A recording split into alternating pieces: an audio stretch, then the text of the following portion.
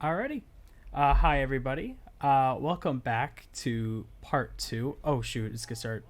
Sorry. Forgot to mute myself on Twitch. That happens like all the time.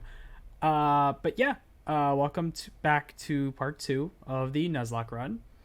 I don't know or don't think we'll stream for 8.5 hours like we did last time, but we will see. We'll have fun. Um, Let me get. Oh, sorry. Let me get the background music going. Um, so yeah, we had a lot of fun the other night. Also, I'm just gonna move my window just a bit. Anywho, yeah, we're gonna have fun. I feel free to drop in, drop out whenever is convenient for you. We're gonna have fun, and we're gonna try to keep everybody else alive. As you can see from the last stream, we now have chat says. So, um, we're just adding another layer of meta-ness to this run. Um, I don't even know. I'm being goofy. Forgive me. But yeah. With all that said, we're gonna go ahead and resume. So, I do remember right before we left, I was like, a lot of my Pokemon were like paralyzed. I did need to go heal, but it was also like almost 5 in the morning. The other when we were playing the other night. So, man, a Torkoal would have been so cool though. Let's just bring out chat. But yeah, so I think my next goal so far for this is we need to get Sparky to at least level 20 so he can learn Thunderbolt. And I also want to take out Tortilla because I would love to use Tortilla.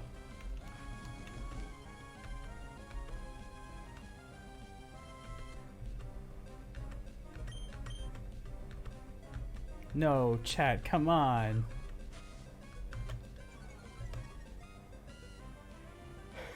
Forgive me if I sound sleepy. I woke up a little earlier than I normally do today. So I just been kind of like I had like 2 cups of coffee today, but I'm kind of like a little sleepiest. Oh my goodness, sleepy-ish. So that's why I don't think. Who knows? Maybe my second wind will kick in, and I'll be like, you know, up till 5 a.m. again. But no, we'll play until I think we either get to a stopping point. I feel determined to at least get 2 badges tonight. And again, with Nuzlocke, you really have no guarantee on how the run's gonna go. You know, once somebody important dies, you're gonna have to like climb back up the ladder. So, but it be that way. It makes Nuzlocke a little magical.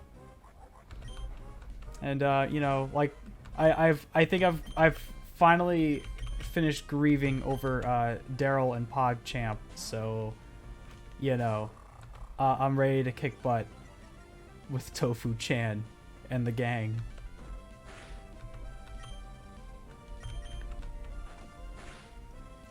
But to those in my Discord server, I'm sorry for the delay on streaming tonight. I pushed it back to an hour.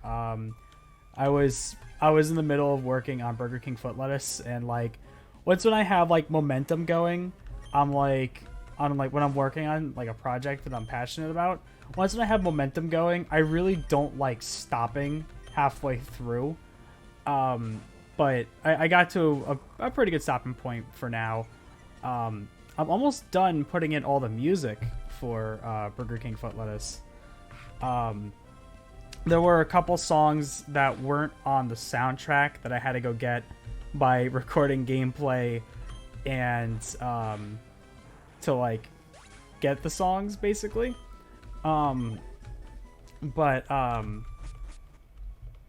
you gotta what's the word I'm looking for? Roll with the punches. So I have the bike. What am I doing? Okay, please no Geodudes. No Geodudes. I don't want one. I don't want one. Okay, good. I'm so scared that I'll fight one, like, because then I can't get a Pokemon in the desert, so, like, that would really suck.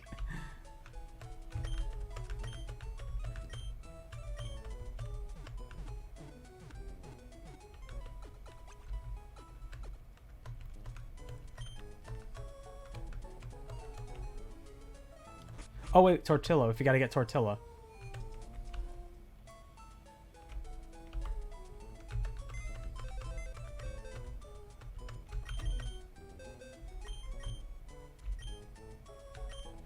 What is... just curiosity. I still want to go with Tortilla regardless. They have a careful nature and they have a hasty nature. I don't remember which nature is which. But we're gonna bench Rick Gostley for now. I'm also gonna go ahead and update. Let's see, Pokemon number 3. That would be a Numel.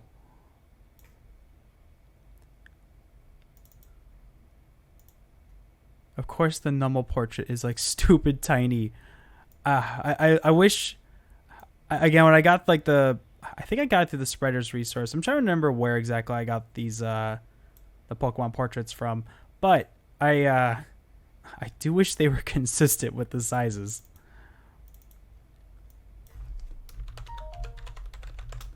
All right. Excellent.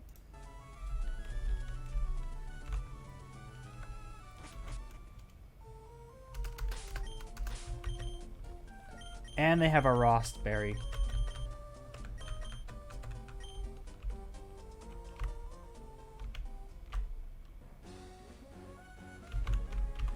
Oh, wait. Rick Gostley was my HM slave.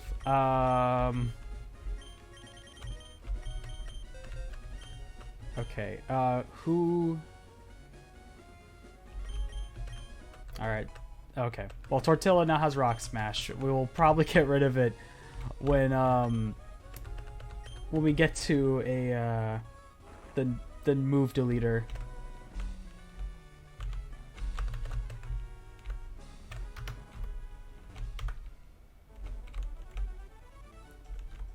I said if we can get a Trapinch when we're in the what do you call it? Forgive me. When we get to the desert, that would be really cool. I love Trapinch and Flygon. Do I think we would be realistically be able to use one? I think so.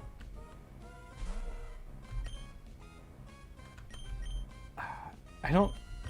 Actually, let's cross-examine. What moves does my Tortilla have? Okay, he's just got Ember, Growl, and Tackle, so we can take him on with Sparky.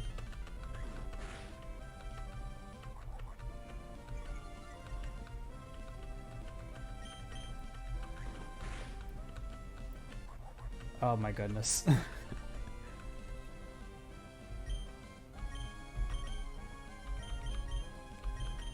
Yeah, let's just take Chad out.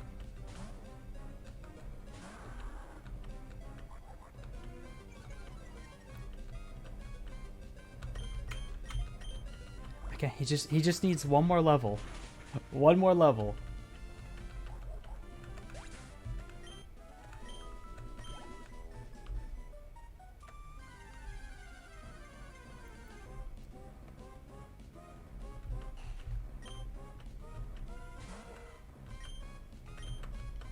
I do wish we got a Torkoal, though. I think Torkoal is one of my favorite Gen 3 Pokemon. Oh, come on, Sparky.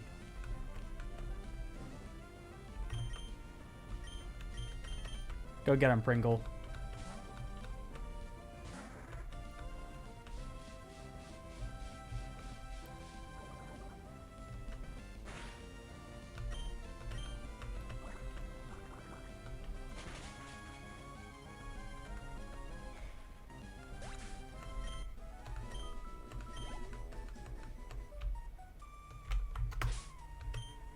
Let me use...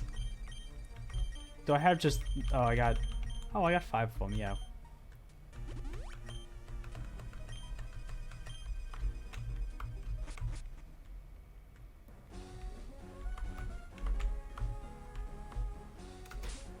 let me real quick just kind of confirm which Hoenn map.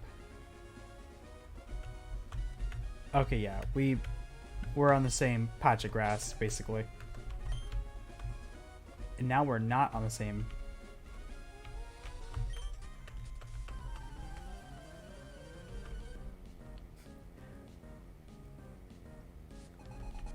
But will this be? No, it probably won't. Or we're gonna.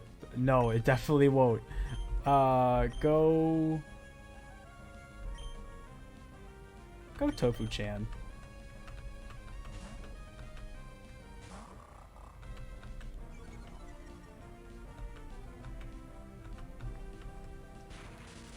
Ah.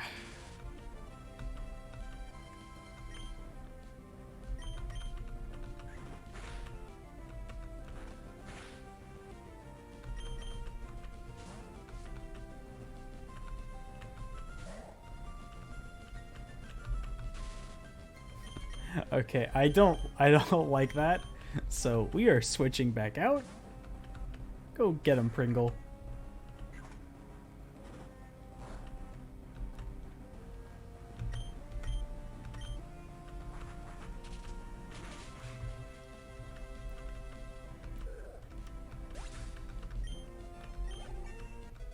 Sweet.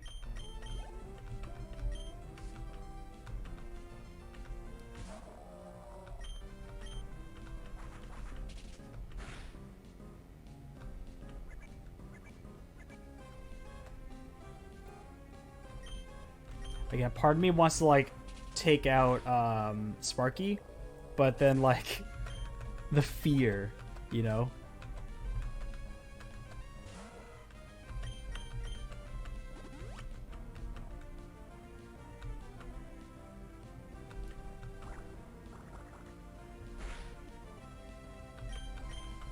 Oh. Oh, excuse me, sorry.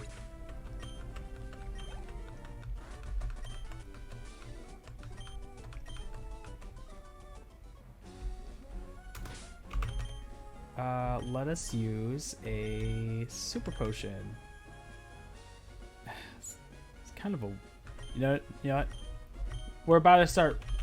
Oh no, I already used up all my Oran berries, didn't I? All right.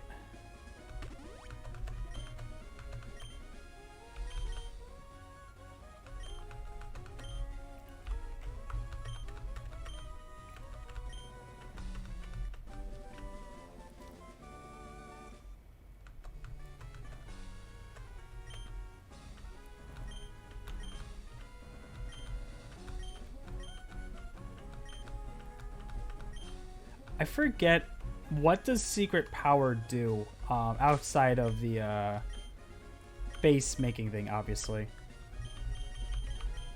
Adds an effect to attack depending on the location. And everybody can learn it.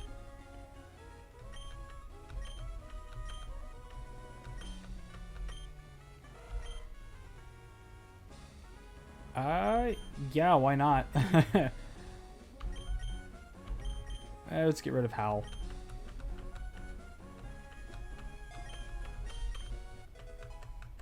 I know secret power is a move that you can get multiple of.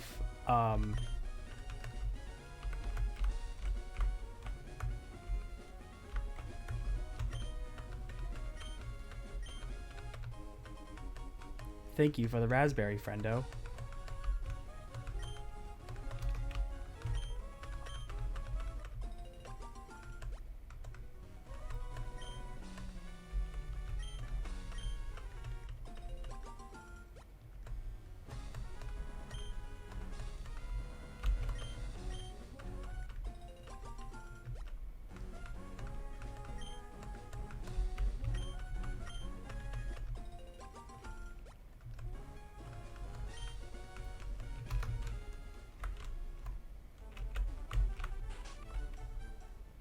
If I'm not mistaken, this lady...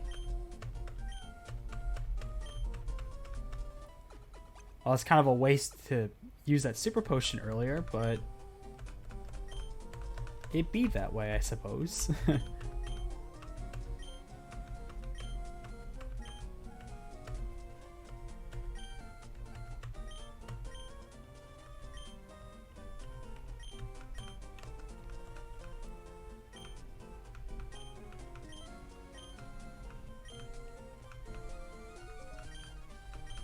He replied, angry.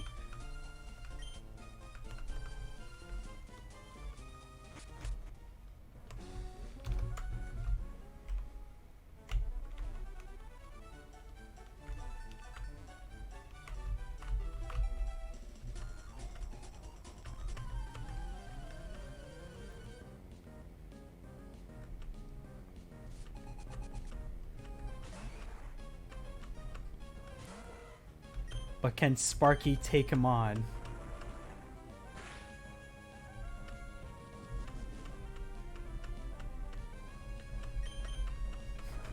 Why do I feel like this is a terrible idea? Yeah, we're gonna switch Sparky out. I'm not gonna take a critical hit and a lower to like a nerf to my defense. Go Chad.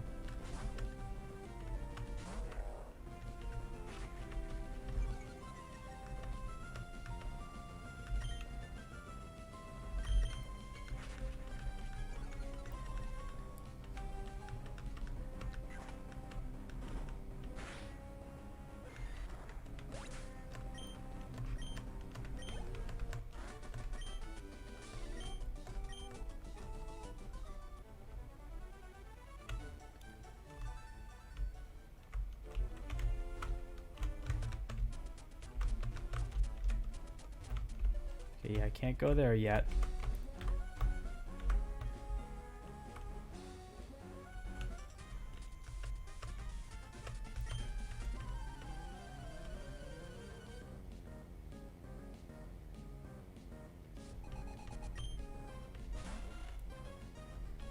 Again, would be super useful if he just had Thunderbolt.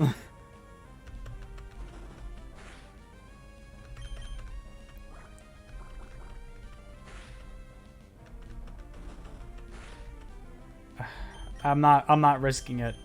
I'm not risking it. Go Tofu-chan. Wingle, use Pursuit.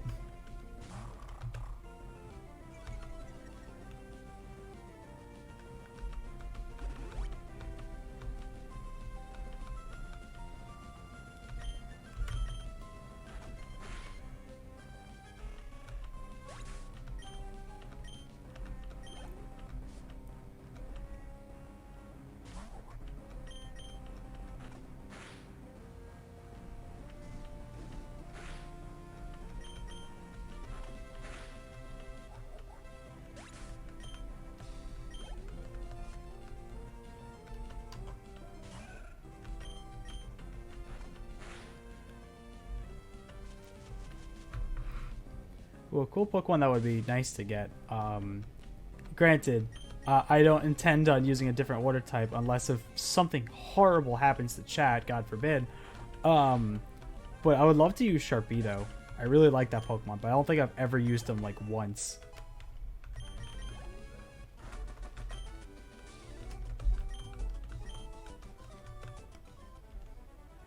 Yeah, I think Gen 3 definitely had like...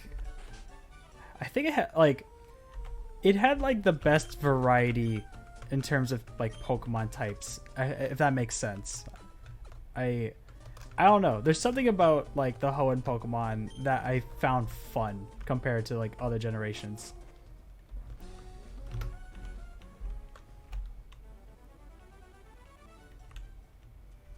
Ooh, what Pokemon are we getting here?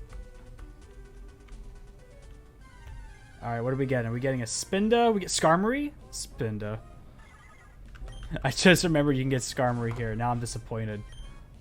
It be that way, I suppose. Oh, he's using Uproar. Just like PogChamp. Oh, what am I doing with quick attacks? I forgot I have a better, more suitable move. Get back in your Pokeball, Sparky. Go Tofu-chan. Oh, I should have just taken out the Chad. Yeah, it doesn't matter.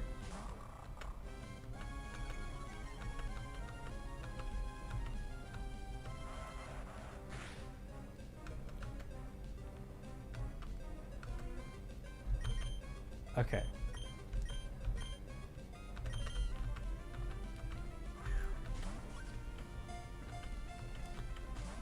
Ah, come on, dude.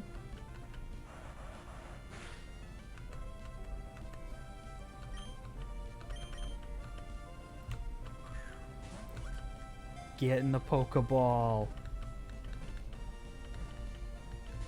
Ah, come on. Come on.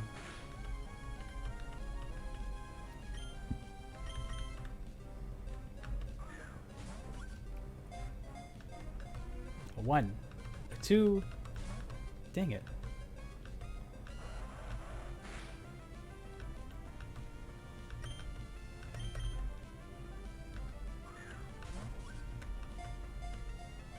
A 1. Damn. Uh-oh. Okay, never mind. Twitch took a moment where like, it started buffering my stream. I'm just like, uh-oh. We're good. We're good.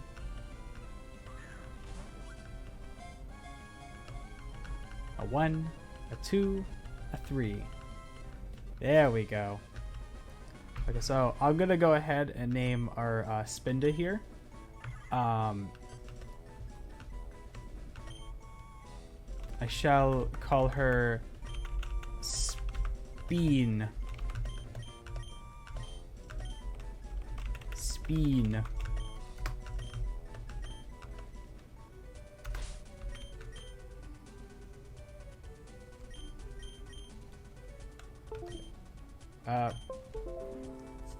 Oh, okay. My SD card disconnected for a sec. And it decided to open up right in front of me.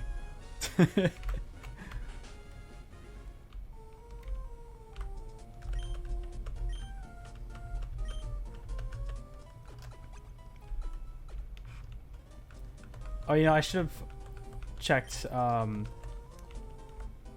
I know Tortilla can learn Earthquake and stuff, and that's going to be very useful. So long as we keep him alive.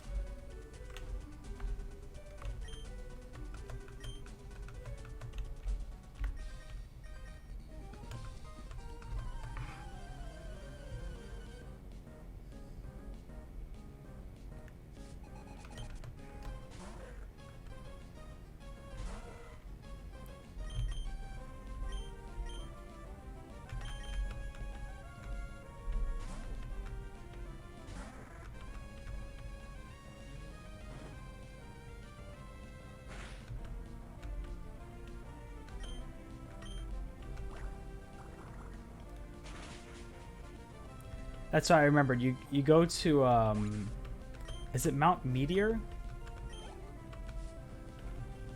I'm pretty sure that's where we go to first. It's been a while since I've played Ruby and Sapphire, so I'm trying to remember everything, like where you go and all of that. Because initially, when we beat the third gym, I thought that's where we got Surf. Because I know you have to do like the power plant thing, but I guess that's after going to Mount Chimney and all of that.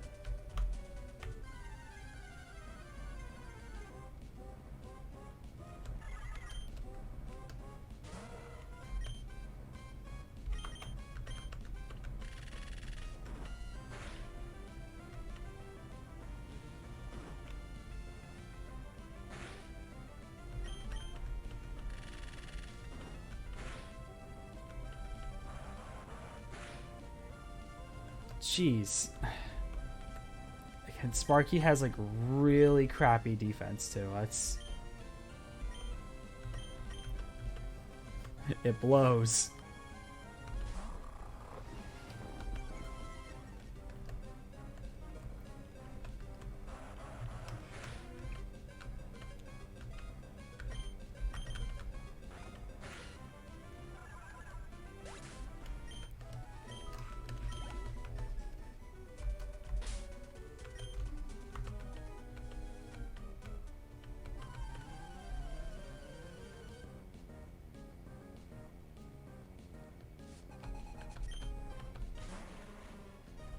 Why do I feel like he's just gonna self-destruct all of his coughings? I don't like this.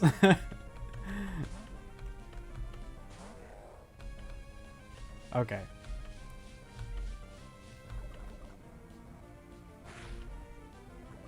Damn. Oh! Oh, the Pecha Berry found its use after all.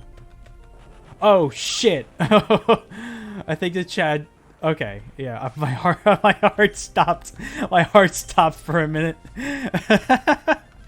Oh, boy. Here we go. Here we go. Oh, no. Oh, okay. Oh, shoot, it wasn't very effective. Oh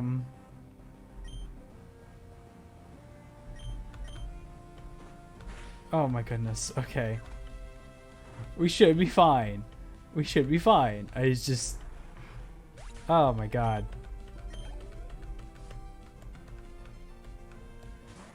Do you have anything other than coughing? Ah, don't poison the Chad. Don't poison the Chad.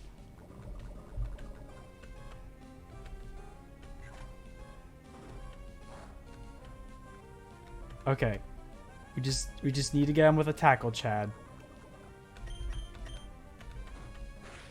There we go.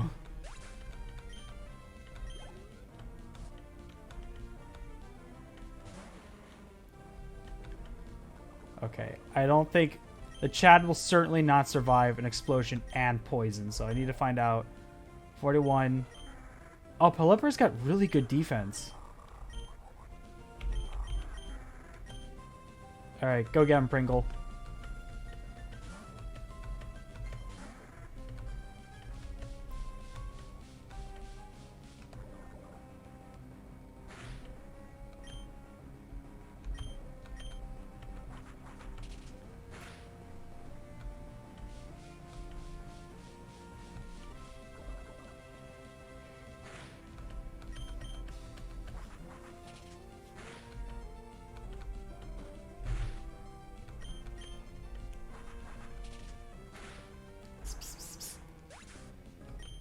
Daryl has joined me on top of my desk.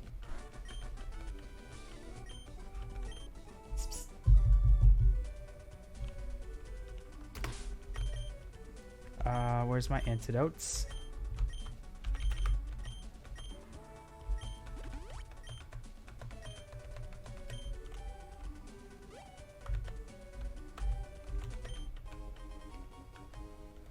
Nice, nice. Could definitely use one of those.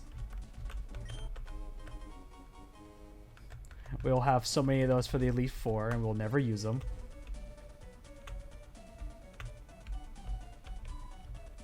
Actually, you know what? Ah, of course.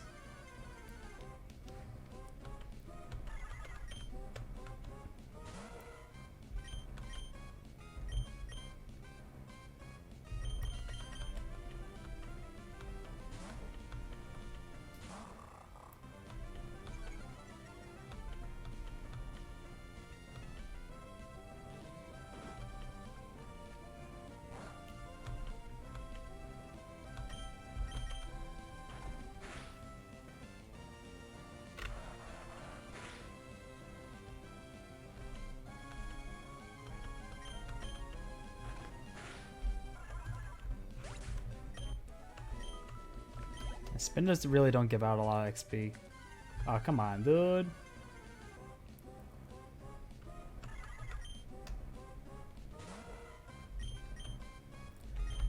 Again, it would have been nice if we got a Skarmory or a Sandshrew. You can get Sandshrews over here if I'm not mistaken. Or they might be in the desert. I don't remember. But a Sandshrew would have been really cool.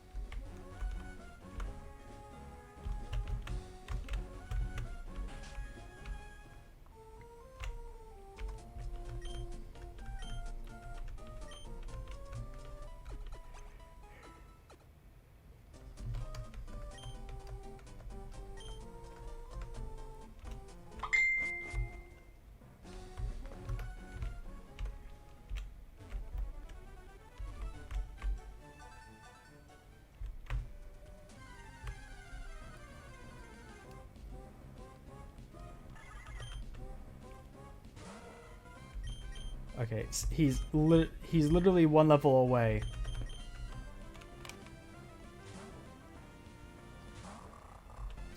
I say one level. We're aware he's one level away. He's like 1 kill away.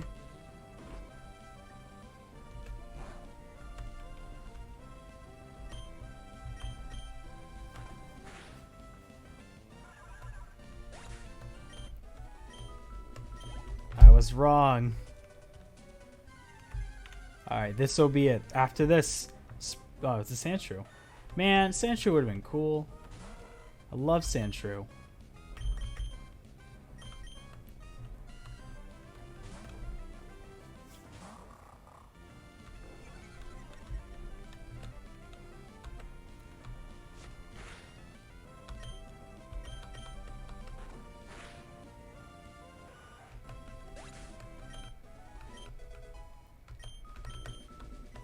Oh, Spark. I thought it was Thunderbolt.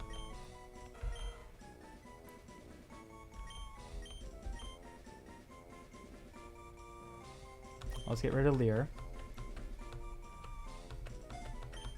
Okay. Now Sparky. Sparky, you spark. It's so ridiculous.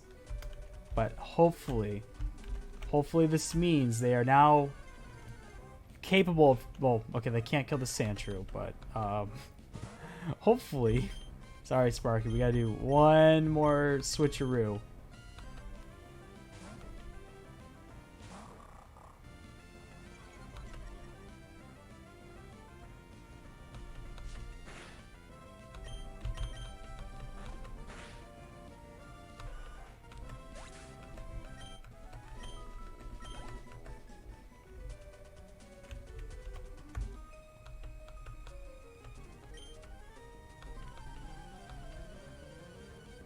Okay, well, she has a Numble apparently, and that's not gonna... It's not gonna fly too well with Sparky, so... Sorry, Sparky. Not this battle, but surely the next one. Go Chad.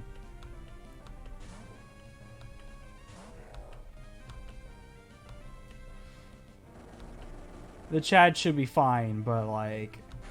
Magnitude 9... Oh yeah, it's nothing. It's nothing.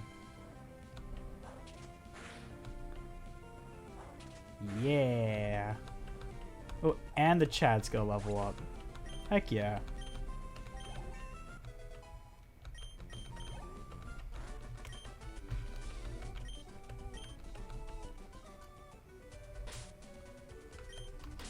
Let's see.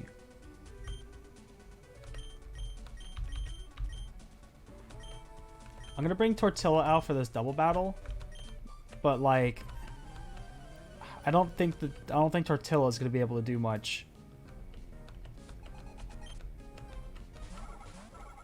I think we can maybe get Tortilla to kill. All right, well let's.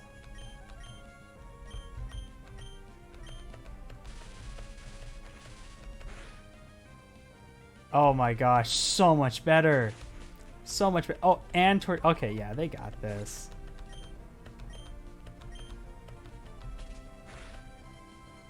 Okay, I do not like that, but we'll... I think Tortilla should be fine.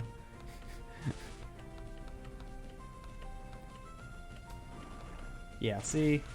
Nothing to fear.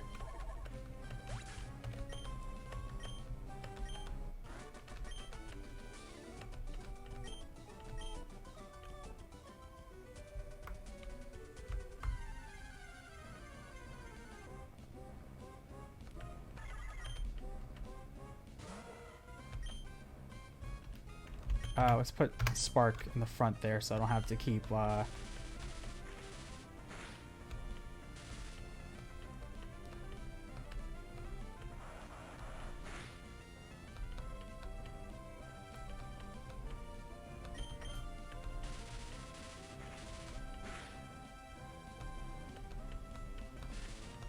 Yeah.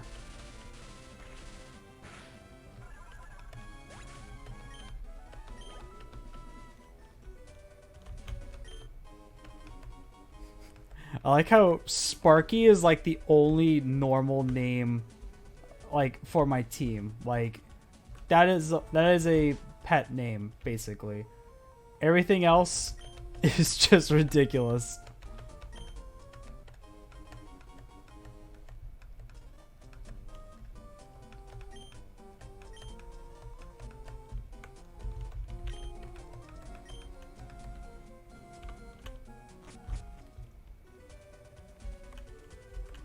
Okay, I do want Tortilla to get like some experience too.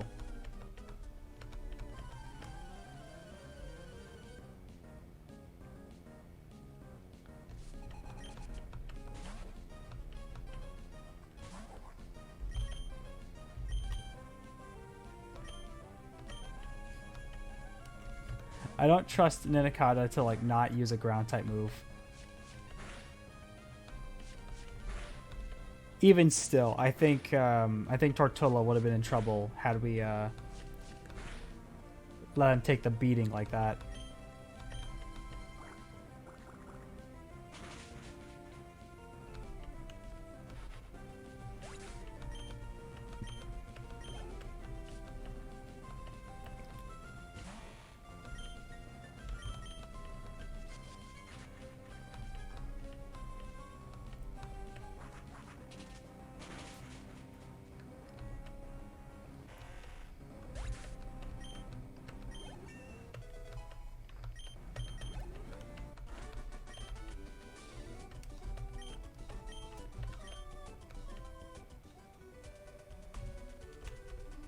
Does this guy have anything to say?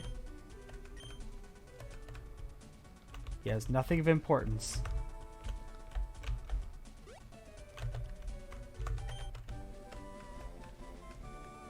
Cool. What is it?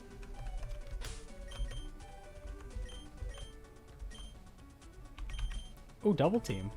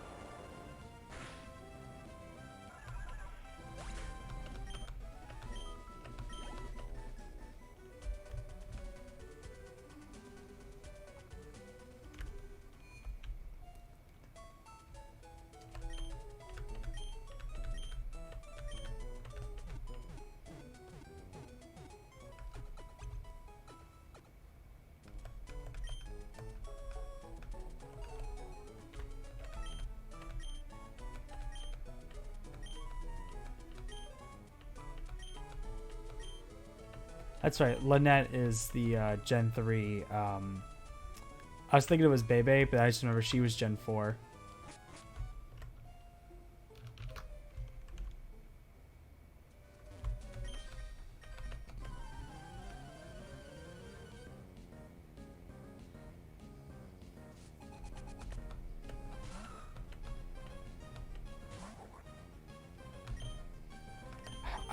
I would try to like kill him with Tortilla, but again, he has like if he has like a rock move, that'll probably be the it for him.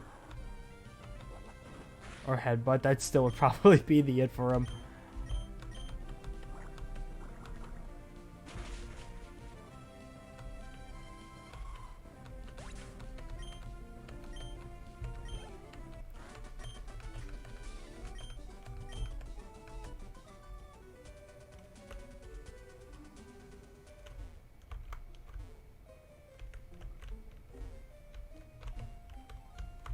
What's that?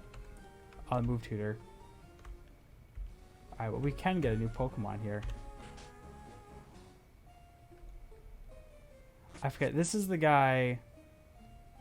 Whoops, I'm a bit too late. Philly, welcome to the stream. And nah, you're good. I appreciate you hanging out.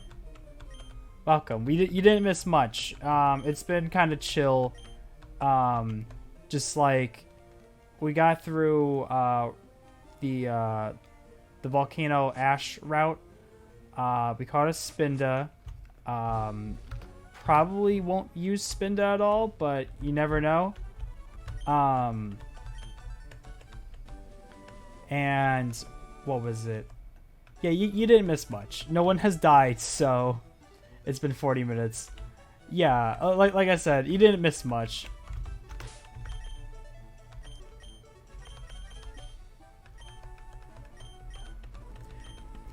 I would say in the Discord, I forgot to do the little tag everyone thing, so that's also on me. Before I went live. Ah, you kidding me? I can't thunder a Barber Roach. All right, Tofu-chan, you're going back out.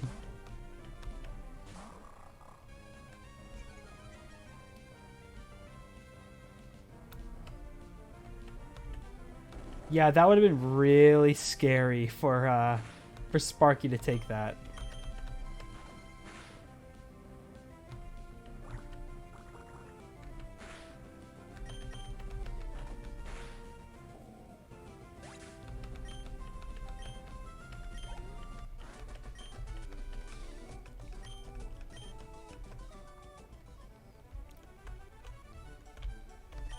But can Sparky take out this dude's Pokemon?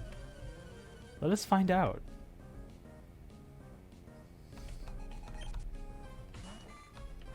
He can.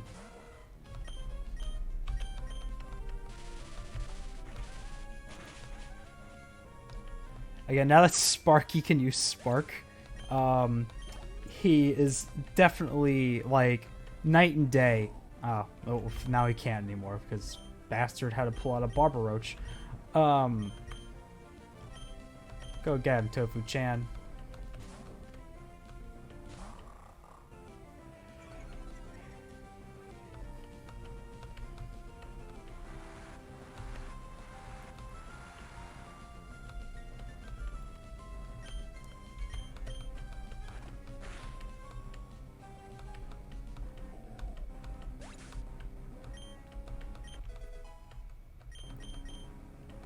Yay, Sparky.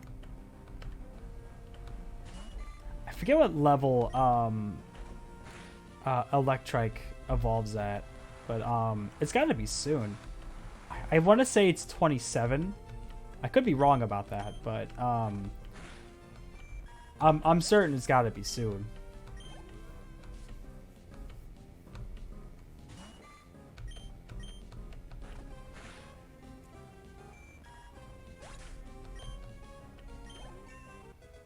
Yay, Tofu-chan.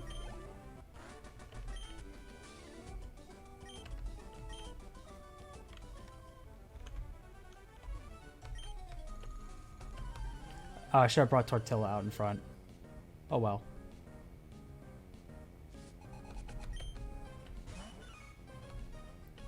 Oh, this is perfect for Sparky again.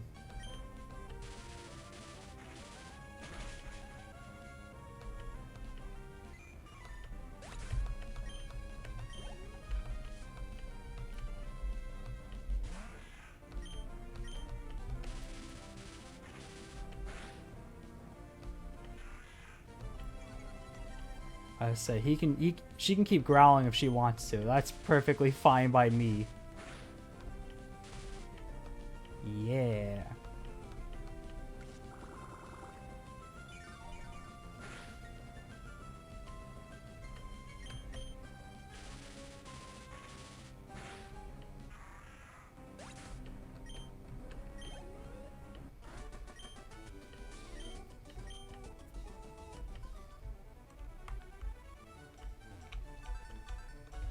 That's right. What Pokemon are we getting here? I know Seviper's in Sapphire, but are we getting... Oh, we got C-Dot. Alright, give me them C-Dot names.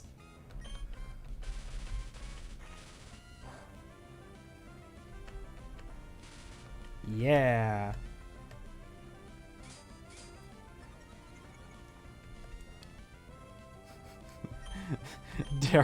Daryl 2. We could name her Daryl 2.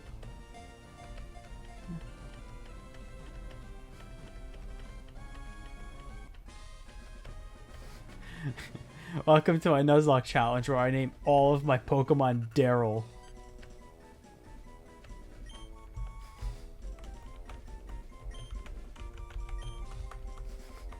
Oh my goodness. Daryl lives on. We put their spirit in a C dot.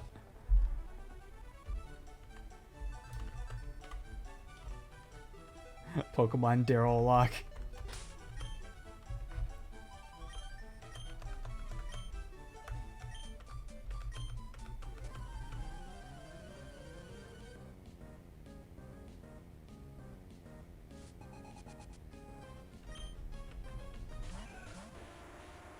Okay, I don't like any of that.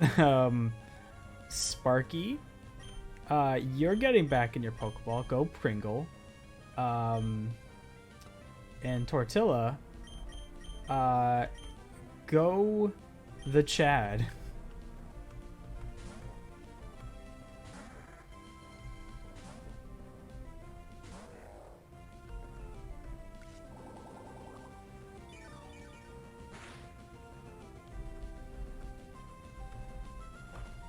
Okay, I got nothing to worry about.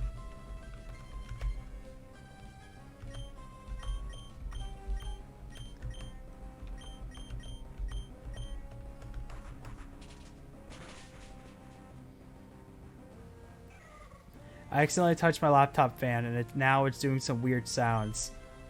Bonking it seems to fix it. Good old classic.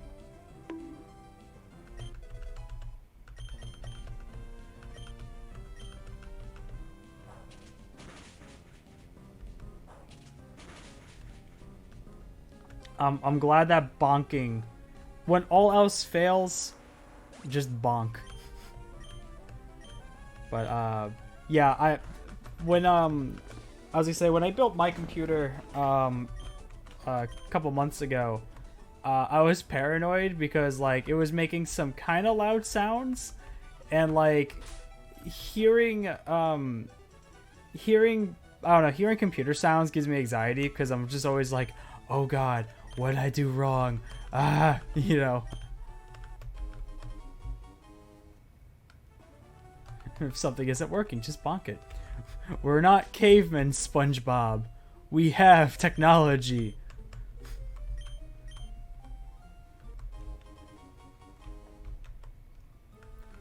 I did. I did have a friend help me out afterwards. I did build my PC for the most part by myself.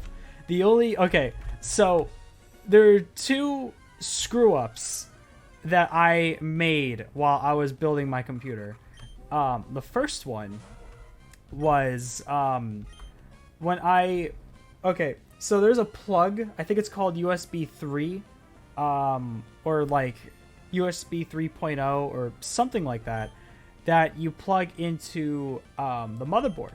However, that specific plug was right by my 12 volt outlet plug for on my motherboard, and for the life of me, I had such a hard time trying to get that plug in. The big blue one. And I had such a hard time trying to get that plug in, and then like I spent like all day trying to put my computer together, and like building a computer gives me so much anxiety, I swear.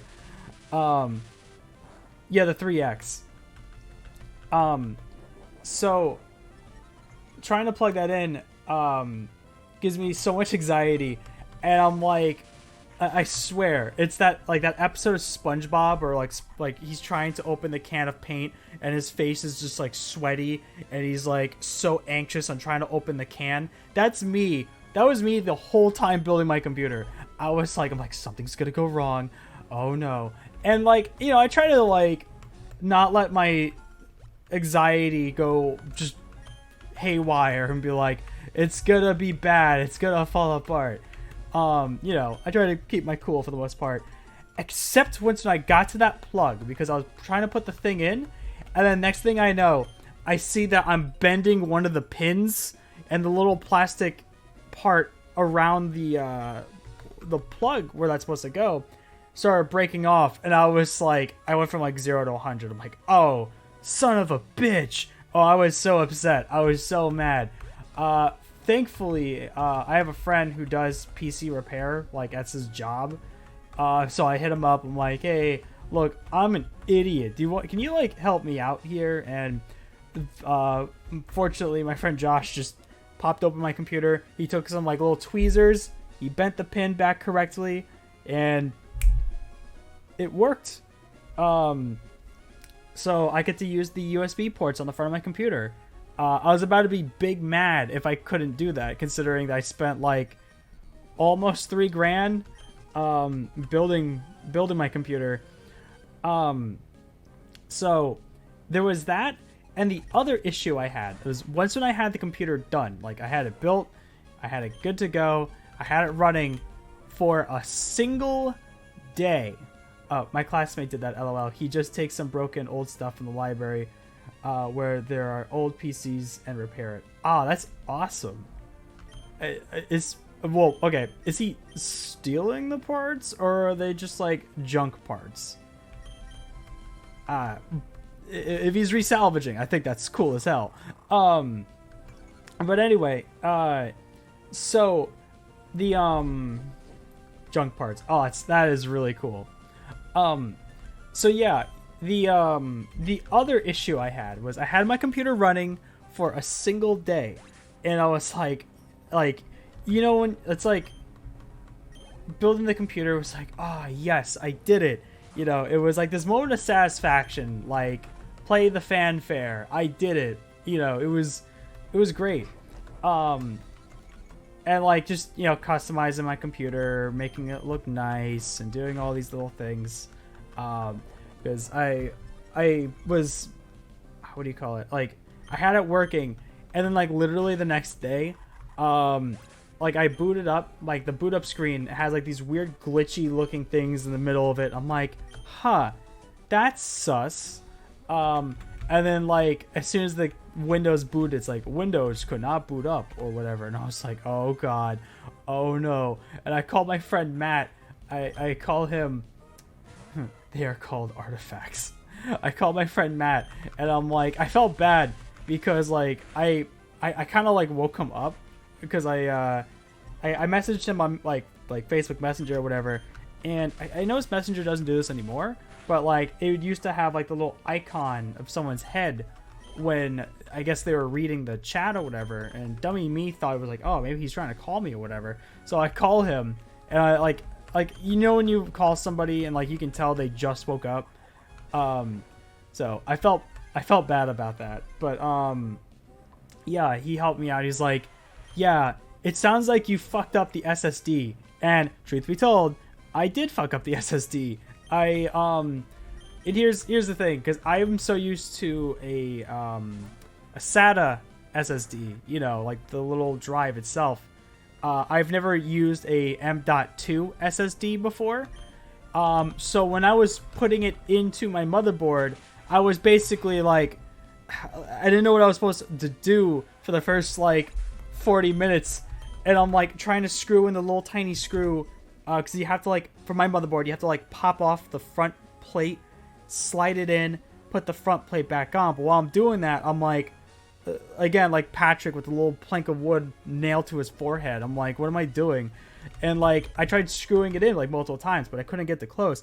And then it occurred to me that like, because like so the instructions on the motherboard, it's like put the SSD in, screw in the SSD, and then put it on the top plate and screw in the top plate. And stupid me, I swear I'm an idiot. I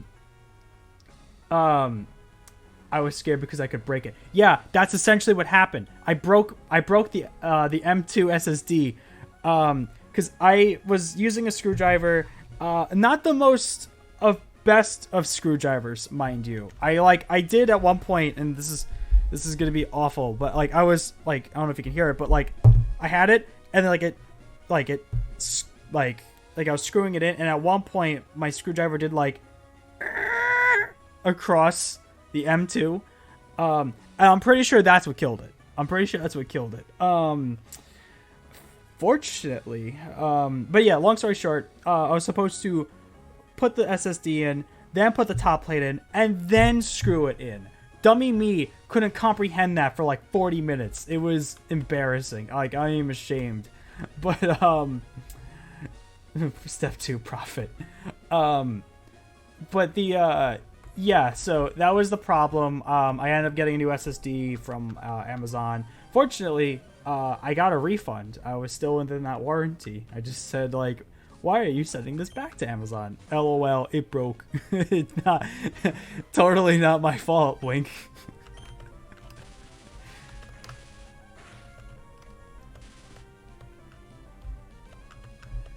But yeah, so that was the PC building experience. And live and learn. I at least I would say it's a learning experience for sure. But I definitely, like, I could probably do it again now that I'm at least a little bit more confident. My main worry was just putting in the processor, because, you know, $800 processor into a motherboard is scary.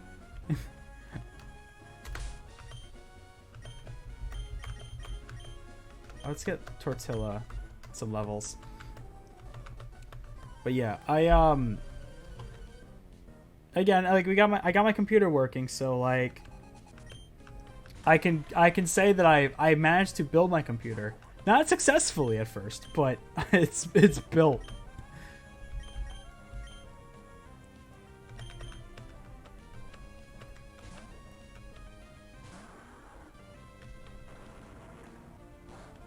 I think I probably would have had a much easier time if I wasn't stubborn and just asked for help, though.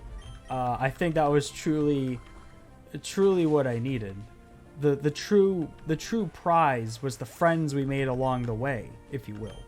And I, being the stubborn person that I am, like, no, I'm gonna build it myself.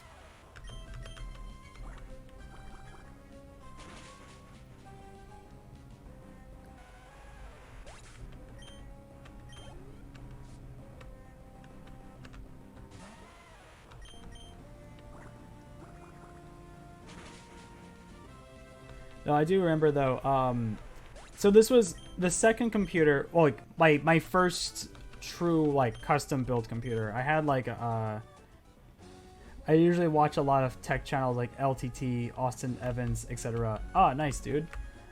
I was gonna say, again, I'm kind of an idiot when it comes to this stuff sometimes. But the, oh, what was I saying? Oh, what was I saying? Oh, computer, right. So, like, I had another, like, I had kind of a former friend. I don't associate. I don't really talk to them anymore. But I had a former friend of mine help me build a computer. Oh, okay. That was nothing. My first computer, anyway. This was back in, like, 2015 or so. And I remember when they were putting in the processor, they accidentally bent the pins to my motherboard. Thankfully, it was the motherboard and not the processor itself. But oh, so I was trying to battle that guy down there. What am I doing? So, which gave me anxiety, just like watching him do it and then screwing up doing it. But you know, I was able to get a refund for that too, thankfully. But yeah, building computers, man. Like, it's a really fascinating process, and it's really fun to do. But God, this is filling me with anxiety too.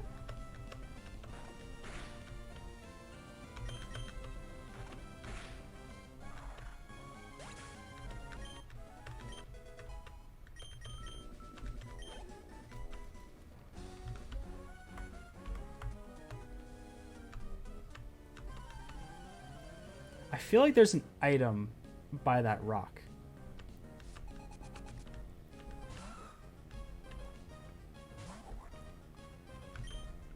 I'm going for it. Oh, sorry, that does normal damage. Oh shit, tortilla, tortilla. Oh, okay. Yeah, we're not doing that. Go with the Chad. Like, what if I put the SATA into the wrong slot? What if I put the GPU into the wrong slot? What if something breaks? Dude, that is me. I swear. Like, I get anxious with just like, because these are expensive parts. Like, these aren't, you know, like I get like anxiety, for example, if I'm going somewhere and I bring my like Switch with me, for example. Like, I get anxious. Oh no, my bag is full. Like, I get anxious if like I leave my Switch in the car for like 5 minutes while I'm in like a Walmart or something. Going to what do you call it? Oh, let me use this HP app. But like, yeah, and you know, Switches are expensive. They're like, you know, $300 and whatnot. But like, these PC parts cost like 5 times that. So I get a little anxious when it comes to you know, like putting parts like that in.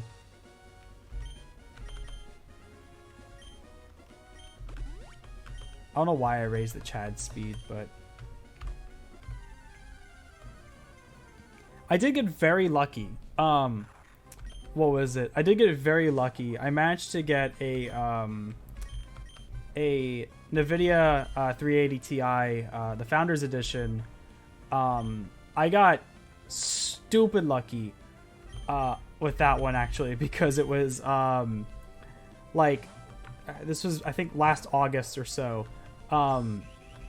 There was rumors that Best Buy was going to restock them, and I'm like, I'm like, it was I'm like, look, I need a GPU for work, and because like I do use my computer for my actual job and stuff like that, and so, you know, I'm fighting against other gamers and crypto bros just for a dang GPU, and it's you know, it's I do like that GPUs are going back down to normal pricing now that kind of like cryptocurrency is like dying, so like nature's healing in that front.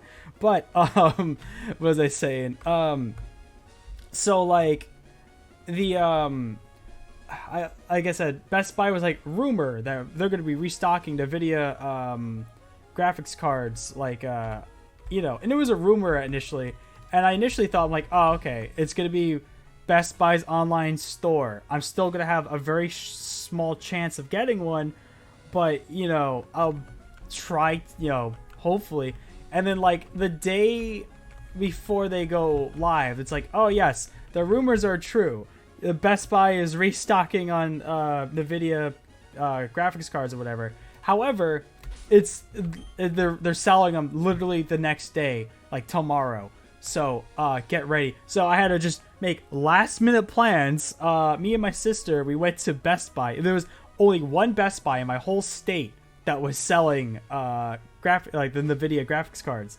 So me and my sister, we camped out in front of this Best Buy. We got there around midnight or so. We were the 91st person there. We were so close to missing out on a graphics card. I felt horrible around like once like 9 a.m. rolled in and they opened up Best Buy.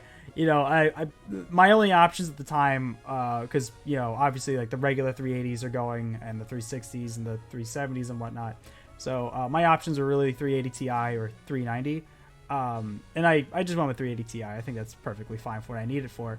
But I felt horrible when I was leaving the Best Buy and like maybe like the last like maybe 6 or 7 people behind me were able to get graphics cards. So like the rest of the line, they waited there and they missed out on it. It was, oh, I felt really bad for them.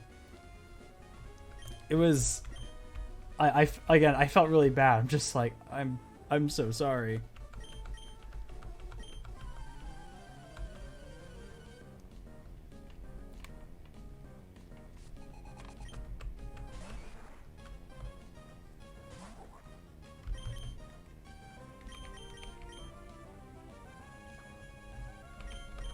Go, Pringle.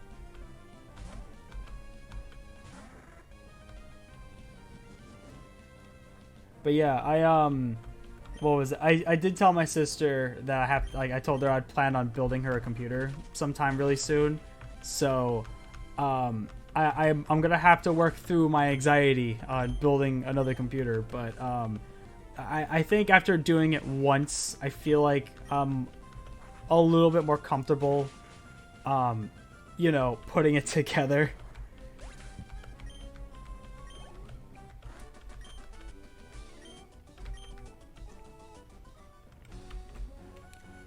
And like, again, like I last I checked that, like, you know, 380 Ti's and stuff like that, they're not sorry, not like 380 Ti, but like the 380 series and stuff. I think last I checked, they seemed like reasonably priced compared to, you know, shopping for a graphics card last year. Last year was just a nightmare. Oh my god.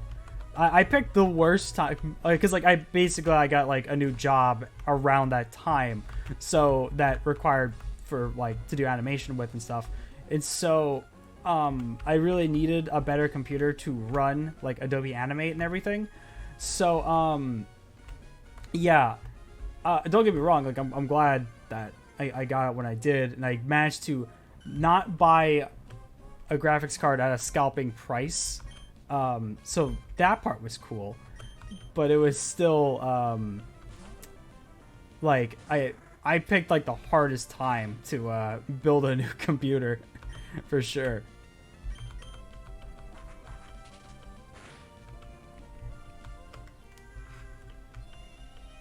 Ah, dang.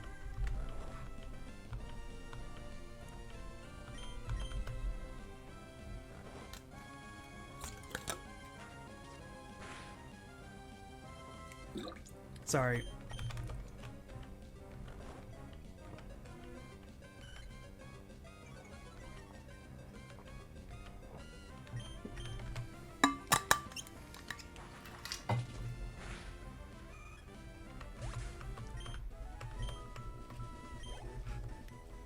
Remember to hydrate, friends.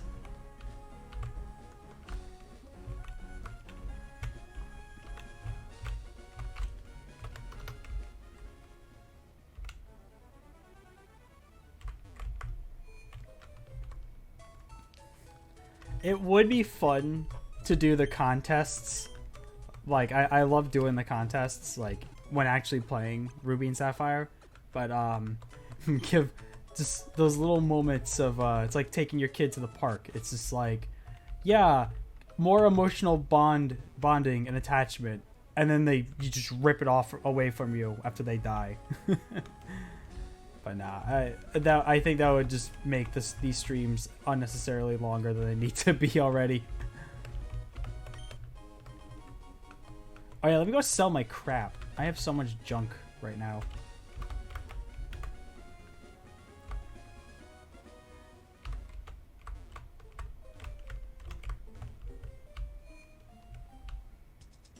Skitty.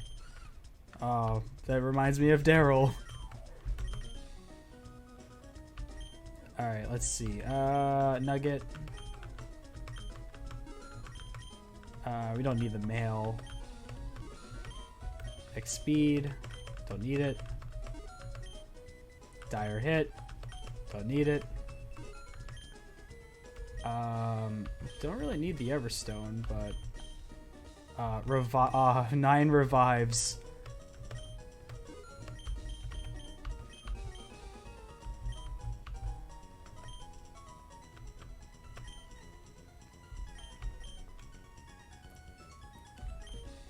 Super potion.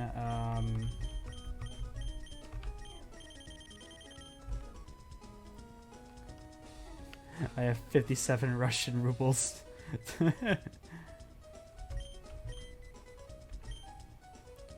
I am rich, I think. I have no idea what the currency exchange on that is. And I'm too lazy to Google it.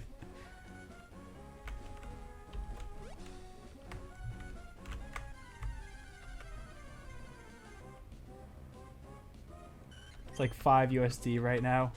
I feel like that sounds about right.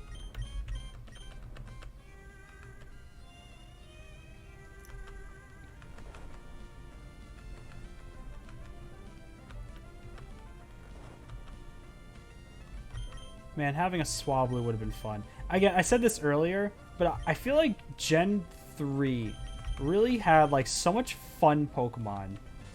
Like, does that make sense? Like, there's so many like colorful and unique Pokemon that Gen 3 introduced, and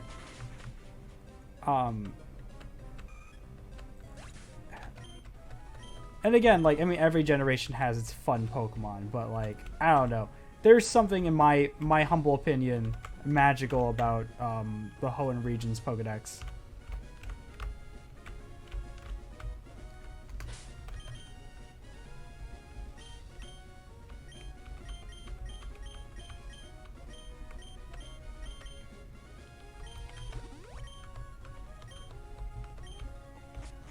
Alright, what Pokemon are we getting at Meteor Fall? Excuse me, Meteor Falls. What will it be? Solar Rock? Zubat. Alright, give me them Zubat names.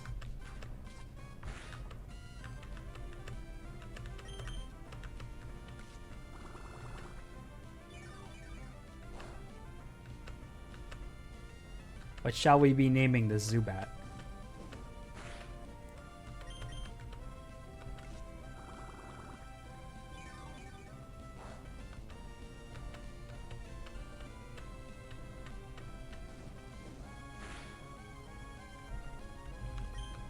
Bag. Pokeball.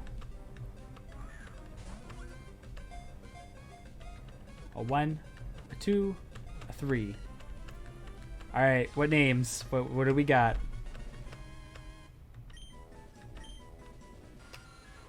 Zubat remains quietly unmoving in a dark spot during the bright daylight. Oh my gosh.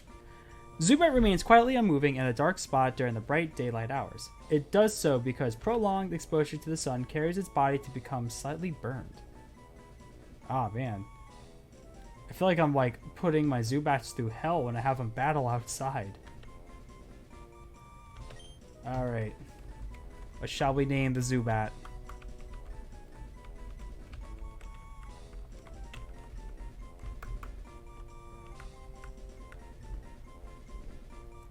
I have a name if okay, I have a name if we don't have one in a moment here.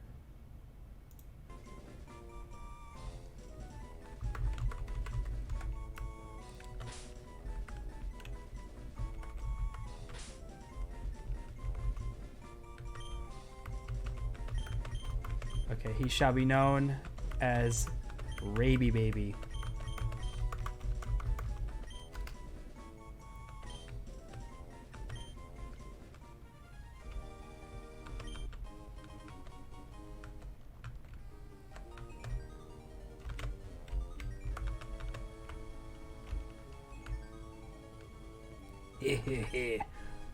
What's this meteorite Mount Chimney will?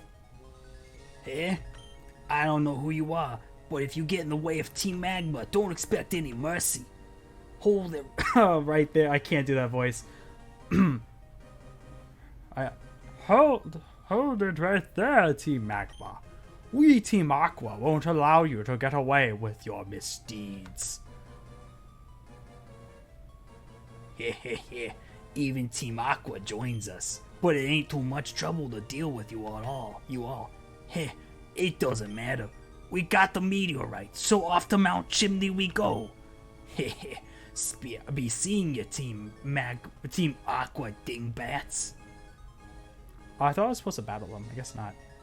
Who might you be? Well, no. I feel like Archie has like, he is a big boy. He's like a big sailor man. Ha ha! Who might you be? Yeah, that was, sorry, that was awful. So you are Wumpus. I am Archie. As the head of Team Aqua, I have dedicated myself to thwarting the dangerous plans of Team Magma. Why? Because Team Magma is a grave threat to us all. They have committed many destructive acts in their bid to expand the land. We, Team Aqua, love the sea above all. Team Magma is our sworn enemy. Oh my god, I'm getting lightheaded doing this voice. Why did I do this to myself? Archie, we should go chase Team Magma. Ah, yes, we must. We've got to hurry. There's no telling what Team Magma will do at Mount Chimney. Wumpus, you should keep an eye out for Team Magma too. Farewell. Then he does like a hearty seaman laugh as he leaves.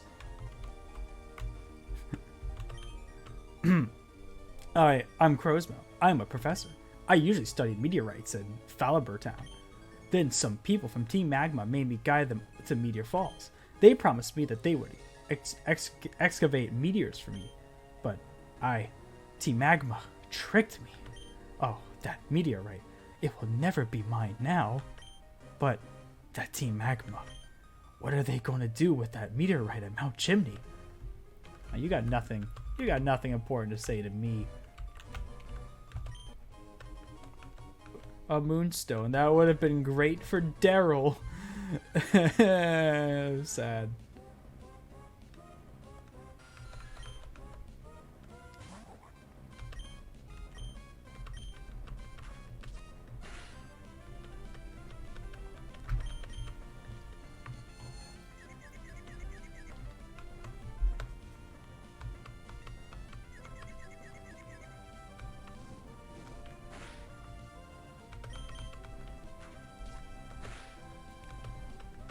Come on, Tortilla.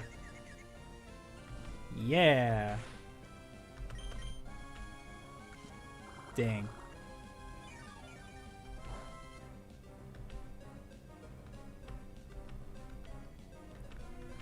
Tortilla. Tortilla. Okay, Tortilla's getting dangerously close there, so, Sparky, it is your time to shine.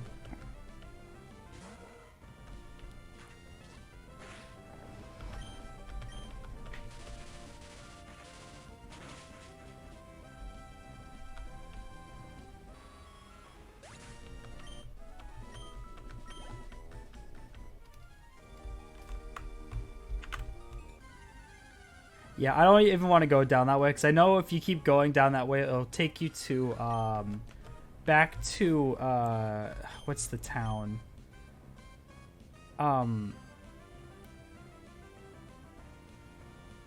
Yeah, oh, what am I doing? My brain blanked for a sec.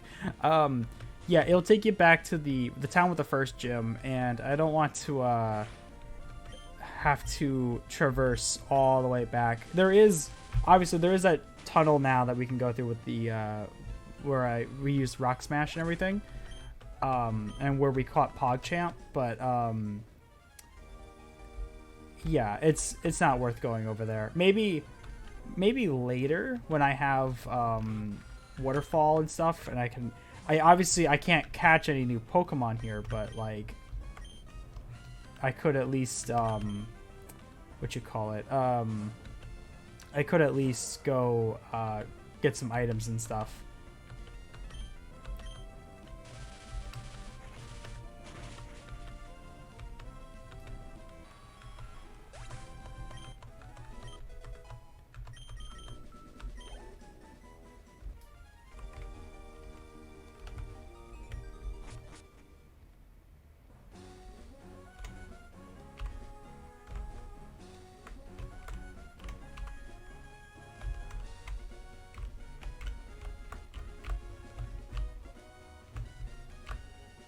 Didn't even run into a single Pokemon. How about that?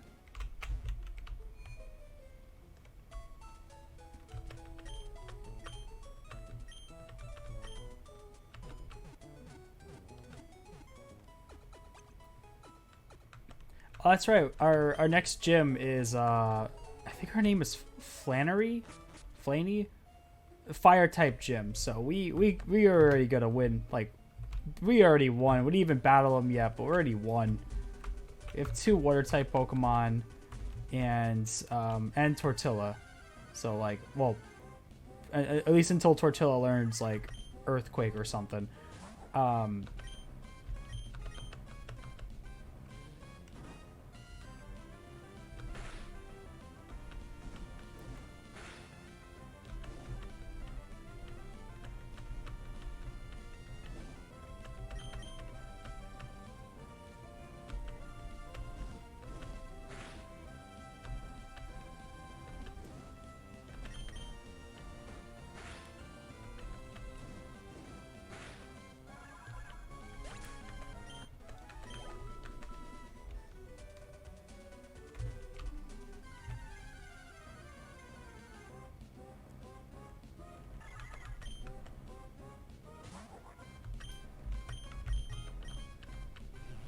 It knows Psybeam? What? What? Okay. Alright. That was a little scary. I did not like that. Let's go Sparky. That was kind of scary.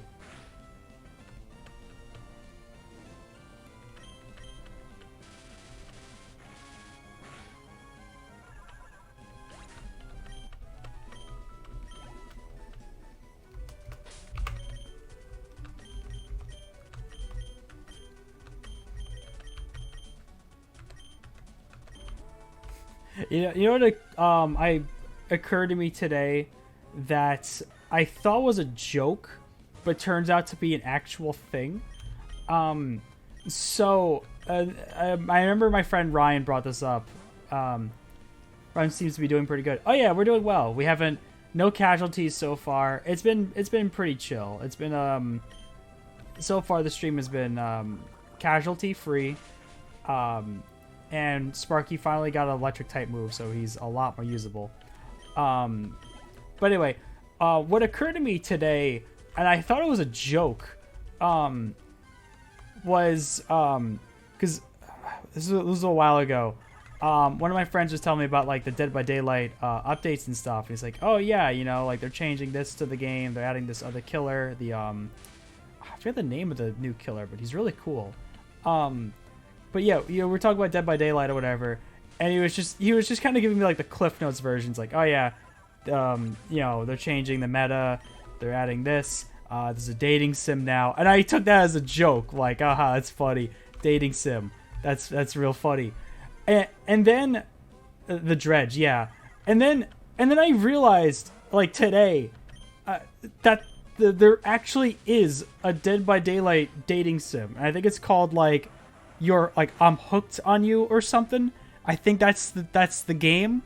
Hooked on you, yeah. I was because I saw pictures. I was like, wait, it's real? Like that's a thing? It's I find that hilarious. We could definitely. I think it'd be a very interesting, if not weird, stream in the future. But yeah, I was like, oh my god, this is hilarious.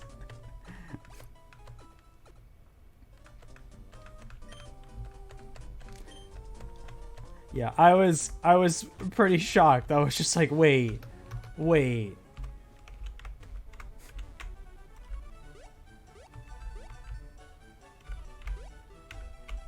This is ridiculous. Actually, real quick. Oh, it's at the desert. Never mind.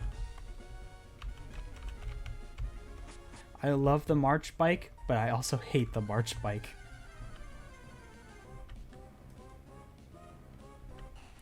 I haven't played in like 2 years, but I also like keeping up with those type of games.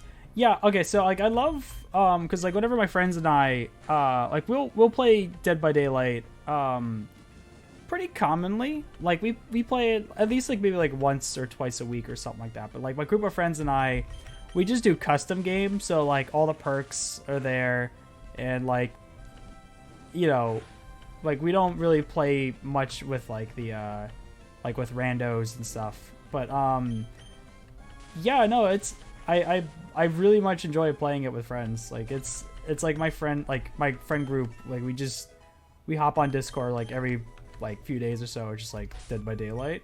Hell yeah, brother. Where did I just got burned, right? Yes.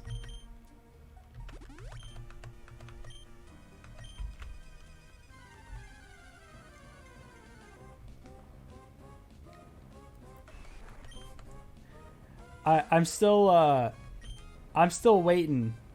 I'm still waiting for the Dead by Daylight devs to like put the Demigorgon back in the game. Give me my Stranger Things content. No, I love how with the Demigorgon, like it's so weird seeing it carry somebody though. It just feels goofy, but like, I mean, it works. It certainly works, and it's, you know, I missed out on buying the DLC, so I don't have it, but I played against friends who do have it. But yeah, I just always found it goofy seeing it carry people around. I was rank 1 killer pig player when I last played. I actually have Demogorgon LOL. Really? Oh man, that's cool. I've never been rank 1 for anything in my life.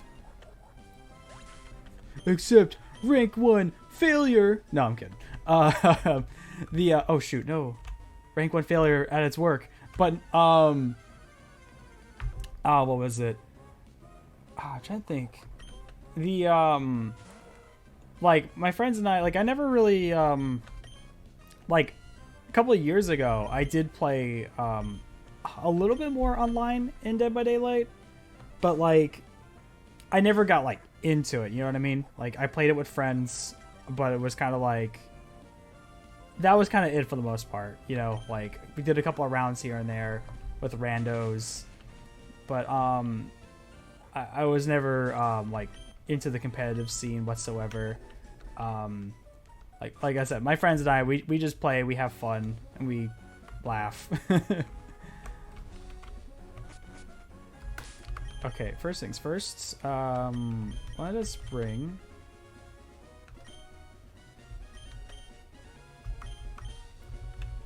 super potion. I was gonna say, Dead by Daylight and like Phasmophobia are like our go-to games. Though I did gift my friends Among Us, Big Chungus Among Us. Though we have yet to play. I need to hound them on that about that though. That was like a week ago or something, but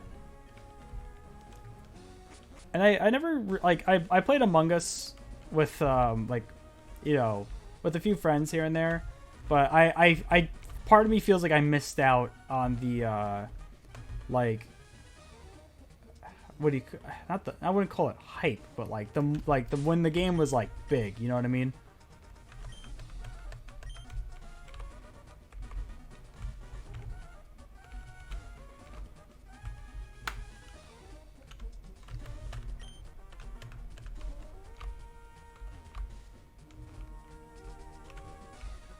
I could have sworn there. Oh, here they are. I was like, I know there's some magma grunts that I have to battle here. Bum bum bum bum bum bum bum.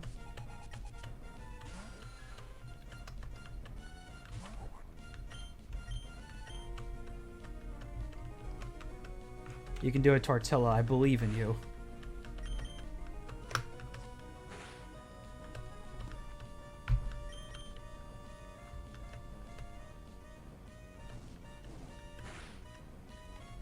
I mean, it was console, so it's probably easier to reach rank 1. That's true, I suppose. I mean, nowadays Dead by Daylight has cross-platform play. But yeah, I can see that being easier to like to get that rank on a console.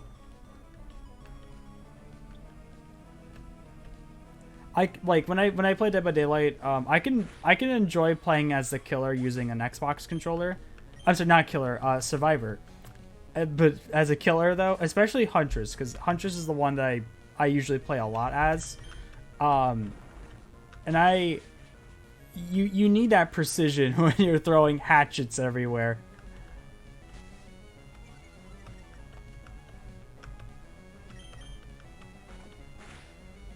Oh, shoot.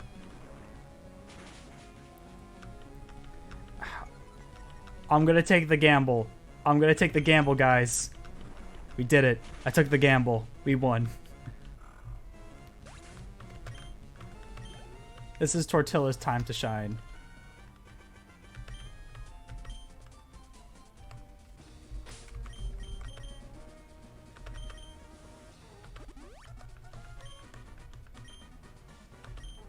You know, I guess I can give Tortilla an item to hold. Let's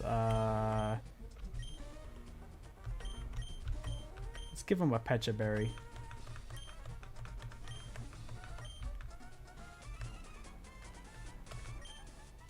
Hehehe. So you come all this way here, but you're too late.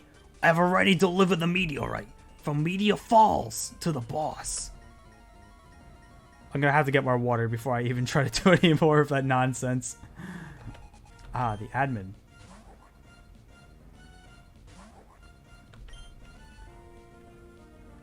I have a feeling that Nummel is gonna have some kind of ground type move, and I'm not even gonna challenge it. I'm just gonna take my Tortilla back. No, I worried over nothing. That's okay. It's always better than safe than sorry, so.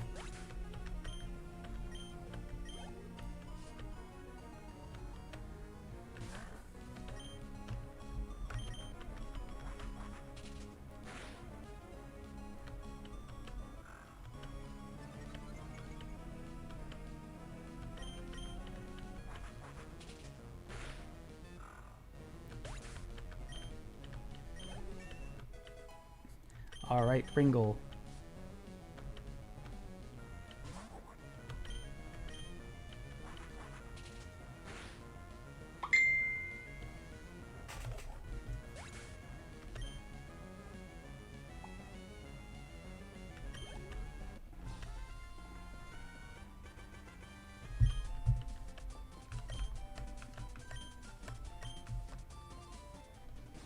I gotta figure out where exactly do I get the experience share, because I really don't know.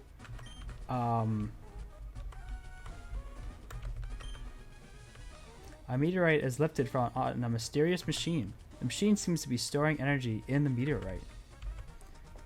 Here's a cool rock I found. I'm gonna bring it to a volcano and put it on a pedestal and not, you know, it's very safe, I can assure you.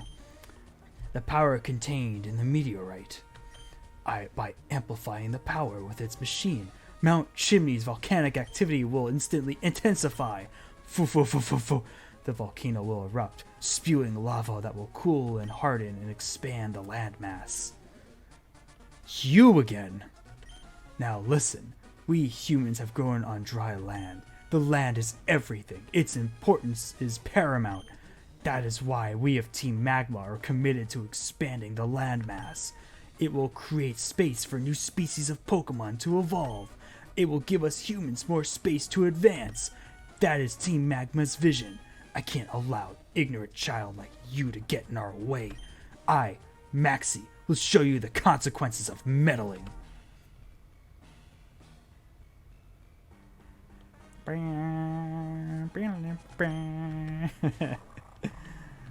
Oh, he got a big boy. All right, I'm a little. All right, that's okay. We got the Chad. We got nothing to worry about. Where's the Chad? Get out there, Chad. It's time. It's time for you to shine.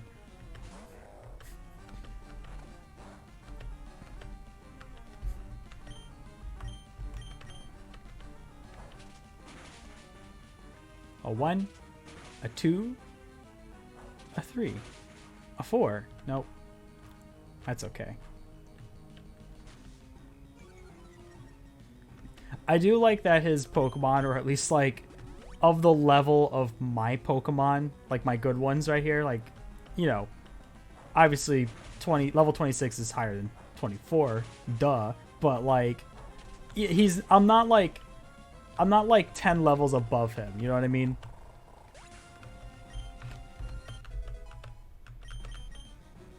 Ooh, yes, baby. Goodbye, Growl.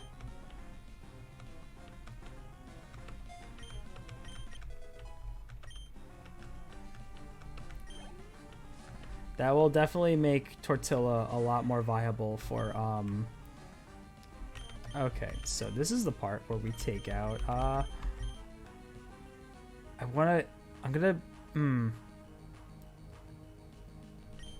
Let's take out Sparky, because I have a feeling he's going to use a wing attack anyway. Or he's going to use Supersonic. It's fine, we got this. Sparky's got this. I believe in Sparky. Okay. Paralyze him or kill him. Paralyze him. Alright. I'm a little scared about the,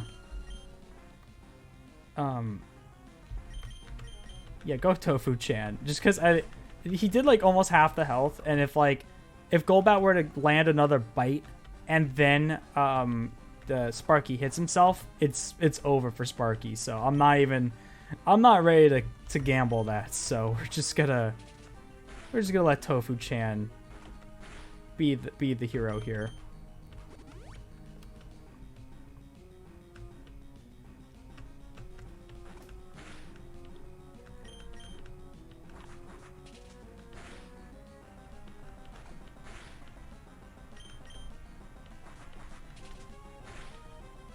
Okay, alright. Tofu-chan is a little bit in the danger zone here, but we're gonna...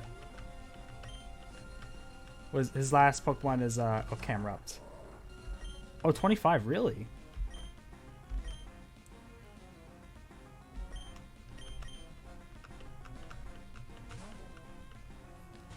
Alright, chat. You got this, chat.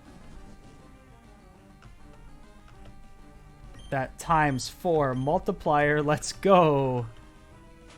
You're out of here. Ouch. Ember. Ow. You're out of here.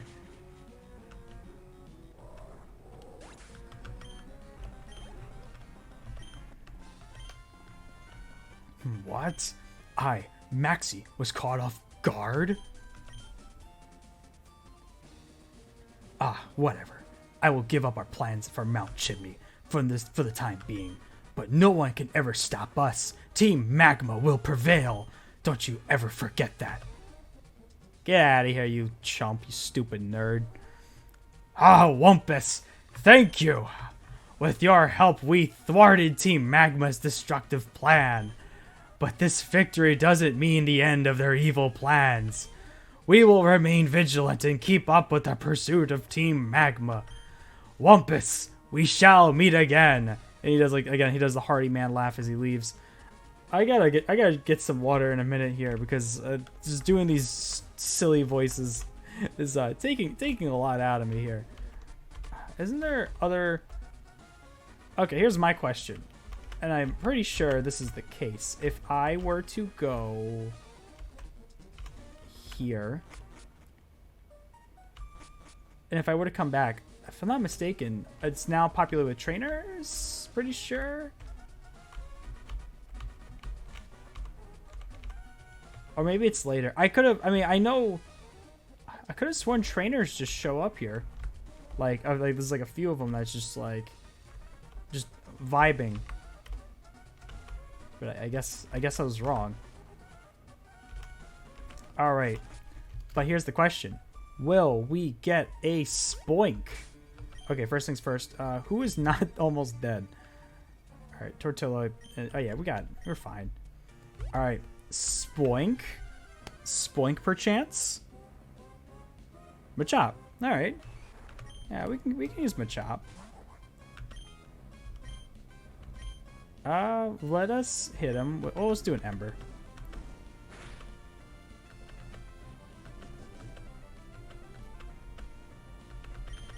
Any names for Machop? If you get those names ready.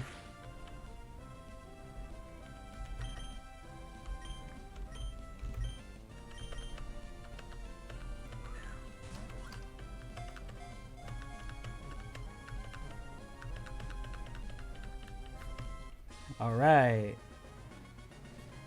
Any names for Machop at all? Daryl. Okay, look. Look, we'll keep the C dot as Daryl, but let's not name everything Daryl. Machops muscles are special. They never get sore, no matter how much they are used in the exercise. This Pokemon has sufficient power to hurl 100 adult humans. Alright. We call everything Daryl.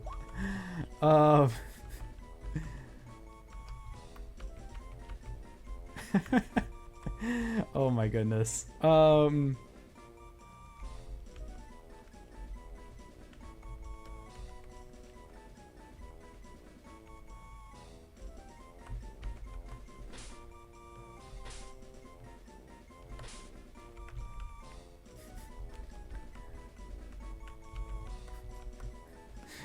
Daryl.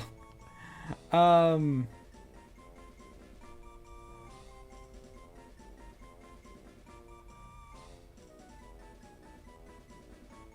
trying to think.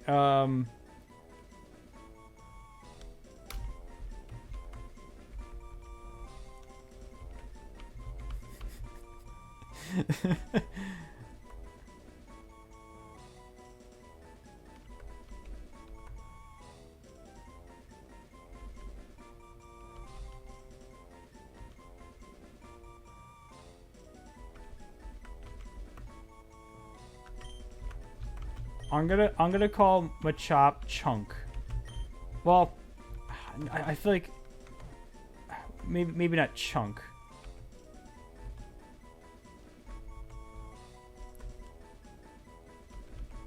We'll call him Dunk. I'm sorry, I'm lame. Dunk.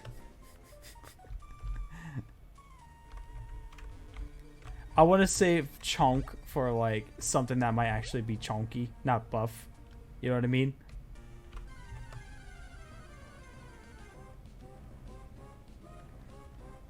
Man, I will say though, I like the first time I did a Nuzlocke run, I never realized how useful Spoink is. Like what do you call it? What's Spoink's evolution? What I can't even remember what Spoink, like the name that Spoink evolves into. Anyway, the Pokemon it evolves into is super useful. Like I remember when I played, it was like he was essentially the MVP. Like he was super good.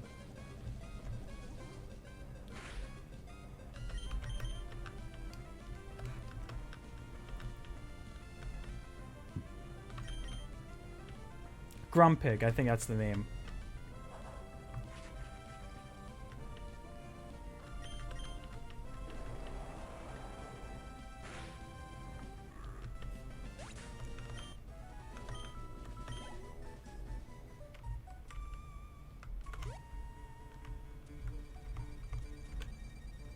I can only pick one trainer to fight. I'm gonna go with this guy because I feel like I could probably... Oh, and there's an item over there too. So we're gonna have to come back over here 2 times.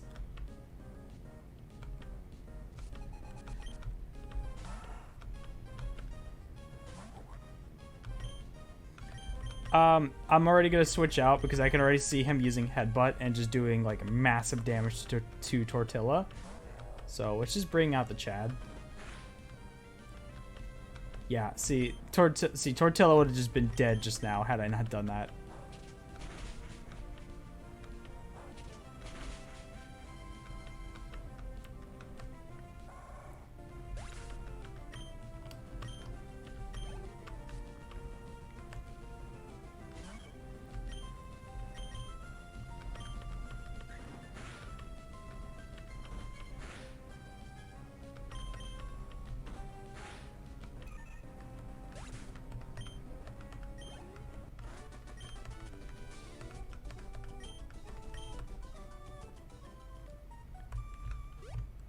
Oh no, never mind.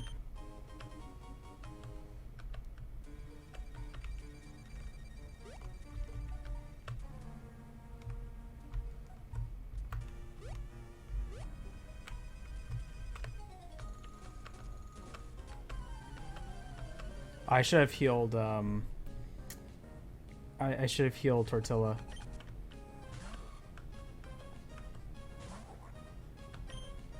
I think I'm gonna gamble. I'm gonna gamble here.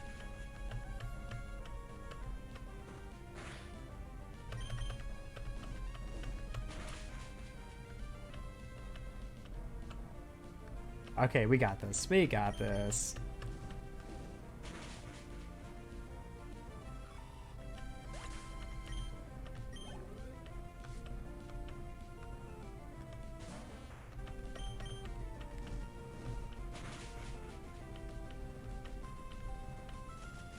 Dang.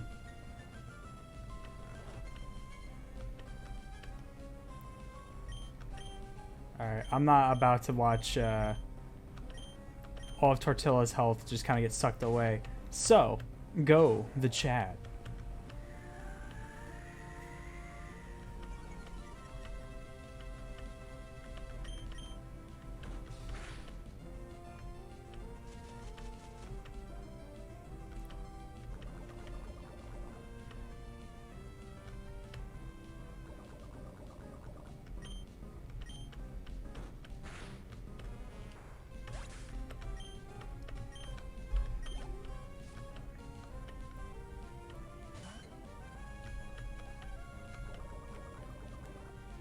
And what we will do is we will then take out... I want to take out Sparky, but I'm kind of scared due to just how much HP he already has, so go Pringle.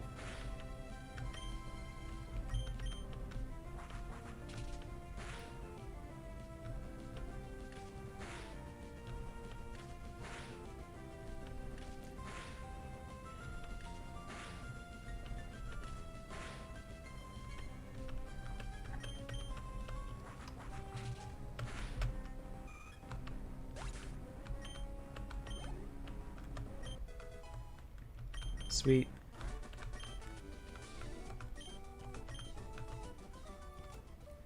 How much HP does the Chad have? He has 51. I think we can make it without having to use an antidote.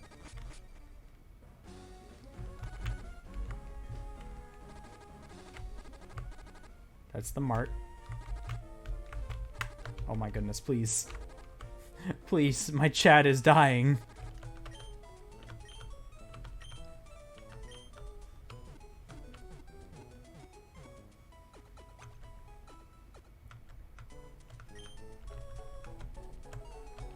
Oh yeah, let me go for a brief moment. Let me go put somebody away.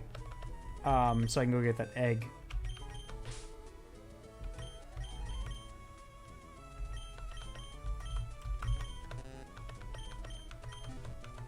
I'll be back for you, Chad. I swear. I'm just gonna get a worthless egg. Give me the egg.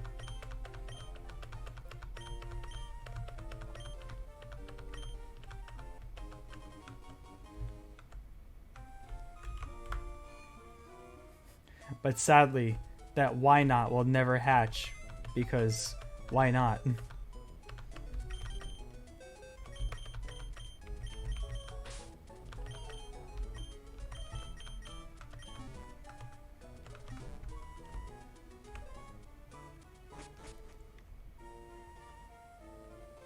pretty sure, I think...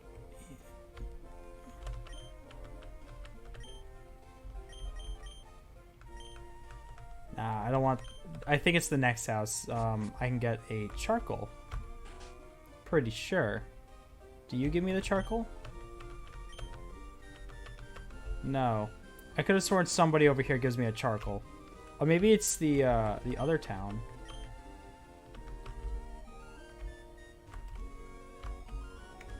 Is it really just... I guess it's just these people. Or maybe...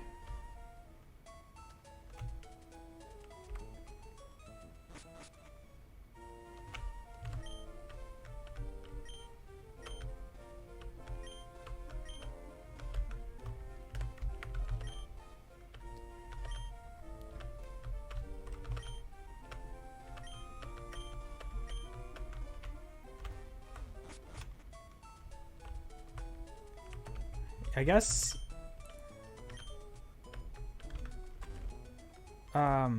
I could have sworn you get the charcoal over here, but I guess I'm wrong.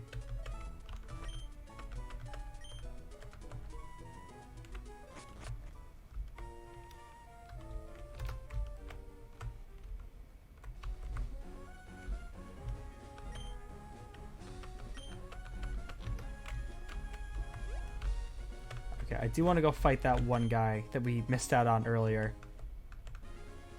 Leave no stone unturned.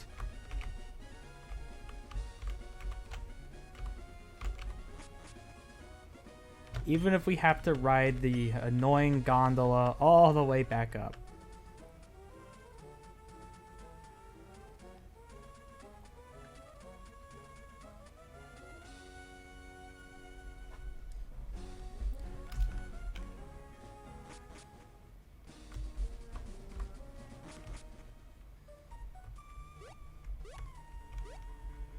Okay. So, hiker dude... we'll keep Tortilla out in front just so I can switch him out.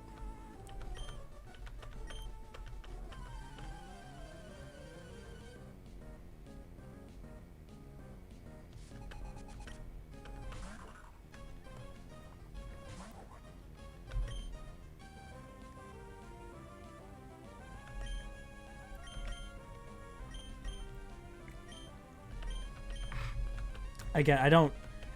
When it comes to, like, other ground-type Pokemon, I'm like, I don't trust them to... Okay. Chat. Okay. I was pretty certain chat would have been able to withstand that. But that was... Oh, my goodness. We're just gonna swap out. We're just gonna swap out. Go, Chad. I'm not even gonna risk it. Oh, shit. Chad. The Chad. No. Oh, okay. Yeah, the Chad's fine. The chat is fine. I worried over nothing.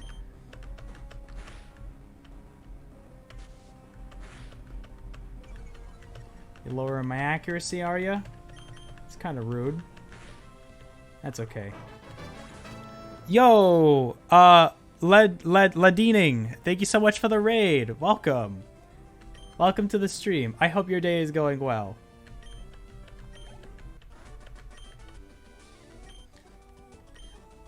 Wait, what did that guy just say? Yes, I did lose that Pokemon. But when it comes to the love of the mountains, I have you beat. For some stupid reason, I thought he said something about his wife leaving him. I was like, what? I know, it's stupid for me to, like, think that's what it said, but... Yeah, for a brief moment, I was like, huh?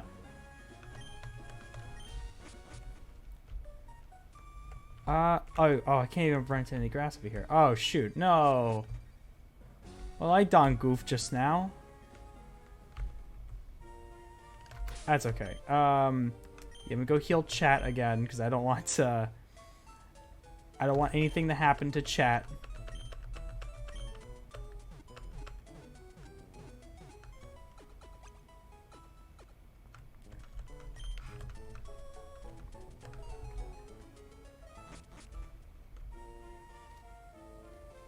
So, I think I'm just going to dive right in. I mean, again, we have both chat and Pringle, so I'm kind of, like, not worried about this gym, like, at all.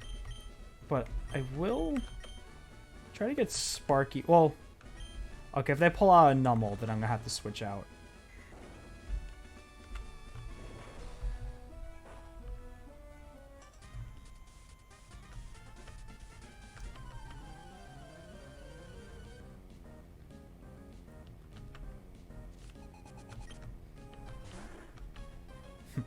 Sir, that is not a fire-type Pokemon. What are you doing?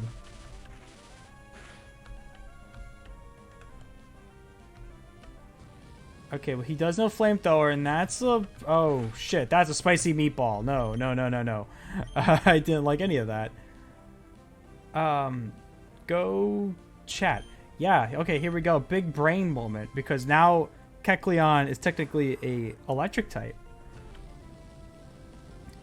Lee Denning, but that works. It goes well. Other than a busy workday, But at least he went by quick. How are you? I apologize for botching your name. I do that a lot, unfortunately. But I'm doing good. We are on part 2 of our Nuzlocke stream right now. Part 1 involved a lot of tears. No tears today so far. We've been doing pretty good. It's been pretty chill, but I've been doing good. Today I've been mostly just kind of like relaxing and taking it easy. I can't say I've done anything too exciting today besides streaming, but it'd be one of those days. It's been nice. I hope work is going well for you, my friend. And welcome to the stream, by the way. I know I said that before, but welcome to the stream. Okay, no, we are not doing that. Go Pringle.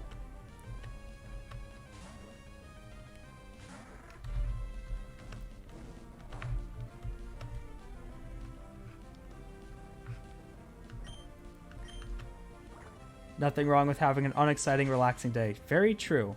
Very true.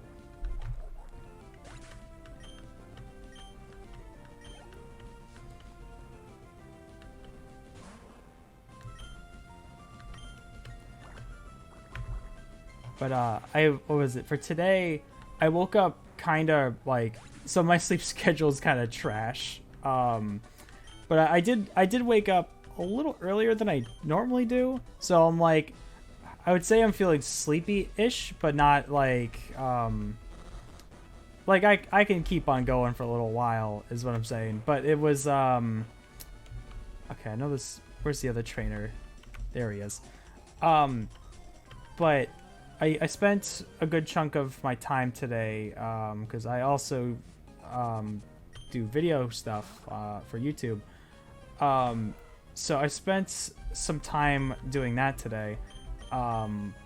Working on another video, and that's coming along well. Very excited to have that completed. That's like my main thing I do, but yeah, I spent some time on that before I went live here today. I actually found you through the one-shot video, so I'm aware. Oh, okay. That's always my like wonder is like I don't know if what was it Whenever somebody like randomly joins my chat on stream, I don't know if they just searched up Pokemon and just, oh, who's this guy? We just watch his stream, or if they're familiar with my content. All right. So yes. All right. Welcome. I guess. Sorry, my brain just kind of slipped for a sec, but yeah. So I am working on another video. It's going to be a large video. I've been giving it the code name Project Burger King Foot Lettuce, and it's coming along. I've been working on it since January, so I'm kind of like, you know, when you work on a project for a very long time and you're so ready to just be done with it, you know, like I'm enjoying it, like I'm enjoying working on it, but it's coming along. It's the longest video I have ever worked on before. It is 2.5 hours long, so get ready for that one. You eventually do want to get to that finish line. Oh yeah, definitely. Like, it's like I said, it's been a process. I'm pretty happy with how the video's coming out so far. Though there was an update recently. Could listen to it on my drives. Don't mind long videos at all. That's awesome. Yeah, it's definitely like I love because for me personally, like I love like the long video essay format. Like I like kind of like listening to it while I'm like doing something else for the most part. So I'm glad to make content like that for other people to enjoy. So yeah, it's definitely going to be a long one. And I hope everybody likes it. I think I won't go into what game it is exactly. Like some people are aware of what game it is. I've mentioned it in my Discord and stuff like that before.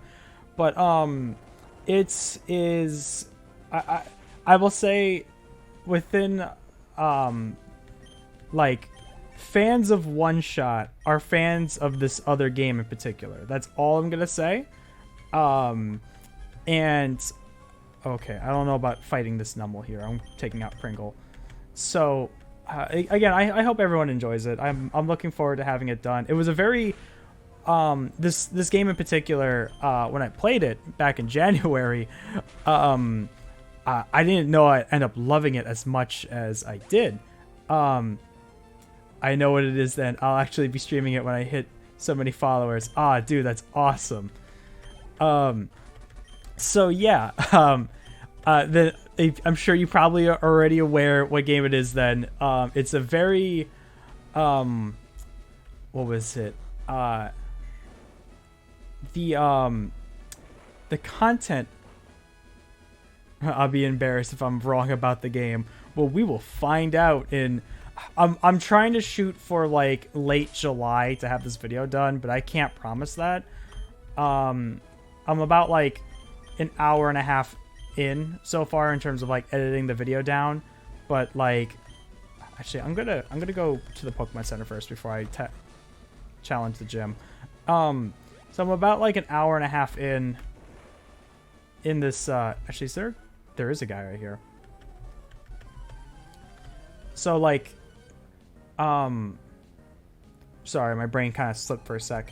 It's like I said, I played the game and I was like initially I was like, oh yeah, this is a fun, cool game, but there's so many elements to it. There's so much theory. There's so much lore. And then like, when I started doing the, I had a, here's the other thing too, because like how, for example, when I wrote my script for One Shot compared to how I wrote my script for Soma, I kind of did them. That's me using the magnitude, right? I wasn't paying attention. Okay, good. I was not paying attention. That was very scary. Okay. So my brain went on autopilot and there could have been some serious consequences for that.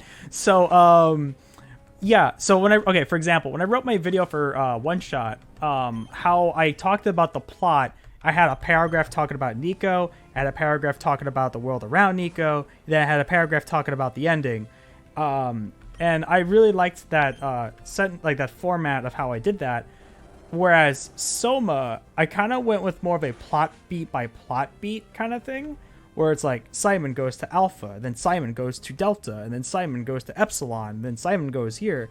And I, like, for the sake of the plot, it works because like there's a lot of like, what do you call it? Like concepts and themes that really work well with Soma that you kind of unravel as you explore the game more. But again, like I didn't really like how it was kind of going plot beat by plot beat. And so with Project Burger King Foot Lettuce, I kind of did the same thing initially. Like I wrote with that, I wrote about, I had to scrap like 12 pages worth of content because it was very plot beat by plot beat, and I was just like, I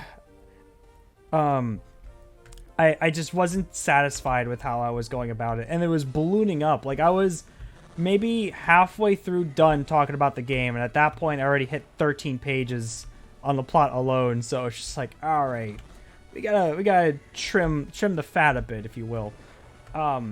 It's still, I would say it's still kind of plot beat by plot beat-y.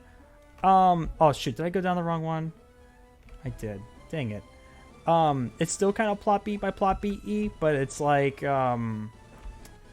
it's, I think with the context of the story, it works. And I didn't, like, I try to summarize the plot as to the best of my ability, but it's such like an in-depth game that's really hard to summarize it. So at that point, I was just like, you know what?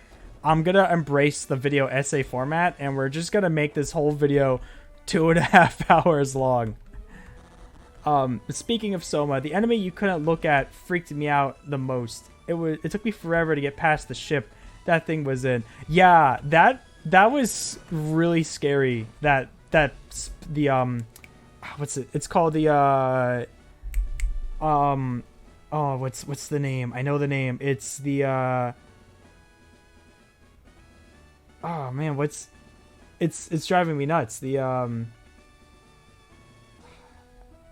like I know the name. I'm gonna remember like 15 minutes from now. But yeah, the I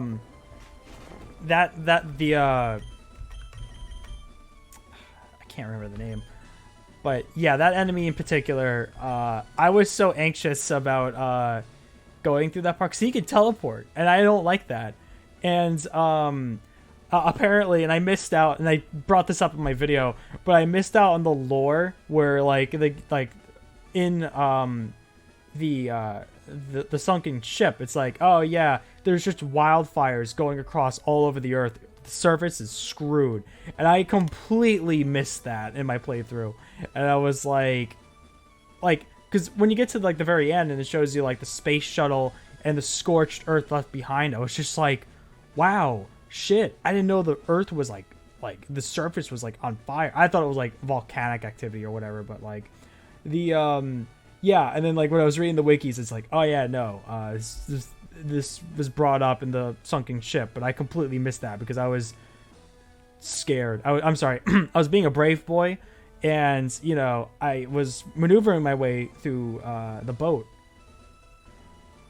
Nope, Earth is screwed. Bye bye. All right, you guys ready for this? You guys ready for this? I think we're ready. I think the brave boy. we're gonna take out. Where's Burn? Let's give that to Pringle. But yeah, I really enjoyed Soma. I think again with regarding to Soma, I love the story element more than the gameplay. And again, I'm being a broken record when I say I brought this up in my video, but like when I played Soma, because I played it with friends, like I had my friends on with me on Discord and everything, but I was under the impression it would just be like more Amnesia. And don't get me wrong, like when I played Amnesia for the first time, that game scared the hell out of me, dude. That game was that was like my first true horror game that I played, and I was like, oh my goodness, that game changed me. Also, my friends forced me to play it, and I hate them for it. Not really, but I was like, I think I was like 15 at the time, but I was like, I'm like, I want to go play a Kirby game right now and just feel better. But yeah, but I really like the lore behind Soma. I just hated the underwater parts so much. That was like, that really did bog down my experience because I spent way too long traversing the underwater parts, and it was just like, just get me back to the scary stuff, please.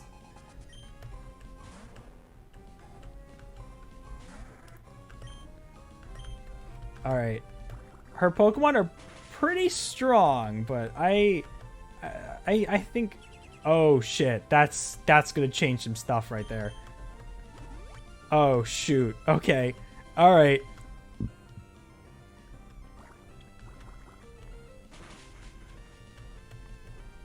That light screen's gonna really change some things here. If you're an explorer, that's what messed you up. I think you just follow the pipes and lights, then you're good. Yeah, that's kind of my problem. I am the type of player who will search every nook and cranny. Though I am glad the game glitched and popped in that one enemy. yeah. So that part was funny as hell because I was playing with my friends, and like I saw like the tentacles, and I was just like, what is that? And as I get closer, just like pops out of nowhere, surprise! I'm just like, ah! And what happened was, because I was going the wrong way, I guess the game just didn't program it. I guess it didn't like expect the player to be stupid enough to walk backwards like I did. Oh shit, he has Rock Slide. That's scary. Oh, that's okay. We got this. Pringle's fine. Pringle's got this. But I think after we take out Slugma, we do have to change Pokemon here because yeah, Pringle. Oh, okay, maybe. Yeah, we're just gonna take out chat because I'm a little worried about Pringle. Yeah, that probably would have done a good amount of damage to Pringle. And with the poison... Okay, yeah, that's good. See? We got nothing to worry about. I'm pretty sure Torkoal has really good defense, so we're just gonna go for the water gun. Pringles. Elliot, welcome. That was also scary. We're gonna bring out the Chad. We're gonna bring out the Chad. I think I'm a little scared about. For real? That's okay. That's okay. We're fine. We're fine. We got nothing to worry about. We got nothing to worry about whatsoever. Can I use fake out? I can. Get that extra free hit.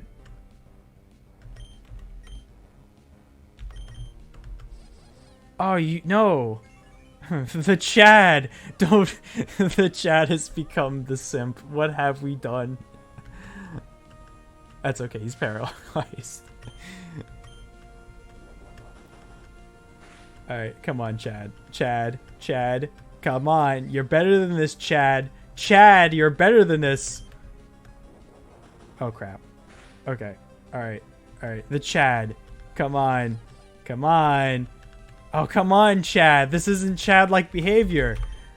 Alright, fine. Tofu-chan, my only girl in the party. She'll take out Torkoal.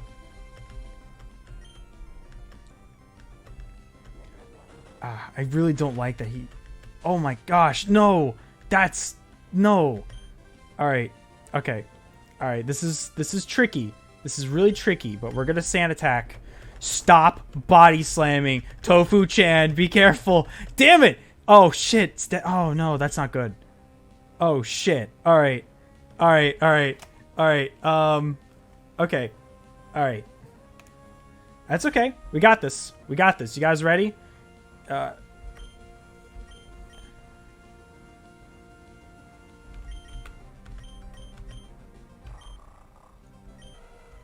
Shit defense. Good defense, but poison. Okay. Alright. Okay. Alright. Okay. Okay. Alright. This is gonna be such a risky play. This is gonna be a risky play here. Actually, double check. What is 45 and 29? This is gonna be such a risky play. No, I don't know. Sparky will die upon impact. Guys, I'm gonna take a gamble. I'm gonna take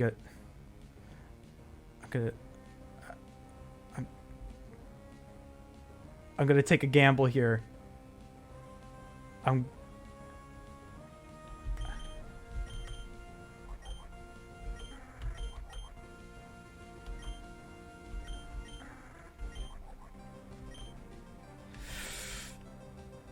Oh gosh, I don't like this. I don't like this at all.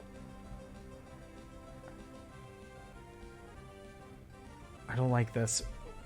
Oh god. Oh shit. What is Polyper speed? What is Pringle's speed? They got pretty good speed too.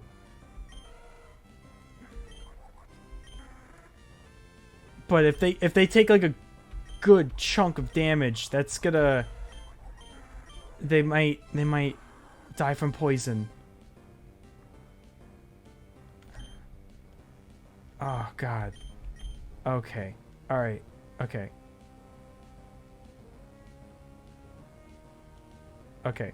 Alright. Here's what I think we will do. We will... Oh, I'm scared. Shoot.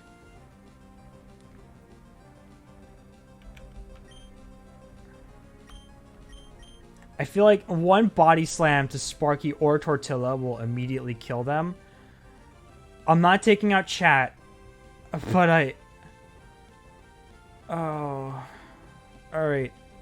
You guys ready to pray with me here? Pringle? Oh, wrong button. Pringle? I'm praying, Pringle. I'm praying for you, Pringle.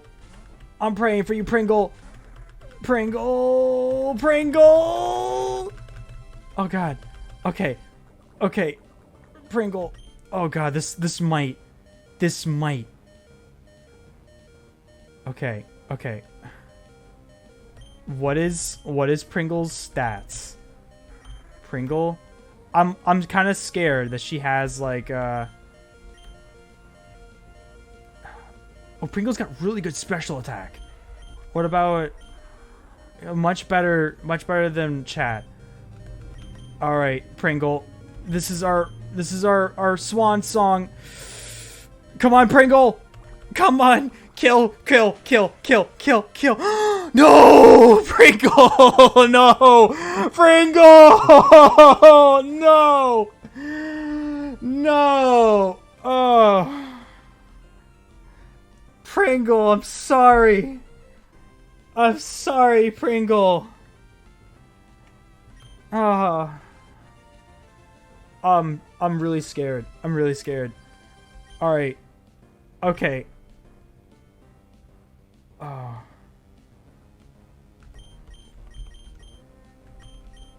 Oh, I'm scared. I'm scared. I have a sneaking suspicion. I have a sneaking suspicion that she will. They're both paralyzed too. This is such a bind here. I have a sneaking suspicion.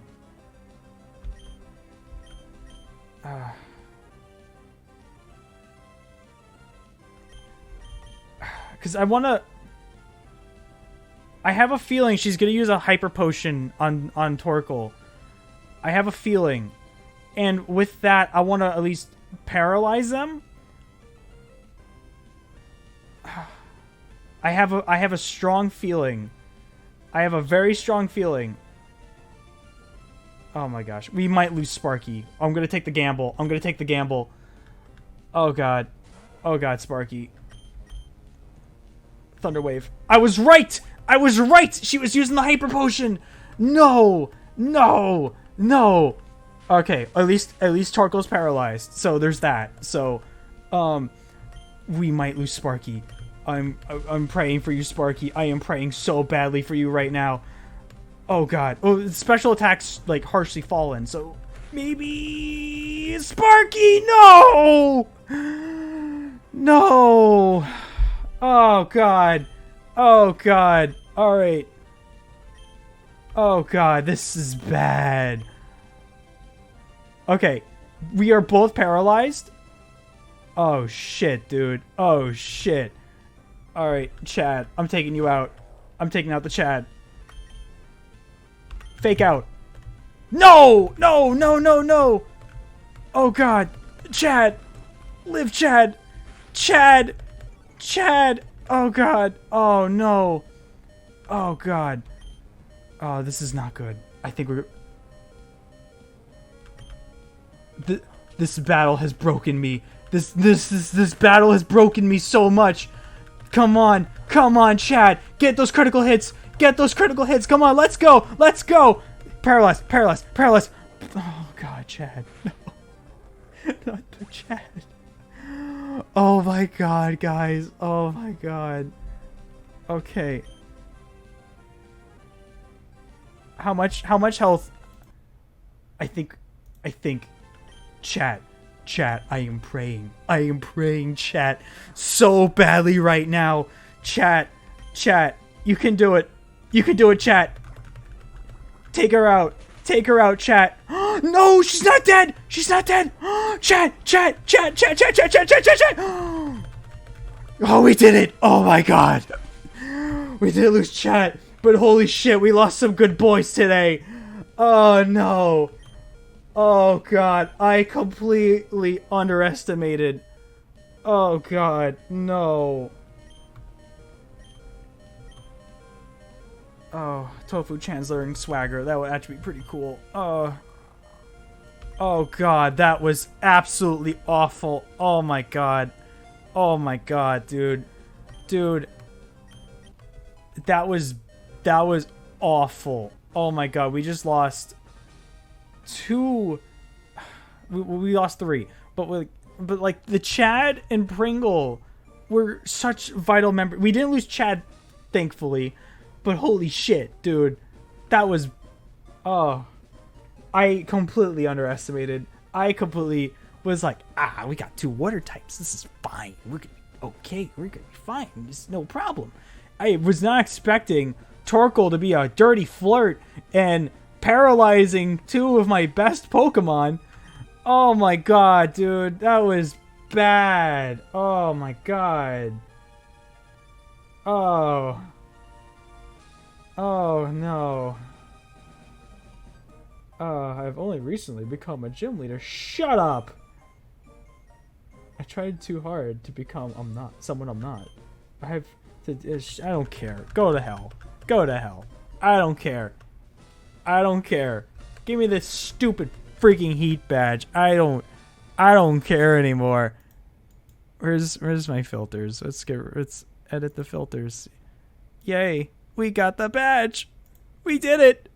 And it only cost us 3 of our good Pokemon. No. Oh, no.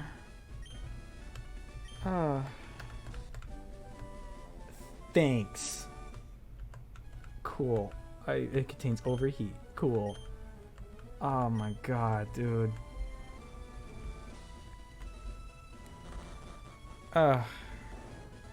I'm gonna have to get a lot of water after this because I have so much salt in my veins right now. It's not funny.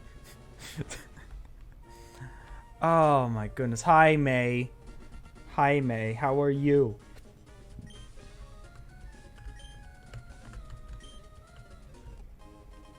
Thank you for the go goggles. Oh, maybe we can get a trap inch. Maybe that would be cool.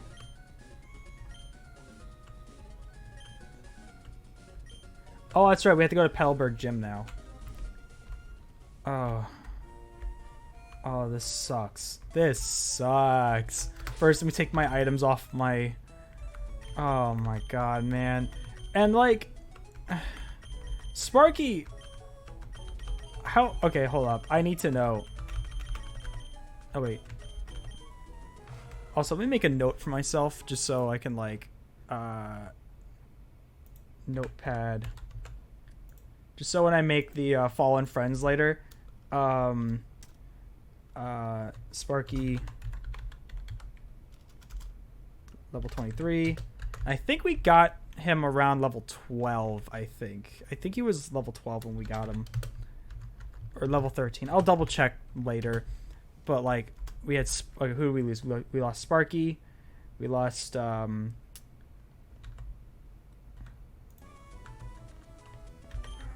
We lost Pringle. Pringle's level 28. I'm just making these notes for myself to like look at later. And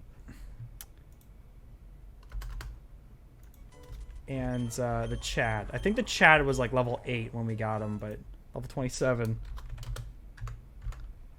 Oh my god. That was abysmal.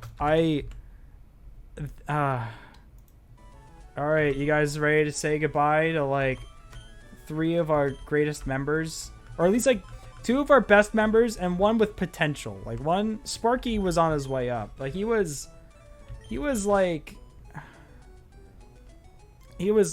Actually, I want to find out real quick. Electrike. Evolution. What level does he evolve at? Level 26. He was 3 levels away from evolving. And now... he's dead. Oh my goodness. This was just awful. Alright. Pringle. You were very delicious and not nutritious, but you kicked butt. You kicked so much butt. We would not have gotten this far without you, Pringle. You are a beast. You were amazing. You, with the wing attacks... I mean, water gun's maybe not the best move, but like we were pretty close to learning surf too. Like, you know... Like, we had some fun times, you and I, and we got chipped out of fate, you know, and you didn't deserve to die the way that you did. It took a gamble, and clearly did not work out the way I had envisioned. But you know, I hope Pringle, I hope you can find peace on the other side. On the other side of the little cylinder container that you are now going to live in for the rest of your life. As you spend time in the forever box. But you know, like I said, Pringle, we wouldn't have gotten past the second gym without you, so I appreciate you for your service. Thank you, Pringle. Godspeed. Till I see you on the other side, my old friend. Goodbye, Pringle. You will be missed. Sparky, you were also filled with potential. We didn't get to have too many adventures, you and I feel like all the time I spent trying to get you to learn Spark was very short-lived, which was a little unfortunate, but you know, like we had some fun times, you and I, and you know, like I wish I got to see you evolve into a magnetic trick. I think that's the name. Because that would have been cool. I would have had 2 cool-ass doggos on my team. But, you know, Tofu-chan's going to be riding solo as the honorary dog member of the party, which she'll be okay. But, you know, Sparky, you were a really cool dog thing. And I'll miss you. I wish we had, you know, I wish we got to go on more adventures, and I wish you got to evolve and unleash your potential. You know, that's what's killing me. You didn't get the chance to unleash your potential to the party, but you know, what come what may, and thankfully we didn't lose you to May, so there's that. So goodbye, Sparky. May you rest in peace. I will miss you. Goodbye, Sparky. The Chad, the man, the myth, the legend. You know, you were also an absolute unit to the team. You destroyed everything in your path with those big fists, and you know, I was very surprised. You were the easiest Pokemon to train, Chad. I want you to know that you are truly a number 1. And I wish it didn't have to end the way that it did. We got really gypped at the final stretch there. You know, and I think like you were just a versatile Pokemon. Like you were able to destroy basically everything, and we never got to any ghost Pokemon yet, so like we never got to a point where I couldn't use you, you know? But you know, Chad, I hope you are living it up in heaven and all that, you know. And it was like I said, I completely underestimated the events that unfolded like 15 minutes ago, and I am still mortified of your loss, and Pringle and Sparky too. Like I said, Sparky had potential, and sadly we will never see that, but you know, it'd be that way. But I hope you find peace on the other side, Chad. You know, you were great. I will miss you. Goodbye, Chad. Bye-bye. All right. Well, there goes 3 very vital members of our team, but we can take the possessed soul of Daryl in a seat as a C dot now. We'll take Raby Baby, and we'll take Dunk. Dunk will be our new Chad. Okay, let me go update these silly portraits of mine. All right. So Sparky is now Raby Baby.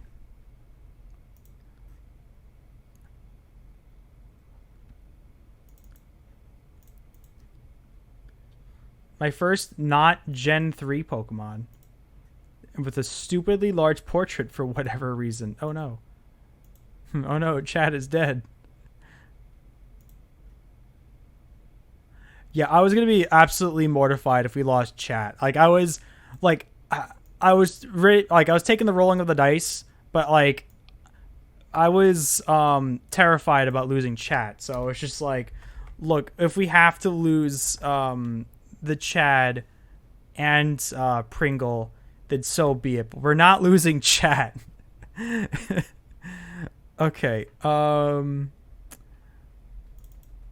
Let's see. Where's my chop?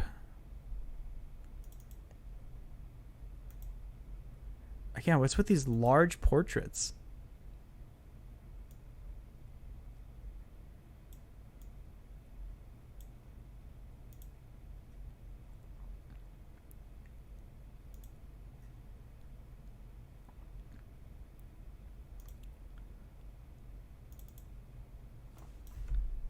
Dunk. So stupid. And who was my other Pokemon? Oh yeah, Daryl, the possessed soul of Daryl. I don't intend on keeping Daryl 2, because you can't replace Daryl. But we'll hold on to the reanimated soul of Daryl inside a little acorn. Where is... Oh, the portrait's like stupid tiny, of course.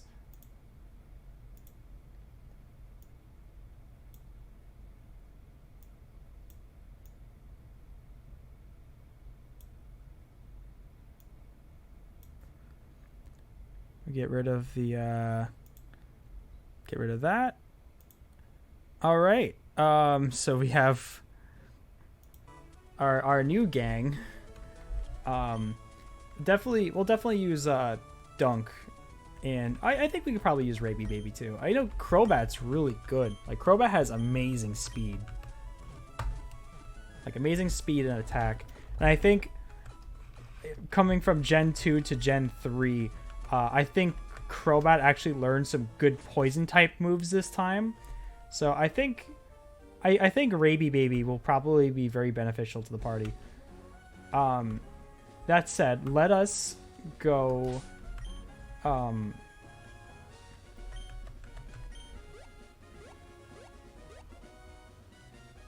again, part of me thinks like we could have maybe sacrificed Tortilla, as terrible as that sounds, but like we did have another Numel.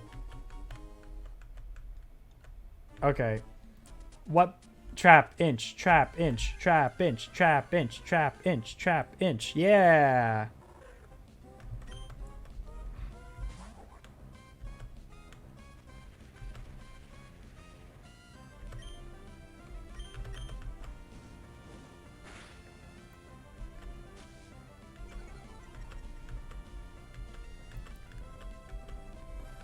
Okay, give me those nicknames for Trapinch if you got them.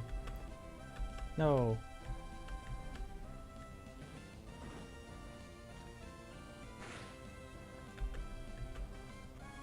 I said I forgot Tortilla's half ground, so he doesn't get hit by the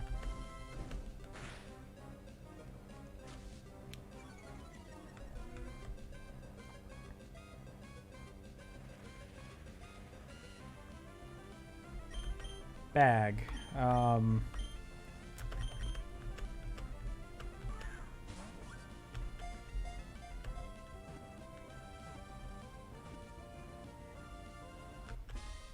Any nicknames for Trapinch? Hi. Are you saying we name him Hey? I noticed new costume. Oh yeah. Trapinch's nest is a slopped bowl-like pit dug in the sand. This Pokemon patiently waits for prey to tumble down the pit.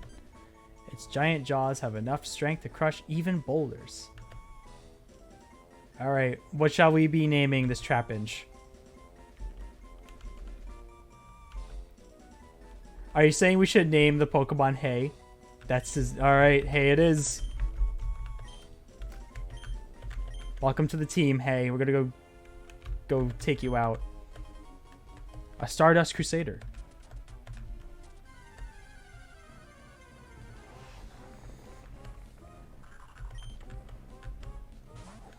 I'm kind of scared to tango with a ball toy because like I think they can self-destruct. Oh, that's right. I don't have Chad anymore.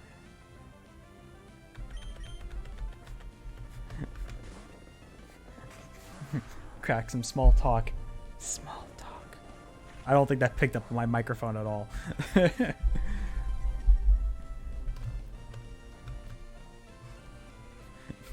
Take out, hey, he just says, what's up? And then he just says, good. And he goes back at his Pokeball. That's it. That's what the Pokemon does.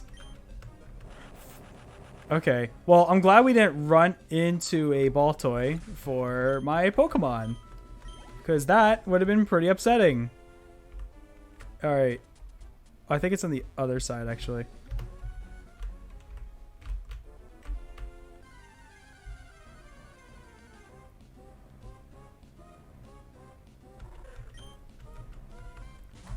Go get him, Tortilla.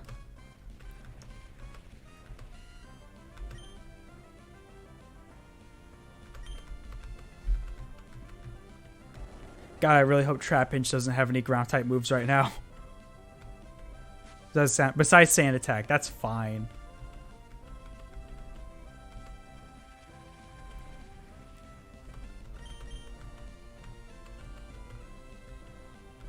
Dang.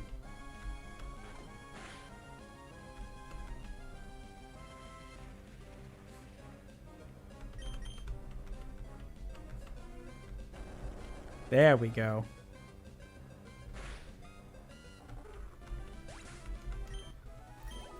Again, I'm still in like shock from what we just endured before. Like I was so under the impression that like we would be fine. Like we would, you know, like I said, we had two water type Pokemon. We had the Chad, obviously. I really wasn't expecting Torkoal to be body slamming everybody.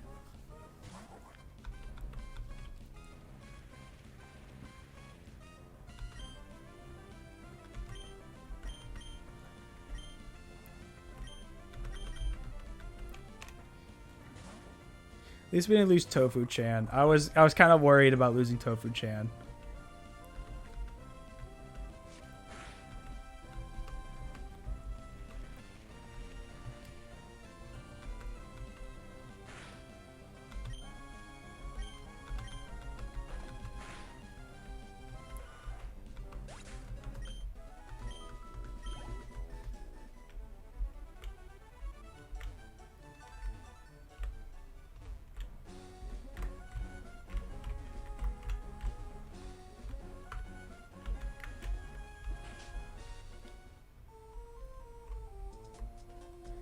Tofu, yeah, so Tofu-chan is he's the best YouTuber on the whole platform. Oh, or are you talking about actually Mighty Anna? Because I'm sure, I mean, Mighty Anna is a, I wouldn't say they're a popular Pokemon, but they're somebody's favorite. I like Mighty Anna. Ooh. Fossils. Okay. Let's probably do a coin flip. Root fossil. Or the claw fossil. Let's do a wheel spin, shall we?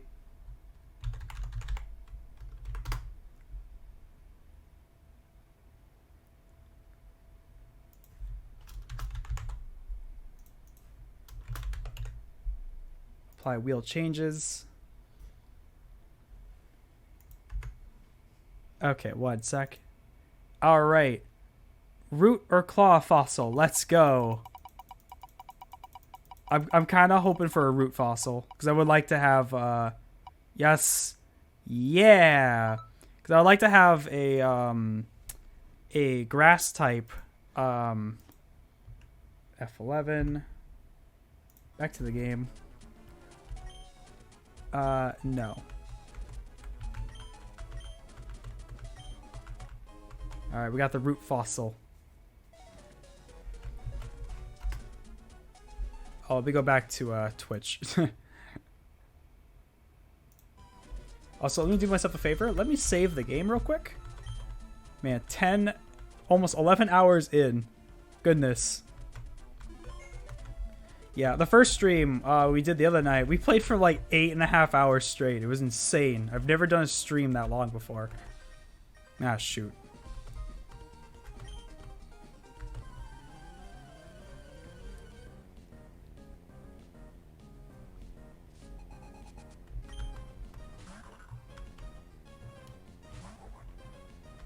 I don't like Battle Toys.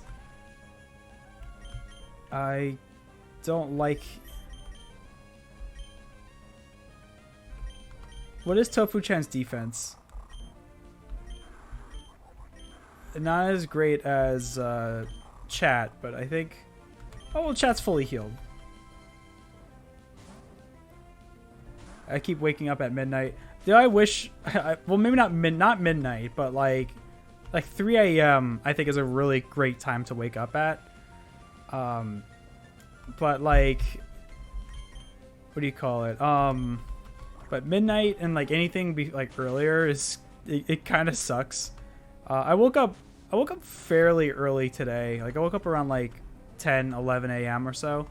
But like, yeah, my sleep schedule has been kind of garbage. Like I woke up, like I've been waking up at like 2 or 3 p.m. or so. So that's not like, those are not fun times to wake up at. It's like, I wish I could just like have fun staying up all night and not have to suffer the consequences of waking up in the middle of the afternoon. Ah, shoot.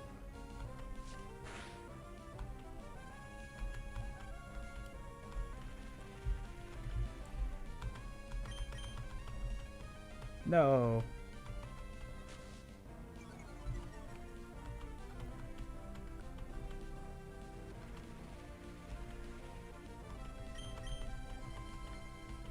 Come on, chat. You can do it. I believe in you, chat. Come on, chat. What are you doing, chat? What are you doing, chat?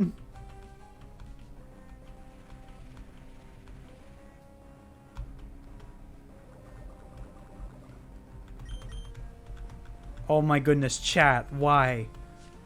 Whatever. I'm switching him out. Before he dies of poison and breaks my heart. I don't think Sandshrew has any ground type moves, so we're just gonna send Tortilla out. Final last famous last words.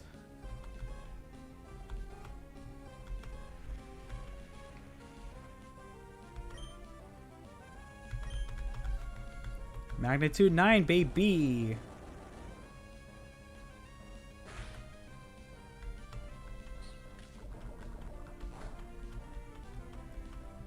Oh, come on, dude. Come on. Oh, right. The Rostberry. If I would have known that, what's-her-face could paralyze my Pokemon, I would have given them all, the not Pecha Berries, whatever cures paralysis. Really? Come on, Tortilla. Oh my goodness, what? No. Oh my god, this is so pathetically drawn out.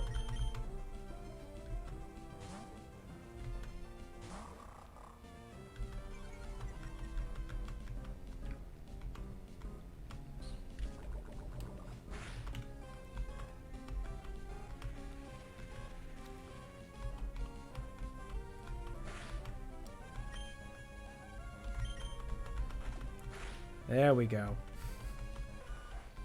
This feels like the longest battle ever. Like, oh my gosh.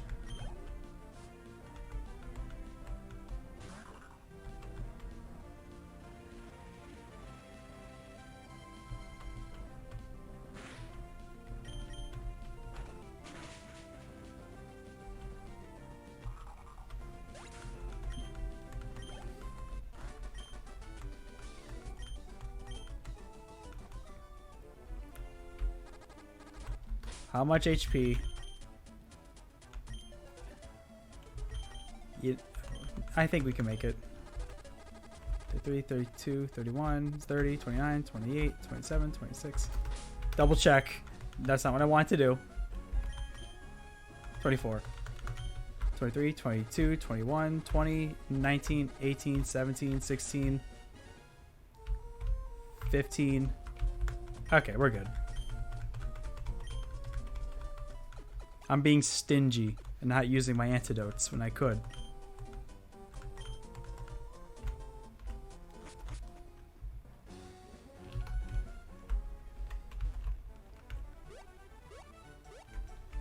Oh, that's right. Let's go get let us go get our root fossil Pokemon. Go get him, Tortilla. At least Tortilla's pulling his weight. Kinda. It'd be much better once when he evolves, but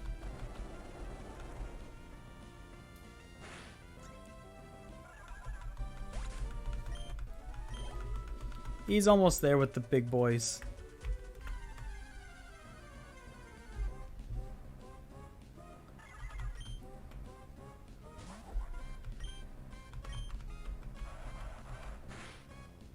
Okay, I don't like that. Take her out.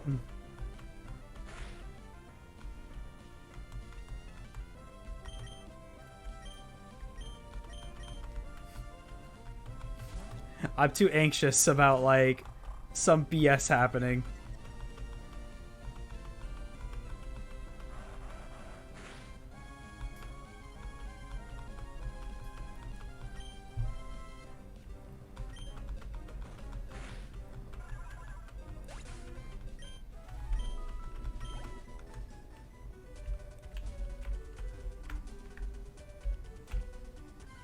I'm debating if I want to keep Raby Baby or Dunk, because I do want to take Trapinch and what do you call it? Trapinch and what is the fossil Pokemon called? I can't remember its name.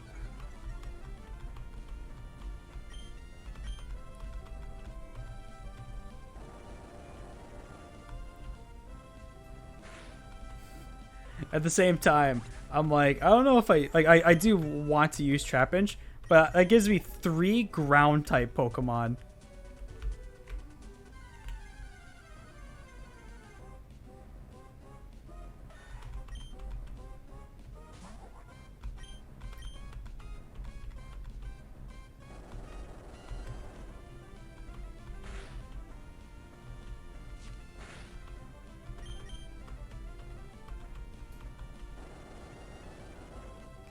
That's just more Pokemon that know Earthquake.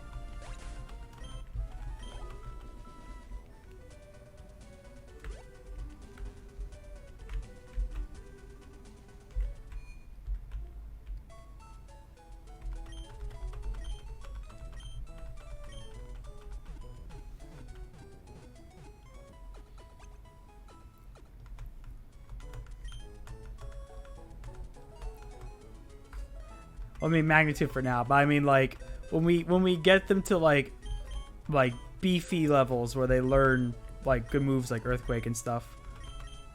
Like Trapinch. We'll bench Daryl. Actually, let me take a. I want to keep Raby Baby, but for now we're gonna roll with Dunk. If something happens to one of my Pokemon, we're gonna take back Raby Baby. I'm gonna update the little screen in a minute here. Let me just go get oh, actually I just realized maybe I just have to leave and come back. I think that's how it works.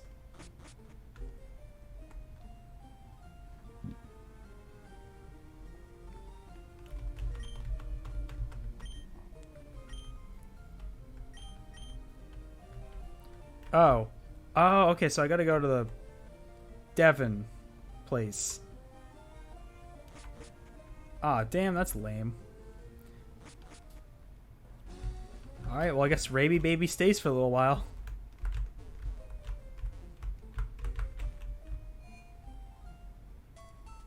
Oh, I really hope we get Tropheus. That would be cool. Or an Absol. Absol or Tropheus. I know we're coming up to them soon. Oh, wait. Move Pokemon. Let's take Raby Baby back in.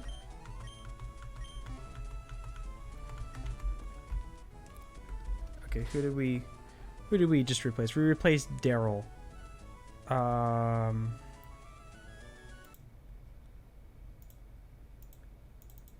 Daryl 2, basically. Trapinch.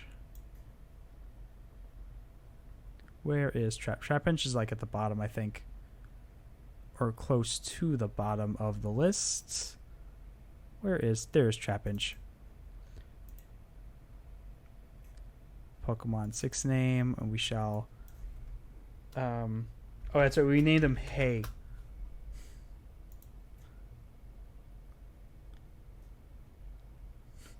Excellent. Okay, real quick, I'm gonna be right back. I'm gonna go get some water. So sit tight, and we will be resuming this momentarily. Alrighty, hello everybody. I have returned. Okay, so where was I? Yeah, so we are gonna try to train up the rest of these guys to at least get them close to Tofu-chan and Chat's level. What we do have to do now, however, is we have. Well, I guess we could take the Meteor Falls way back. Though actually there is trainers in the desert. I need to go destroy. Leave no stone unturned.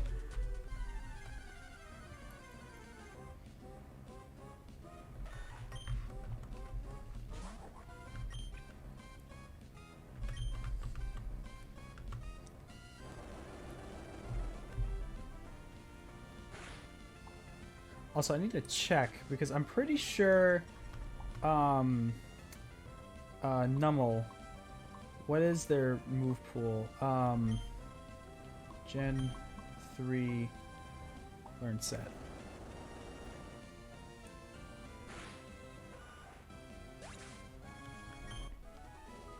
So they learn Earthquake at level 38 and Flamethrower at level 41. And they evolve at level 33. Oh, okay, yeah, so we'll get Numel to like level 35 so he can at least learn Earthquake. I would like to have him know Flamethrower too. Though I guess we could go maybe to the game corner. We'll kind of figure that one out, but Tortilla's still got ways to go, and hopefully not in a casket.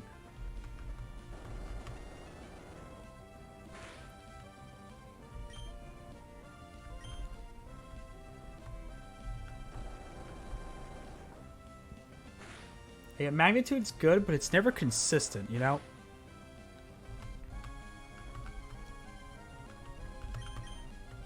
Oh, shit.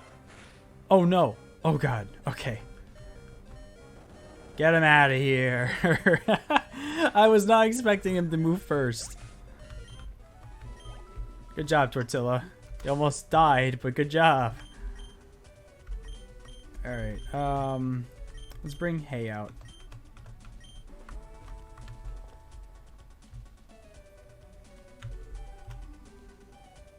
Sorry, I hear my cat doing something, and I don't know what she's doing.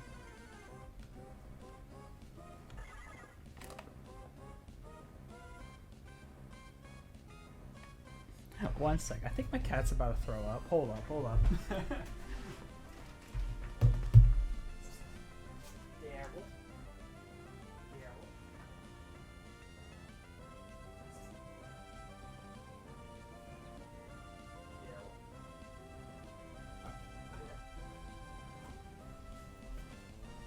Okay, false alarm.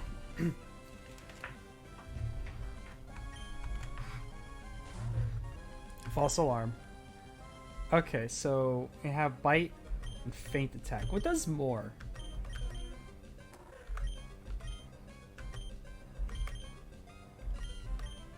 Well, I guess flinching and... Okay. I guess in that case, we'd probably just best off just using bite.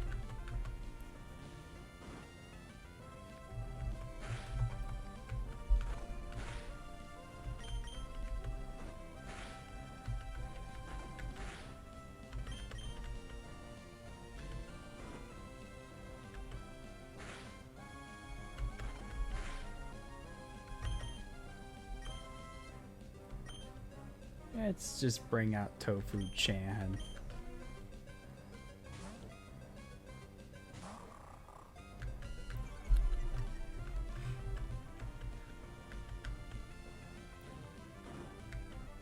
Also, I think if I take him to the desert, it'd probably a better way to grind.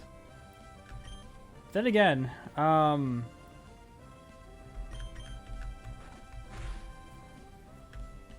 so I do have to go back to Petalburg, because that's the next gym. Also, are there any use to having genders for Pokemon in these games? Yeah, so there's the Pokemon breeding, where you know, different types of Pokemon can breed with one another and create eggs. The Pokemon is always whatever the female is, but it will have the male Pokemon's like specific moves. Like there's some moves that each species of Pokemon can have. But there's also, for example, in that last battle that we just did with the oh shit, I was not paying attention. In that last battle we did with the gym leader, who completely destroyed 3 of my Pokemon, her Torkoal knew Attract, and since everyone but Tofu-chan was a boy, they became infatuated. That's why the Chad, for example, couldn't attack for like 3 turns because he was infatuated by the lustrous eyes of a turtle.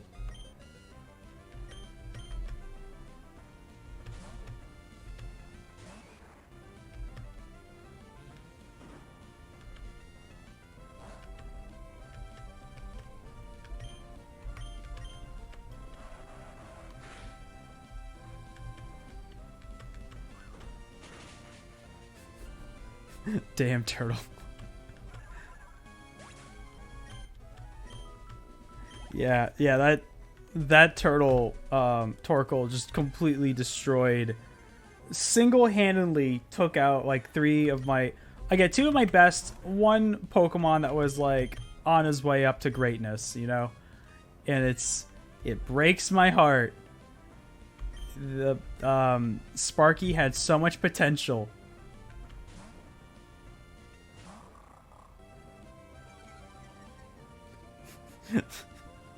That turtle was certainly something, I'll tell you that. Body slamming, attracting, just like, yeah, I'm gonna stop talking because it sounds weird. It sounds weird out of context, so I'm gonna shut up. Body slamming, overheating, lustrous turtle. There. That was basically the enemy that we fought.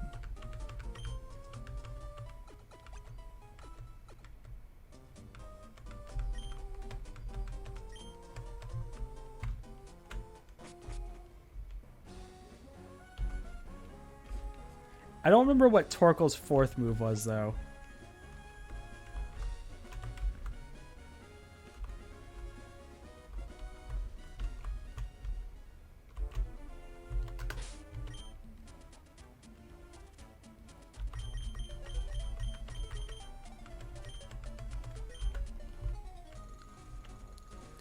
I'm having a picnic in the desert. Why?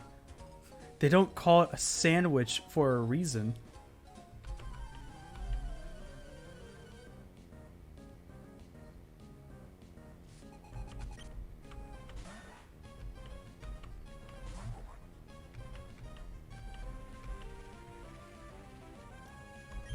Okay, I'm a little scared of fighting Sandshrew with Tortilla, so I'm going to take chat back out.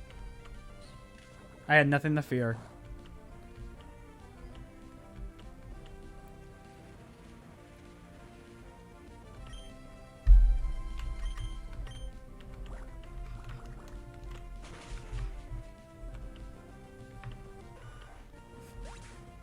I never thought in thinking of sandwiches. That's why they call sandwiches. You put a little dirt in it and delish. I don't make the rules.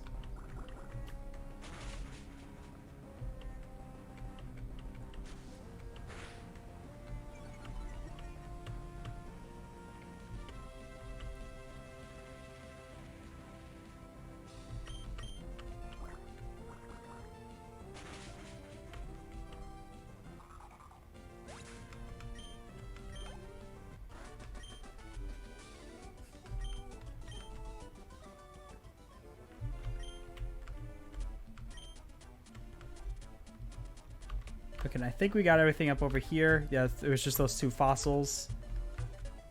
So, oh, of course.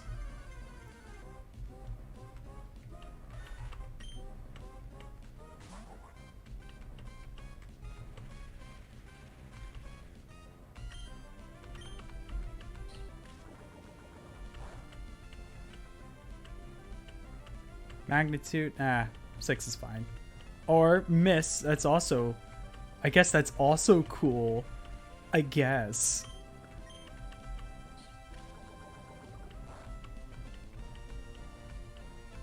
Magnitude 10, baby. Yeah. Get out of here.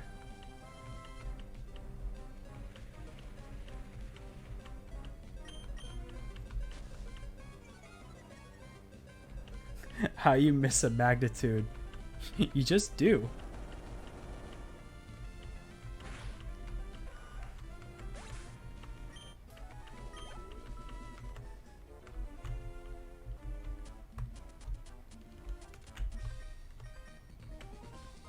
Oh, hey, those go goggles suit you, but I think they look better on me. Let's decide who they look better on with a battle. How does that decide anything? Is he gonna just steal them from me?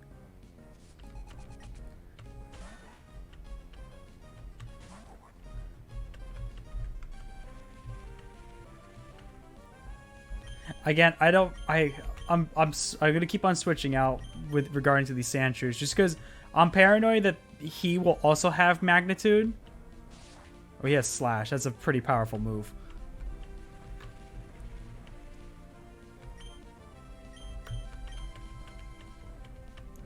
Come on, chat.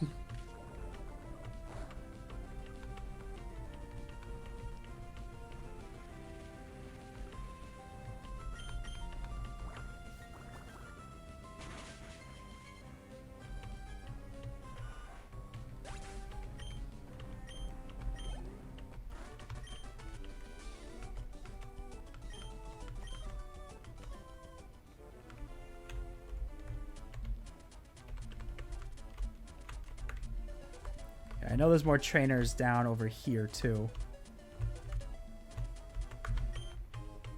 Ooh, a rare candy.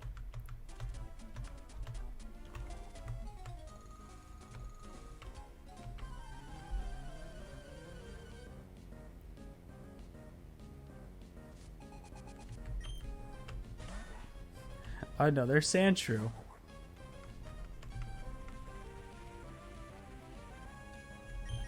Again, I don't think they have magnitude, but like slash is pretty powerful, so like I don't want to.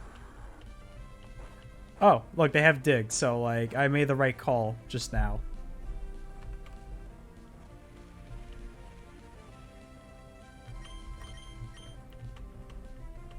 Dang.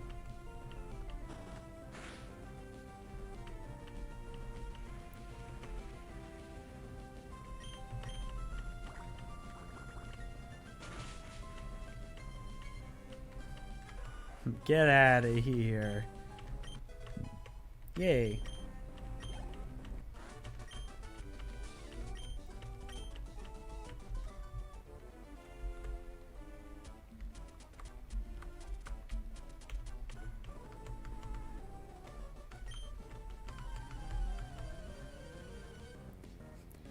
I say that Keknia would have been cool to get to.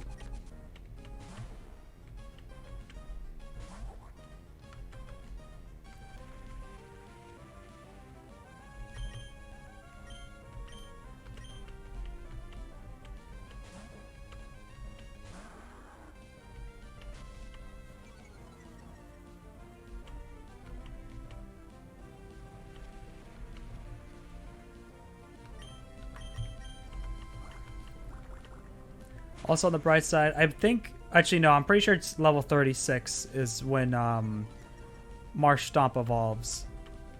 But we're getting there. Chat is pretty close to being a big beefy boy.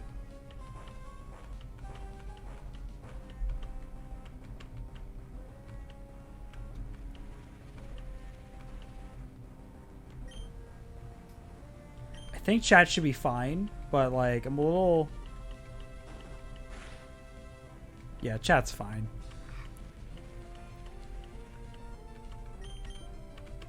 Oh, come on, really? Is he gonna dig again? He's gonna dig again. Son of a bitch. Come on.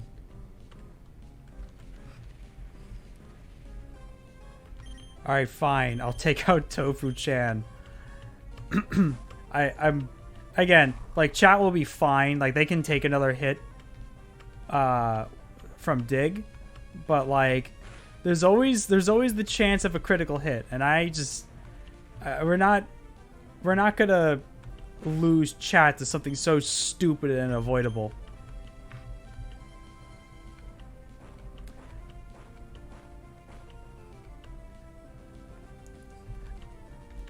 Oh yeah, the Nico costume was the one that I had at the end of my the one-shot video that I did. It's just the hat though, the hat and scarf.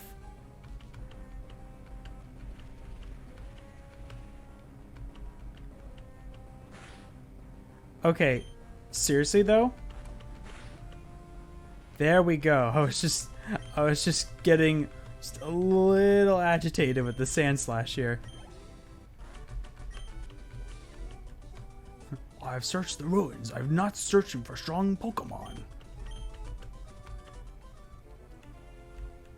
I think...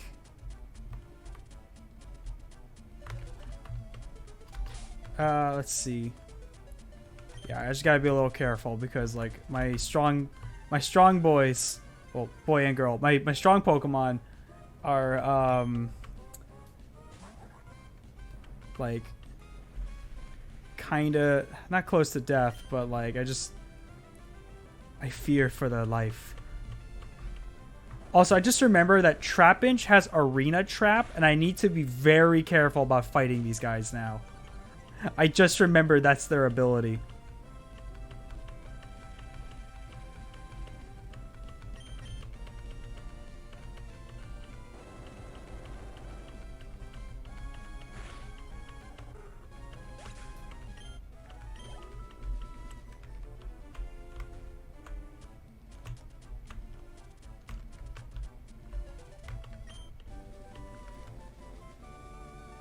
But what is TM37?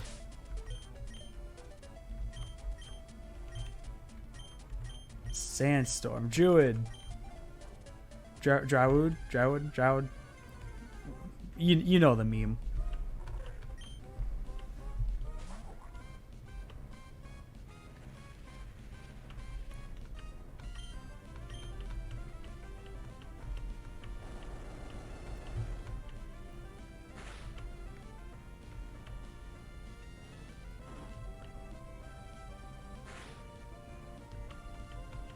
I did not like that.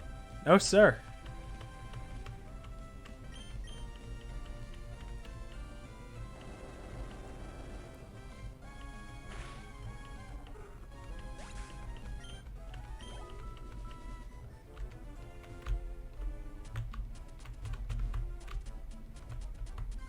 Crap, no.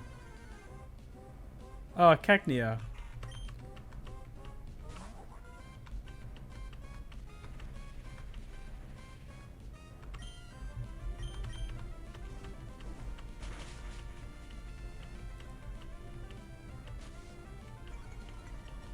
So Keknia would have been fun to use. I like Kakatorn? I forget how to pronounce its name.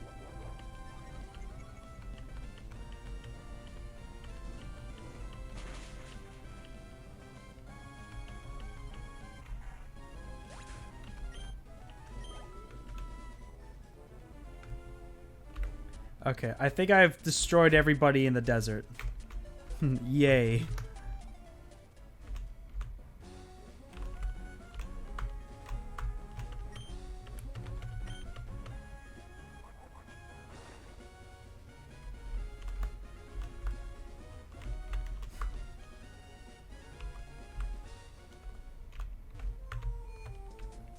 Alright, let me go heal.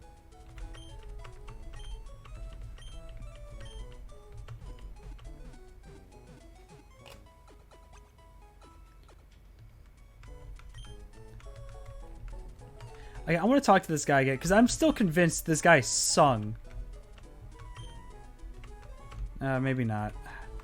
I could have sworn there was like a weird like text-to-speech thing, and he just like sings randomly.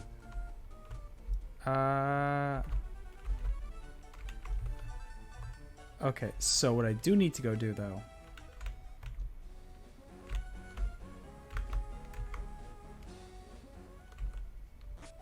Oh, flawless travel.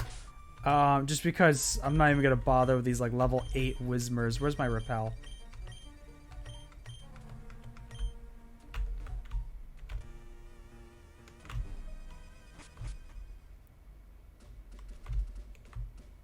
Oh wait.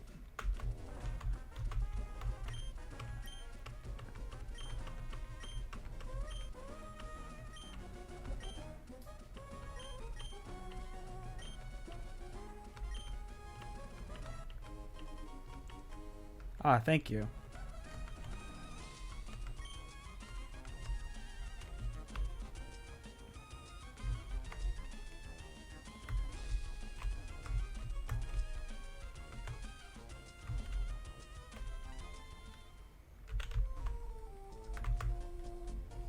Okay, I think I need an empty slot in my party for this, but if I can get in the PC first.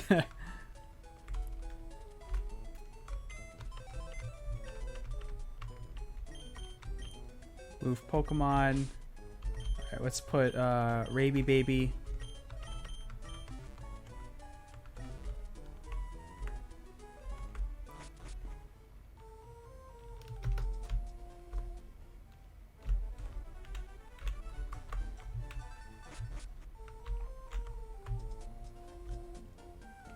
Who is the guy?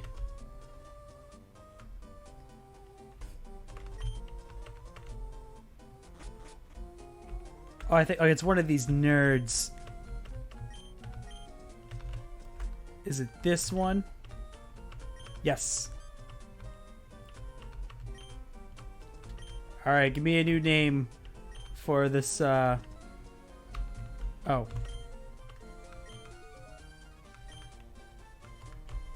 Okay, I think I just have to leave the building and come back. I think that's how this works. Gosh, I hope that's how this works.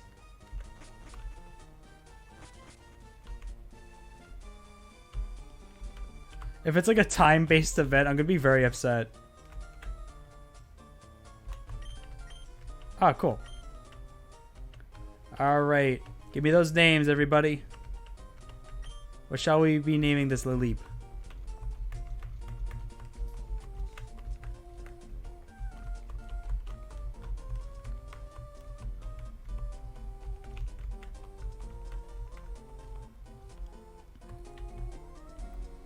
What shall his name be?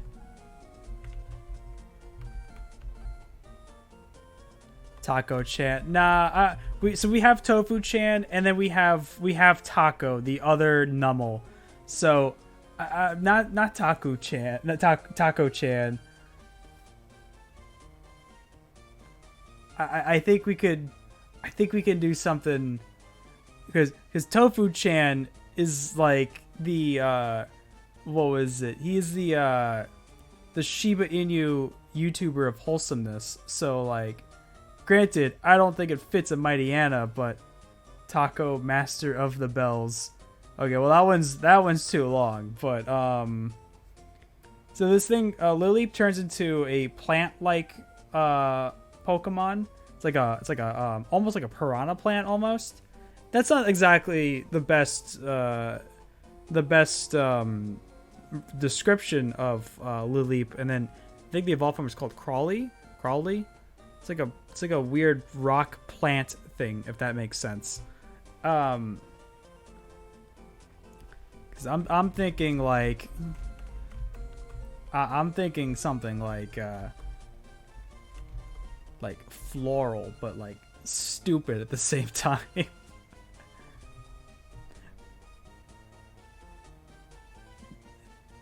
I don't know about that one, Chief. I want to try to keep these names a little appropriate, as funny as it is.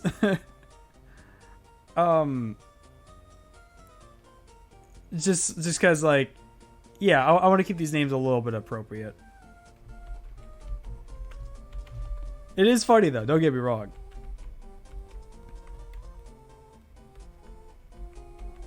I always wonder why there was like this big space between C, like this little line right here. I never understood that. But we could. What could we name him? Okay, I like Tropical Torn. I don't think. Can we fit that though?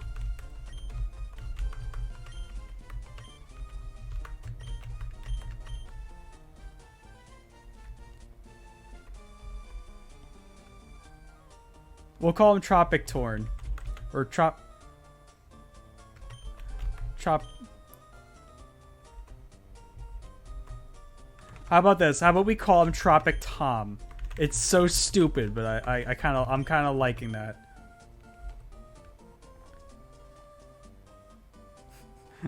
Go Tropic Tom.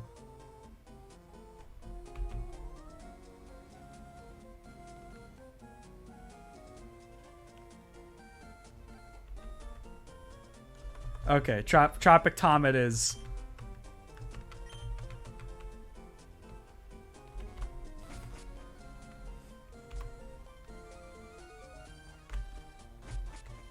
What level is Tropic Tom, by the way? He's level 20. Good.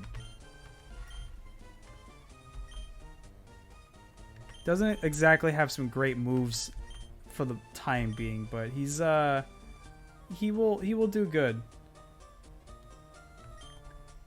Now the next Pokemon must be Tammy, and then Timmy. Tim, Tam, and Tom. The trio. The legend.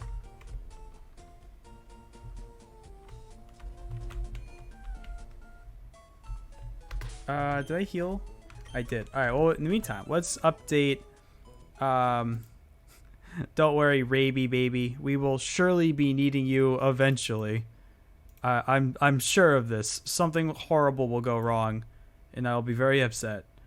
But until then...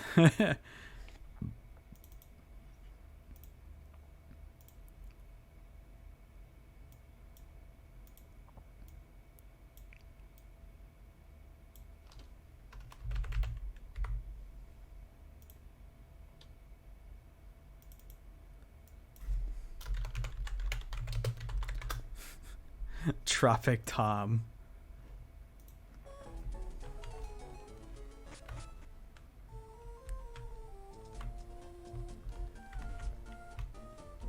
Okay, I know for a fact that we are not even close to being ready to take on the next gym.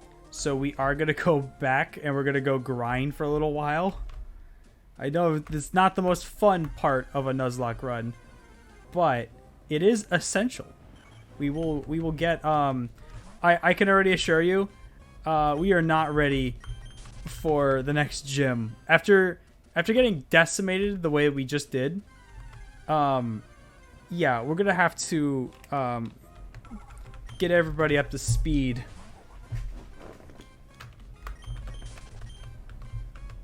Alright, first things first, let me put a repel on so I don't run into a bunch of level 8 nothings.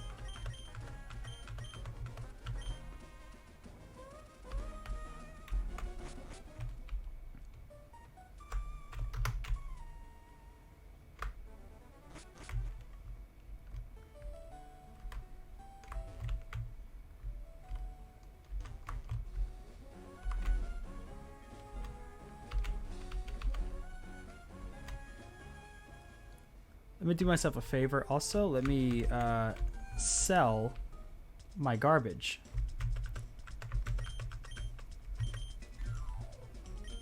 Sell the nugget. Stardust. Sell the stardust. Oh wait, no, not the protein. Miracle seed, full heal. Oh, we can probably give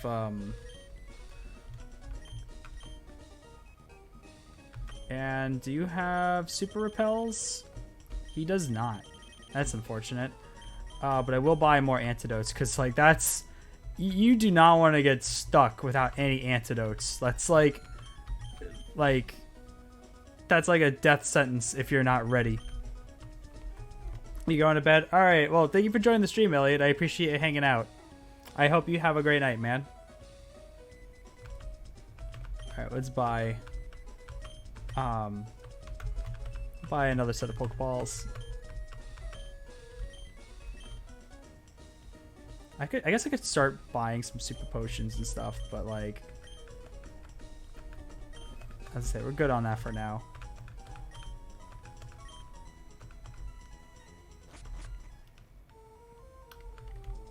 Okay, I know there's I want to say it is. Oh, maybe it's. Is it you? No. One of the NPCs is supposed to give me a the coin case thing. Oh, you know what? I'm so stupid.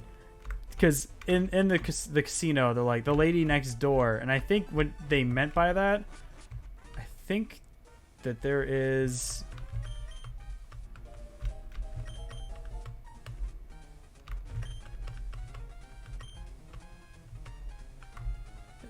Is it you? Oh, I got a Mudkip doll. Yay. Oh, thank you. I appreciate that. I said the 4th of July was alright. It was I got to spend some time with some friends and stuff. We got to it was kind of like a last minute thing. Just to, like because they wanted to go see some fireworks. It was fun though. I got to hang out with my friends for a little bit. I was very late, so I got there like as soon as we were done. But it be that way. The young lady next door had one. Go see her.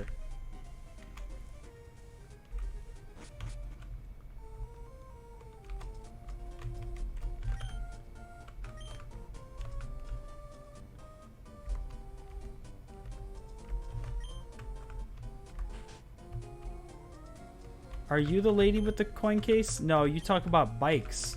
They say the lady next door. Who do they mean?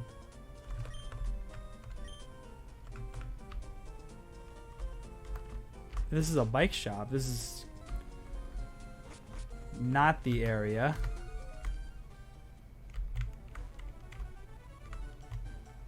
I really don't know what they mean when they say speak to the lady next door. There is no lady next door.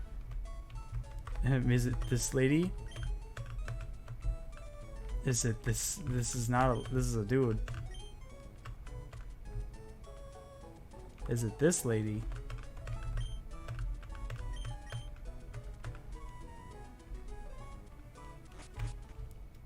Uncertain. Let me save real quick though, just because I have 11 and a half hours in. Let's go, baby.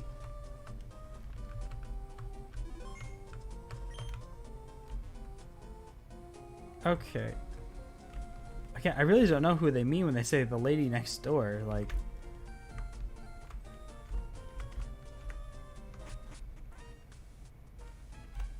is there?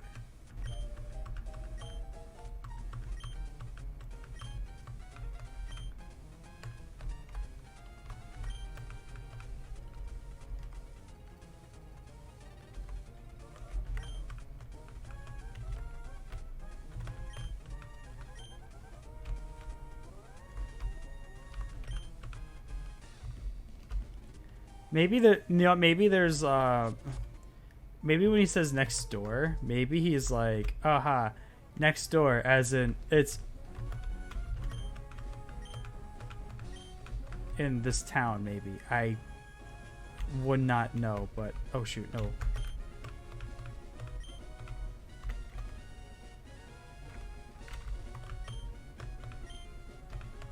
Actually, I have a follow-up question because the internal clock thing doesn't work anymore. Yeah, I guess I just can't rematch these people. That's unfortunate.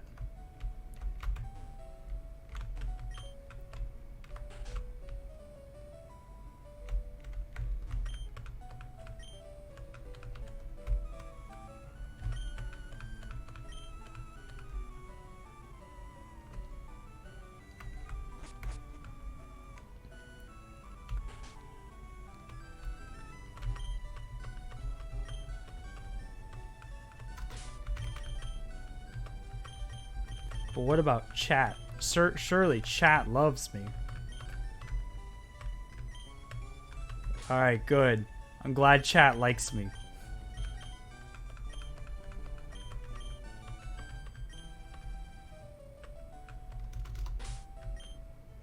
Tofu Chan's getting there.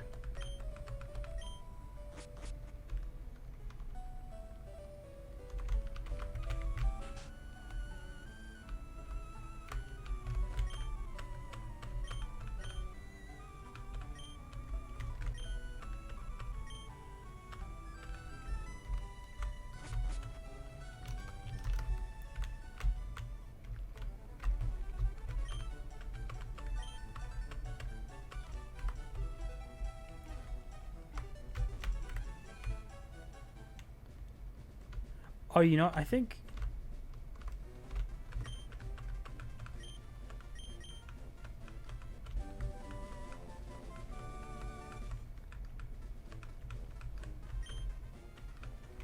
Okay, so that was a tract, the TM I just got.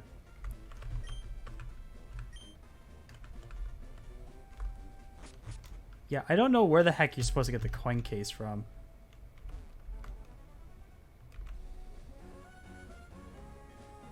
Because I think, unless if there's some kind of random house that I've completely missed. It doesn't matter. Maybe in the Pokemon Mart for whatever. No, we were here. Alright, it doesn't matter. It's a waste of time. It doesn't matter.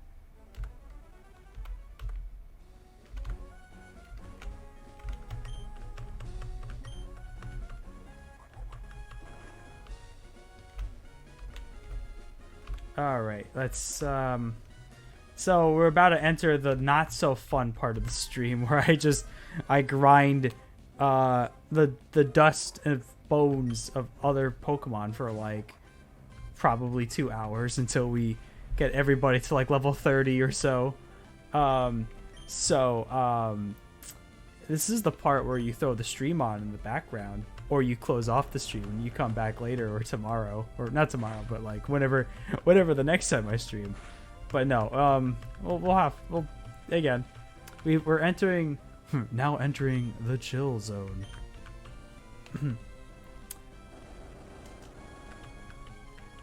But I hope everybody's day is going well. If you're watching the VOD of this, I hope your day is going well. And yeah.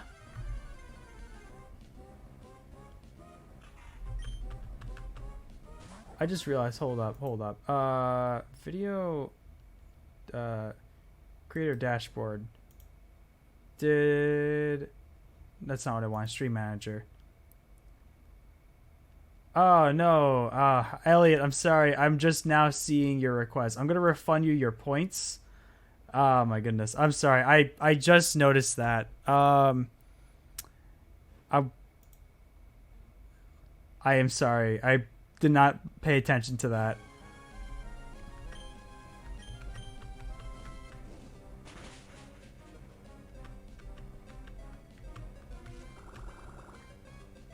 I would say my Twitch chat didn't say like, oh hey, you redeemed, or maybe it did. Maybe I just wasn't paying attention.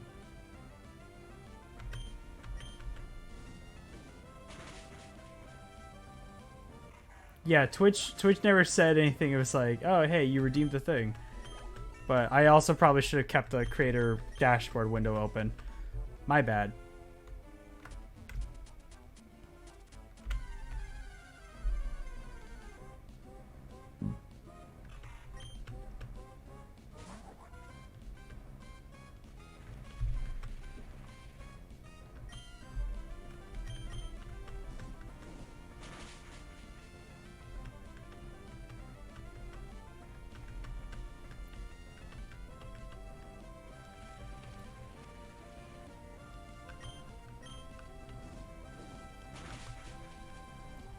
I think I got it. I think I know why I like Gen 3's Pokemon typing a lot more. Well, like not completely, but like, okay, so for example, Gen 3 you had like Duskull and Banette, you know, pure ghost type Pokemon.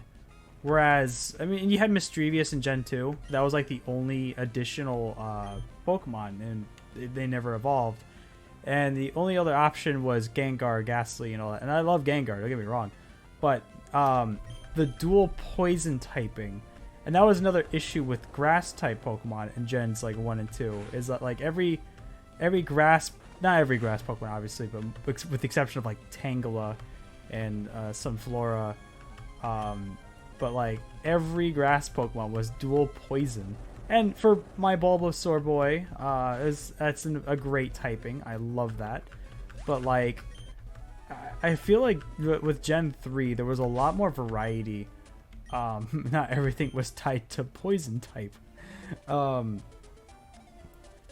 yeah. Also, I think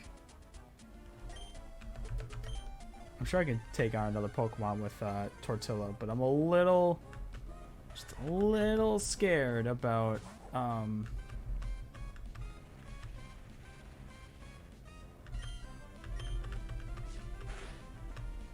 okay, that did a lot, and I missed, so like we're switching Tortilla out because just a little scared. Oh, what am I doing? I'm sorry. That was not what I meant to do. Go Tofu-chan.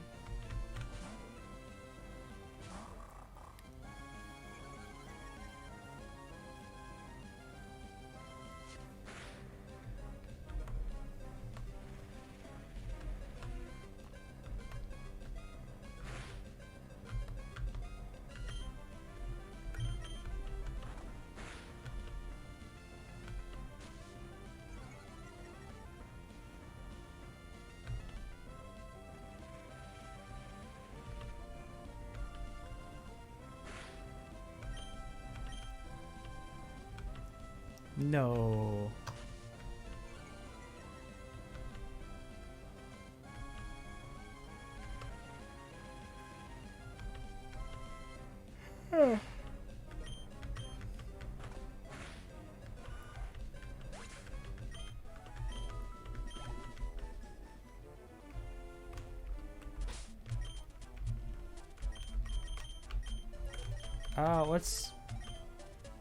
Let's put Dunk out. I think Dunk can take on a few Pokemon. Actually, what is Dunk's best move? Let me find that out right now, because I know she has low kick, but like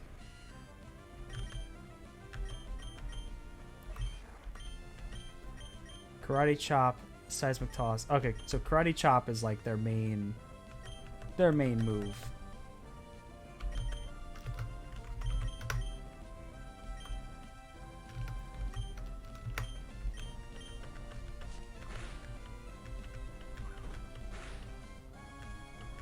Oh, I did not do a lot.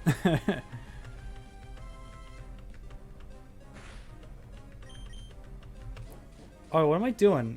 I could probably just do a lot more damage if I just keep Seismic Tossing instead. Especially if he's going to be defense curling. What am I doing?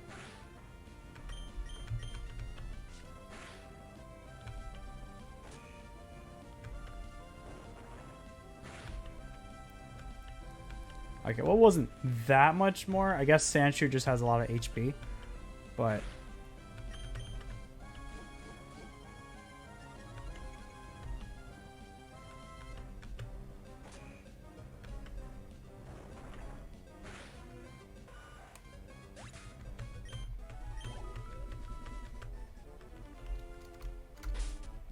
oh, I should have probably gone on the north side.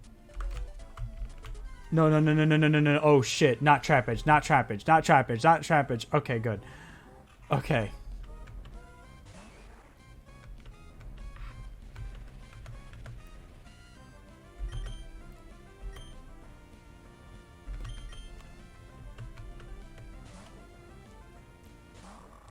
Yeah, Trap Inch's arena trap is kind of scary.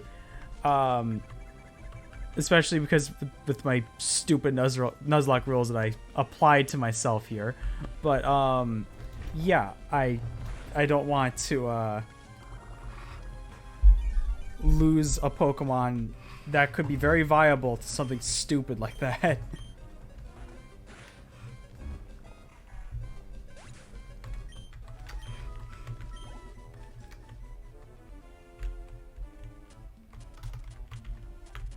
Yeah, let me just get off my bike. Okay, now I can get back on.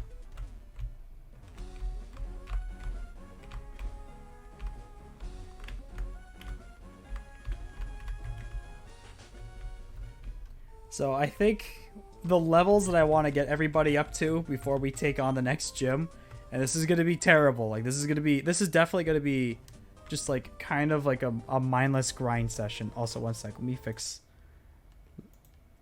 myself here. Okay. I started slouching downward a bit. Just kind of bad posture. I know. Not the best, but we comfy.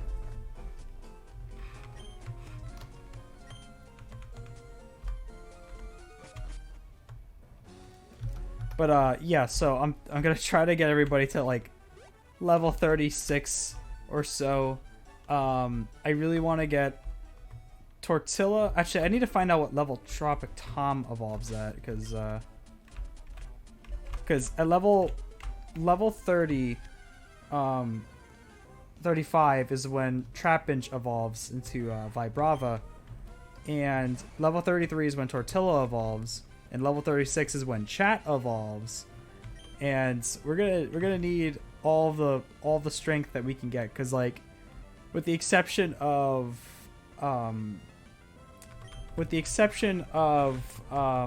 Raby Baby, we don't have much options until after this next gym is defeated. So we gotta really try here.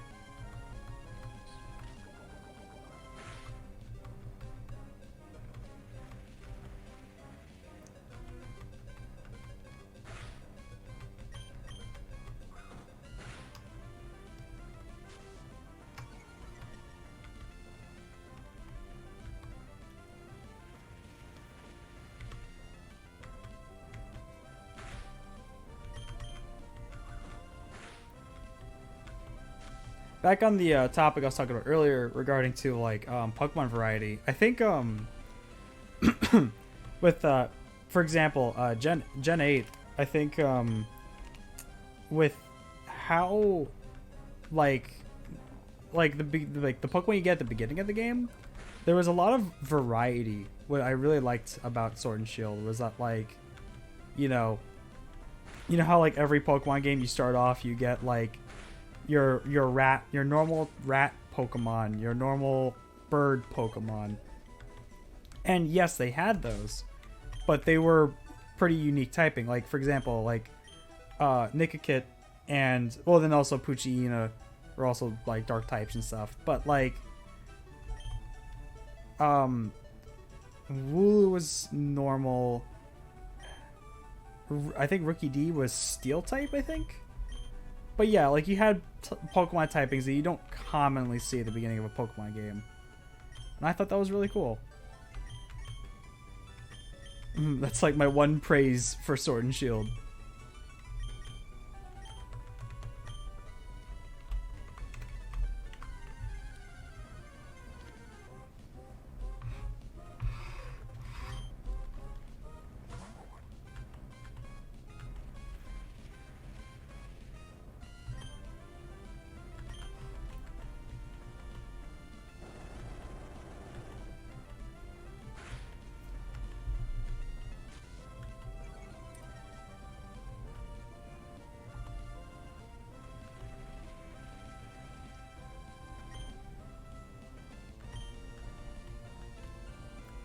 Yeah, let's see. Tortilla learns Earthquake at level 35, Flamethrower at 41, but he evolves at 33.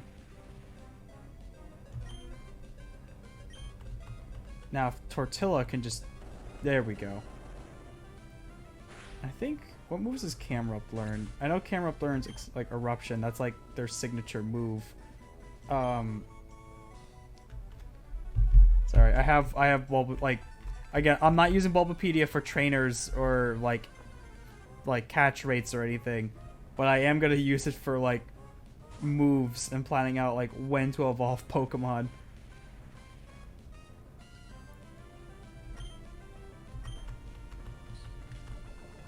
In Gen 3,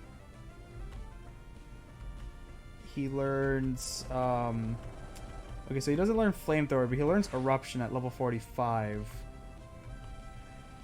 What does Eruption do again? I mean, it's a very powerful fire type attack for sure, but like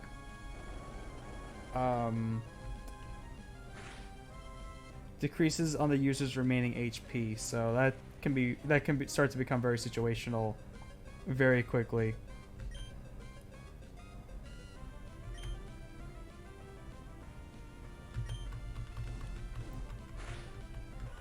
And Frisher at level 55.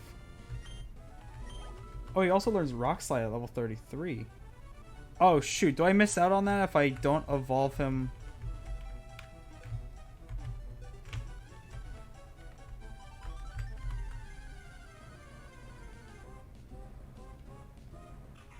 I'm starting to think so. I'm a little upset about that, because I also want him to know Flamethrower. Rock Slide's a good move, too. And I'm gonna assume that they are more of a physical.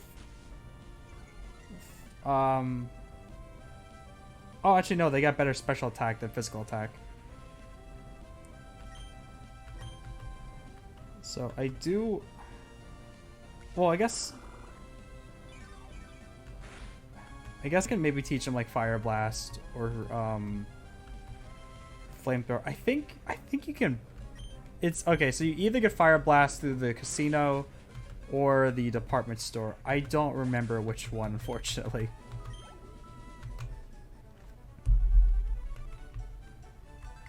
Let me just better safe than sorry. Let me go heal.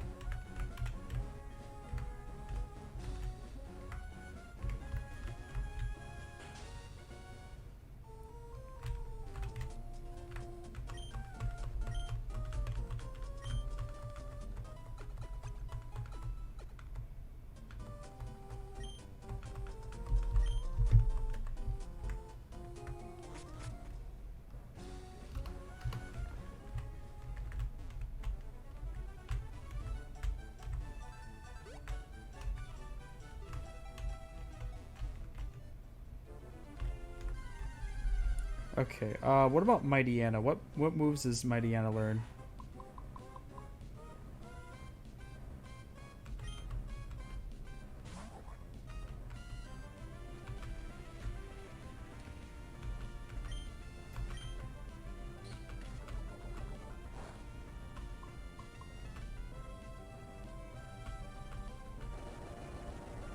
Magnitude 9, baby! Game data. As we're browsing Bulbapedia on mobile, even with their app, it's not fun. Magnitude. Let's see, Generation 3. They learn Crunch at level 47, so that's still very much ways away, sadly. But they do learn Takedown at level 37, so that could be very useful.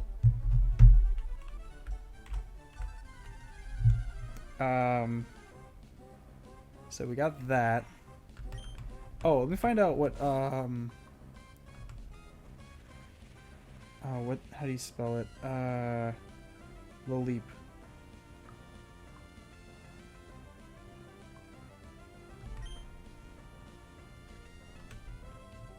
Sorry, I'm like multitasking while I'm like, no, come on, Tortilla.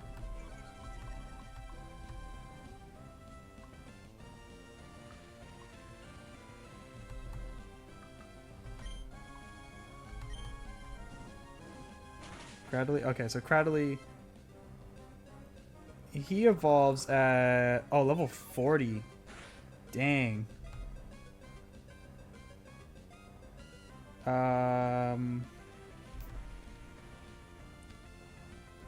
Okay, what is his move pool though?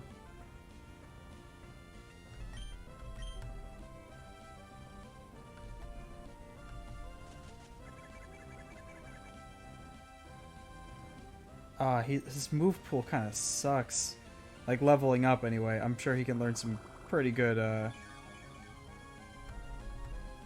right, come on, Tortilla, take him out. Philly, welcome back. All right, Tortilla is level 25. Focus energy. Nah, we're good.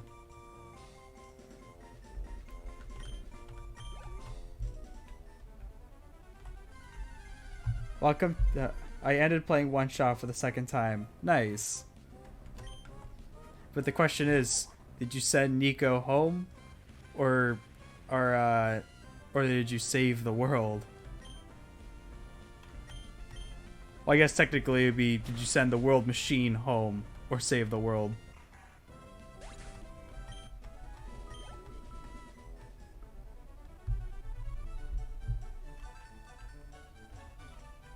Oh, my bad. I know exactly what you mean. Yeah.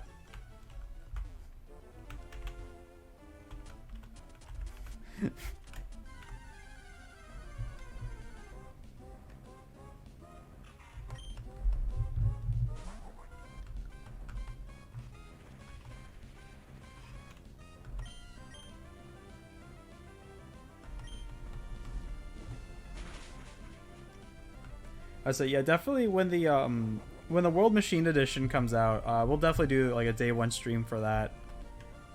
I'm curious to see all like the new all the new little features they added to it.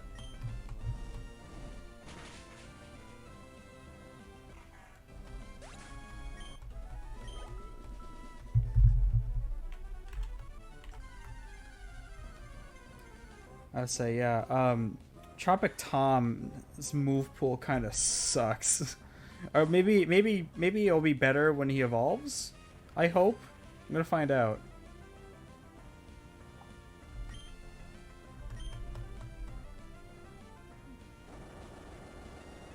Magnitude 9, baby. Please tell me that Tropic Tom's move pool is a lot better.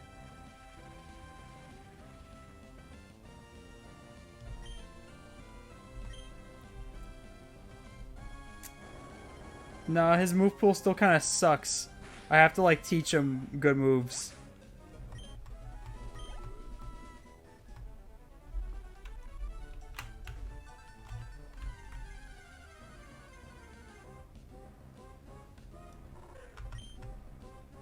Alright, well, we're gonna still try to make Tropic Tom work.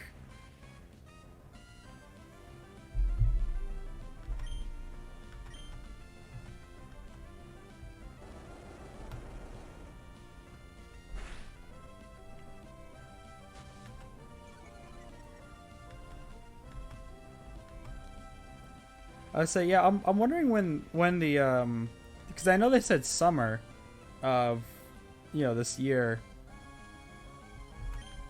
Again, my backlog is already infinitely growing, so I can wait till whenever. Okay, I'm starting to get a little nervous.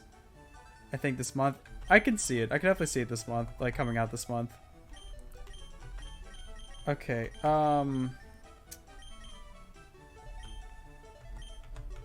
gonna put Dunk out in front, and I feel like this is gonna be a very bad idea.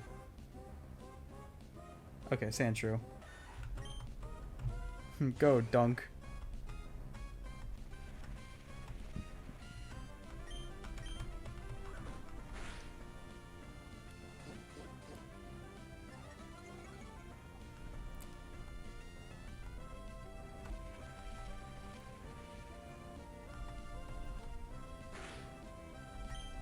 Seismic Toss. Who's my other? Machop. What moves does Machop learn? Machop evolves at level 28.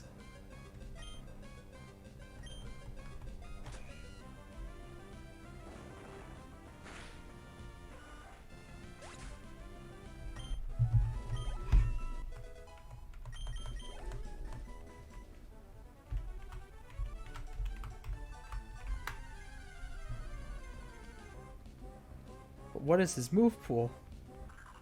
Gen 3. Oh gosh. Not a ball toy. Well, let me just take out Tofu-chan. Kinda scared that you'll just self-destruct.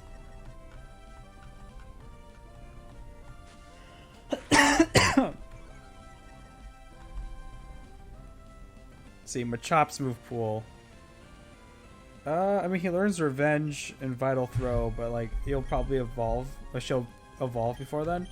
So I don't know what level she would learn those moves as a Machamp, or Machoke. I won't be able to get Machamp in this run.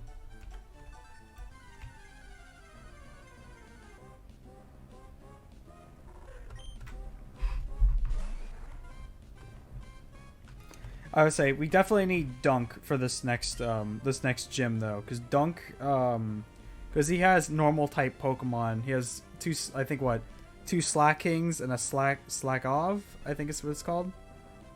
No, Slackov is the first evolved form.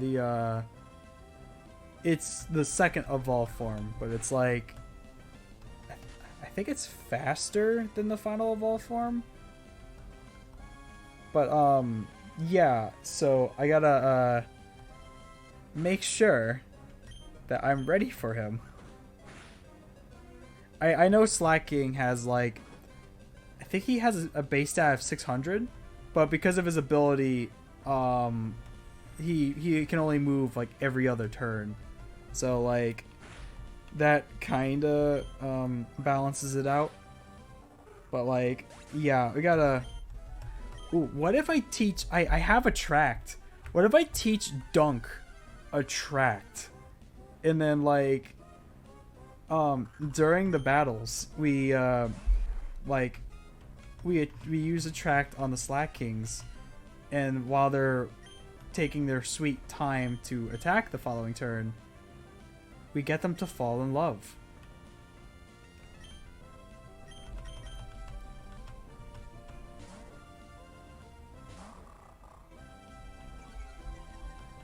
It's perfect. It's too good to fail. Live, Tofu-chan. Okay, yeah. I had no worries, but I was just like, yeah, you never know.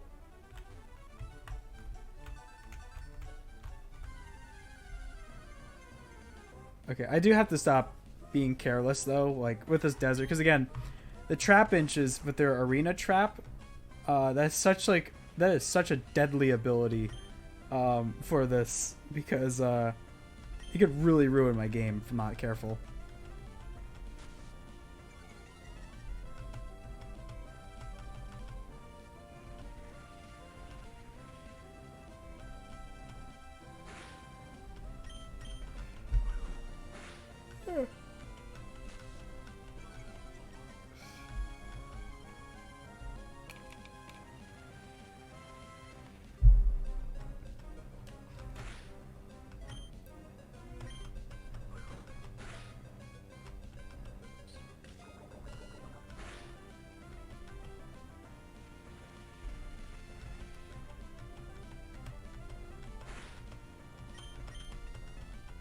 God dang. Well, I'm pretty sure he like sand attacked a couple times. I wasn't paying attention.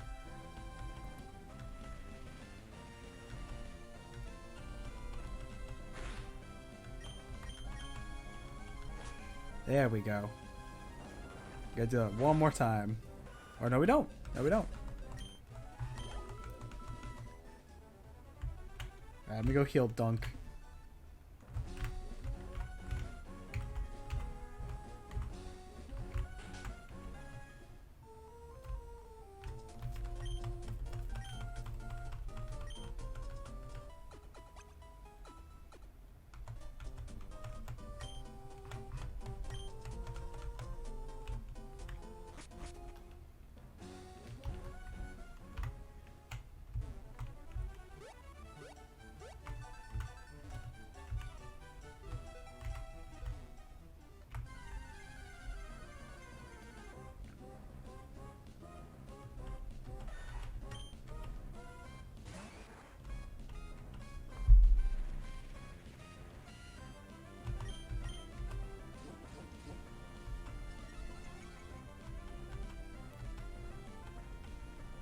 Come on, dunk.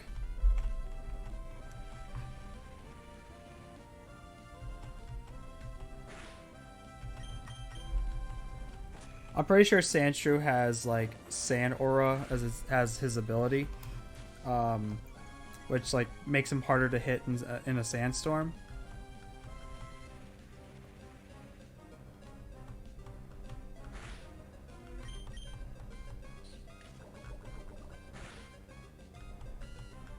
Ah, come on.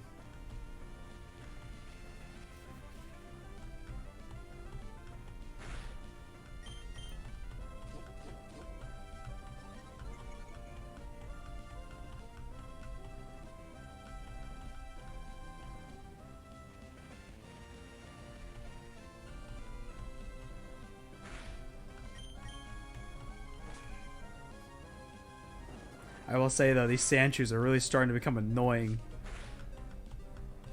This low accuracy nonsense.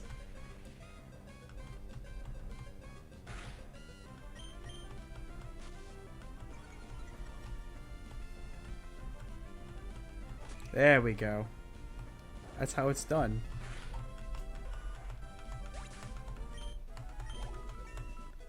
All right.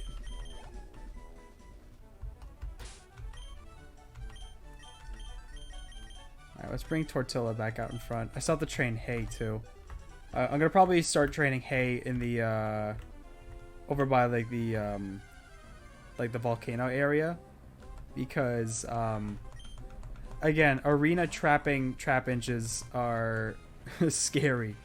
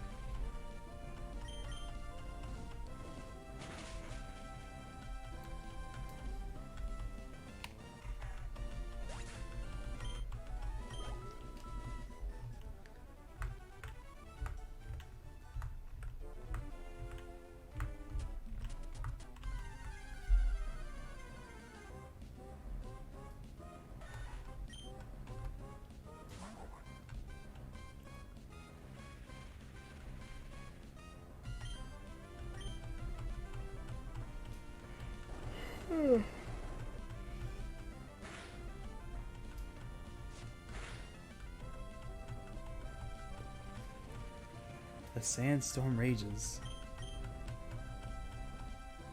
Magnitudes. It doesn't even matter. It's still missed.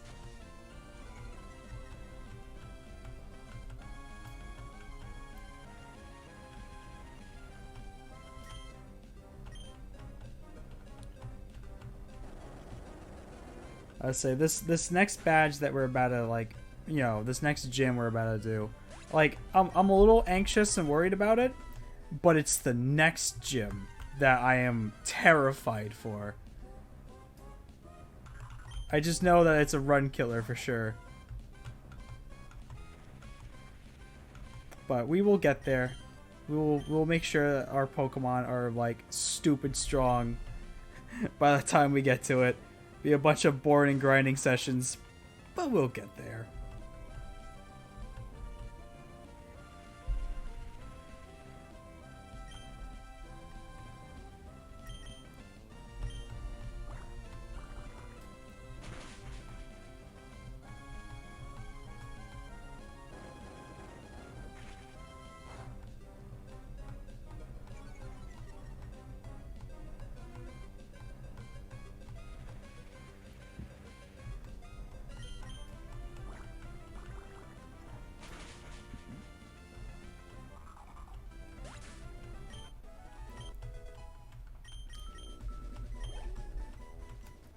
How much HP does Tortilla have? Tortilla can keep going.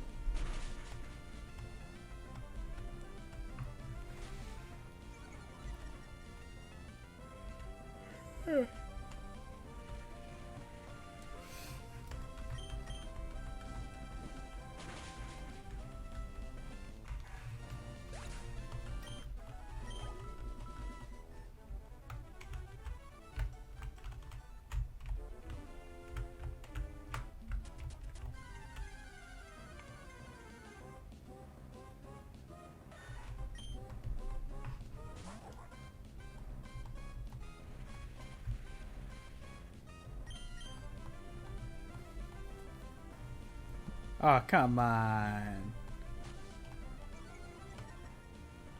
Come on.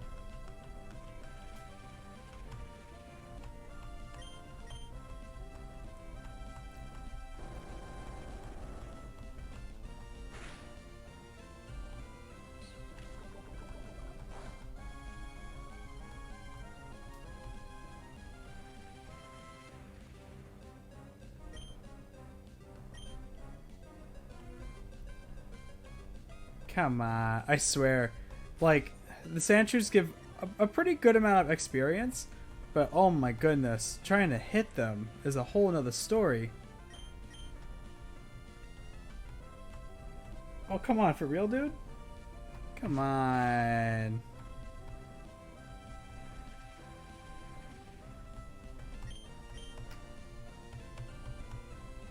Okay, at least that one hit. I'm pretty sure he's not dead, though. No, he's not. My accuracy fell even further.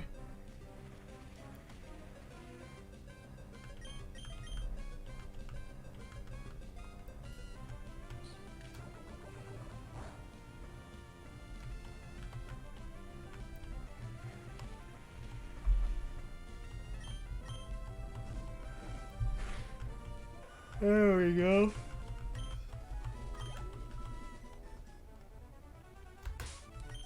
What is...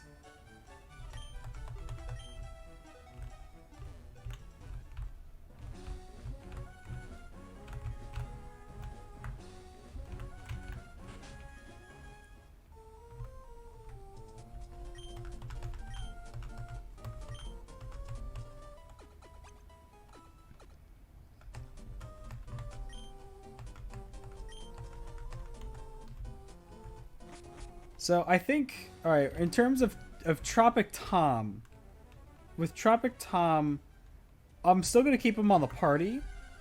I'm still going to keep him in the party, but I think in terms of like who would be the first to go, it would probably be him, just because like his move pool isn't great.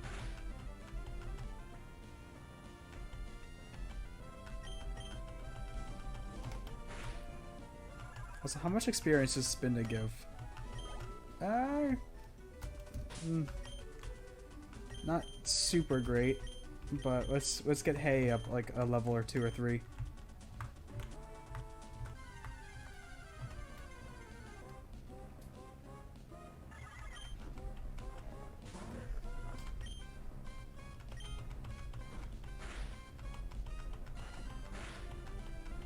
All right.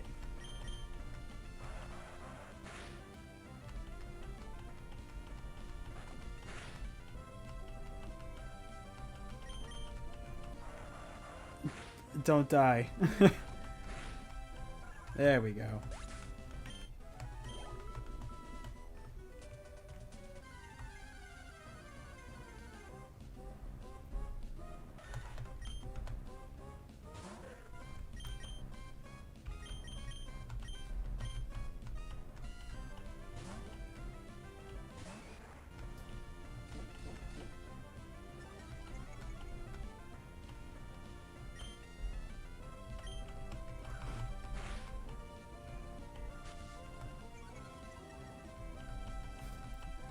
They keep kicking sand in my eyes.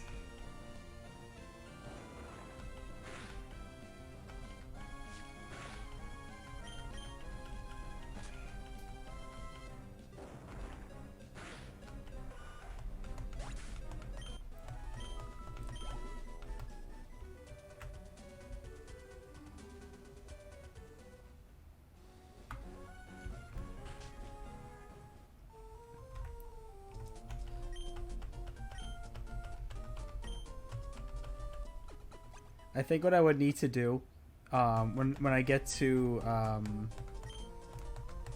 for the following gym is if I don't have a viable ice type Pokemon, I think I could probably teach Chat Blizzard.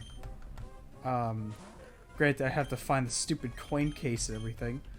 I'm just trying to plan out ahead of time of how to take down Altaria, because half dragon, half flying, so ice would be the best way to go on that one.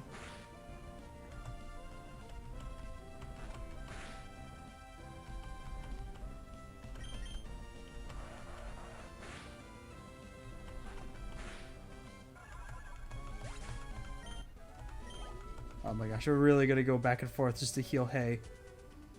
I guess that's what we're doing right now, folks.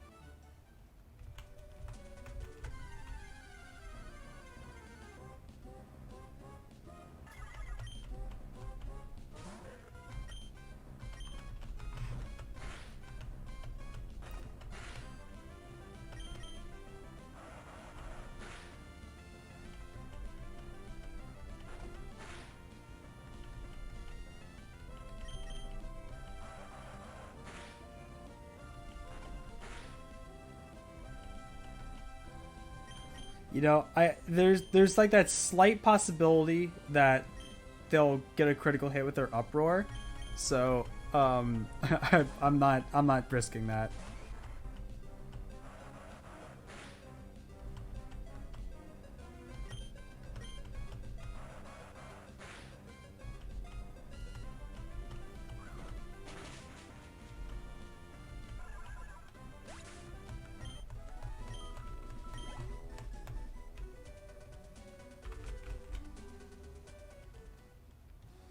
Time to go back to see the old lady.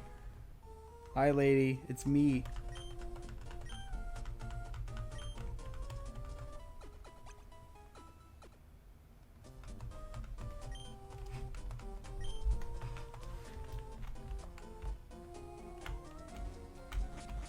Sorry, my hand's kind of like cramping up a bit here.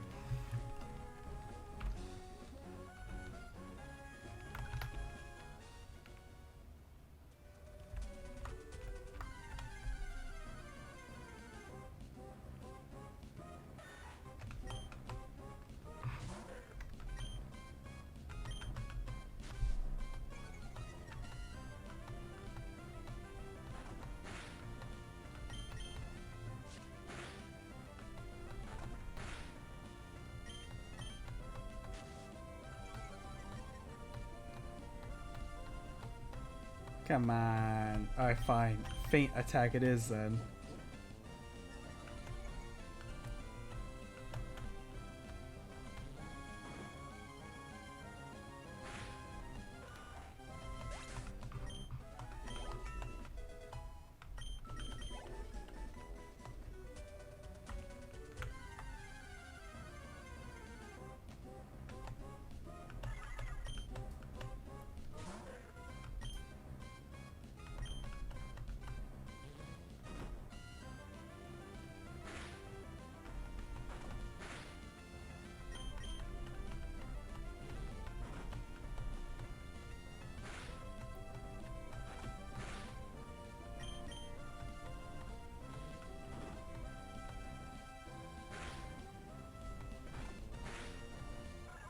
There we go.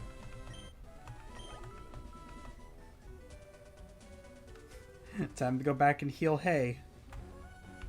Again, I apologize for this part of the stream being very, very monotonous, very boring.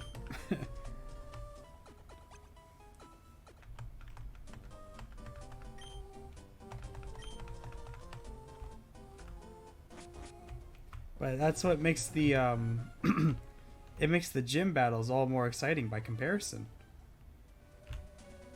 I do enjoy these though, like maybe not so much the grinding sessions like we're doing right now, but it's okay. It'll all be worth it in the end when Hay dies of something stupid that I could have easily avoided.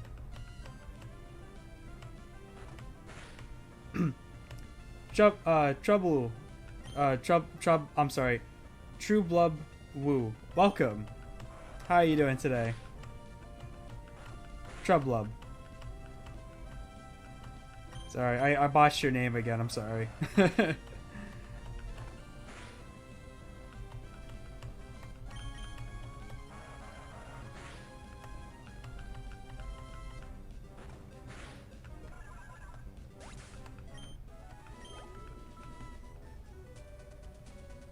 Okay, back to healing our friend Hay. So you missed it earlier. We had a bit of a fiasco, if you will. Dummy me was we took on the 4th gym earlier, and I was like, oh, it's a fire type gym. We have Chat, we had Pringle, we had the Chad. You know, we had the big boys. And so I challenged the gym leader, and long story short, the first 2 Pokemon went down pretty easily. Though I think Tofu-chan was like almost dead, and then the last Pokemon was a Torkoal, and oh my goodness, that's I'm afraid of those critical hits. And basically, the Torkoal ended up just he kept body slamming all of my Pokemon and paralyzing them, and I had to make a tough decision. And then right like maybe like a pixel away from death, she uses a Hyper Potion and healed up Torkoal. So I had to essentially kill her Torkoal twice, and we almost lost Chat. He had like 11 HP left. It was oh my goodness, it was terrifying. But we lost Sparky, which kind of breaks my heart because he was 3 levels away from evolving. And his potential was there, but we lost him. We still have Tortilla and Tofu-chan, thankfully. But yeah, and we also lost the Chad, and I was immensely upset about that.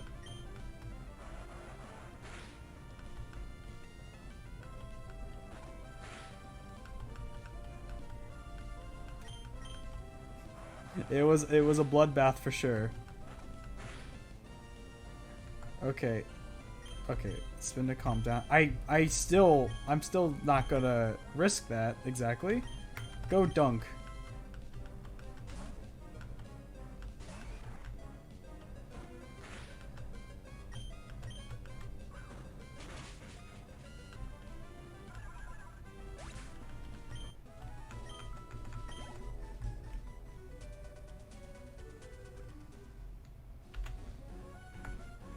Yeah, we're, like I said, right now, so we're training our new recruits. We're getting everybody up to, like, basically the goal I have for this chapter of the stream is to get everybody up to like level 36 or so, because by then Chat will have evolved, Tortilla will evolve, Dunk will evolve, Hay will evolve.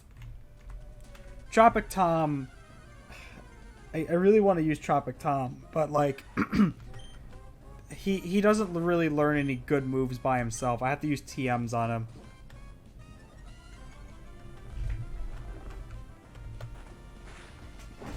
And I don't know, like if we find a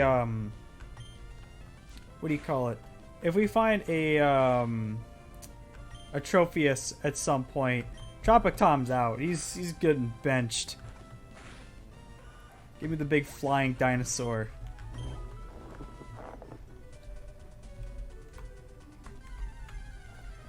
Let's let me get some water.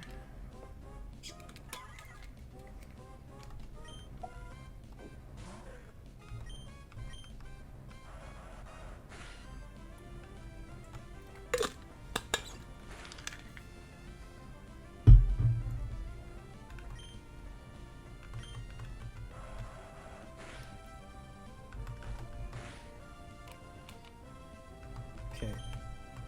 Okay, good. I was... Ooh. Okay. Good. Good, good, good.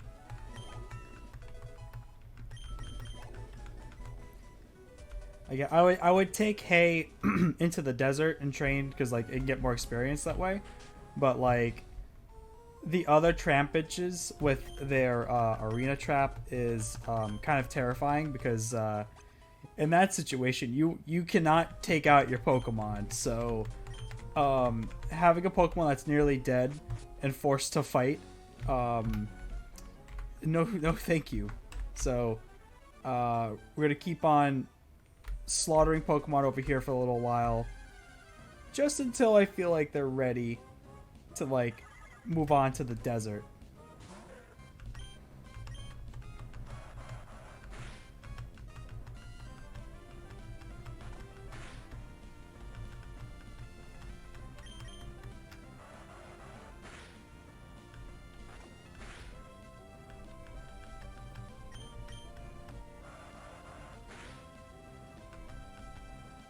Like, even these Spindas, they're like...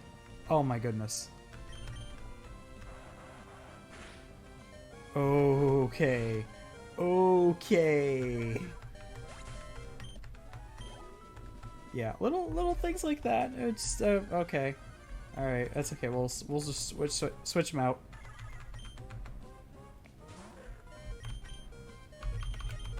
Get out there, Dunk. I would say Dunk is now going to be such a vital member to the team because we need her for this gym leader because he has the 2 Slack Kings and the Vigoroth. I'm pretty sure that's the Pokemon's name. And yeah, we're gonna need a big fighting type to take him out. So I'm kind of scared if Dunk dies, we might be in trouble.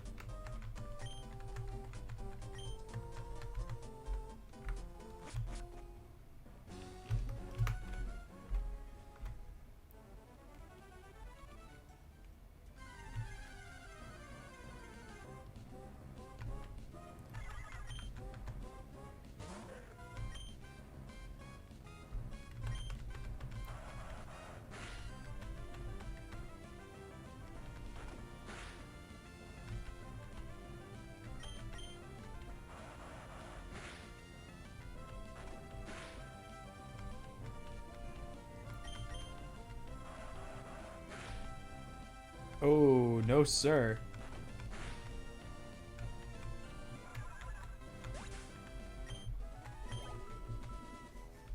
Back to the old lady again. Again, I apologize. This part of the stream is not going to be fun. But we must grind.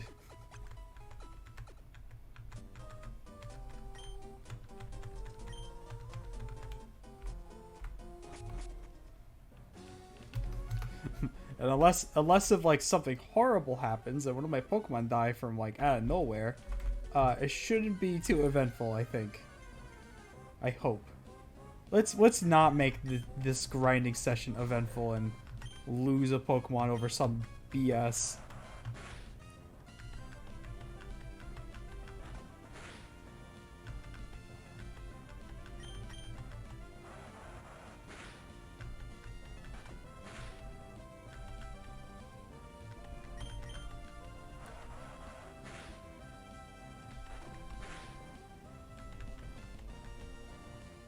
Okay, I'm switching because like I've noticed she's been doing like 10 damage an attack, and like just there's that chance of the critical hit, and I am not gonna risk that.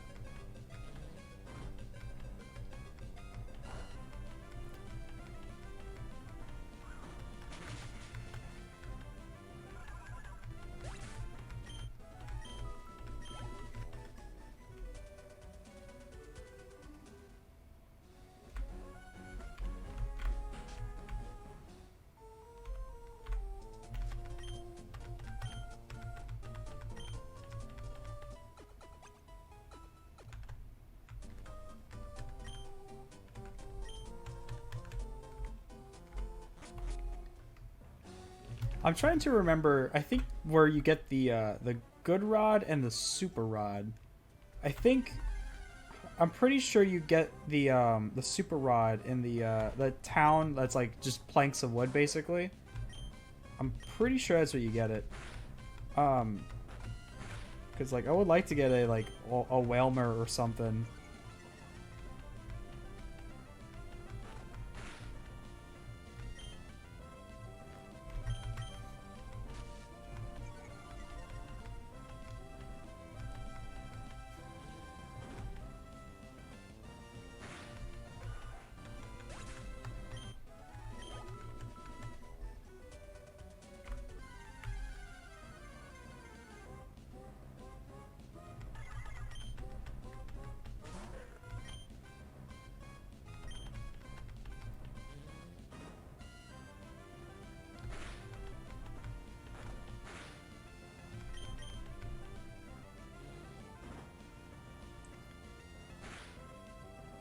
Oh, no. Yeah, I would have been pretty upset if we just lost hay, just like that.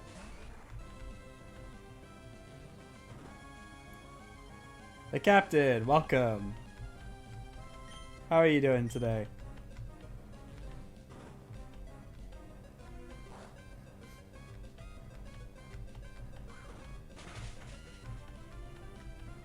I'm doing good. I spent so earlier today, I spent some time working on Burger King foot lettuce, and it's what am I doing? What am I doing? Okay, well, I spent some time working on Project Burger King foot lettuce. Still making progress with it, but I'm having fun with it, and I got to what was it? It's been a pretty chill day today. Like I woke up early this morning, but I just got to kind of like relax, you know. So my day hasn't really been too eventful, but I did want to like stream more of our Nuzlocke challenge here. I don't think I'm gonna do the whole 8.5 hours like we did on the first stream, but I mean, we're like 4.5 hours in, so we're halfway there at least. But yeah, oh yeah, relaxing is definitely one of the best feelings. Like today's been very chill. I assumed Rylu, welcome. Pokemon Stream UI, also hello, welcome. I hope you're doing well, assumed Rylu. Welcome to the our Nuzlocke run, where tears of plenty have been found and death of many of Pokemon drowned. I tried, but also make it an 8-hour stream.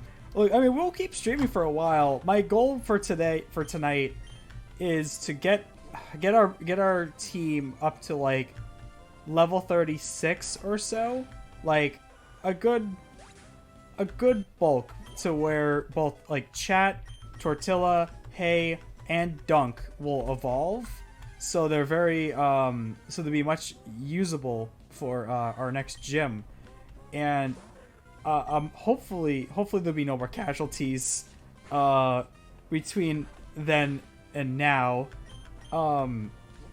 So for the next, I'm gonna assume probably the next hour or two, it's honestly we're in the grinding part of the Nuzlocke where it's just kind of boring, and it's just like, you know, it's now a chat stream. It's no longer a where were you, Skarmory? Where were you when I first came over here? So upset. I would have loved a Skarmory. I would have loved a Skarmory, dude. I would have loved to have one of those bad boys. Bad girls. Yeah. Whatever. I have a Spinda that does nothing. But anyway, yeah, so we're gonna, for some reason I thought Skarmory would have given out more XP than that. But anyway, so, yeah, we're gonna grind, basically, until, I get most of my Pokemon to, like, level 36. The only exception's probably Tropic Tom, because, like, Tropic Tom, I would have loved to have a Skarmory. Clearly, the feelings were mutual. Oh, no, I mean, I can't. Oh, as in, like, yeah, they didn't want me. I wish Skarmory was the first Pokemon that I ran into over here. Oh, what was I saying? But yeah, we're gonna get everybody to like level 36 or so, because at that point, all of our Pokemon are pretty much like evolved and like ready to take on our next gym. And our next gym is the Petalburg City Gym, also known as the protagonist's dad. The only dad in any Pokemon like any Pokemon media relevance whatsoever. But anyway, so we have to take on that gym, and I know he has like 2 Slack Kings. Oh, cool hat. But also, you did not name your Mightyena after Tofu-chan. Oh, I did. Oh, hold up. You wanna see the beautiful thumbnail? You want to see the beautiful thumbnail that I did? Hold up. Here we go. We're gonna put it up on stream. I want you to behold part 1 of our Nuzlocke. Give me 1 second here. YouTube drawings. Behold art made by yours truly. I was just vibing.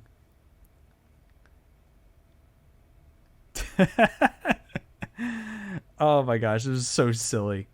This was so silly. I'm proud of this nonsense. I'm gonna have fun making this when we finish this part. Oh, did I heal? I did not. No, let's go back in there. When I finish like making the VOD for this part here.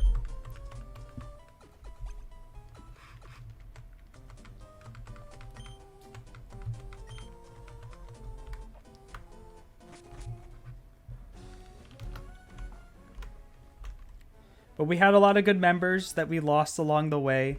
If you can see behind me here, we have my cat Daryl. We have He Walk. He was a sacrifice, unfortunately.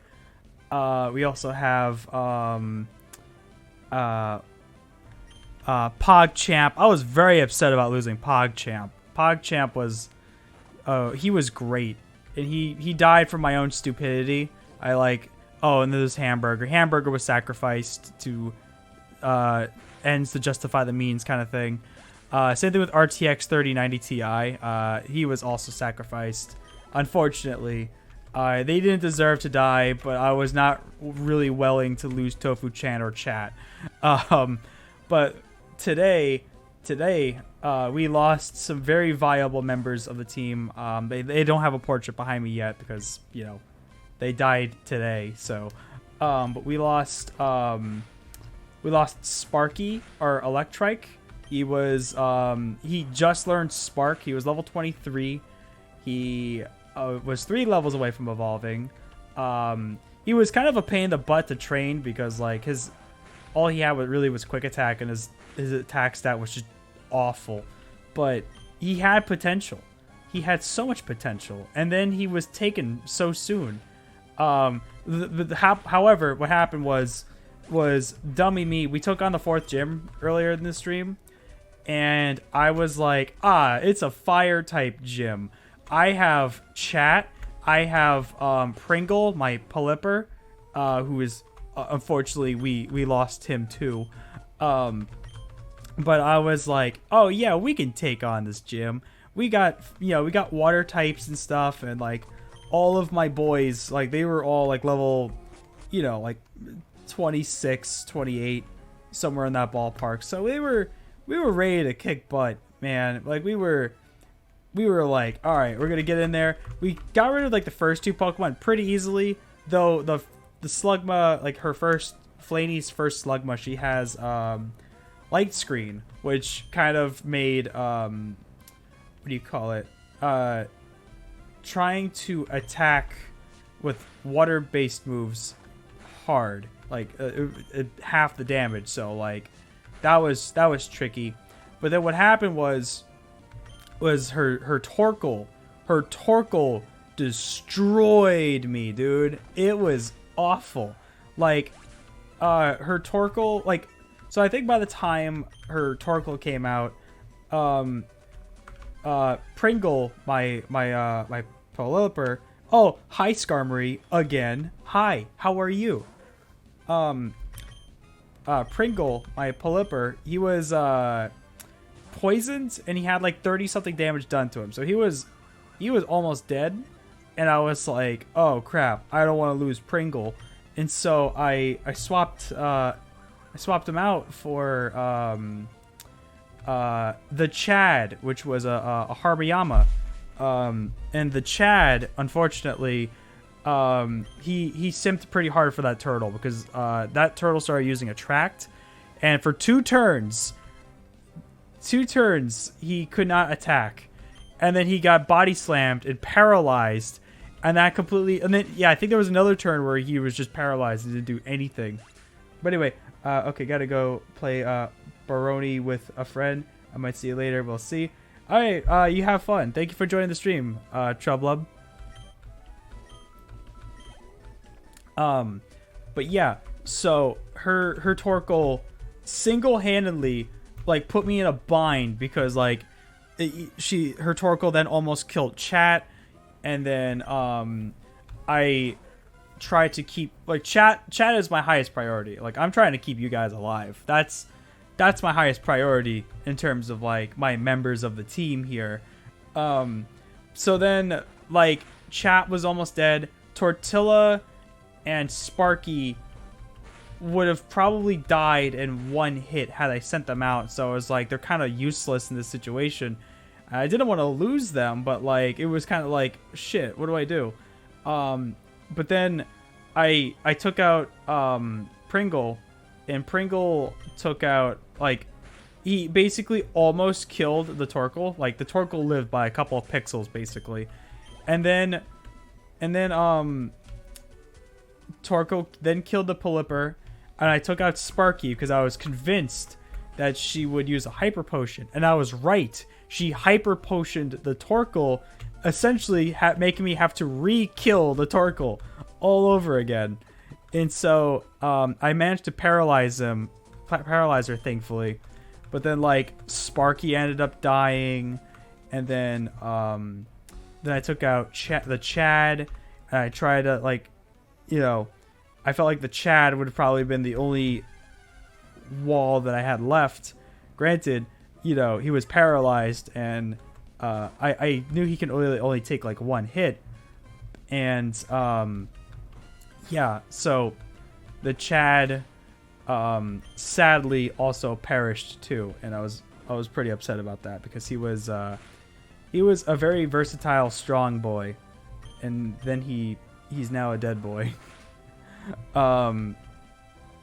So yeah, that was so I lost 3 Pokemon all in one battle.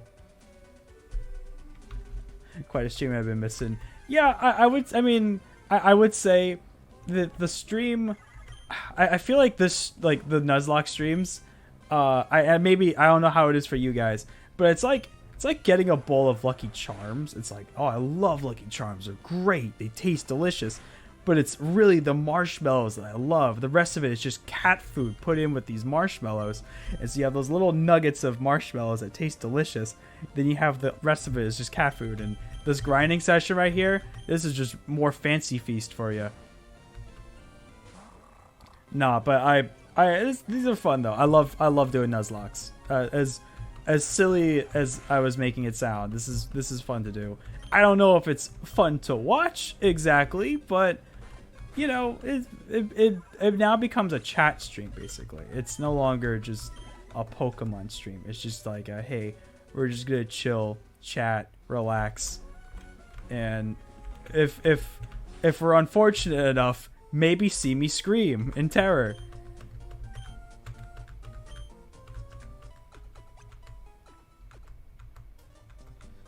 But yeah, we also made history the other night when we streamed part 1 of the Nuzlocke. I streamed for like 8.5 hours, and I don't think I've ever done that before. So we made history. Where the hell were all these Skarmories earlier? Oh my goodness. So yeah, we made history. So we officially made the first part of the Nuzlocke is officially now my longest live stream I've ever done. I think it was like 8 hours and 20 minutes or something like that, or at least that's what it was when I trimmed out the breaks in between. But yeah, it was fun. And I think I don't know how many streams of the Nuzlocke we're doing. These are gonna be I since part 1 was already 8 hours. I feel like it's only fitting to like try to commit to a duration kind of close to it for the rest of these streams. Yeah, the Half-Life one was a 7.5 hour stream. We brought that up in the middle of during the stream the other day, where I was like, I know I streamed Half-Life for like a very long time, like a few weeks ago, and I like at first I thought it was like 6 hours, and it's like, oh, it's 7.5. I'm like, we gotta keep going. We gotta go for the longest stream. So we made record. And who knows, when we get to like the Elite Four. So here's how I'm thinking. If you know, I'm gonna say when, not if. When we make it to the Elite Four. I'm pretty sure what we're gonna end up doing is, you know, we make our way over there, and then we're gonna have a really long grinding session stream where it's just I'm gonna have to figure out a way to make it entertaining as possible, but it's gonna be a really long grinding session stream, and then we'll have like a grand finale stream where we take on the Elite Four. Fun. The stream is buffering often for me. Oh, I'm sorry to hear that. That really sucks. Excuse me, I got the hiccups. But I think for the finale stream, what we will do is we will obviously tackle the Elite Four, hopefully win. If we don't, then we'll think of something silly. We'll to end the stream on that note. Hopefully, you know, we'll make it alive. But if we do make it alive, what we will do is we will, as a final challenge, we will challenge Rayquaza, and we will try to capture him.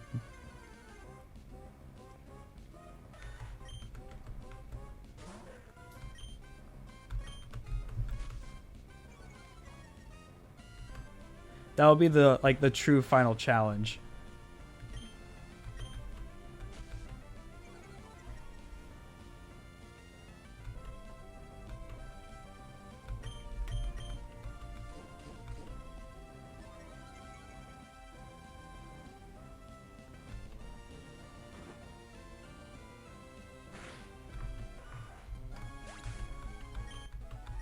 But I was gonna say, in terms of like planned streams that I will definitely be doing in these next coming weeks or so. So on the 19th, I will be streaming both, possibly one or both. So let's say the 19th and 20th, I think.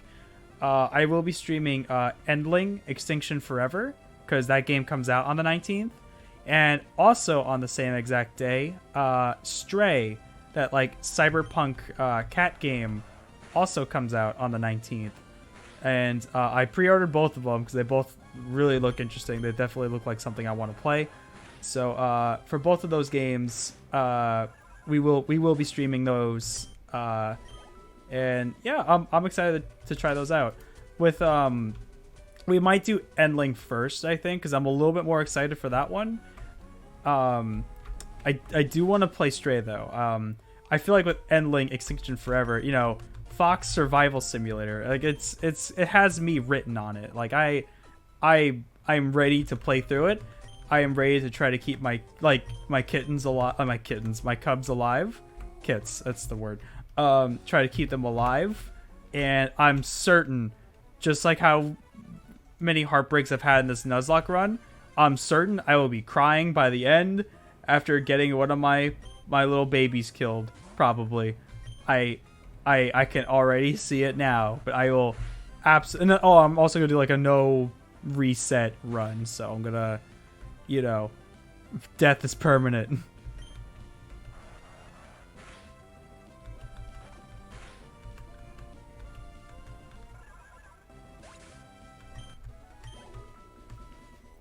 But and with Stray, it looks cool as hell. Like I'm curious on what that game's really about. With Fox, it would be a literal dad simulator. Exactly. It would be dad simulator. But what was it with the with Stray? I'm kind of like, I'm excited to see what that game's about because like it looks cool. I was surprised because I thought it was only coming to PS5. But then I saw the Steam listing. I was like, wait, it's on Steam? Heck yeah, I'm buying this.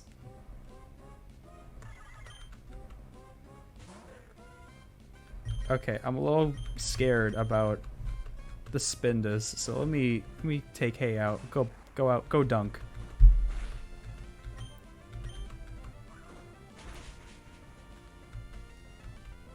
But yeah, so February. I say February. What month is it anymore? I don't even know. I've been working on Burger King foot lettuce for too long. What was it? Yeah. So July 19th, we will be doing. Either I'm gonna assume we might do. I might just do one on the 19th, one on the 20th. Or depending on how long Endling will be. I'm gonna guess and say it's probably gonna be like a 6-hour experience, probably. I don't know, but Berber being boot lettuce. Bumber bit bean. Berber being boot bubbas. Bubbas being be bought to bind bun your Berber being Berber is bubbies boot bungus. Berber bout. That might be what you get. Pardon me, I'm having a stroke.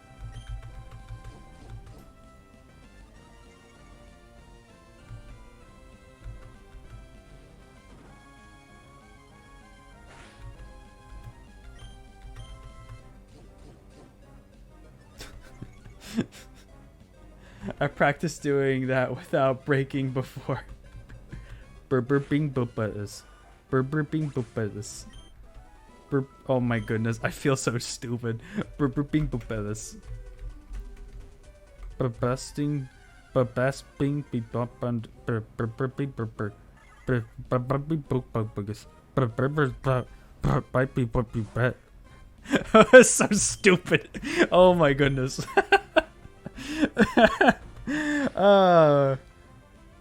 It's a pointless talent I have now acquired. I commend you. I commend you for that.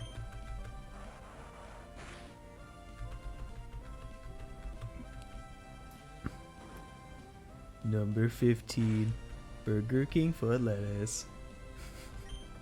It's so goofy.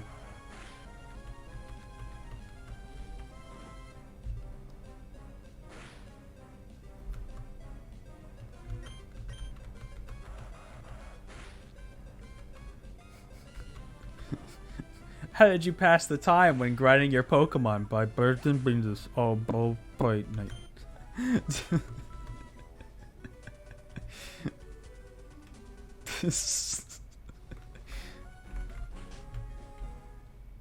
I look back to stream to hear Fox making weird sounds.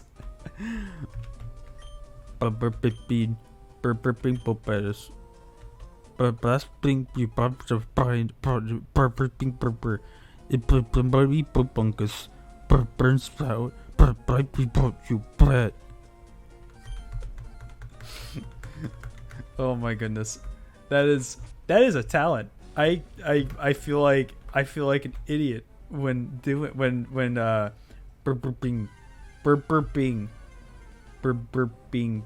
but this weird sounds all stream. Let's go. I need to like look into there's a software. I think it's called like audio sound or something. I know there's like I'm pretty sure there's like a little thing that Twitch has where it's like you can like mess with your voice and stuff.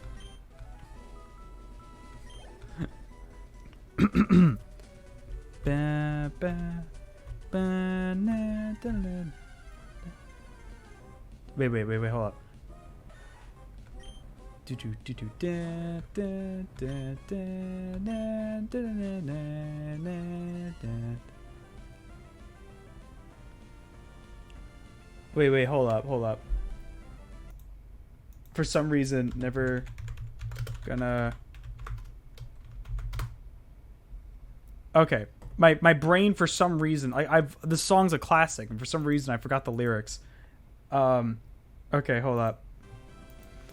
This is gonna be hilarious if not embarrassing. All right.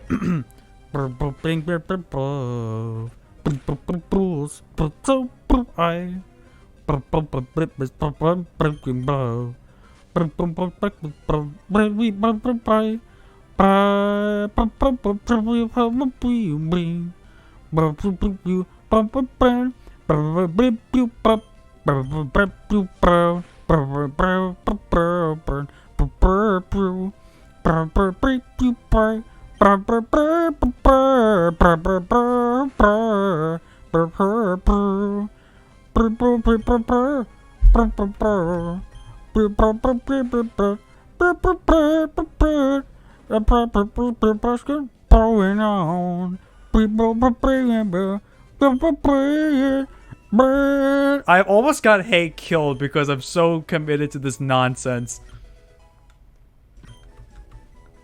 Alright, hold up. This is silly as shit. Okay, hold up. Where did I leave off on the lyrics?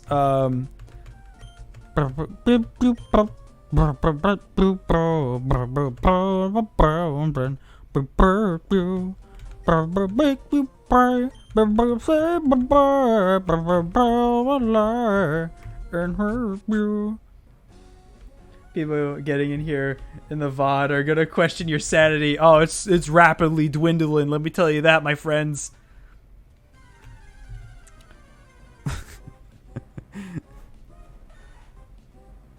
And the lyrics then repeat. So I'm gonna stop the insanity.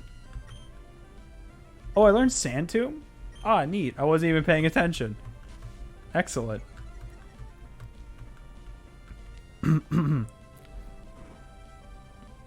We're no strangers to love. You know the rules, and so do I. A full commitment's what I'm thinking of. You wouldn't get this from any other guy. I just wanna tell you how I'm feeling. Gotta make you understand. Never gonna give you up. Never gonna let you down. Never gonna run around and desert you. Never gonna make you cry. Oh my goodness.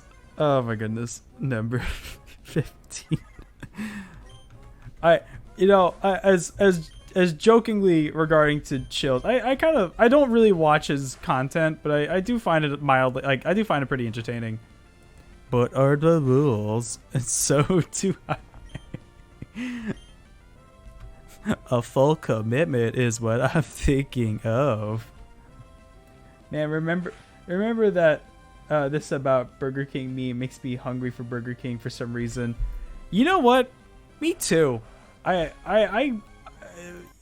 could go for a delicious Kurger Bing right now.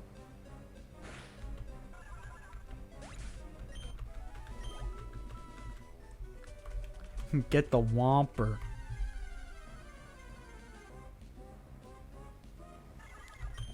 I will say though, Burger King was never my my go. Oh, actually, I got a funny Burger King story. This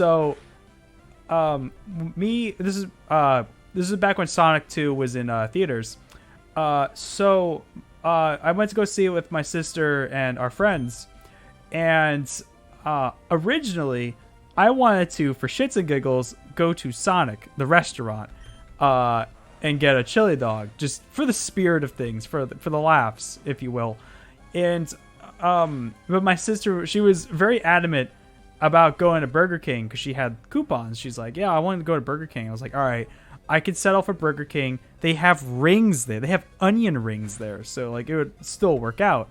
So we went, and basically what we were gonna do was we were gonna, kind of sneak some Burger King into the theater, if you will. And so my we go to Burger King, and I felt so bad for the staff. Like, I felt really bad for them because it was like, it's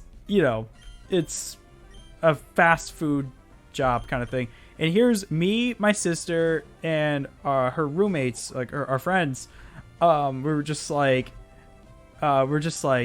yeah, here's this coupon, and then next person, here's this coupon I'm using, and then like my sister goes up, she pulls out a coupon, and I watched the poor Burger King employee go through all 5 stages of grief in a matter of 4 seconds. It was just like, oh my gosh, I am so sorry. And it was awful. Was that like we basically, because, and again, we kind of ordered like a lot of food. We had a bunch of coupons and stuff that we were just gonna basically just share everything that we had. Basically they kind of like forgot our order, and like I totally don't blame them considering the amount of stuff we ordered, but like we were just like we were already late to go see Sonic 2, and like feeling the time, like the gotta go fast mentality we all had when we walked into that Burger King, and the you're too slow feeling when we were sitting there waiting for the food. We were almost ready to just be like, hey, look, we're gonna cut our losses with the food. You can I don't know, like we still ended up getting our food, but it was like, oh my gosh. I felt bad for the staff because we were just like, we ordered a lot of food, and it's a Burger King, it's working fast food is hectic. I've had my fair share experiences working at a McDonald's. It's not fun. But anyway, so we fortunately, like again, like every second in that Burger King though, just waiting for the food to be ready, and knowing that we were already like 20 minutes late to the movie, we're just like, oh my gosh, every second felt like an hour. It was awful. But we did manage to make it there. We were late, but like fortunately, we got up right up to the scene where like Tails and Knuckles kind of like was introduced into the plot anyway. So it was like, all right, if I was like 5 minutes late before like if we came in during the whole action and stuff like that, oh, I would have been upset. I was content. I was like, all right, we made it. The boys are there. We're good. We made it. But it was a fun movie though. I really loved it. But the yeah, in terms of Burger King experience, that was that wasn't the last time I went to Burger King, but it was like the only few notable times of going to Burger King, if that makes sense. But yeah, Burger King was never really my like in terms of like fast food and stuff like that. I never liked working. Like, no, I'm sorry, not working at Burger King. I never worked at a Burger King, but their food's all right. It's fast food, you know. It's just like you every once in a while, it's like good to have. But working at McDonald's though, oh, I can write a book. I only worked at a McDonald's for like 5 months, but I can write a book, of just like all, and I'm sure everybody can. Anybody that's worked retail or fast food can write a book about all the BS that happens. I'm usually in Burger King for the chicken burger. You know, I don't think I've had their chicken burger actually. I like their chicken fries. Like I said, I've in recent memory, I think I've only been to like that I can think of anyway. I've only been to Burger King like maybe 3 or 4 times. I can't entirely remember. But McDonald's though, I have a lot of not so pleasant stories at McDonald's. There was this one time. So this McDonald's in particular was kind of close to the school I went to for college. So I had a what do you call it? So I had a job there. I had to also like pay tuition out of the pocket. So I had to pay tuition out of the pocket, and I was taking like 18 academic hours. So I was I on a scale of 1 to 10 of being stressed, I was at an 11. So working at McDonald's was not fun. And one of my most notable stories at my time there was I gotta be careful, I'm almost dead. So I went to work. I walked there, and you know, this is around, I want to say 6 p.m. or so. It's like it's in the middle of the afternoon. You know, I walked there from school. You know, I'm getting like I have my uniform in my backpack, and I'm like, you know, gonna go change in the bathroom or whatever. And so I go to the I go to the bathroom, and this dude, he's wearing like, I don't want to like, this dude, he had like a tank top on, and he comes at me. He kind of looked like your Florida man, basically. He looked like a Florida man, and he was just like, "Hey man, don't tell, man." And I'm like, "Don't tell." Like I'm thinking to myself, like, "Don't tell what?" Like what is going on? And then then he's just like, after like a moment, he's just like, "All right, hey baby, we gotta go." And I was just like, "Oh no, you two were not doing it in the McDonald's bathroom.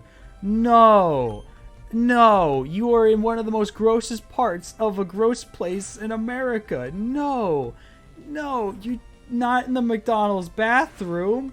And I watch him and his girlfriend just leave the bathroom, and you know, I'm just like, "All right, come again." But no, I didn't say that, but I was just like, oh my goodness. I was just like, what caused this? I want to know the mental gymnastics you both had that said, "Hey, let's have sex in the McDonald's bathroom." Just no, absolutely not. Don't do that. That's gross. Oh my goodness. This was, like I said, this was like at 3 in the afternoon too. Like, you know, I'm glad it was me that walked in there and not like, you know, some kid or something, you know, something that could have like traumatized somebody.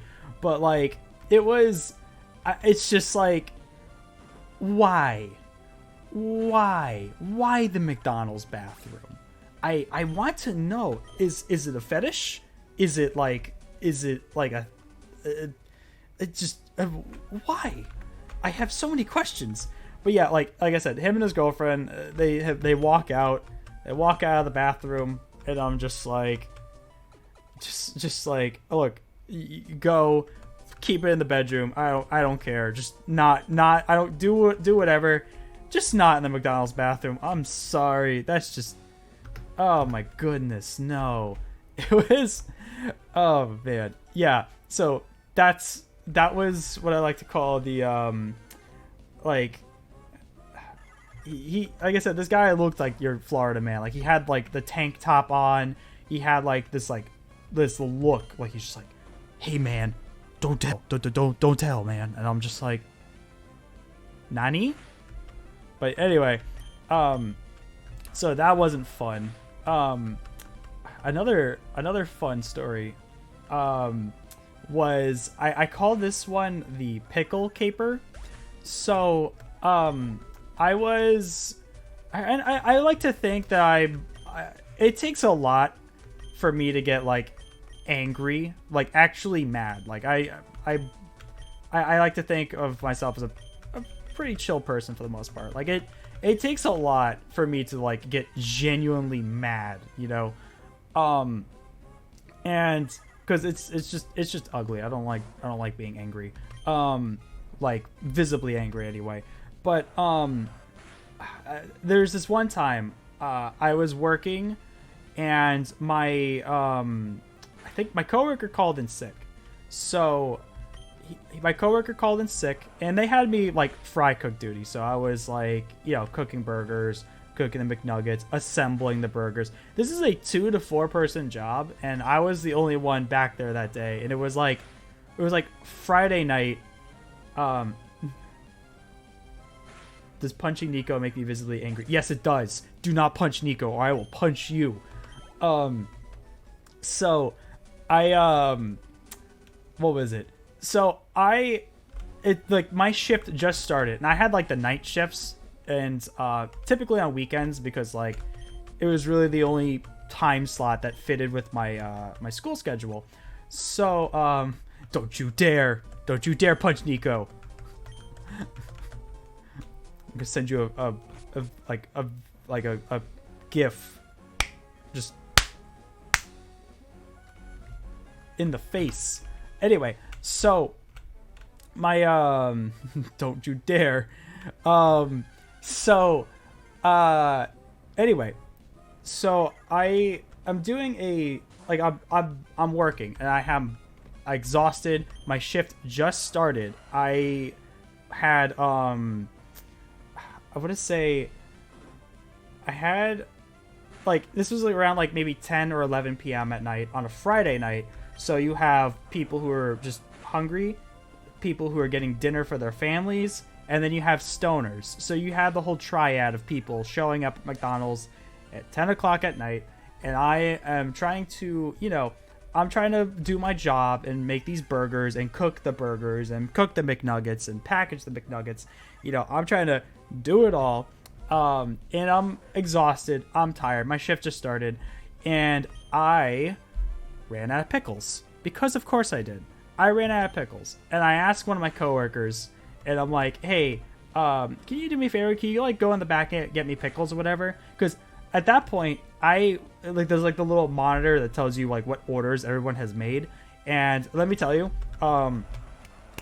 like I from personal experience, I don't like making custom orders on things anymore.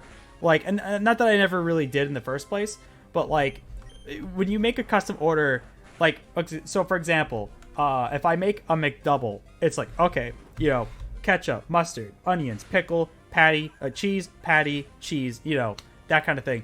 But then like, if you have a custom order, it's like, okay, McDouble, no ketchup, add mayonnaise. And then it's like, once you already put like the whole burger together, that you see on the little screen where it says add mayonnaise, no ketchup. It's like, well, shit, now I gotta start all over again. And it's like one of those things where you just have to like fight your brain, because your brain is so hardwired to like make the burger exactly how it's supposed to be, kind of thing. But anyway, so I had during the shift, I had like 11 orders on the screen. I am freaking out at this point because I'm just like, there's so much. It's so much work for one person to do. And, you know, I'm trying to keep my patience together. I am trying really hard. You know, to like keep my sanity. Basically, I was super stressed out, and so again, I ran out of pickles, and I have like I'm trying to think of like a unit of measurement that would describe. Okay, so I had a long table, like basically like the trail of where like the burgers are assembled and like passed down or whatever, filled. Like there was, I had like maybe like 20 burgers or something, just like ready to go. All they needed was pickles. That's it. They just needed pickles. And I guess I asked my coworker, I'm like, hey, can you give me pickles? She's like, all right, yeah, sure. 5 minutes pass, no pickles. And I was like, and then my manager walks by, and I'm like, hey, can you do me a favor? Do me a big favor. Can you get me pickles? And I you know, with my manager, I've had a really cool manager that I liked working with, and then I have just really awful managers that I just despise working with. And for this particular story, I was working with one of the not so fun ones. And so, like I said, I ran out of pickles. I asked my manager, I'm like, hey, like, can you do me a favor? Can you give me some pickles? She's like, all right, yeah, sure. 5 more minutes pass. No one has got me pickles. I am exhausted. I'm tired. And at that point, I'm like, fuck it. I'm going in the back. I have to go get the pickles because like, no one's getting me them. I'm gonna have to do it myself.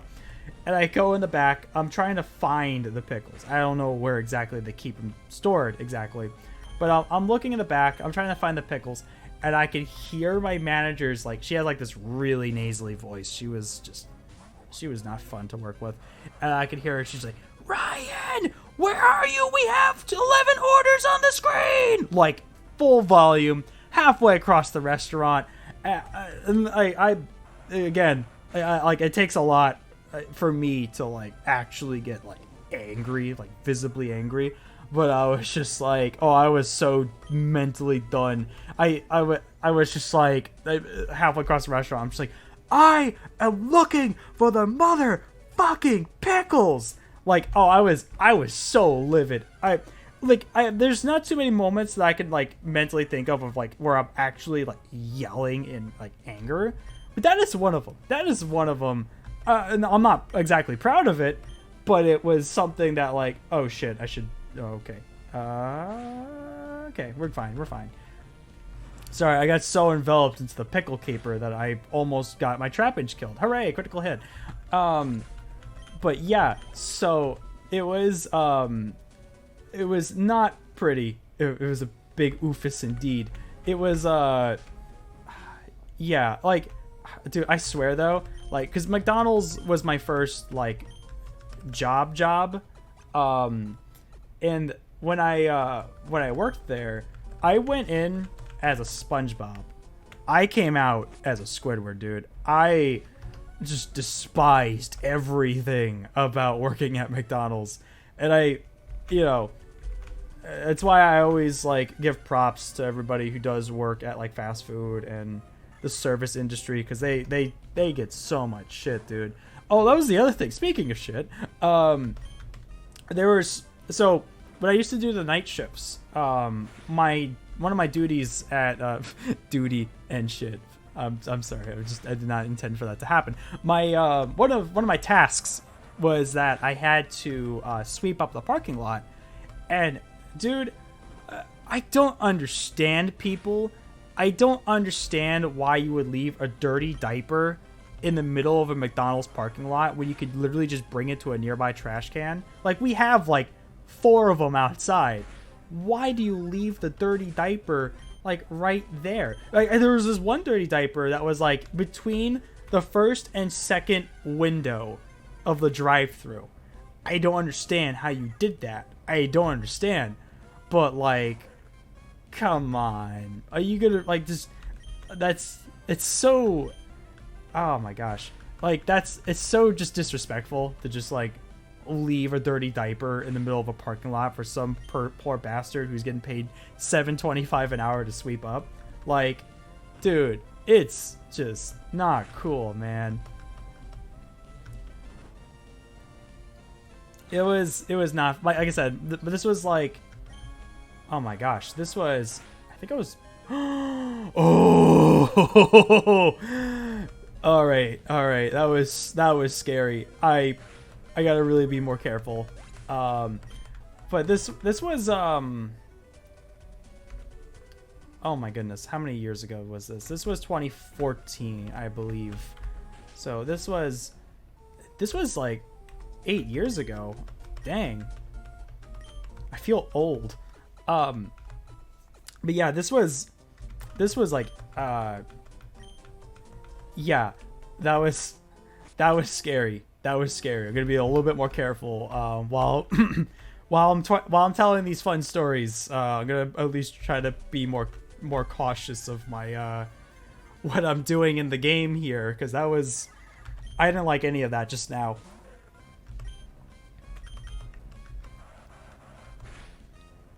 But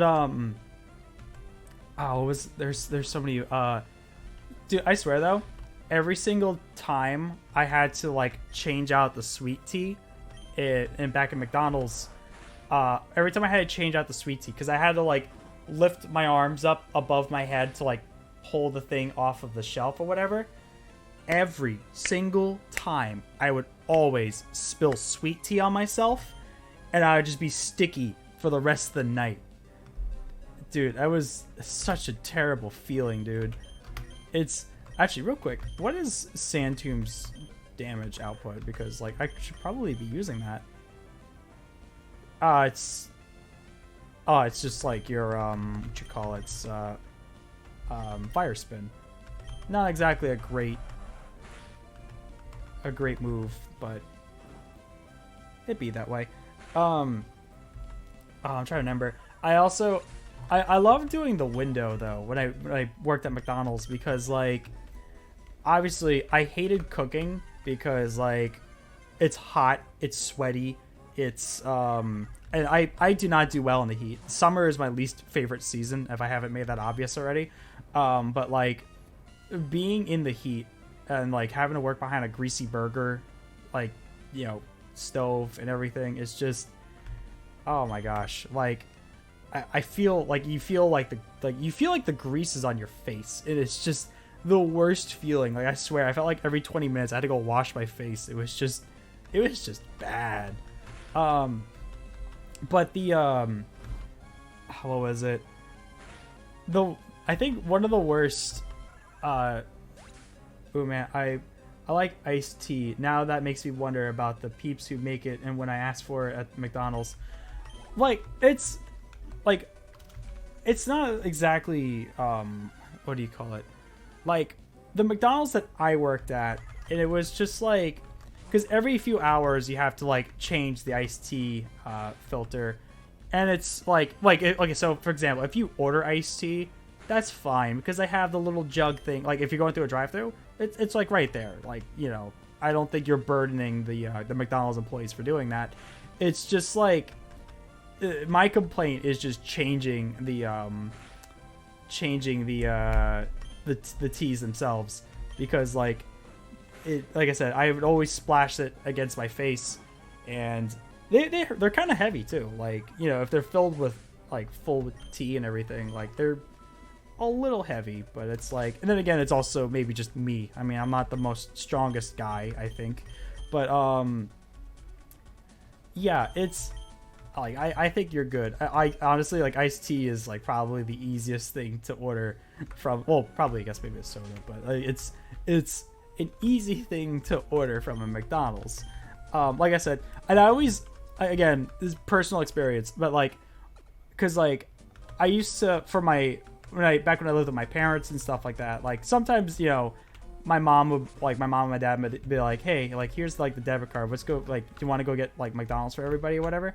And I'll be like, yeah, okay, yeah, sure, I'll go do that. But like, personal experience, I impulsively have to apologize every time I go through a drive-through now. Like if I'm doing like a family-sized order at a McDonald's, because like, yeah, I'll have a McDouble, like I'll have a Big Mac meal, I'll have a quarter pounder meal, but also could I get that as a large? Also, can I get like 2 10-piece chicken McNugget meals? Like, I hate doing that so much because I know how overwhelming that is on the other side of the like on the other side of the like the counter, basically, like for the people who are making the stuff. So like whenever I and it's not often, like, you know, obviously since I move out, like I moved out and everything, but like when I did live with my my family, that was like my thing. It was just like, let's keep the orders simple as possible, because I don't want to ruin somebody's day for my nonsense. Foresight. I don't think foresight. It just makes you so yeah. Man, we don't need that. But yeah. So treat your fast food employees very well, because you know they're struggling. They're tired. They deserve respect. And what was it?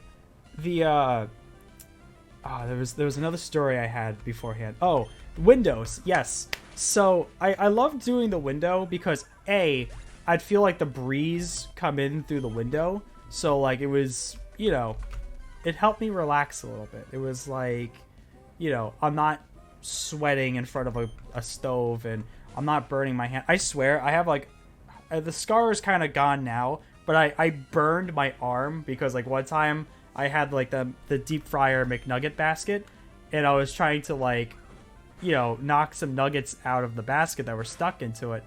And dummy me, I was stupid tired, and I just like I reached over for it. I burned my arm. It was not fun. I mean, the scar's kind of gone now, but like it was there for like at least a year. But the anyway, the window. So doing the window was always fun. And when I mean like the fun parts is dealing with the shitty customers. And I know everybody who's done retail has a shitty customer story. And I have a few. I have a few that were like so just absurd. So we had one where this one lady, she wanted she had like her regular food, but she wanted 2 cheeseburgers with extra onions. And you know, this lady pulls up and she has this scowl to her, like her look. She had like the cigarette in her hand. She had this angry look in her eyes, and she's, you know, she wants her 2 cheeseburgers with extra onions. So I hand her food or whatever. She looks at the cheeseburger. She unwraps it. Notices that there's not enough onions for her. So she hands it back to the window, and she's like, "Hey, can I get more onions on this?" I'm like, "Okay, yeah, sure." You know, and I asked the fellas in the back. I'm like, "Hey, look, can we get more onions on this one?" And you know, simple, nothing. You know, it's all fine. No big deal.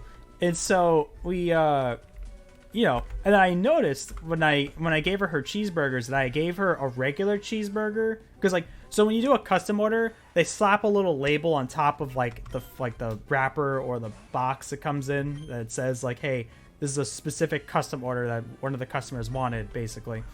And so I noticed that. I was like, "Oh shoot, I gave her a regular cheeseburger by accident." So I grabbed the other one, and I gave it to her, and she takes a look at it. And I see her crush the cheeseburger in her hand, bring it back through the drive-through window, and just says, "Can I just get McNuggets instead?"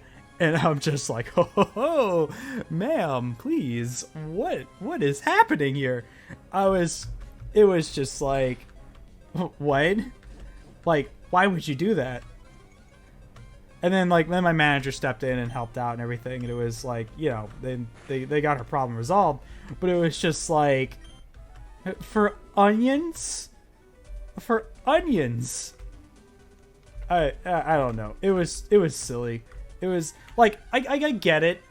Like, for example, like when I go to McDonald's and like I get like my McNuggets or whatever, I love, like, if I don't like if like I get it with sweet and sour sauce, and if I don't get sweet and sour sauce, that totally ruins the whole experience of eating McNuggets for me. So I get it. Like, you want it to be exactly the way you want it. That's fair. I get that. But please don't be a pain in the ass to the employees. That's all I'm asking. And it was like, you know, it was just so goofy. And then I've had 2 instances where I because you can also at McDonald's, you can order your French fries and your McNuggets. You can order them as fresh. Like, you could specify that you want them fresh. So if you specify that you want them fresh, they have to drop new fries into the deep fryer or McNuggets, what have you, and they have to, essentially make brand new French fries and McNuggets, and that takes like 3 minutes to cook for each of those. So, in that situation, we would tell the customer, hey, look, we're gonna make you your food, but can you please go to the first reserve, because we have like the orders for like the 3 people behind you because you wanted fresh French fries or whatever. And again, that's fine, it's whatever, you want what you want, that's fine. But when we ask you, it's like, hey, can you just like go to the first reserve? I'm not moving my car. No sir, I'm not moving my car. And it's just like, oh my gosh. We had this one lady, she's just like, I'm not moving my car. And I'm like, trying to explain to her, I'm like, ma'am, we have like the orders for like the 3 people behind you. You're being unreasonably selfish right now. Please. Obviously I didn't say that because you can't say that or else, you get fired. But it's just like, please just move your car, please. But you're talking to a brick wall. They're not going to move their car. And it's just like, oh man. I feel like working at McDonald's was like the first taste of like the real world for me in a way, where you just meet the most shittiest people, man. It was just, like I said, I think I was like 19 when I had that job. So it was like, like I think it was like my 3rd semester of college, just getting the full life experience. Hey, there's some people who are just really terrible, and you'll find them at McDonald's, and most of the time it's the boomer crowd. I'm sorry. Not always, but there was a lot of like older folks who were just a lot more ruder. But we've had what was it? There was this one time though, and this was okay. This is a certified. I know it's kind of memey to say a Karen moment, but this was a certified by the textbook a Karen moment here, where I had I was just mopping and cleaning. This was around like maybe 11 o'clock at night. It's pretty late in the evening, and I'm cleaning. I'm mopping the floor. It's not even my job to to really like do the window. It wasn't my job. I was just cleaning for the night. And this lady shows up. It's like 11:30 at night or whatever. And I felt bad because like her food wasn't ready yet, and I think we only had like maybe one person in the back cooking food or whatever. I don't know. But it was just like I felt bad. So like after about maybe like 5 minutes or so, I go up to the window and I apologize to her. I'm like, hey ma'am, I'm sorry. We'll have your food ready. Just like, hang tight. Here's your drink. Sorry for the wait. She takes a look at me. She says the golden words. She says the golden words. I want to speak to your manager. And I was like, and I was just like shocked, because I was just like, I didn't have to like say anything. I didn't have to approach you at all. I did it out of courtesy. I felt bad for you. Now I hate you. And it was just, I was just like, are you serious? Like, fortunately for me, I had my cool manager that night. So, no harm, no foul. But it was just like the audacity where I was just like, look, it wasn't my job. I felt bad for you that you were waiting for so long. Now you're getting like, you're trying to get me written up for, apologizing on behalf of the whole restaurant. Okay, sure. Oh, I was salty afterwards, and like she gave my manager a hard time too, and she was just toxic people, man, toxic people. But what was it? How was I saying? Yeah, it was just like, it was so absurd. It was just like, look, you're at a McDonald's at 11 o'clock at night. We're like, kind of, it was a pretty slow day. I think it was like a Tuesday or something. It wasn't like a weekend, so like, you know, the joint wasn't as crazy or something, but it was just like, man, it was awful. But I remember the like one of the worst moments, this is like towards the end of like when I just quit, was, so we had new management, and what really sucked was my cool manager got transferred to a different McDonald's, so I didn't get to work like night shifts with him anymore. And like he was like my cool manager. He was really chill, you know, he got along well with everybody so long as we just did our jobs, and you know, like he'd let us eat food for free kind of thing, you know, like you're not supposed to do that, but like, come on, if we don't eat it, it's gonna get thrown out anyway, so like, you know, it's ridiculous, dude. But the yeah, so my cool manager got transferred over to a different McDonald's, and I had this other new manager, and this lady, like, you know, I don't think she was as bad as my other manager that I had, but like, she was always by the books, kind of like, for example, the like, so how I would build my burgers is I try to do it in the most efficient way possible, where I'll have like my top bun, bottom bun, and I'll put like, you know, like my lettuce, I'm sorry, not lettuce, my for a cheeseburger, pickles, onions, tomato, ketchup, mustard, you know, I put all the ingredients on, have the bottom bun ready for when the patty itself is done cooking, or like I'll have the cheese on top of the all the condiments, and so all I need to do is just get the patty, put it on there, wrap it up, good to go.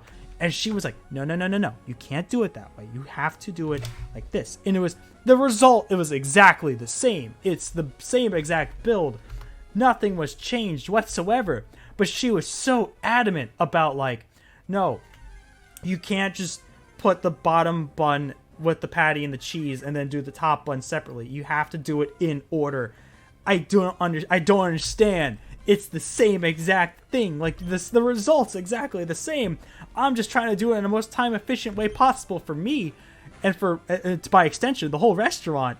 And it was just like, it was just like so petty. It was like such like a, like, it was so preposterous too. Like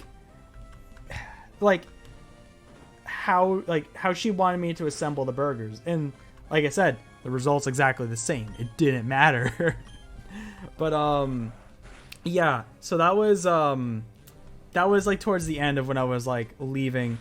The probably the only like non-good employee thing that I did was like, I would sometimes go into the freezer because like there was no security cameras in the freezer, and I would try to find any broken cookies, because you can't sell the broken cookies, like you can't sell them. So I'm like, if there's any broken cookies in here, doink, I'd steal it and just eat it.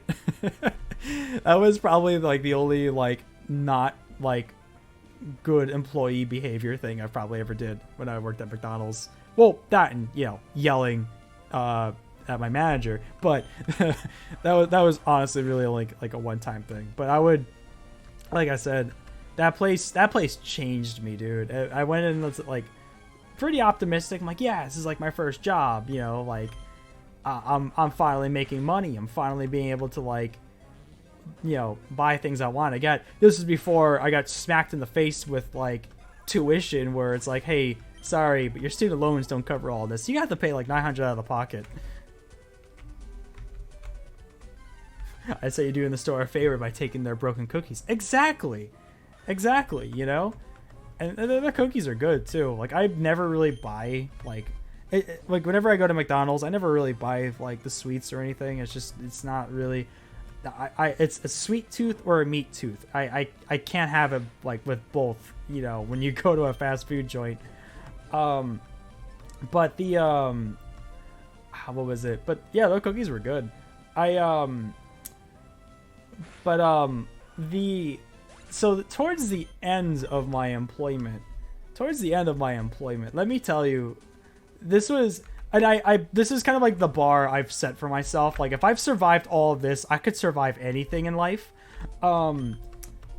Just give me the broken cookies for my broken OS. I am sorry about your OS, my friend. I know you're having difficulties with it, but I hope you manage to get it working soon. So my towards like, I want to say like the last, I think it was like the last week or so when I worked at McDonald's. But basically, my last, because like I said, we got new management towards like the ends of my time there, and I was a full-time student, and I was a full-time student. I had 18 academic hours. I had 2 art classes, which art classes are 3 hours long, 2 times a week, by the way. And I also had a math class, like a computer math class. Computer math is bullshit, by the way. I'm sorry. The answer was not open parenthesis for close parenthesis. It was open parenthesis for comma for close parenthesis. That is, I can go on a separate tangent about that. But so I was, I was stressed. I was tired. 18 okay. I had, so during the semester, I had 18 academic hours. I had 2 art classes. I had a math class where I had to spend time in a math lab 3 hours every week. I had a part-time job at McDonald's that treated me like shit. I was in and got out of a toxic relationship that same semester. And I had my grandma die, and I had to pay $900 out of the pocket for tuition. So that is like the bar for myself, where I say, I survived this. I can survive whatever problems I'm dealing with, whatever, That's like my bar of like, hey, I survived all this crazy shit. I'm doing all right. But towards the end of my employment at McDonald's, I had what was it? I had a lot on my plate. I think it was like, it wasn't finals week, but it was coming up to finals week. And I had what was it? I had I had so much on my plate, and like I said, McDonald's changed their new management. And what happened was my old managers told my new managers, because I used to do the night shifts during the weekends. That was like the most convenient time for me, basically. Oh no, the stream is dying. No. But however, like I said, my new managers told my old managers told my new managers that I do the night shifts. What they didn't specify was that I did the night shifts on weekends, not weekdays. Uh-oh. Hold up. Twitch is am I still live? Because my stream kind of like got all weird too. So yeah, stream kind of got weird on my end as well. But yeah, so my old managers told my new managers that I did night shifts, but they didn't specify that I did them on weekends, not weekdays. So, and I desperately needed money because I still had like $200 worth of tuition I had to pay off. So, you'd be streaming, excellent. So, my schedule, this was for like a solid week. I had night shifts from like, I think starting around like 10 p.m. to 7 a.m. Monday through Thursday. And I also had school from 8 a.m. to like 4 p.m. or something like that. And for a whole week, not like a whole week, but for like those 4 days, I didn't go home. I didn't get the chance to go home at all for those days. Basically, how I survived was Monday, I go to my 8 a.m. class, my animation class or whatever, and I'm, I do what I gotta do. And then after my last class ends at like 5 p.m. or whatever, I take a 4-hour nap at my school's library. I think I had my mom drive me to McDonald's, like to work for those days. I had my mom drive me to work, and I had basically I had her drive me to work. I worked from 10 p.m. to 7 a.m. I also had breakfast there because, you know, it's right there. I get 50% discount. So I worked at McDonald's all the way to 7 a.m. I then tell my mom, hey, if you can just bring me, you know, like I had like some sets of clothes like ready to like for to change into, but I'm like, if you could just like bring the shampoo and conditioner and like body wash, I'm gonna go wash myself, like basically like wash my face, wash my armpits at the McDonald's bathroom sink, wash my hair at the McDonald's bathroom sink, and then proceed to go to my 8 a.m. class. It was insane. And then this went on for like 3 days. I remember the second day I went to go hang out with one of my friends, and I was so tired because I was like, I had this like reading assignment for my English class like coming up. So I remember I was trying to read, and I'm lying down on his apartment couch, immediately fall asleep. And then like 2 hours later he wakes me back up and he's like, dude, do you need coffee? I'm like, yeah, I'm gonna need coffee. I took a cup of coffee, went back to work at McDonald's, spent the whole night there, went back to my 8 a.m. class the following day. At that point, I was in a complete manic state. I'm just like, I get into my 8 a.m. class, like, hey, how's everybody doing today? Oh, I'm doing great. You know, I haven't slept at all, but I'm doing great. You know, I had, you know, this to work at McDonald's all night, and I got, you know, here I am.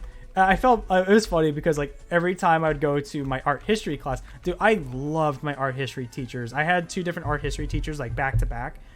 So sweet. They were amazing. And I always talk to them in between their classes because they'd be like, hey, did you get any sleep? And I'm like, not really. And I always feel bad because I end up falling asleep during their lectures, and like, you know, they understood how exhausted and just like brain dead I was by the end of it all. But that really, like, that specific like occurrence that really only lasted like a week. And then I told my new managers, I was like, hey, look, I do weekend night shifts, not weekdays. They got the memo shortly afterwards. But then like we had this like faculty not event, it's like, hey, you gotta come to like our new training session either on this day or this day. If you don't, you're fired. Also, sorry if it conflicts with your school schedule, but you have to show up to one of these 2 days. It's so, I was already just agitated about that, but I was like, all right, you know, I go to the meeting, begrudgingly. I go to this meeting, and at that point, I was so ready to just quit. Like, I was so, like, at that point, I finished paying off my tuition for that semester. And I applied to an on-campus job. Didn't know if I would get it at the time, but I go to this meeting, and they're like, yeah, so starting off, we're going to be using a different debit card system when we're paying you. We're going to be, you know, this new card, yada, yada, yada. And also, like, breaks are now going to be shorter, but, like, I think to compensate, they give you free food or whatever or something. But, like, that's the thing. So when you work at McDonald's, you have like a 30-minute break or whatever, and like, yeah, you can get food at McDonald's for 50% off, but the thing is that if you order your food, you still have to wait in line with the rest of the customers. So like, let's say you order a meal during your break, you're not getting that meal until about maybe like 17-18 minutes into your lunch break, and then you have like 5 minutes to like scarf it down and just get back to work immediately afterwards. Yeah, so like the fact that it was like, oh yeah, your breaks are now shorter, I'm just like, nope, I'm out, I'm done. I told the lady like who was hosting this like little meeting thing, I told her, I'm like what happens if I like don't file? And she's like, all right, well by the end of November, your contract will be terminated and you'll be fired. I'm like, all right, I'm gonna go work this last shift and I'm out. Goodbye. I'm done. I don't care if I don't have this other job lined up. I was done. Like, I was just like, I was so drained by that point. Like, especially after doing like the whole weekday night shift fiasco. But it was like, Oh my gosh. Yeah, working at McDonald's, it's still an experience for sure. Like I despised every second being there, but it was like I said, I have some fun retrospective stories about it. So that's the silver lining I'm looking at. I know there's some more too. I'm trying to remember. There's some like some other goofy stories that I've had at my time there. Not as eventful as the ones I've mentioned earlier already, but like, yeah, working at McDonald's was not fun. Fortunately, though, I did get my on-campus job, which was great because I got to do like video stuff for professors and everything. It was going from like McDonald's to like a job where you're actually treated like a person and respected for your skills and abilities. Oh my god, it was heaven. You are a super person for getting through that. Aw, thank you. I appreciate that. Yeah, like it was definitely a tough time for sure. You know, fortunately, I do not have to stress out like as much as I used to back then. And I managed for that semester, I swear though, like I like to consider myself as a good noodle. When it comes to like academics and stuff, like I try. I managed to get like A's and B's throughout like all of my classes, I think, except for that computer math class. I failed the final. And that was the other thing too. For that math class. So, okay, changing from McDonald's to BS computer math class. And here's the thing. I have no issue with math. Like I like algebra's all right. You know, I love geometry. Geometry's fun. But this computer math class where you have to spend 3 hours every week, like, and that's not even the class itself. Like, that's not even the math class itself. Like, you have to spend 3 hours. Like, you can sleep for those 3 hours if you wanted to, but you have to spend 3 hours or else it affects your grade if you don't. It's BS. And it's like, what drove me up the wall was like the last 3 like lessons that we had to do weren't going to even be on the final. So the whole mentality of like, why should I even like study this if it's not even going to be on the final? But that's not even the worst part. That's not even the worst part of this class. It was cumulative. At the very end, they were like, hey, do you remember those like stupid bullshit math equations you learned 3 months ago? I hope you remember those because it's on the exam. Like, dude, like, you know, like learning stuff like math and stuff, like it's important. It has its values for sure. But like, oh my goodness, like I'm still waiting to use my algebra knowledge. Like, where is, like, it's been years. Where is it?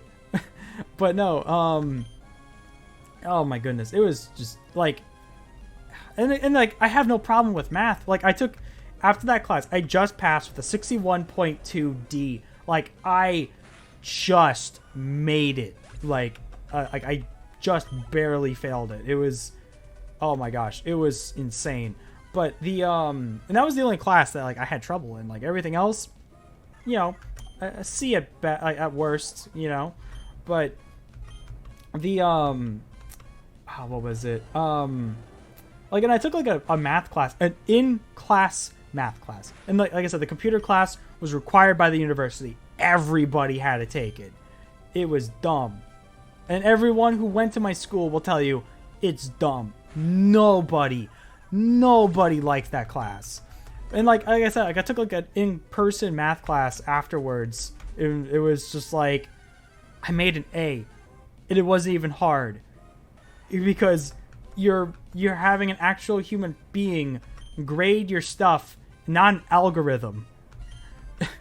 And that's basically it. You're learning from a person, not from a machine. And it was yeah, dude, it was not a fun semester. That was like my, like I said, worst semester. I took way too many classes. Long story short, when I first went into school, I took fewer classes because I wasn't even sure if I was getting accepted into the university during my first semester. And I did. It was kind of like a last minute ordeal, but I got in. I also didn't have any like funding or scholarships because my GPA in high school was not exactly great. Like in my freshman year, my sophomore year, I wasn't the most academic student. I was not the sharpest tool in the shed. But I mean, during my junior year, I picked up. I was just like, hey, like I would like to kind of go to college and all that. But anyway, I'm derailing. So with that, I had to like basically like I'm still paying off student loans, but what was I saying? Let's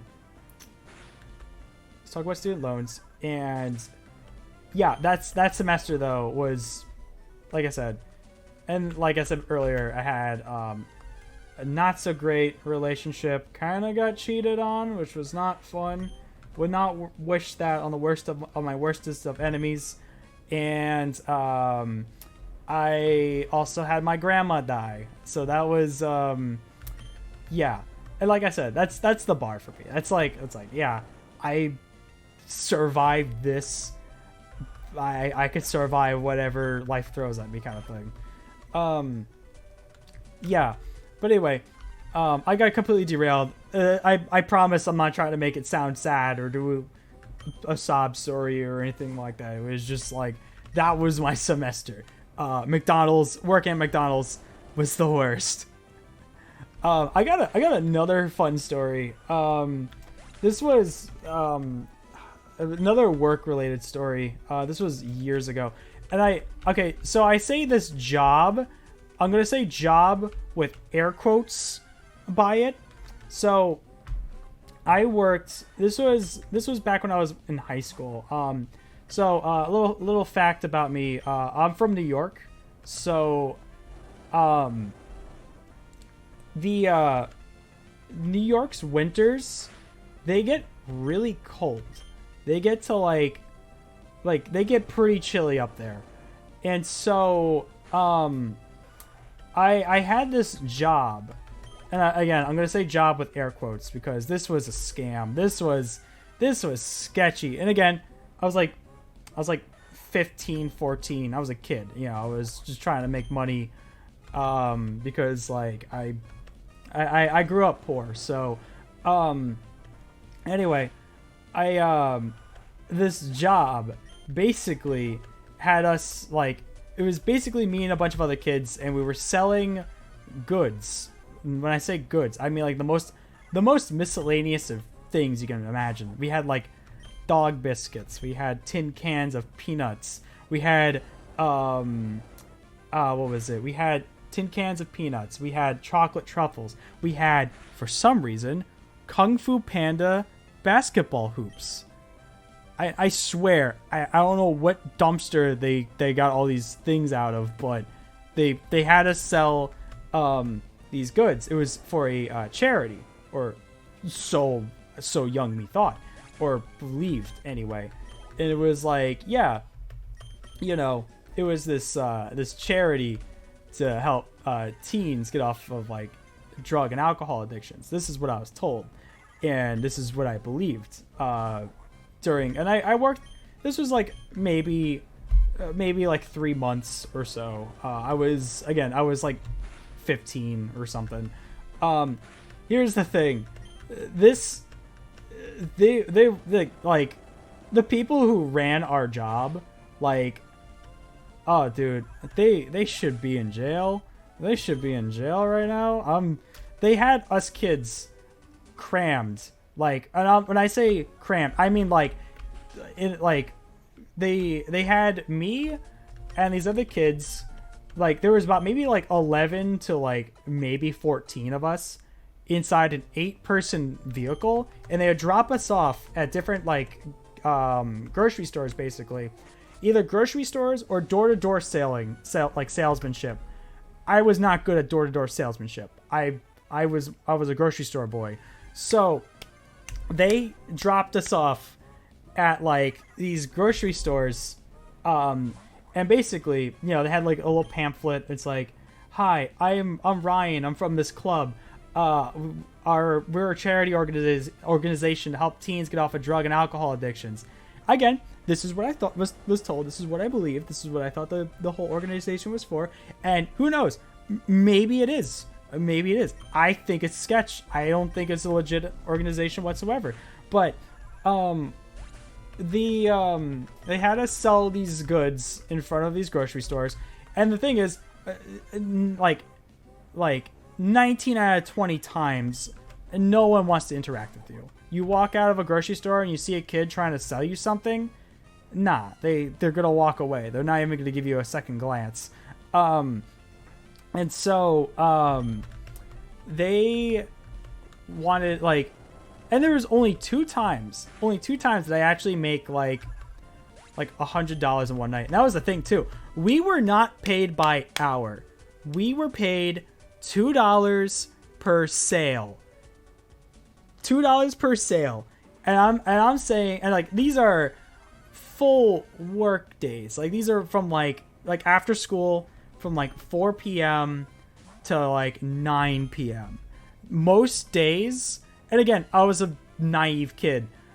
Most days, I would make maybe $16 for a full day worth of standing outside, trying to sell stuff. And also, this was not safe. Like, fortunately, I didn't get kidnapped or anything horrible like that ever happened. But like, they had these kids like selling in front of these grocery stores by themselves. Like I was by myself most of the time, selling these things. And so, for the door-to-door salesman, I think for those gigs, I think they had at least like a buddy system thing going on. So at least there was that. But I was in front of grocery stores selling basically by myself. And that's the thing too. That's the other thing, is that like 9 out of 10 times, the grocery stores will see you on the security camera and they'll have to come out and be like, "Hey, look, you can't sell in front of here because no contracts are signed." If I were to go missing, it would be on the grocery stores. Like, it would be the grocery store's problem because it's like, me disappearing happened on their premises kind of thing, and there's no contracts to it. They just literally, "Hey, drop you off here, go sell, these worthless things to people."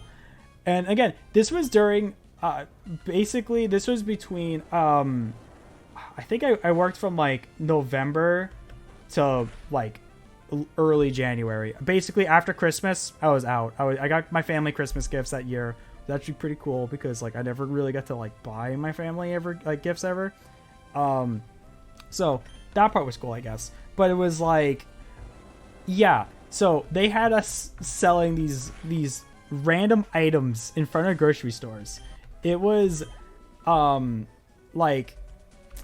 it was insane. And like I said, during the winter, like New York winter, it gets to like 13 degrees Fahrenheit outside. I don't know what that is in Celsius. I'm gonna assume maybe like I wouldn't know what it is in Celsius. I'm sorry. But it gets cold. It gets really cold out there. And I remember the most pathetic thing that like my boss gave to help me out here. He gave me there are these things called pocket warmers. It's like these little bags with like rocks in them, and if you expose them to oxygen, they heat up or whatever. He gave me like 2 of those, and I'm not even kidding, a single rubber glove, not a woven glove, not like a glove made of wool or like cotton or anything that would actually keep you warm. No, a rubber glove, like a glove that you use to like, I don't know, wipe counter tables and stuff with. It was a single one, not 2, just one glove. That's all he had. This only happened once, but one night he's like, "Oh, hey, here, yeah, sorry, here's like 1 rubber glove to keep your hands warm while you're outside selling garbage to people who don't care." It was, dude, this job was a scam. by the textbook, it was a scam. So when I say McDonald's was my first job, McDonald's was my first legit job. Funny enough, because like after Christmas, I was just done because like I wasn't making a lot of money. I was wasting my time. I wanted to just like, relax after school, And then like after a while, I just stopped like calling. I stopped telling them like, yeah, I'm down to not hang out. No, we never hang out. Never want to hang out with them. It was like, yeah, I'm free to work tonight or whatever. And like I said, like they would carpool me and like these other kids and just drop us off at like a bunch of different like grocery stores and like neighborhoods and stuff like that. And like I said, dude, that shit was not safe. It was just, first of all, A, it's child labor. That's what it is. B, like so many things could go wrong. It is like I said, it was just us kids, like some young as 12, some like 15. But the straw that broke the camel's back for me was this one time I was selling in front of this this was like, this was December, it was Christmas time. It was I was selling in front of a grocery store. I was trying to like I said, I really wanted to just get my family gifts and stuff and just like have some kind of money. And I was at like maybe it was like an Old Navy or something. I don't remember which store I was in front of, but basically they kicked me out. I called my boss, with my little Nokia cell phone. Yeah, Nokia cell phone. It was that long ago.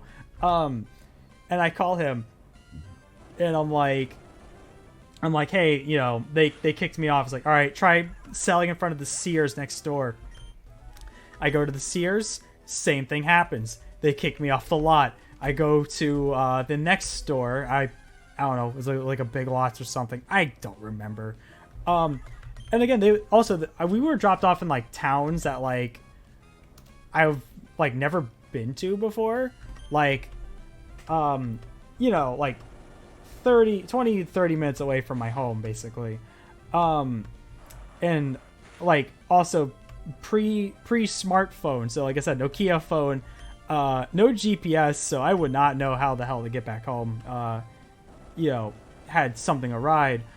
But anyway, again, I'm very fortunate that nothing like, terrible really happened. Besides selling stuff out in like 15-degree weather. But the straw that broke the camel's back for me was this one night I was selling stuff.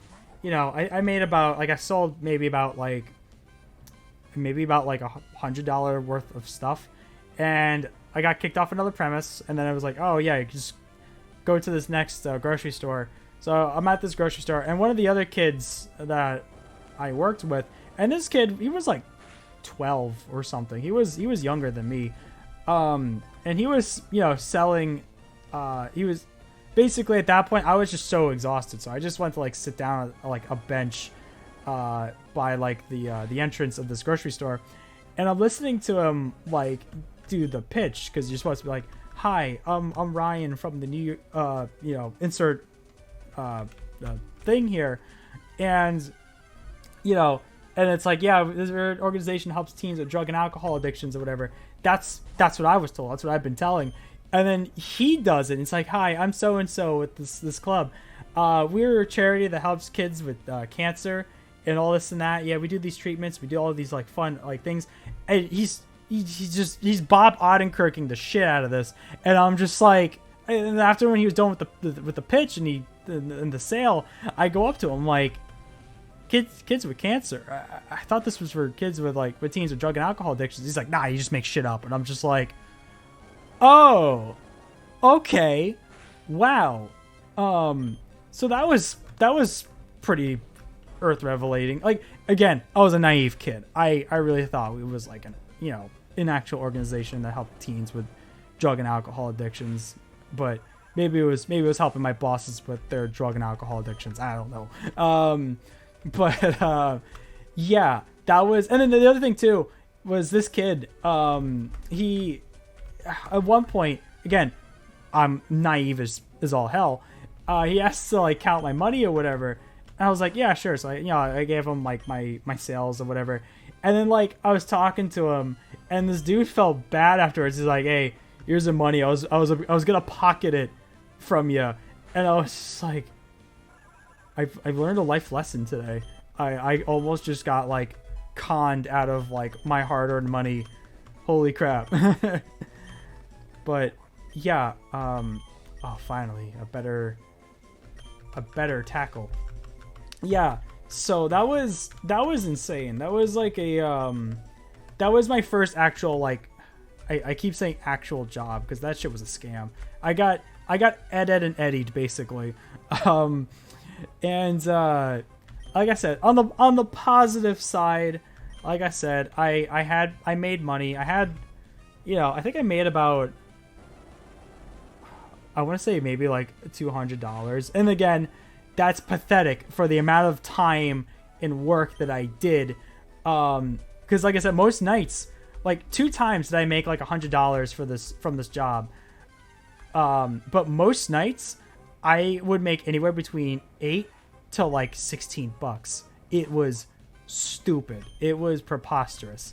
But like I said, on the positive side though, I did make enough money to like buy my family like Christmas gifts that year. It was nice,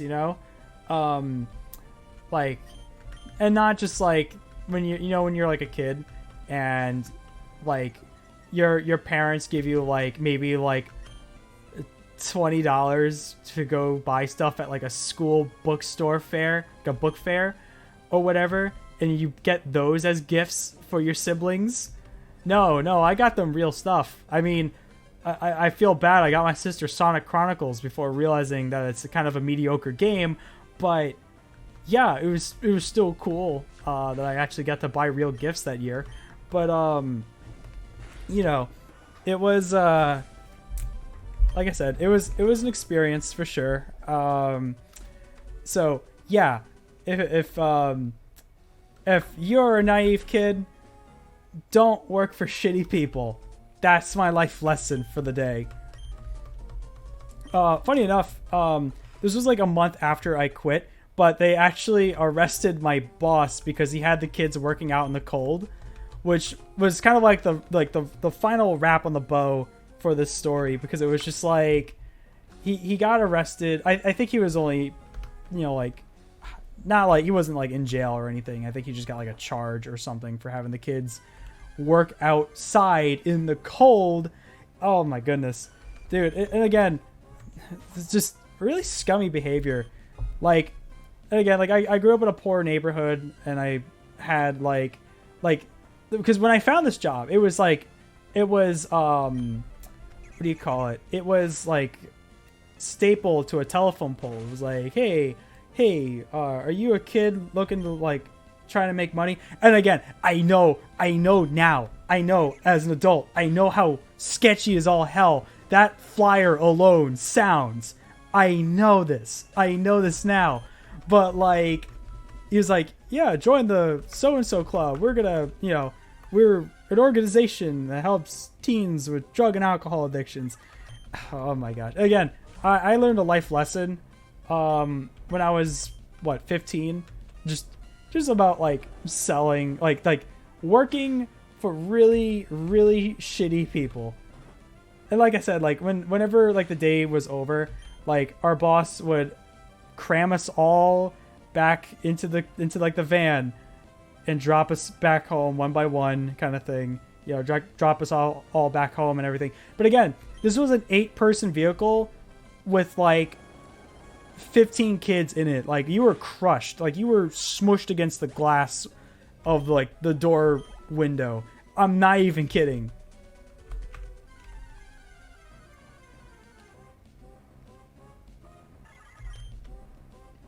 Dude, it was bad, man. I swear. And again, I've had I'm trying to think of like other jobs, because most of my especially like now, like most of my jobs have been pretty pleasant, so like I have nothing to really complain about. But those little learning experiences of like your first job, and it's just working for either a large billion-dollar corporation or just shitty, scammy people.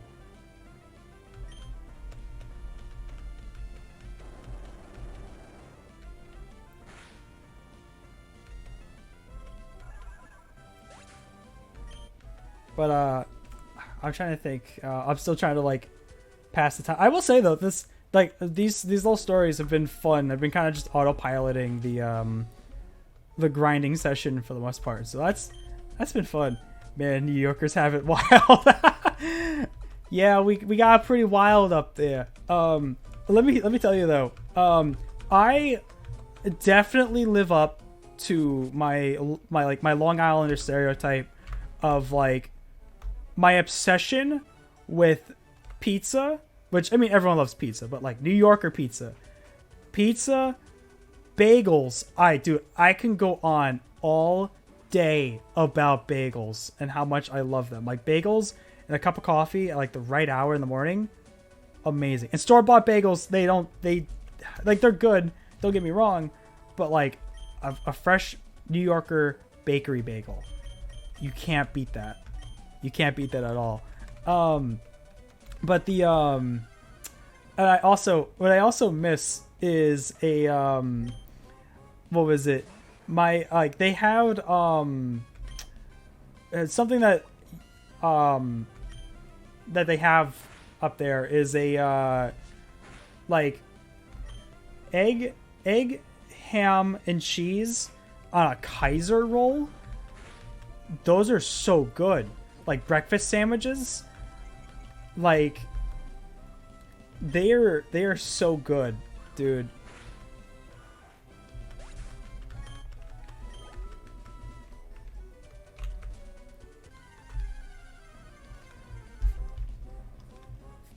I remember this was like maybe like 3 years ago.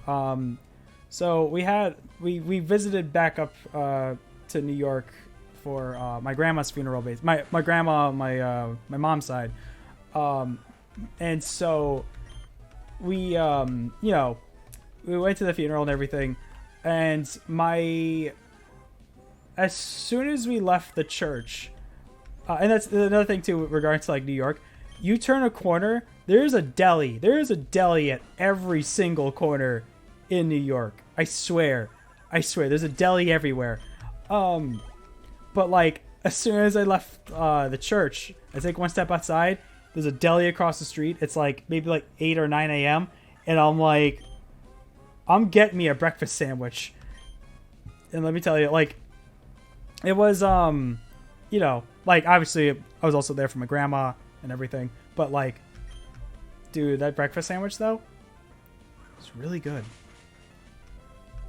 It was like a little, it was nostalgic to me.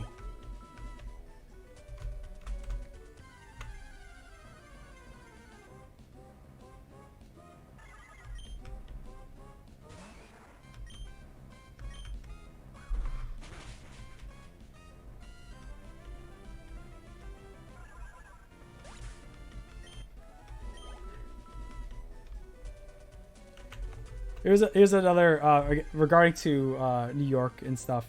Here's something that I learned after like moving out of the state is that I don't know if I want dunk out in front. Is that so? Whenever and I remember like when I was talking to one of my old friends back in high school, because I was like, yeah, like I used to like we talked about like Mario Party and stuff like that, and just like Mario games in general. And so I used to pronounce Mario as Mario. Yeah, I like to play Mario Party. And my friend looked at me and he's like, what the hell's wrong with you? Why you say it like Mario? It's Mario. And I'm like, it was a life-changing revelation where I'm like, have I been saying Super Mario wrong my whole life?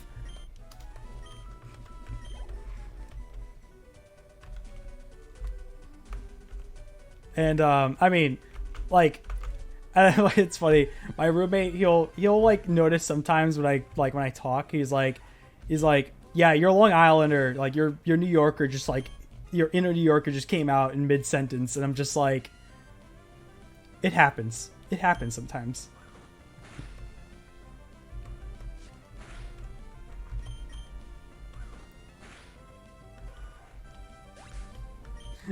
I'm walking.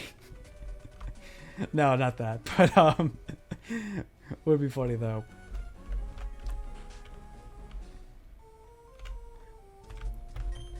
They ate the gabagool.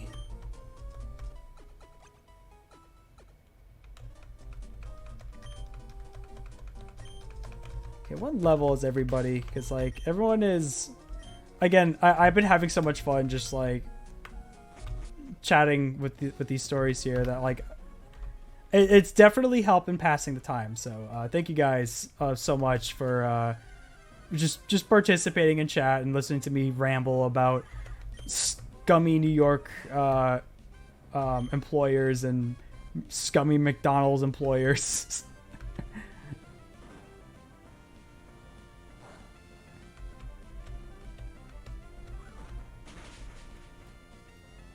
I've only got the trip to New York once, and it was definitely a wild time. Nice. I think it's definitely like fun. Like there is a lot to do. 'Cause like, okay, so like I live in like the South now, which I don't care for the South. It's just cheaper.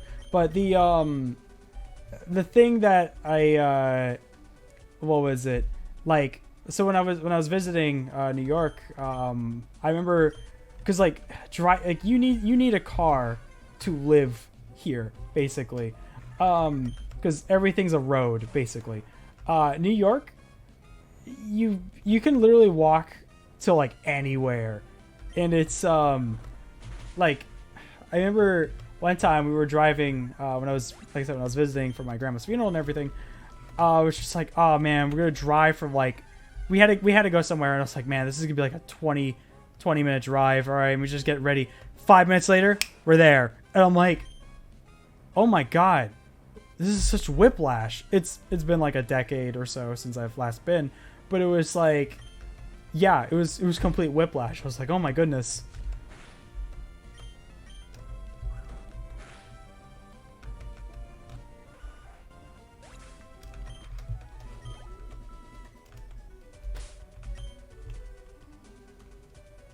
So I think once wow, I really got everybody to like level 28, 29. Heck yeah.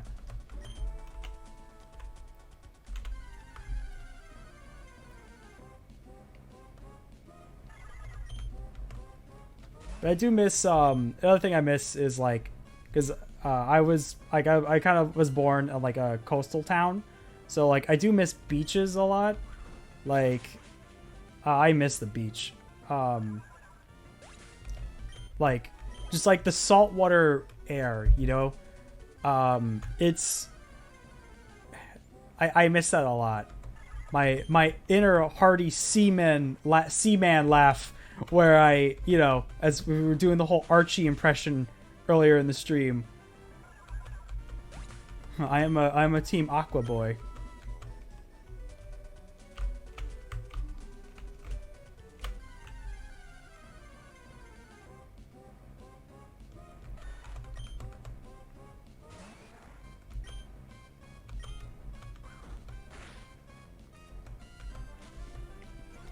But here's my question for chat. What are some video games that are coming out this year that you are excited for?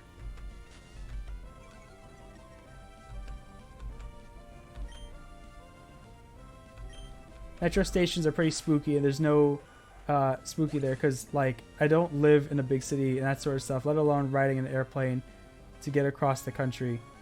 I don't keep up with upcoming games. Yeah, no, I feel that. I have a friend. He posts basically because like my other New Yorker friends, like, you know, they like we chat in Discord and everything. One of my friends is like, oh boy, let me tell you about the subway cryptid that I met today, and like just meeting like the strangest of people. Cult of Lamb looks amazing. What is the Cult of Lamb? I'm curious now. Cult Lamb.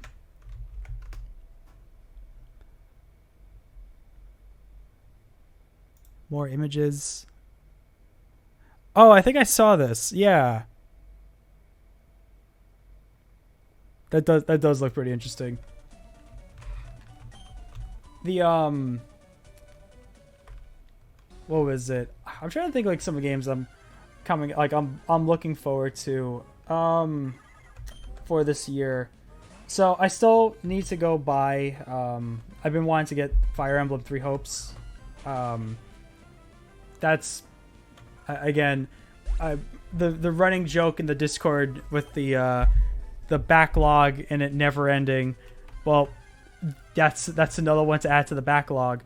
But Fire Emblem Three Hopes is a game that I would like to play at some point soon.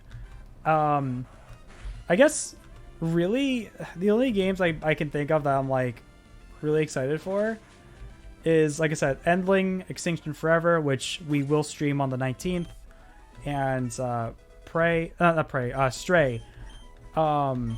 Revenge.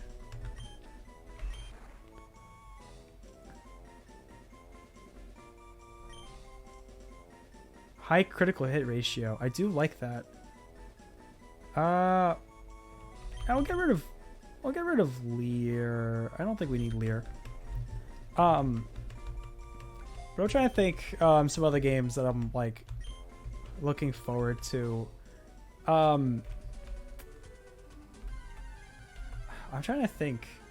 Like I watched the Xbox Presents thing, back with the air quote E3 season, but there really wasn't too many things that really like caught my interest.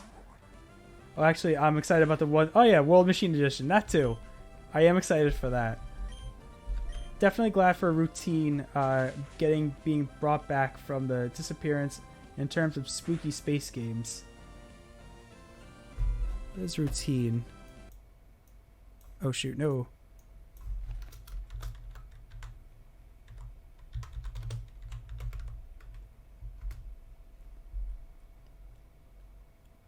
I'm looking at pictures. It looks spooky.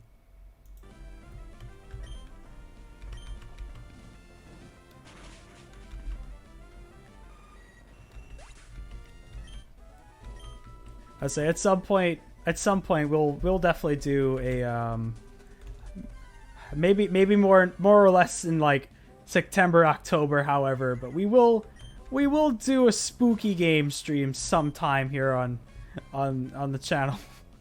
On the channel here. It depends if my heart can take it.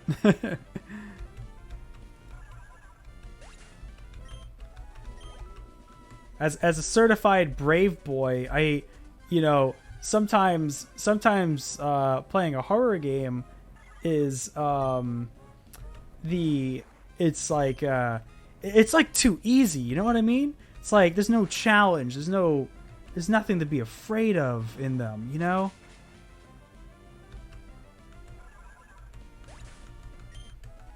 I'm just too good. I'm too good for the horror games.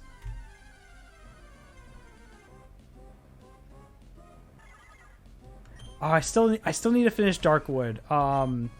Because my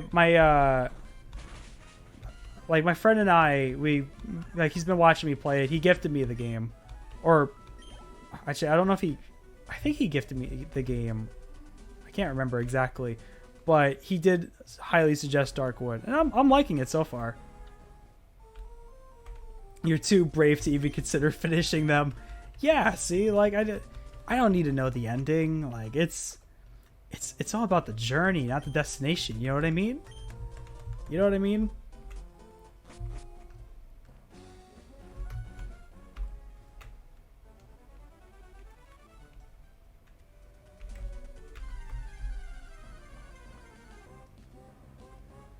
Dude, I swear, where were these Skarmories like earlier?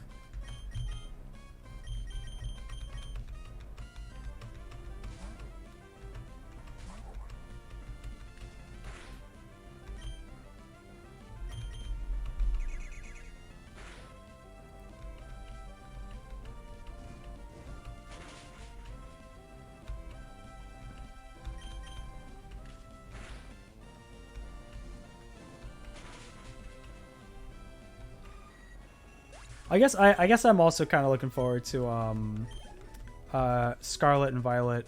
Um, I'm kind of looking forward to it. I hope it's good.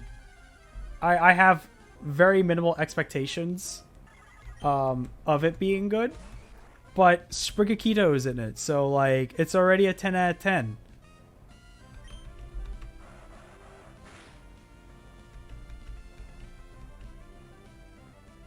Funny green cat, exactly. I'm definitely looking forward to Bone Lab and like Walking Dead Saint and Sinners 2 for VR though. Ah, neat. I was gonna say I never could get into The Walking Dead like back when it was like the big thing, you know. Um, like, and I watched like the first like 3 episodes. I'm sorry, I couldn't get into it. Same thing with and again, you guys can start hating me now. I also couldn't get into Game of Thrones either. It didn't. I just didn't care for it. And again, maybe it does get better, but I watched like the first 4 episodes and it wasn't clicking with me, dude. I'm sorry. And again, I'm sure it does get better. I haven't brought myself to watch it.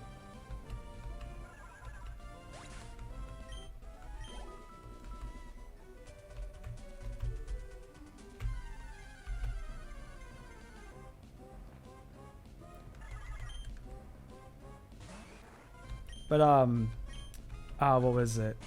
I'm trying to think what other games are coming out that I'm like kind of looking forward to. I have very low expectations for Sonic Frontiers. I hope it will be fun. I plan on checking it out, maybe, but I am so burnt out on just bad Sonic games.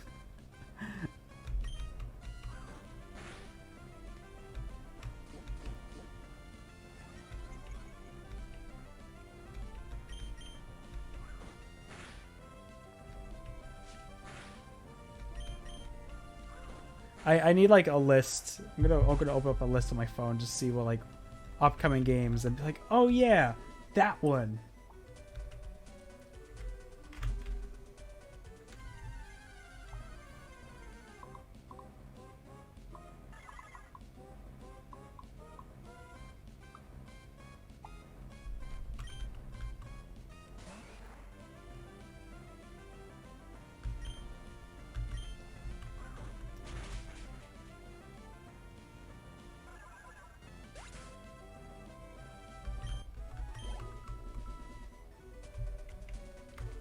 Hard to get into a lot of shows. I feel that. I feel that a lot. I'm like, I definitely like my main medium of entertainment definitely is video games.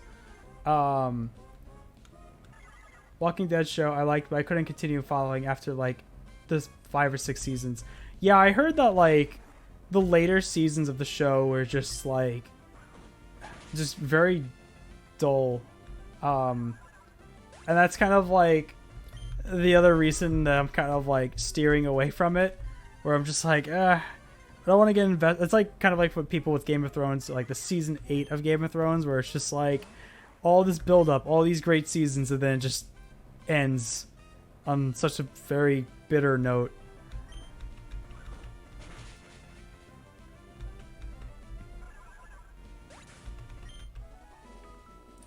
But I'm trying to see what else is coming out this year.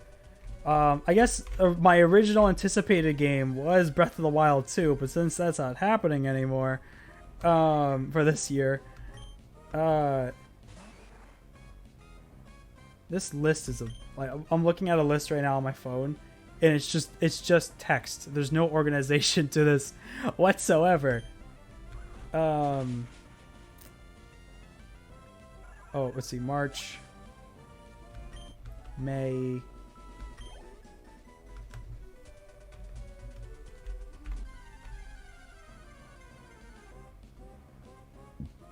Excuse me.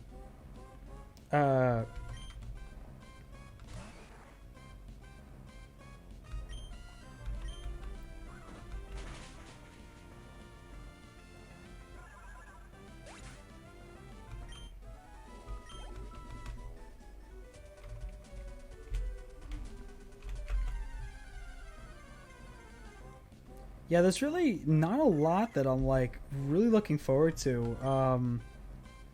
Okay. JoJo's Bizarre Adventure All-Star Battle though. I think that might be a day one stream for me, to be honest. However, played Scrap Mechanic? I have not. No. Like Breaking Bad and successor Better Call. Oh yeah, I love Breaking Bad and Better Call Saul. Like I still need to finish the last season of Better Call Saul, but both of those shows are incredible. Let me see real quick. What else? I guess maybe Splatoon 3, but I'm not super excited. Like, I'm excited to maybe play with my sister in Splatoon 3, but like, that's kind of it. Actually, real quick, back to Scrap Mechanic for a minute. Do I have that? I do not know. I know I have like a mechanic simulator game sitting in my Steam library that I got from like a Humble Bundle at one point.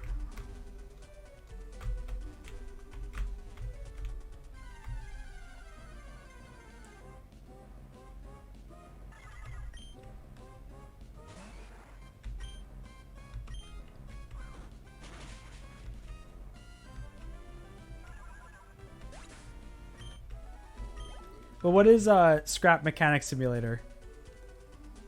Let me go heal my Pokemon.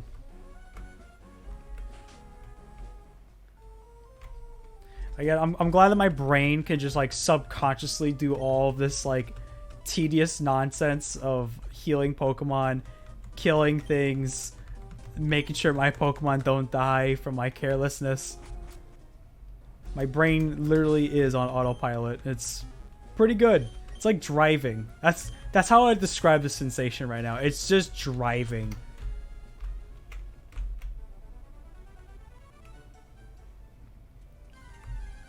But yeah, I think again regarding to shows, I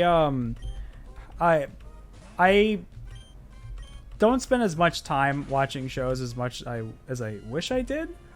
For me, the thing is like regarding to like shows and movies and stuff. Like, I have to like watch them with friends or like family or something, and like I get my ADHD brain will be like, oh, I want to go play something right now, or go work on art or work on my YouTube videos or something. Scrap Mechanic is a game you build stuff with blocks and bearing arm thrusters and stuff like that. It also has a survival mode. I'm too terrified to do anything. Average me moment.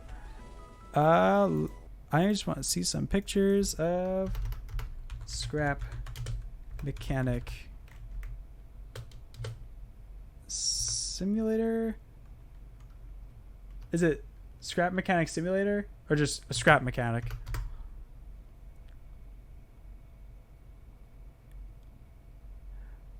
Gotcha. Nice, dude. I was gonna say I'm taking some. I'm looking at some pictures of it right now.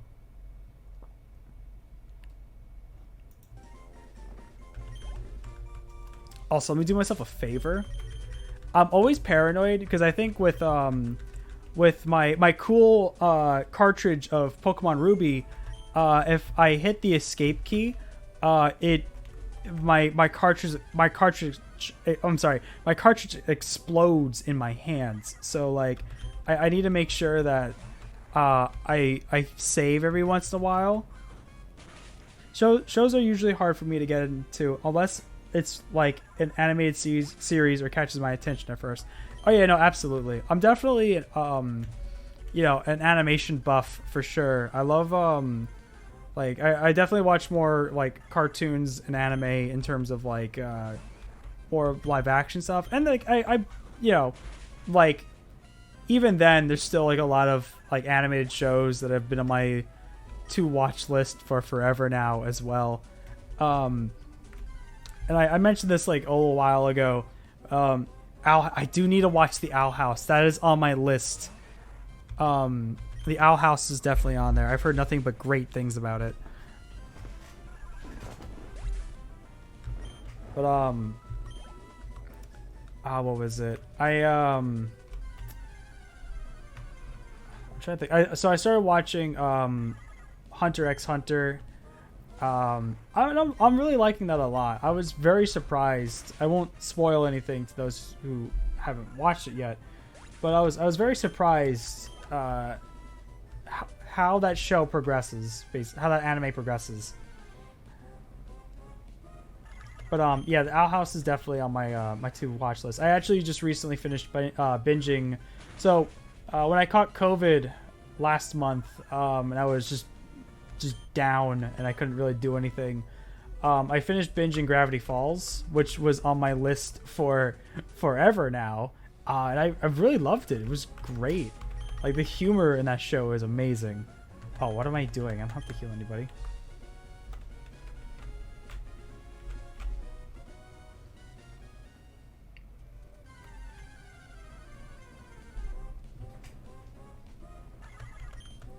But yeah, I think like if I'm what was it, regarding to like shows and stuff, I definitely need to be like, for me, like I can sometimes just like maybe throw on an episode and then watch it and then go do what I have to go do. But 90% of the time, if I'm watching something, I ended up like, I'll just be in the zone where I'm like, I'm just gonna binge this, like, and it has to have like that cliffhanger, not cliffhanger, but like that, like, I need to know what happens next kind of thing. Oh, that's awesome. What was it? The oh, what was I talking about? I'm sorry. The like, there's some shows, like, for example, I've been meaning to get caught up on Stranger Things, because I know part 2 of season 4 just like came out, and I haven't finished season 3 yet, so I'm kind of behind on that. And from actually, if I would have watched season 3, I kind of want to rewatch seasons 1 and 2, because like, it's been like 5 years since I watched seasons 1 and 2. It's been a very long time, so I'm sure Netflix has like a little recap thing and whatnot, but I don't know. I did really much like for example, season 1 of Stranger Things. Like, I remember, I just had a it wasn't like my senior review, but it was like my getting ready for my like my final semester. And I was talking to a couple of my friends in the animation department, and they were talking about Stranger Things, like, oh yeah, like, this is so good. And again, this is back when I think just season 1 was out, or season 2 was just coming out. I don't remember which. I'm slowly getting to the 6.9. Ah, nice. Channel points. Nice. Also, nice. Dunk is finally evolving. Yes. But I need like an edit of like Machoke here, but like they're wearing like Michael Jordan's jersey, and they, you know, then Space Jam, like the song just starts playing when he's like destroying everybody. Oh yeah, I did change one of my little rewards that I had was the what do you call it? My sketch my character request. I did change that the other day, because like when I streamed, just like a heads up, like I still will sketch your character if that's the reward you want to use it on. I just changed it to, instead of dropping what I'm doing in the middle of the stream, to doing it at the end of the stream, because for example, because when I had that reward up, that was before I started a VOD channel for these streams, and I just kind of want to like keep the focus of those VODs specifically to the game that I'm playing. I mean, granted, you know, whatever side things and goofs or YouTube videos or whatever we watch in between as well, but the sketches definitely took like way too long. Like, for example, with the Half-Life Blue Shift stream that I posted on my VOD channel the other day, we did a sketch, and it was a good sketch. It was, I mean, okay, I say good as in like I totally didn't mind doing it. I had fun doing it. My sketch itself wasn't too great. I am sorry, Goofy Goober, if you happen to be watching this at all. But it kind of like in terms of the VOD, because like I spent the VOD itself was 3 hours long, but 30 minutes of that was just me doing the drawing. So what I would like to do is instead of having the drawing in the middle of the game that I'm streaming, is that we save the drawings all the way to the end of the stream. So and if I'm thinking like maximum 5 between like different viewers and stuff, or like what character they want me to sketch, and then from there, then we'll spend like, you know, basically instead of like 5 to 10 minutes per sketch, I like to do like 15 to 20. So the sketches look better. I have a little bit more time on them. And what would be fun is then like I can then make VODs of the fan request sketches. So, you know, make that like a little like I would say mini series or something. I don't. That's not the word I think I would really describe it, but just kind of like fan request sketch number 47, and that's just, you know, whatever I was requested that night. You know what I mean? Does the reward include OCs? Yes, the reward. I've been wanting to click on that button, but I've never felt like a good time. Yeah, I could definitely do OCs. I did, like I said, for the Half-Life stream, I did, one of my viewers is VTuber, so, yeah, I can definitely do OCs. Just, like I said, keep in mind that if it's, like, a super complicated design, that, like, I will not be able to make it, like, super detailed, and it's just, like, you know, 20-minute sketch, 15 to 20-minute sketch, so it's not going to be a perfect rendition of your character, so I do apologize for that. It's just like, you know, I don't want to do a full commission for free, if that makes sense, just because like art is a very time-consuming thing, but I will be more than happy to do a sketch for the channel points.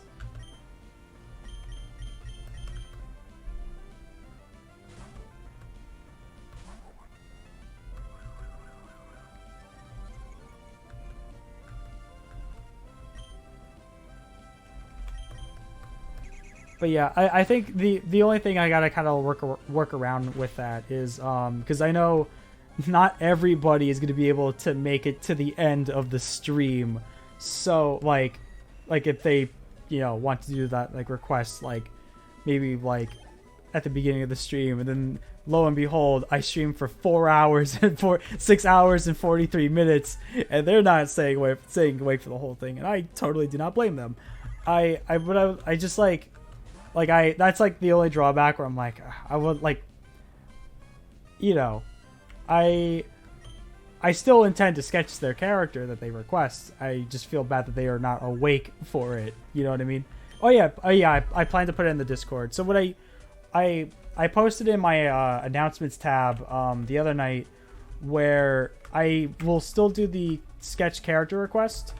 It's just that I'll still do the sketch character request, and I plan to make a separate channel in the Discord server that's specifically where I'll just drop the sketches. So like you'll have the PNG of it for your own discretion. So because obviously telling somebody, hey, screenshot the screen is a little cumbersome, and it's probably not the best way to go about it. So yeah, I will be posting fan request sketches in the Discord. Oh wait, no, I don't want. What do these flutes do again?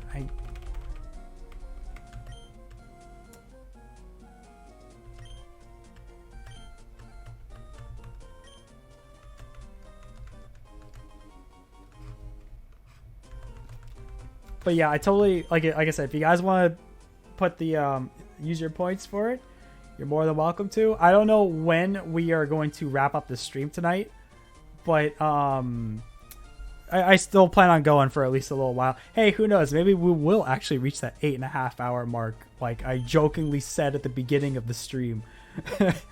But yeah, we're still gonna keep going though, because like I said, we're not done. We're not done with this grinding session whatsoever. But I do think we can finally go into the desert. Oh, also, what was the black flute? What did that do? Oh, well, that's cool.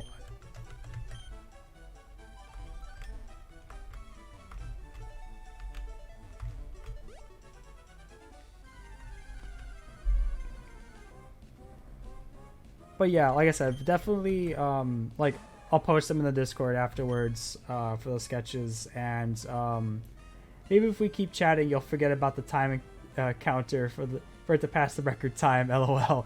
We could go for an all new record. The 24-hour stream. I said this in my last stream, but I would totally be down. Excuse me, I keep getting the hiccups. Forgive me. Let me drink some water real quick.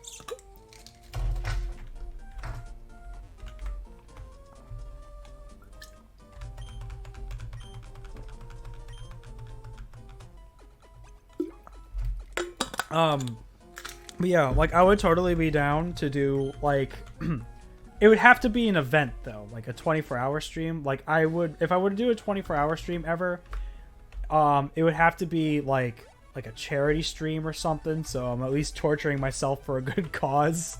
But that's something I would always love to do. Like I always enjoy watching charity streams, so that's something I would like someday. I would love to do a you know, put myself through pain, but for a noble cause. Yeah.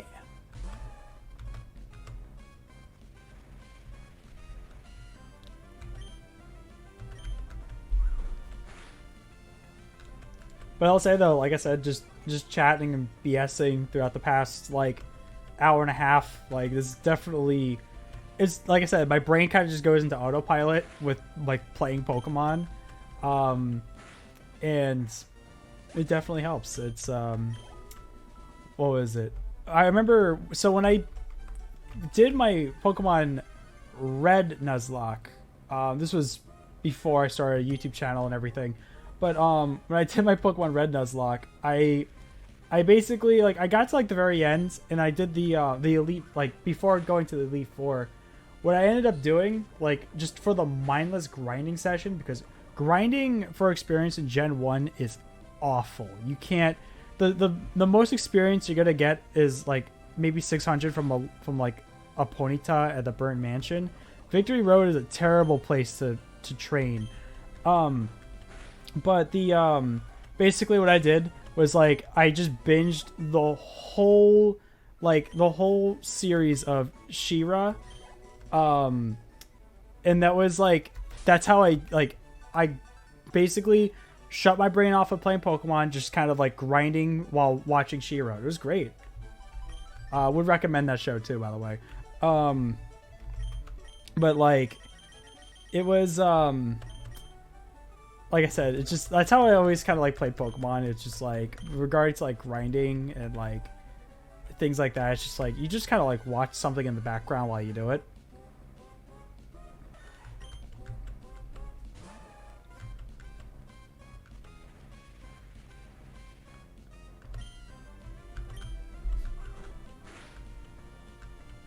Critical hit, baby.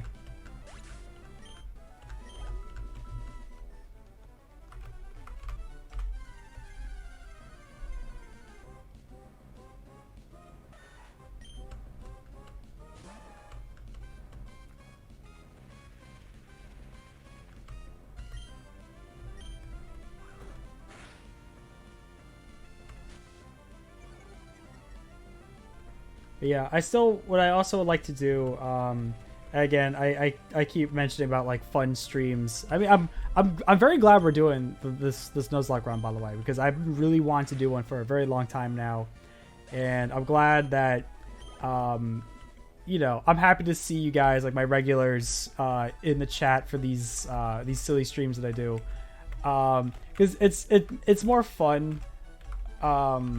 Obviously, you know, my Twitch channel is still kind of small and everything. Even at 100, I still consider that small.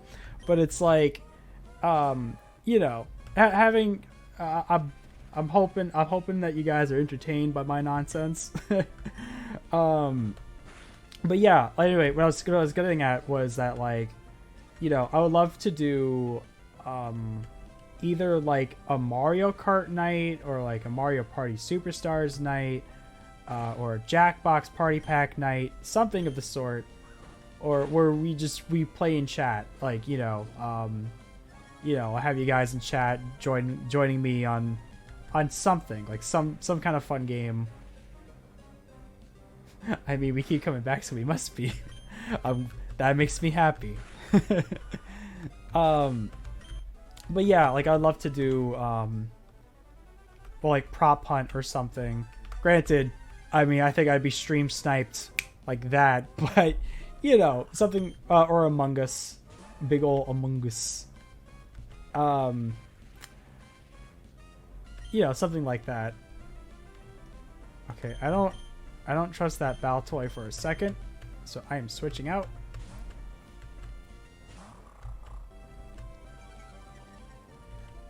But I think we'll definitely, like I said, my current games that I plan to at least stream for like this, at least throughout July, is this Nuzlocke run, which I don't know how many streams we're going to be doing with this, considering that this is already 7 hours long, but what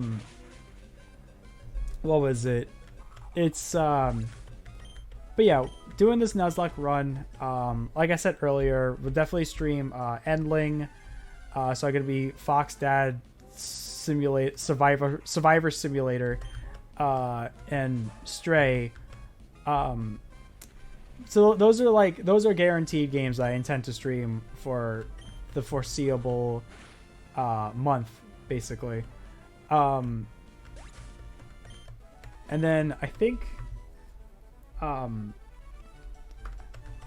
have no schedule, so I'm just kind of like end of the world Fox Dad Simulator.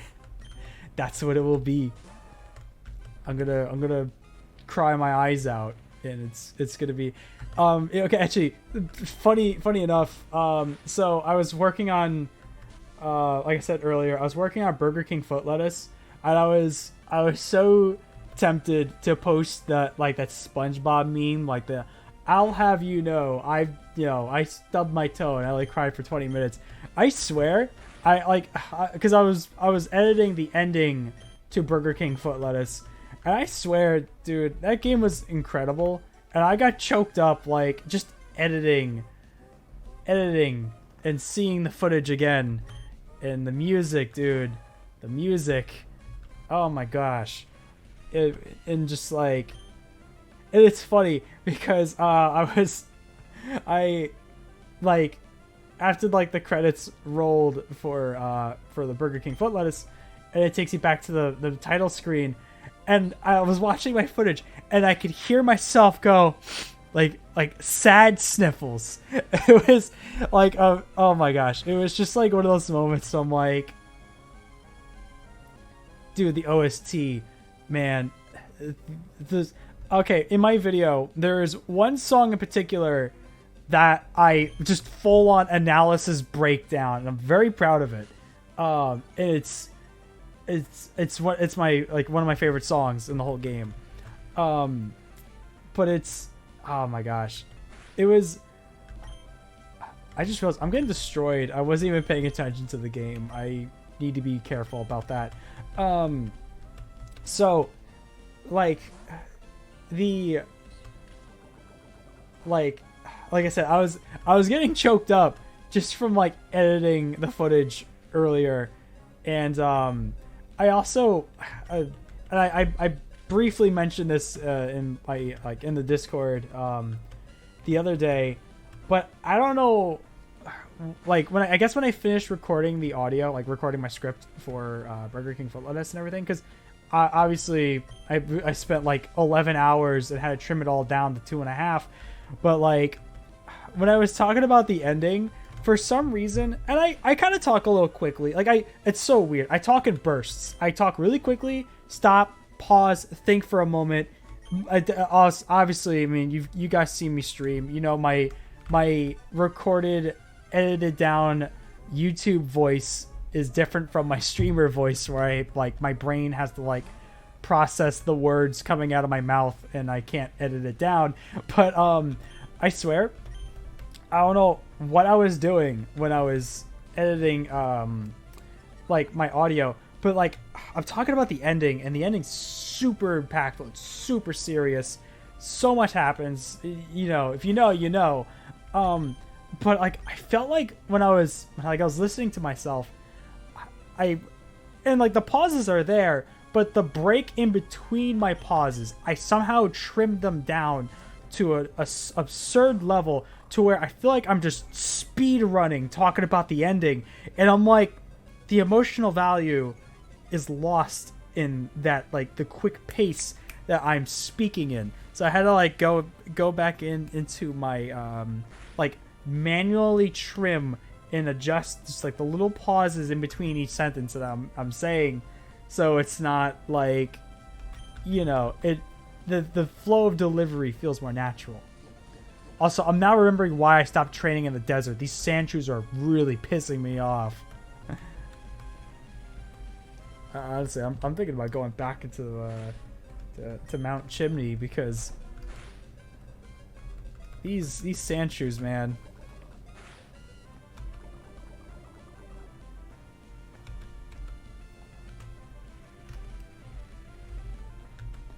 But yeah, like I said, I currently what I'm doing with the editing, because I bought the soundtrack. I think like as soon as the Steam Summer Sale started, because I was gonna buy it anyway, but I was like, oh wait, if I wait like 3 days, like 5 or 6 days, I can just like slight discount, you know. But okay, I don't like that Tofu Chan's about to like die. So anyway, so I've been putting the music in, and normally when I do these videos, music's like the first thing I do when I like after my process is obviously you write the script, you record the script, you edit the audio, you pop all the like the recorded, edited audio into Premiere, and then from Premiere I then go, please tell me you talk about cat scene. Cat scene. I'm trying to think of the cat scene.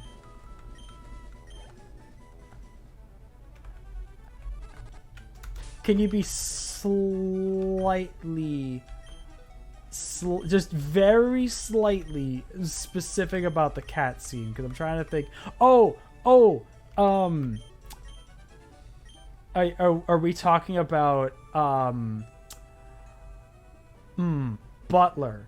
Are we talking about a butler of sorts? Because yes, we do talk about that.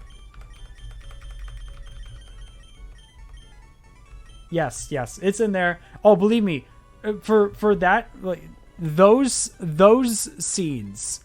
Oh, I went full on analysis with it. I'm quite proud of myself with it.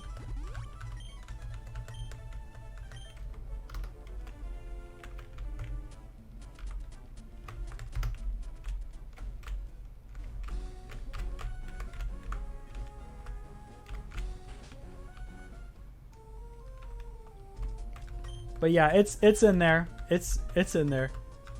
Oh, dude, I swear. So my sister is currently playing through Burger King Foot Lettuce, and she is approaching that specific part of the game, and I am like, I have so many memes and so many like things. I'm like, I want to talk to you about this and this and that and that and this, but I'm like, no, I have to wait for her to finish the game, and then, you know, talk about the spoiler stuff. I mean, there was some spoiler stuff I was already able to talk to her about, because she played through it, but like, it was yeah, that part, that's that moment onward, that part onward, I'm not kidding, left me on the edge of my seat. I can't. I want to go into detail, but I can't. I'm gonna. you know, just wait till the video's done. I think what I might do is like when I'm very close to finishing, I will probably drop like a hint to those who aren't aware already of what Burger King foot lettuce is. But it's you know, I'm excited to, you know, have it done. I'm also, like I said, it's like, again, it's like I've been stuck on it since January, and I'm like refusing to do anything else until it's done. Oh yeah, let me try just killing Pokemon over here. I don't know if they might be stronger or not, but like maybe. I'm very confused as to what game we're referring to. Good. I'm glad. That means there's still like the mystery element to it.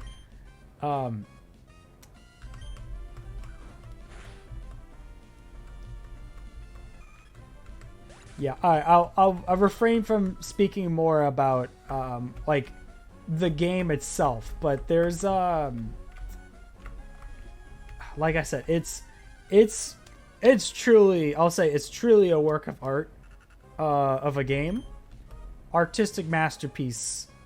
So much so that when I started playing, I thought maybe a 40-minute video, like one shot, but no, I'm a lunatic who typed up 42 pages worth of content to talk about. And that's not even the end of it. There's specific bonus content that recently was brought to my attention.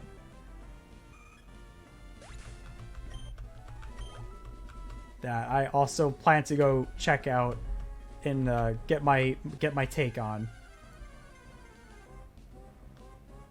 But anyway, yeah. So Project Burger King Foot Lettuce, it's getting there. Like I said, I got to spend some time on it today. I'm pretty happy how it's coming along. I didn't see how much experience I'm getting from these sea dots, because this might not be worth it. I'm gonna have to go back.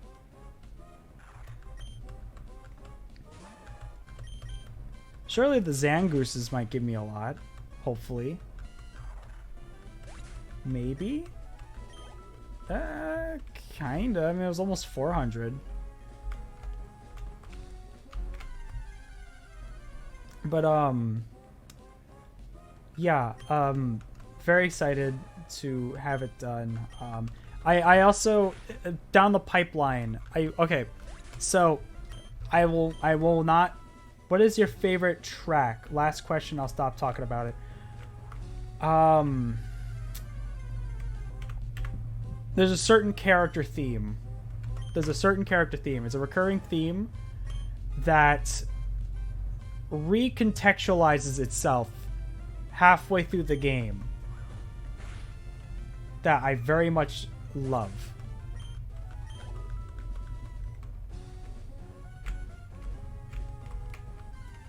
But there's also like all of the battle music is absolute bangers, like all of them. They're amazing.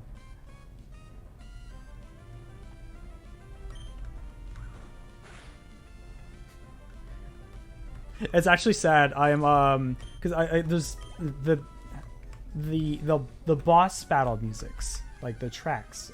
Again, I won't spoil. But they're so good, and I'm trying. I'm trying to find spots in my script, like in my video, to include them, because I don't want to not include them because they're great. But the thing is that like they're kind of like distracting from what I'm saying to a degree, even if like the volume's like really low. And I'm still trying to find like a good spot for some of my favorite tracks in the game. But oh my gosh, it's great. It's great.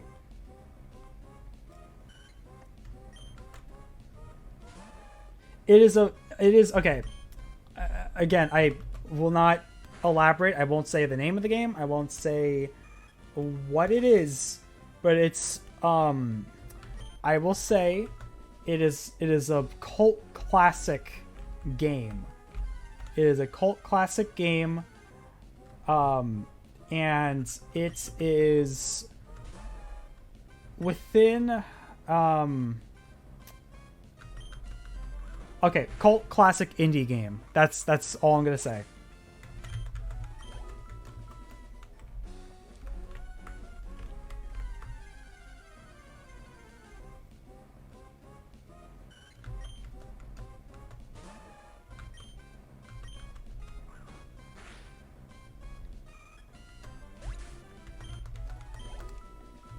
Trying to finish Sekiro. Dude, I give you so many props for playing it. I still need to finish Dark Souls.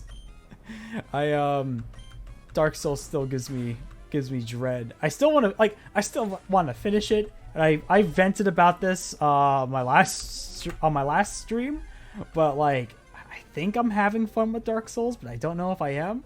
But I am committed to finishing it. Your phone is charging backwards? Nani? How much experience did the Swabloos give me? They don't give me a lot, dude. I'm starting to think I was making more experience in the, yeah, let me kill a CDOT and figure out how much I get from them. Because I think I was doing better.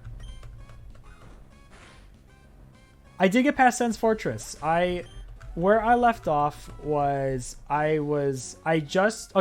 the last thing I did in Dark Souls was I beat Smough and Orstein. That was the very last thing I did. I remember I had like a full-on mental breakdown when I finally beat it. I was like, because like I was stuck on it for like an hour and a half or something like that. And there was at least like one time where I was literally one hit away and I got killed. And it was the most emotionally devastating moment in the whole stream. But I did get past Sen's Fortress, thankfully.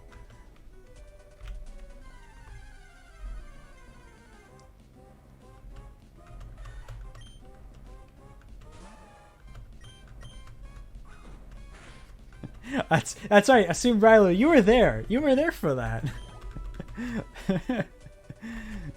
That was fun. That was like I love those little moments. It's like bringing up my Lucky Charms analogy earlier. That's how I kind of feel. It's like you get those marshmallows, but then there's just the cat food. I legit almost cried after them on my first playthrough. Dude, same. You know, surprisingly, because like I said, I started Dark Souls like 4 years ago, gave up halfway through, and now I'm trying to finish it. Like I'm trying to commit to finishing it. And it's like I don't think I had that hard of a time on my initial run like 4 years ago. And I just don't understand what I did differently. And my so for example, like the gargoyle battle, that took the first time I played Dark Souls, I was stuck on that battle for so long that I had to summon my friend who gifted me the game in the first place. I had to summon my friend Matt. He's M-Kid on stream sometimes. He pops up here and there. I had to summon him to help me kill the gargoyles. And when I played it, you know, on stream, like he I managed to beat it in like, what do you call it? Like, you know, maybe like after like the 7th try or something. It was ridiculous. But I guess I just got better in some aspects and got worse on others. I have Dark Souls 1 and Sekiro, but I haven't finished either. And now I want to play Elden Ring, but I keep thinking about it. Yeah, that's exactly it. And like I've had so many friends recommend me, like, dude, you need to play Elden Ring. Elden Ring's amazing. And I'm sure it is. I'm sure it's great. I'm sure there's a reason why everyone doesn't stop talking about it. But Dark Souls has left a very sour taste in my mouth to a degree. Like, I'm sure Elden Ring is so much better. I am sure it is. And I want, but that's the other thing too. Is like I just want to finish Dark Souls first before I even consider starting another Soulsborne game. But like, yeah, I hope. Here's what I really hope. I hope whenever I finish Dark Souls and then whenever I do start Elden Ring, I really hope I love it, because I really would like to get Dark Souls. You know what I mean? Like, get it, like, enjoy playing it, and like, I hope that makes sense, because like I feel like Elden Ring is easy masterpiece, but not really my favorite Soulsborne.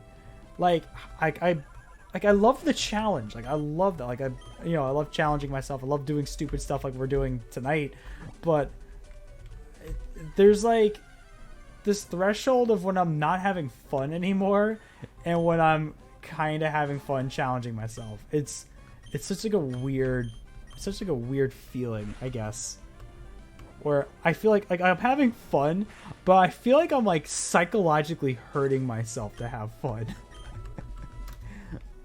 I mean, yes, I'm also psychologically hurting myself to do this Nuzlocke run, but I'm enjoying myself. Like this, like despite the tears in the grinding session, like I'm full on like this is enjoyable. Like I can do this for hours, kind of thing. You know what I mean?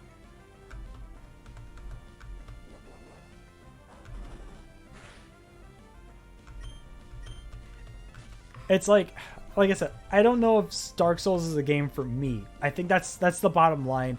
I don't think it's a game for me, but I'm determined to finish it. I'm very determined to like see it through, not give up halfway through.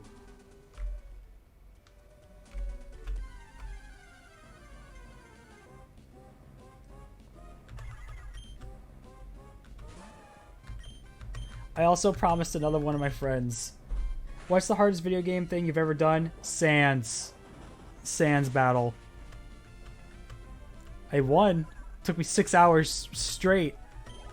But I think beating Sans in Undertale was probably Sans in Undertale, and I guess I'm trying to think what would be the hardest Dark Souls boss. I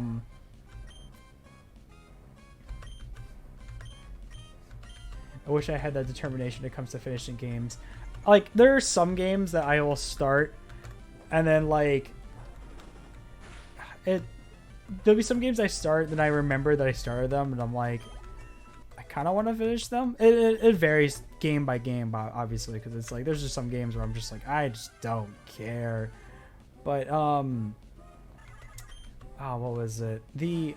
I remember, my sister, like, always kept calling me out on it, where Super Paper Mario for the Wii. When I first got that, because my friend gifted it to me for like my birthday. This was like, oh gosh, this was like a decade ago. And I got to like the very ending, like I got to like the last world basically. And then I stopped playing. And I stopped playing for like maybe like 4 years. I came back to it like 4 years later, just picked up immediately where I left off and just finished it. And it was like it's like I feel nothing, but it's done. I was telling my sister, I'm like, look, I finished it. I finished Super Paper Mario. You know, obviously all these years later, it's done. Also, thank you for joining the stream, Captain. I hope you have a wonderful night. Thank you so much for hanging out and enjoying the chat and having fun. I remember playing the Sans battle on my Switch in my high school esports club, and I had students cheering me while I was being really. Oh, dude, that sounds incredible. Dude, that sounds fun. That sounds hype as all hell. That sounds fun.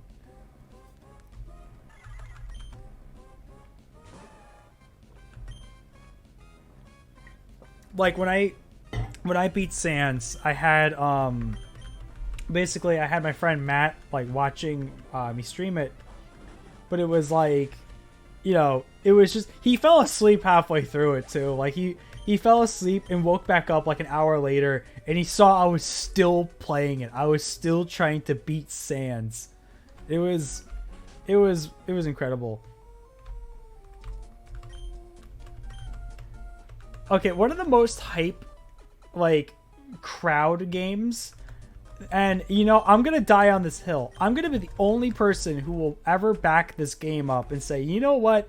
This game was fun, and I don't care what the internet says. But Mario Party 10's Bowser Party mode. Dude, you get a room full of people, and you have, like, the King Asshat as playing as Bowser, and then you have, like, 4 people playing the game. Then you just have, like, a crowd of people just cheering on those 4 players trying to survive. Dude, that is so much fun.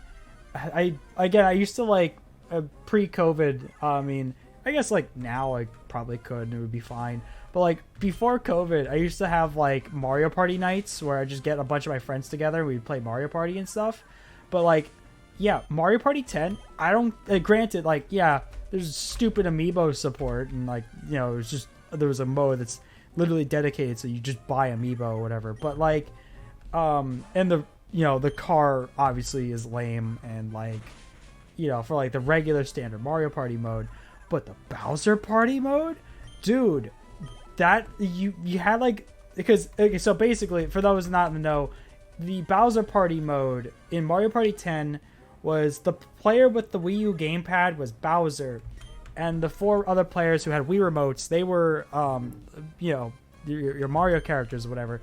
But the objective for the 4 players was they had to get their car, like the car thing, from point A to point B, and, like, there's a bunch of, like, spaces that will either send you forward, send you backwards, give you dice blocks, give Bowser dice blocks, you know, like, all these things that can either benefit or hurt you.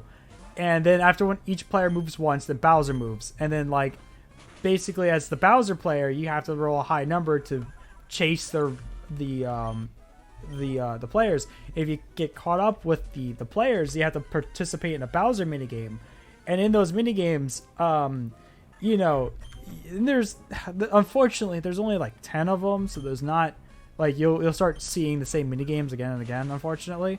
But, like, in those minigames, you will, as the survivors, you have to, like, try not to get hit. And if you get hit, you get, like, you lose hearts. If you run out of hearts, you're out of there. You're out of the game until somebody, like, lands on a space that gives, like, players hearts or whatever. Only then are you back in the game. So it'll get into, like, intense moments where there's only one player left surviving, and you have a whole crowd of people just cheering on that one player, whereas the guy who's playing Bowser, the king of asshats in the room, is trying their absolute best to kill them. And it's, dude, it's so hype. I don't understand why Mario Party 10 was, like, hated by, like, everybody.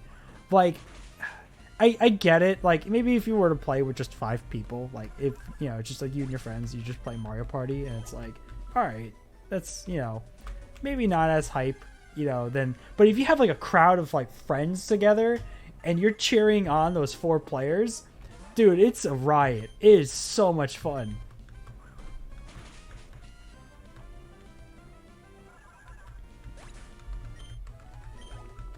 And again, like, I'm a Mario Party veteran. Like, Mario Party is, like, a staple in my household. Like, that's like, besides, like, Smash Brothers, it's, like, maybe my second favorite, like, video game series of all time. And it's just, like, you know, like, I grew up on Mario Party 1 and, like, the good, you know, the good ones, basically. But I still thought 10 was great. Like, obviously, I don't think the vanilla Mario Party mode is too great. And that's something I would love to cover on my channel. Just, like, periodically just go through, like, each and every, like, Mario Party. It's definitely something I would love to cover. I'm still kind of, like, holding my breath that Nintendo drops a direct sometime this month, because they're out of N64 games to put on the eShop that they planned. So, like, if we can get the first 3 Mario parties on the Nintendo's like the N64 app, dude, oh my gosh, that would make the subscription worth it for me personally. Like, I mean, granted, the Mario Kart DLC is actually worth it for me, that alone. Well, I guess that with the N64 games, but the what you call it, but I'm still holding out hope that they bring the Mario Party trilogy to the N64, like to the Nintendo Switch. Oh, Vital Throw. Okay, Revenge.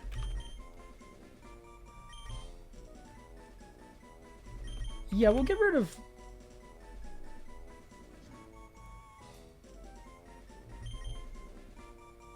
But never misses. I'm gonna keep Karate Chop. I feel like Revenge would probably be better. Or we're gonna go at Vital Throw though.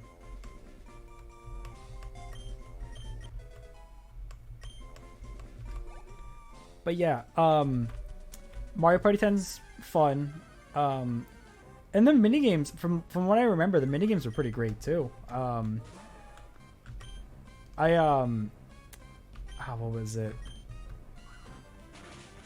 I also liked I'm trying to think. Mario Party Superstars is also great too. It's I'm happy that game exists. I just hope that there's more like more boards, more board DLC. That's really like, because you know how like regarding to like Nintendo Directs, like they haven't had one. So with the exception of the partner showcase they did like a week ago, but with like mainline Nintendo games, I only played Party DS and 8 before the Switch up. Mario Party DS is a solid Mario Party. I think it's a really good one. 8, funny enough, actually.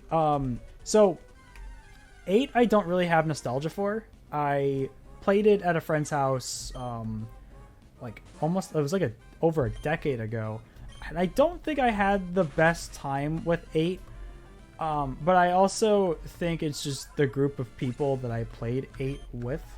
Because when I play Mario Party, we get hype. We get hype as all hell. We get super competitive in Mario Party. But the what was it? So, but funny enough, I actually just got like from eBay, to like 2 or 3 days ago. I did just get a copy of Mario Party 8. So, I do plan to give that a spin, sometime very soon. But yeah, DS though, funny enough, Mario Party DS, we for like, this is like a couple of like months ago, but we had like a power outage that lasted a couple of days, which sucked, but what was fun, because I had my family over at my place during this power outage. I had, to our surprise, because the DS, again, there will be like a nuclear war and like all of society will be eradicated, and then like, you know, 400,000 years later, when like aliens come by and they see this just dust cloud of a planet, and then they'll be like, under the dust cloud they'll see a bright blue Nintendo DSi, and they'll pick it up and it's just fully charged. It's got Mario Party DS already in, good to go, and you know the aliens will have a great time. I swear, our DSs, I haven't used mine in like a very, very long time. I'm talking like maybe years. Still charged. We played we played around on Mario Party DS, like in the dark, but it was fun. It was great. And you only need one copy of Mario Party DS to play with friends. Like, I mean, everyone has to have their own DSs, obviously, but yeah, Mario Party DS is great.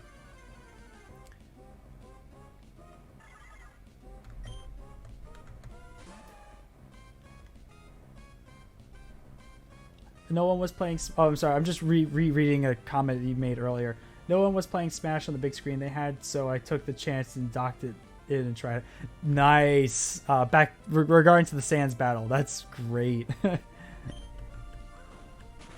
I do miss You know, it's funny because I was hanging out with a friend of mine. I want to say like it was like 2 or 3 weeks ago.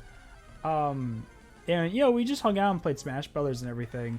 And I, again, I think also just because of COVID, but like, dude, I haven't like played Smash Brothers in forever, and it's like I mean, I play it like maybe like here and there, but like me and my friends, like we used to play Smash Brothers like all the time. And again, because like I think like COVID happened, because like we used to go, like my friends and I, we used to go hard. We used to go to like local tournaments and stuff like that. Like our local GameStop would have, like they'd have a Smash Brother tournament like every other week or so. And then they got like new management and they stopped doing it, and that was a bummer. But it was like, just like, you know, it was fun. Like I made a lot of friends just by playing Smash Brothers, and we like I said, like a lot of my friends, like they still play Smash Brothers. It's just like I don't get the chance to see them as often, which is sad.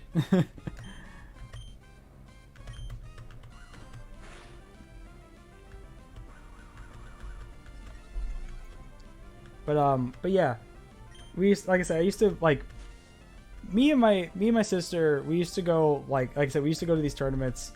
Um, there was a point. This was like back during Smash 4 for the Wii U one, where we would go to tournaments like every other week, and I definitely got burnt out on playing Smash Brothers competitively for a while, because like it starts to like, first of all, you start to feel the salt when you lose to somebody online, which is, it's not fun. I don't really like that. But not the I'm sorry, training by playing online, which, you know, any Smash player will tell you, yeah, no, you don't really get good by playing against online randos, because the net, you know, there's no net code and all that stuff, which totally fair, totally get that. What was it? I also just never really went to like besides like the ones where my friends and I would go to, like my sister and her friends, they went to like different states for like tournaments and stuff like that, which they went hard. They went hard into like the Smash Brother scene. I did like I said, I did for like locals and stuff for a little while, but then like this was like also during like my sophomore to senior year of college, so I also just didn't have the time for it. But like I said, I was starting to feel burnt out, because like I love playing Smash Brothers, you know, just for fun every once in a while. But then like everyone that I played Smash Brothers with was like, nah, dude, Final Destination, no items, Fox only. No, I'm kidding. But me only. But it started to just get like tiring, because it was like it's like I love Smash Brothers, but this is starting to not become fun for me anymore. It's starting to become like just draining. Like it's like, you know, and then again, I'm also a bottom tier Robin main, so, you know, everyone who's picking these top tier Bayonettas, dude, I swear though, I swear, everybody who played Bayonetta in Smash 4, like, I don't like you. I'm sorry. No, and it's not because of Bayonetta the character. I think she's cool as hell. It's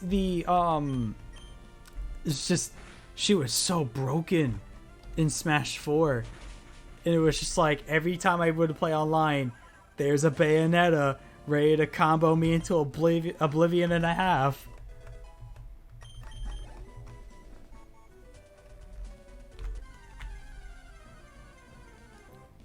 I just realized I never updated Dunk's portrait. Let's go do that real quick. It's Dunk's number 5.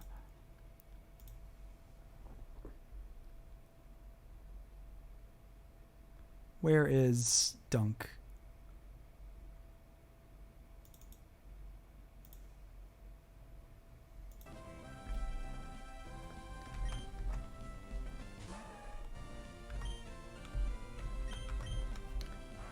it's never good in any game where you go, man, this game would be better if that character never existed. Yeah, and and again, like I'm glad that Bayonetta was at least like, you know, like I love her inclusion. I just like for Smash 4, I was just like, dude, you're picking the top tier characters because they're top tier. Like, where's the fun in that? I don't know. It's not for me. I just like to play the characters that I like, and I'm Fire Emblem trash, so Smash is suited for me. I've been playing the Bayonetta games recently, and I certainly tell you, I enjoy kicking butt as Bayonetta than I did getting my butt kicked by Bayo players then. Nice. Yeah, I've still yet to play the Bayonetta games. They look fun. Like, they do look a lot of fun. They look goofy. Like, they look really goofy and silly as hell. But I will at some point I would like to give them a shot. Add it to the bucket list. Add it to the backlog. It will sit there with all of my other games.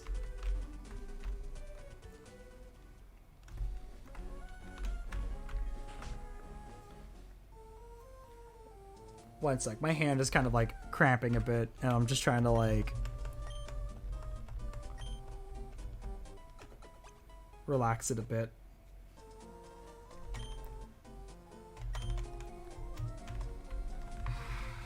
Let me like push my keyboard like all the way away from me here.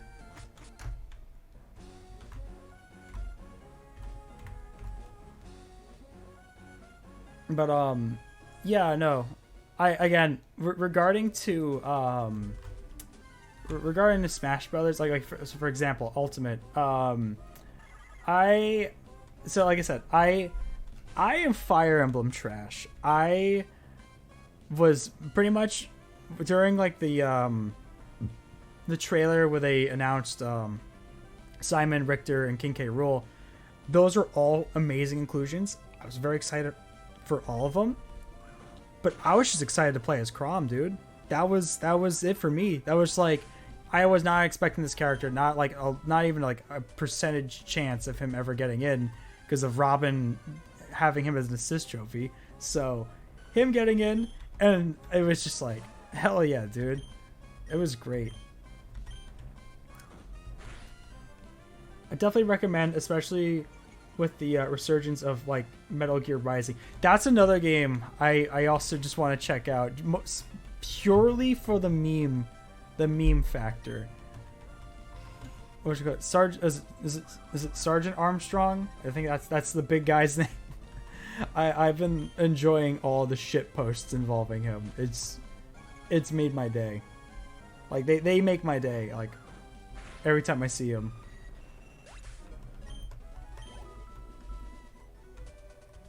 Senator Armstrong, that's what it was.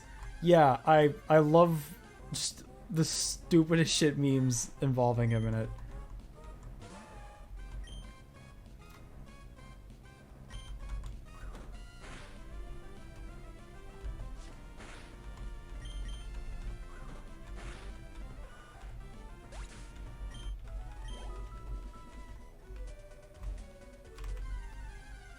But actually, a game series that I've been really wanting to get into that I know is like really goofy and that I think would be fun to stream. My sources, I made it the fuck up. I love that one. The what was it? But a game series that I definitely intend. I do plan on streaming it too. I've been really wanting to get into is the Yakuza games. Like I've seen like out of context bits and pieces here and there, and they look so goofy, and it looks fun. I definitely want to like play the first one first though before I play Yakuza 0. The driving force that makes me really want to get into Yakuza is literally just the Friday night dancing with what's the meme? Hold up.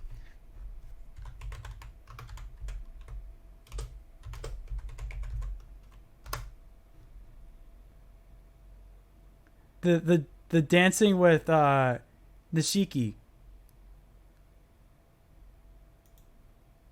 Dun dun dun dun dun dun dun dun dun dun dun dun dun. Like I the Friday night dance, yes, that. Oh shit, is it playing the actual video? It is playing the video. Okay, wait, hold up.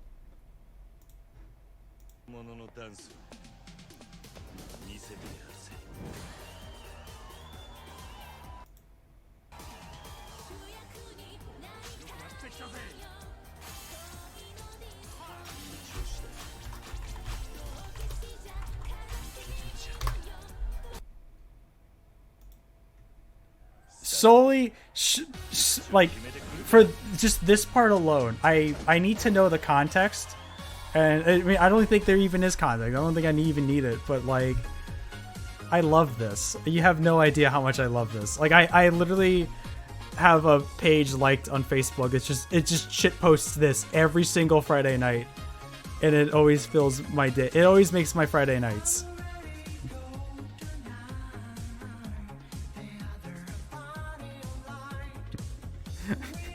I love this so much. You have no idea.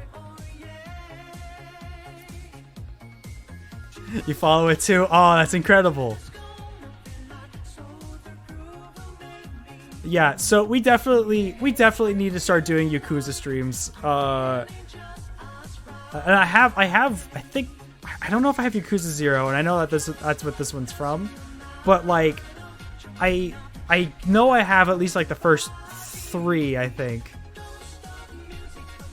But I've been really wanting to get into the series just for like silly things like this.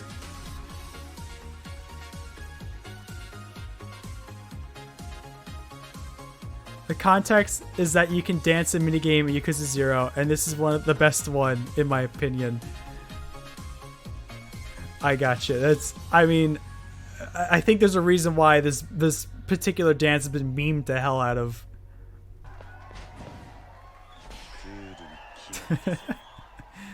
But yes, we definitely 1 hour edition. Let's go. But yeah, we'll definitely would love to do Yakuza streams at some point. Let me finish up some of my games that are currently in my backlog before we like tackle that. But definitely, if not like this month, maybe in August we could start like the first Yakuza game and work our way up to just that moment. We'll get there and be like, it'll be legendary.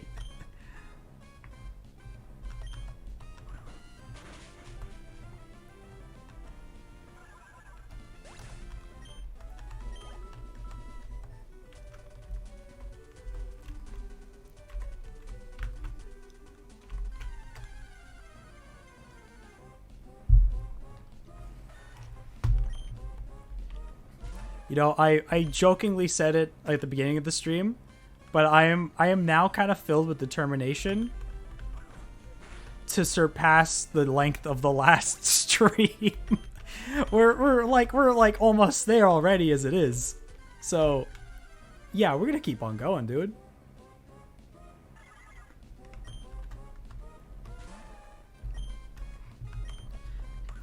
Again, my game plan is to get everybody to like level 35, 9-hour stream. Let's go. My game plan is to get to everybody like to level 35, 36-ish. And then we can tackle on the next gym, which and I think that's like the end goal for tonight is just get that next badge, and then we can call it. And then the following stream we can then go to the new areas. Look at the stream length. It fills you with determination. It does. It does. But what was it? Yeah, so like I said, my end goal here is to get everybody to like level 35 or 36. I need to see if Machoke learns something at 36. Because if she does, then we can at least try to get like I don't think so, because she did just learn Vital Throw not too long ago. But, what was it?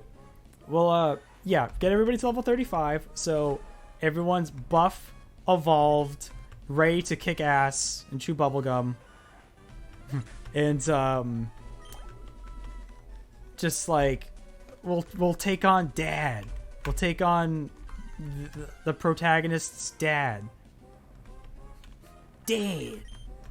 That boy ain't right. I'll tell you what.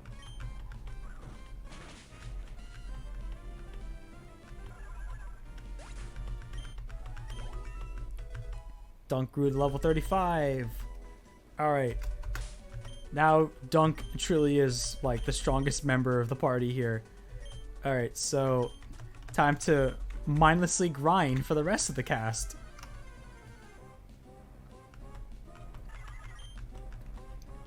I'm a little torn because I want...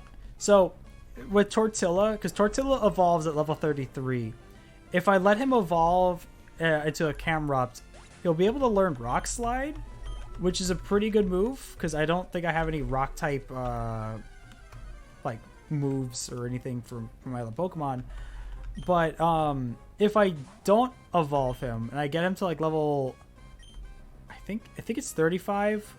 If I get him to level 35, he learns Earthquake, and he does learn Earthquake as a Camrupt, but it's like later on he learns Earthquake, and I would kind of like for him to have Earthquake now. I might just still evolve him and just get the other thing too is that like if I get to Tortilla to level 41, which I don't think I'm gonna put in the effort for that. But if I get him to level 41 before I evolve him, he'll also learn Flamethrower, which apparently he does not learn Flamethrower as a Camrupt, which kind of blows. But yeah, it's just kind of like, do I go with Earthquake or do I go with Rock Slide? We'll probably just evolve him at level 33 because, like, you know, it would be great for him to have Rock Slide already, and I think he learns Earthquake at like level maybe 40 or something. So it's not like too far away, but like I just want him to be decked out and ready for this next gym, so we don't make any more stupid mistakes like I did when we fought Flannery earlier. God, that feels so forever ago.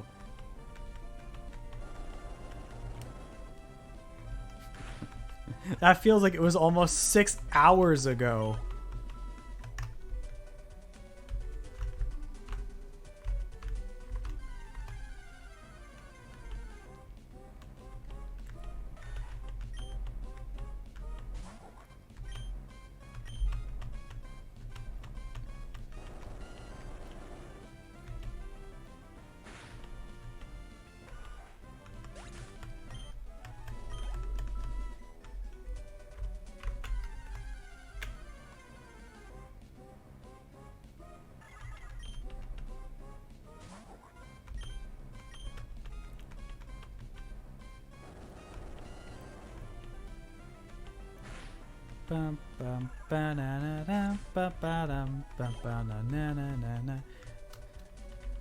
Let's say Friday night's gonna be stuck in my head all night now.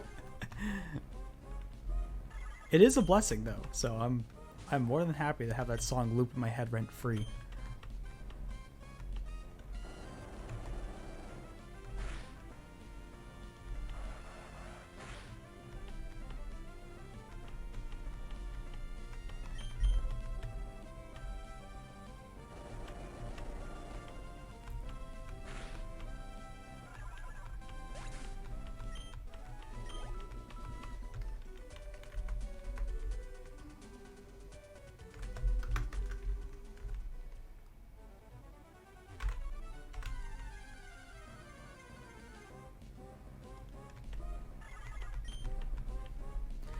I'm still waiting. I'm still waiting when we're like in the middle of just mowing all these Pokemon down, that we run into our shiny Pokemon and be like, oh my god, it's a shiny, and we can't use it.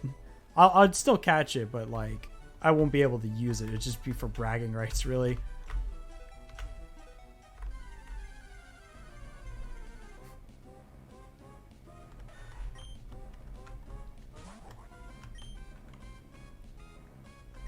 I said my stomach started grumbling. I do need to eat something at some point, but I can keep going. I did have a pretty big like sandwich before I started streaming earlier, but that was almost 8 hours ago.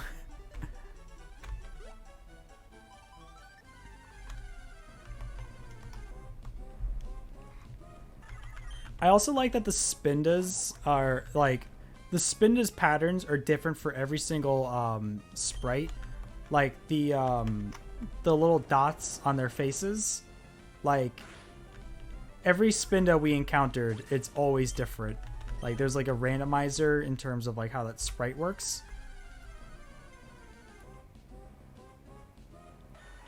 I want to start Disco Elysium, but the urge to pump 30 more hours into Isaac is so tempting. Dude, that's another game that's on my my never-ending backlog. Because my friend also gifted me Disco Elysium. It looks incredible. And it's yeah, it's on my to-do list. But what was it? But I feel that though. I will say for me, I like Binding of Isaac. I have tried on like 5 different occasions, and I can't get into it. I'm sorry. Like I like the art style. I like the aesthetic. I like the classic Zelda style dungeon layout. But like, and again, this is just my taste with roguelikes. It's just not for me. Ender Kid 626. Aw, thank you. Thank you so much. How are you doing today? Welcome to the stream. I hope your day is going wonderful.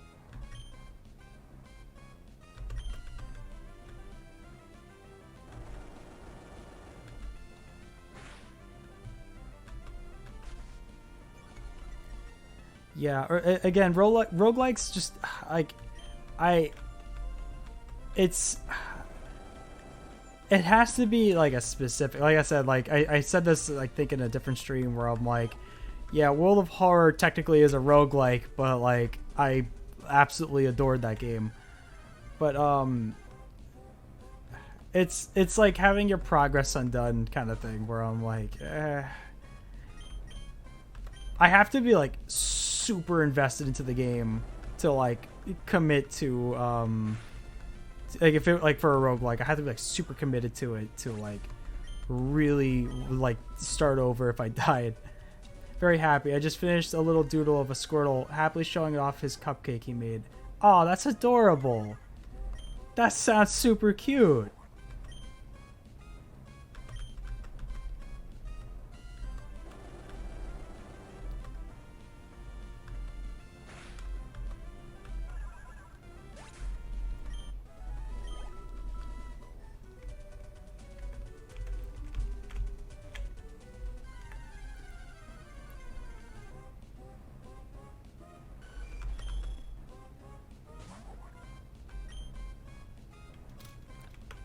Him with the ember.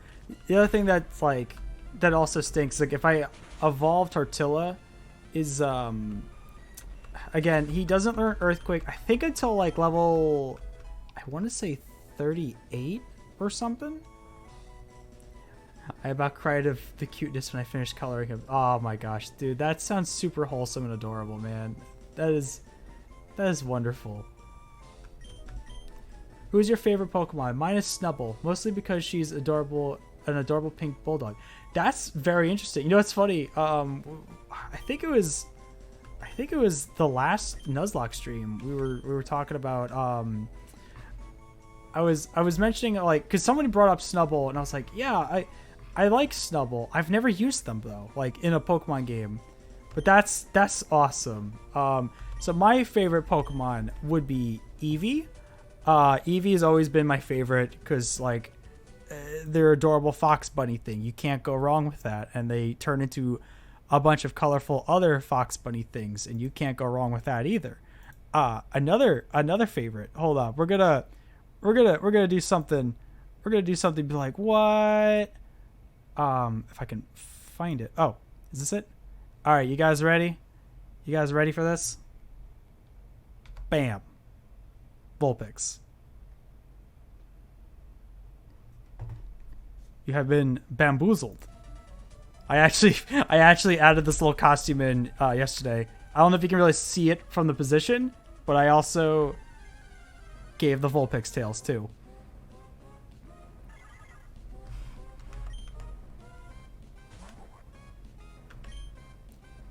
Yeah, this was something I put together yesterday. I was gonna save this for in case we actually caught a Vulpix in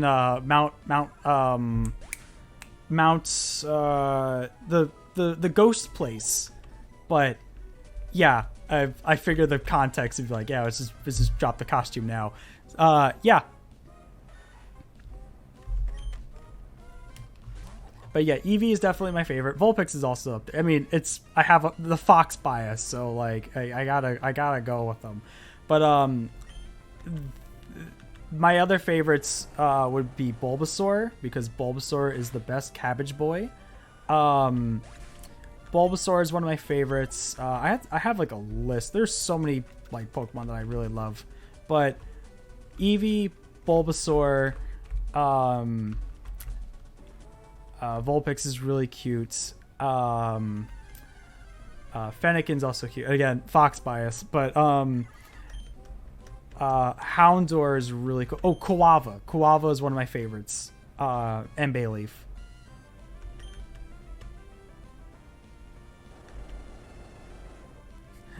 Whoa, now not a Pokemon trainer. So I also had, so when we started the stream, I did a roulette, and I wasn't, because like, just for the funsies of it, I also have a May outfit, a May hat. When the stream started, I did a little roulette spin, and it landed on Brandon, so we went with Brandon. But yeah, I came prepared. I came prepared with my costumes.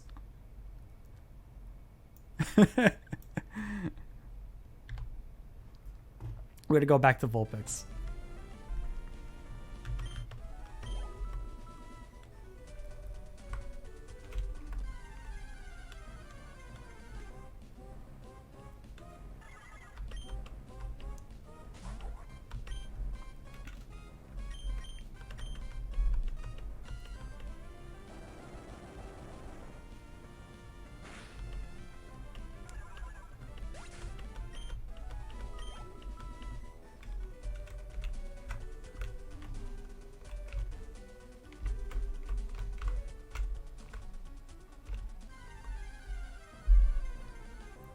Such amount of dedication to models. Thank you. I appreciate that. What was it? So I am kind of doing a bit of a redesign at some point that I've been really meaning to work on more.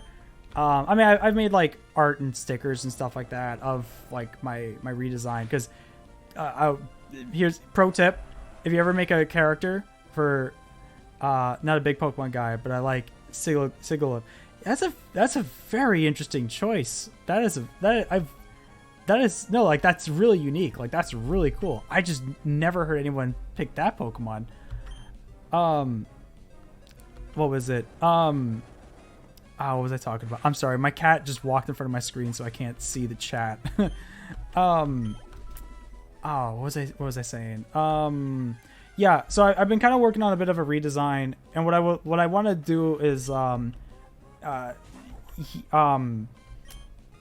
do the models in Photoshop, because it is a little, because I made my character in Illustrator. Don't ever make a character in Illustrator. You will hate yourself for it. Don't ever do it. So yeah, I did the design in Illustrator. But like I'm doing a little bit more little bit more of a fluffy, more of a bolder art style, more kind of like a, I guess like the design I would have envisioned more. But anyway, so I've been trying to work on a bit of a redesign, but what I would like to do is to, with these costume changes, because like it's just hats basically, but I want to do like full costumes, like Mario, like overalls and stuff like that. I think those would be fun.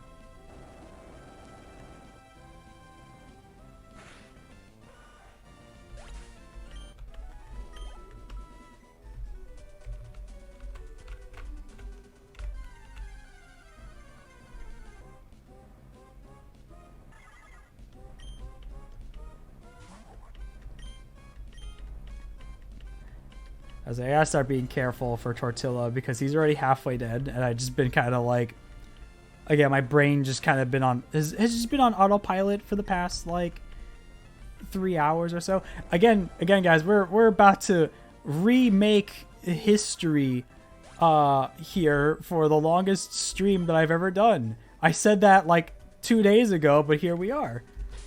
Now I'm trying to draw Nidorina in the same pose as Sandshrew in this game sprite. Ah, cool.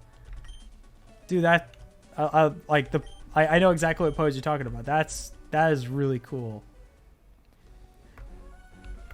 Yeah, Nidorina's like Nidorino, and Nidoking. Nidoking's a beast. But they're solid, cool Pokemon too. I think, and again, I've been playing Pokemon since, you know, like day one with Red and Blue and all that, and I still play them till like, granted, like Sword and Shield and Sun and Moon I kind of have some qualms with.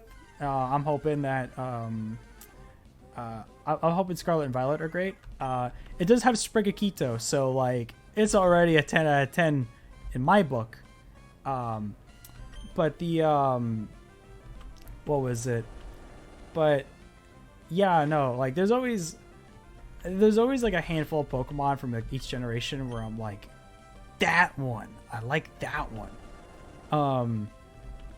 I think for me, I think Gen 1 definitely had like the best fire types. Like you had Growlithe, Vulpix, Ponyta, Magmar, and they were all just like super cool. And like I am not like a Gen 1 person. Like I grew up with it. I love it, but it's like I feel like every other generation that's not Gen 1 is super underrated. But like I was saying this much earlier in the stream, but like I love that Gen 3, like with the, I feel like they had like the best Pokemon variety. Like they're like, for example, like Numel, Trapinch, Grumpig, like these Pokemon that I normally would never use. They're so much fun to roll with. Like my beef with like Gen 1 and to by extension Gen 2 was that like there was like grass Pokemon. Almost every grass Pokemon was a grass / poison type Pokemon. And like, you know, for Bulbasaur, I love Bulbasaur, and Bulbasaur, that's perfectly fine. But like you had Bellsprout, you had Oddish, you had oh shoot, there's more. I'm sorry. Then you had like Gengar, who is also half poison. You had there's more grass poisons. I know this. There's Tangela is like the only pure grass type in Generation 1. Grass and fire types are my favorite. I almost always roll with a grass or fire starter. Exception of it with chat today, because this stream, because we did a wheel spin for that. But I also love Mudkip too. Mudkip is one of my favorites. I think it's so hard to like pick favorites, you know. It's like there's great qualities in so many different Pokemon. But I'm definitely one of the type, like I'm definitely one of the people who will just pick the Pokemon that I think look really cute or really cool. Yo, Ender Kid, thank you for the follow. Thank you.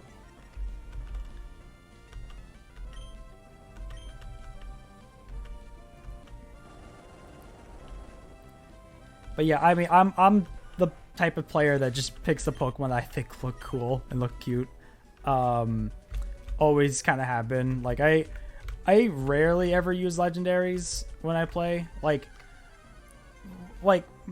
to some degree. Like, okay, competitively, I don't really like using legendaries.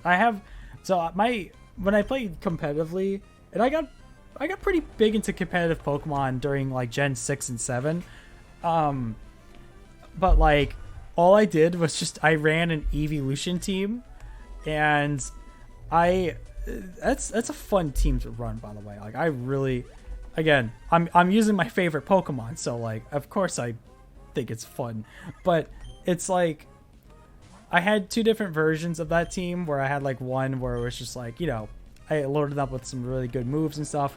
And I will say a little asinine on my part, I must admit, but I had another evolution team. This is back in Sun and Moon, where there was the Evium Z move, where like Eevee just gets 2 points in all of its stats, for, you know, which is a little busted. I'm not gonna lie, but you use that Baton Pass. All of my Eevees had Baton Pass, and that was like I said, I think a lot of people, I've had some people rage quit on me about that. And it's you know, understandable, but you know, like, okay, like there's some strategies that I've just absolutely grown. Like if I ever see somebody use a Cloyster and they start off with Shell Smash, I immediately just don't want to play with them, because it's just Shell Smash and Icicle Spear,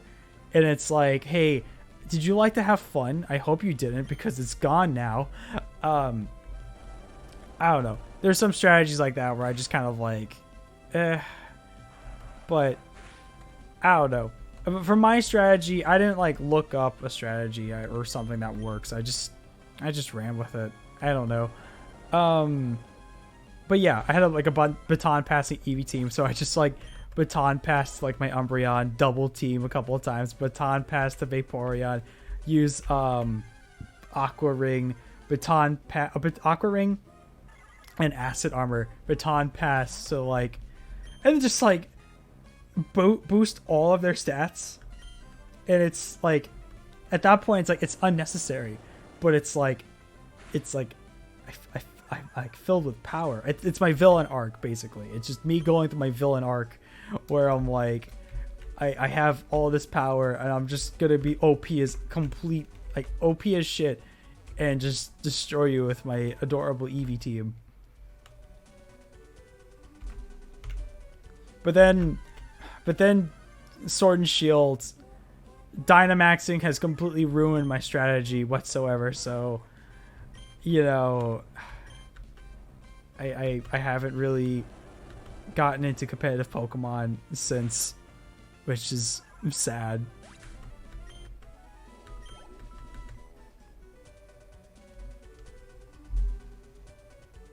The baton pass villain arc.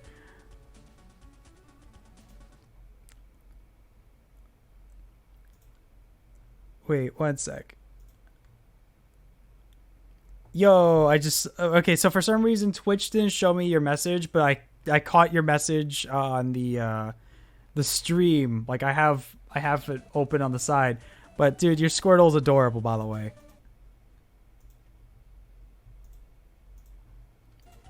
Like I said, for some reason Twitch did not show me that message, but I saw it in the actual live stream itself.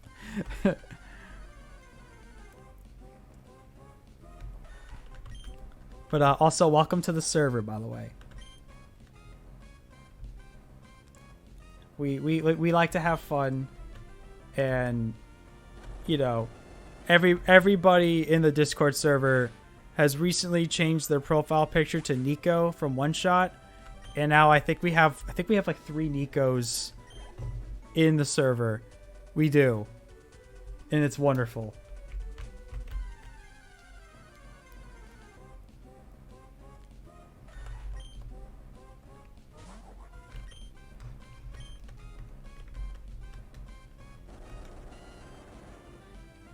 So I need to recalibrate my head here because I shifted over. There we go. One sec.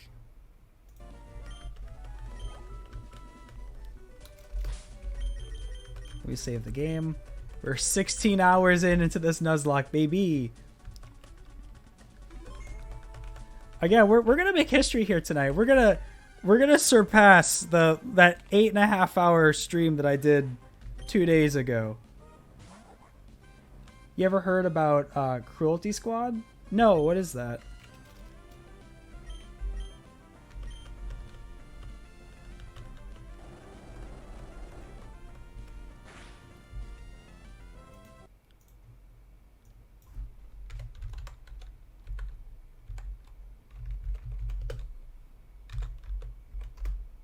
Shoot. No, cruel. Yo, what the hell? Okay, I just looked it up. What is this? This looks incredible. Hold up. Hold up. Hold up. Hold up. Hold up. Hold up. Hold up. Hold up. Where's OBS?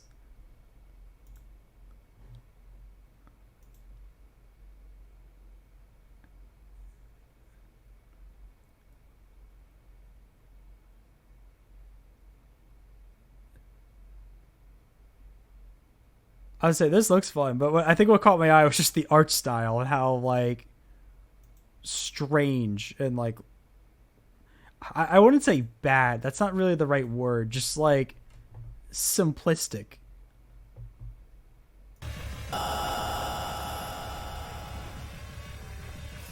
Must be having a thing for high frequency depression.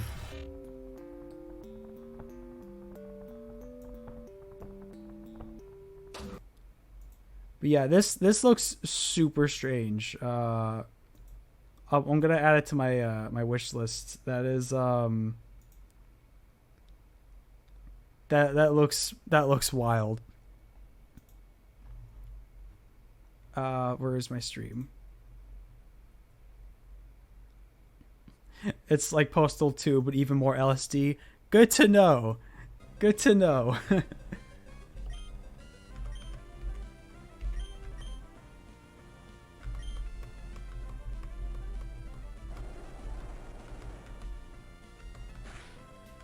I would say a game that I really liked in terms of like trippy, weird games. Besides, you know, not like Hylics, even though Hylics is an incredible game, I love it. If I don't know if any of you guys ever heard of Eastern Mind: The Lost Souls of Tog Nua. I think that's how you pronounce it.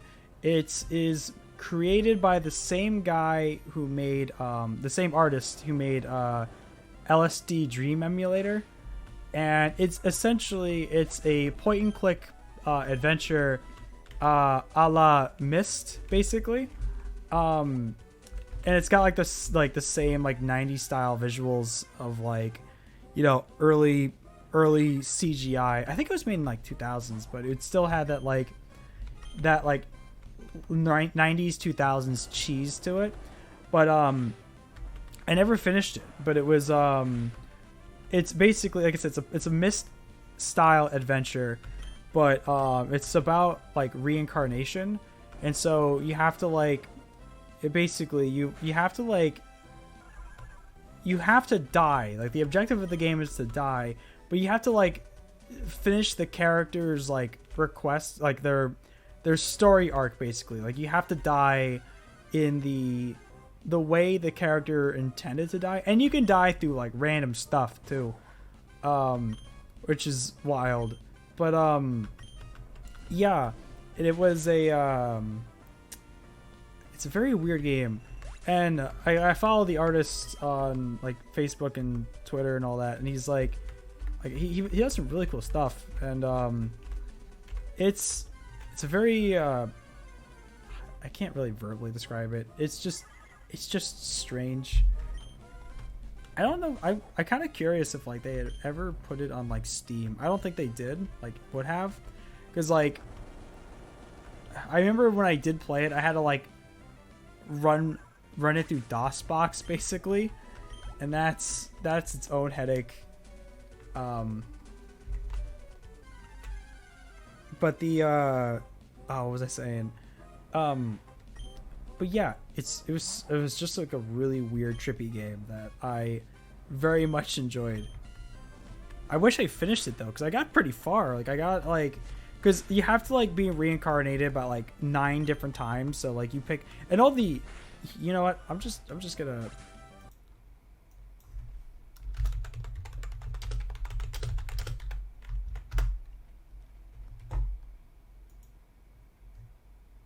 I'm just gonna just jump to. So yeah, it was a very weird game, and it had like a lot of like your 90s, early 2000s like CGI, but everything just looked creepy, you know. But like I said, the game was like about like reincarnation and stuff. I could be getting that wrong, but it was again Myst style point and click adventure, and I love Myst a lot. Um, and it's like, is that Vinny Vine Sauce? That is Vinny Vine Sauce. He did play this. Yeah, it was a very weird game. I like I said, I very much enjoyed it. It's That's the game I would love to like come back to someday. Okay, back to Twitch.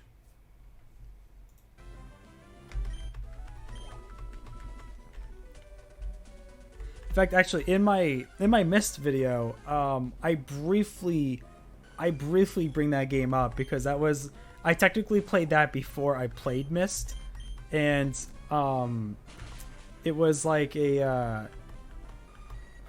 like I guess that would be technically my first point and click adventure. Okay, not technically, because like I did own Myst when I was a kid, but it was more or less like me watching my dad play it and still finding the 3D visuals very creepy, so I never really liked to look at it for too long.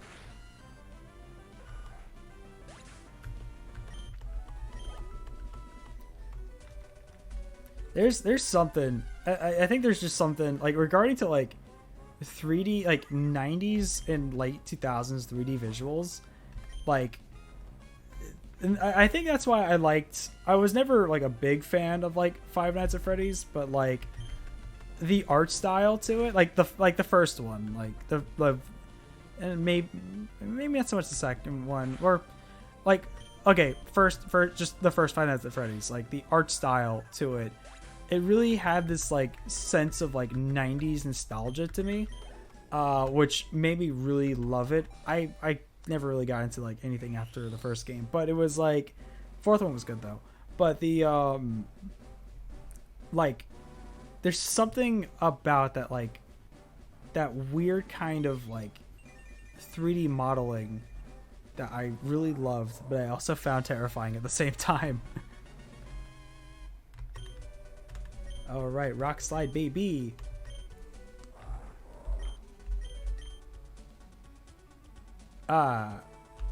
Shit. No. Oh, I didn't think this through. All right. Okay. All right. What is takedown? It also hurts the user. You know what? I'm gonna get rid of takedown. As great of a move takedown is, because he's gonna learn erupt soon, and that's gonna like takedown, taking away health from him is just gonna make the power of erupt worse. So yeah, we're just gonna keep that.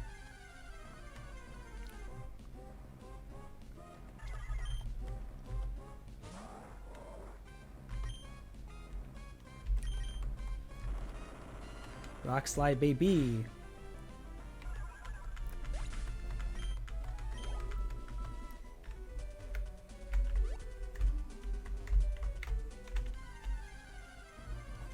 Oh, let me update the picture for, oh no, not Tropic Tom, Tortilla.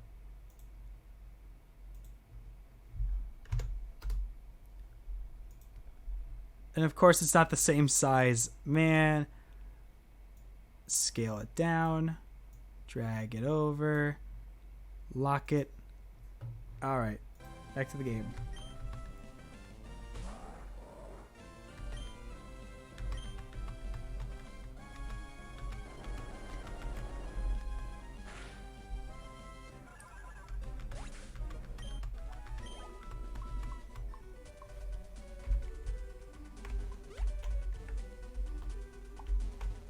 Sorry, I'm trying to like figure out what his move pool is.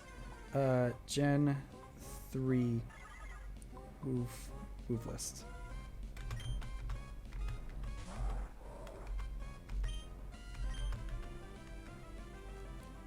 Okay, so at level 37, he does learn Earthquake. So I'm kind of... I was going to say 35 initially, but like having Earthquake and having like a consistently devastating attack would be great. So I think we're not done yet. We got to get him to level 37 now.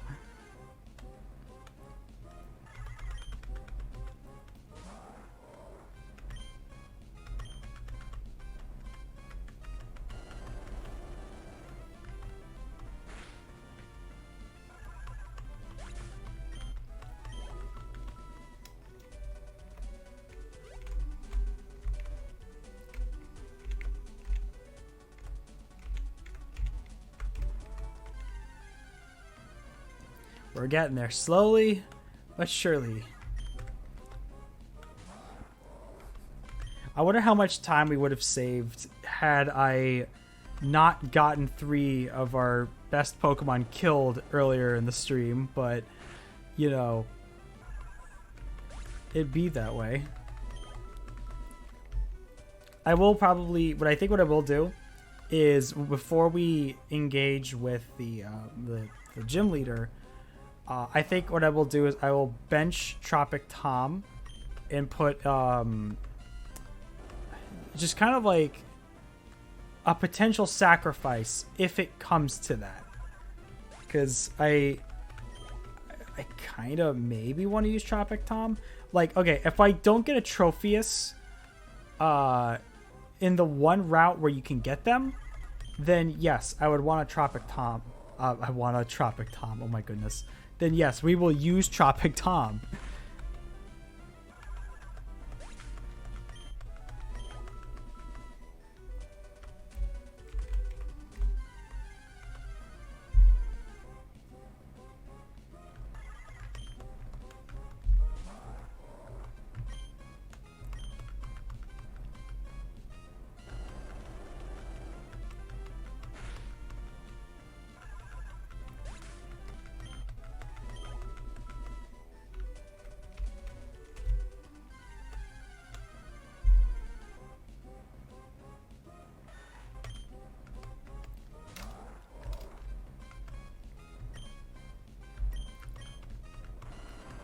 My cat has decided to sleep like right by my keyboard, and I'm like, again, paranoid that like she'll accidentally hit the escape key because, like I said earlier, it'll make my Pokemon Ruby cartridge explode, and then I'll have to like go buy a new one, and you know, I'll have to go buy a new Game Boy and everything, and like that will be pretty scary, you know.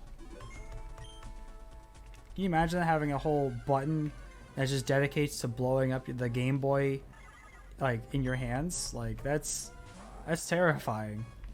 Why would they do that? Why would they program something like that?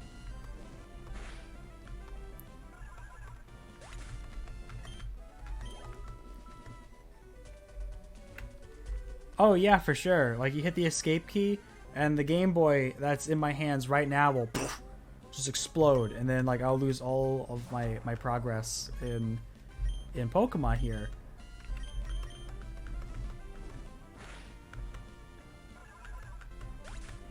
Yeah, I'm pretty sure though hitting the escape key just shuts off my Game Boy. So yeah, I'm always paranoid that like Daryl or something is gonna like, or I'm gonna accidentally hit it and just shut off the whole game.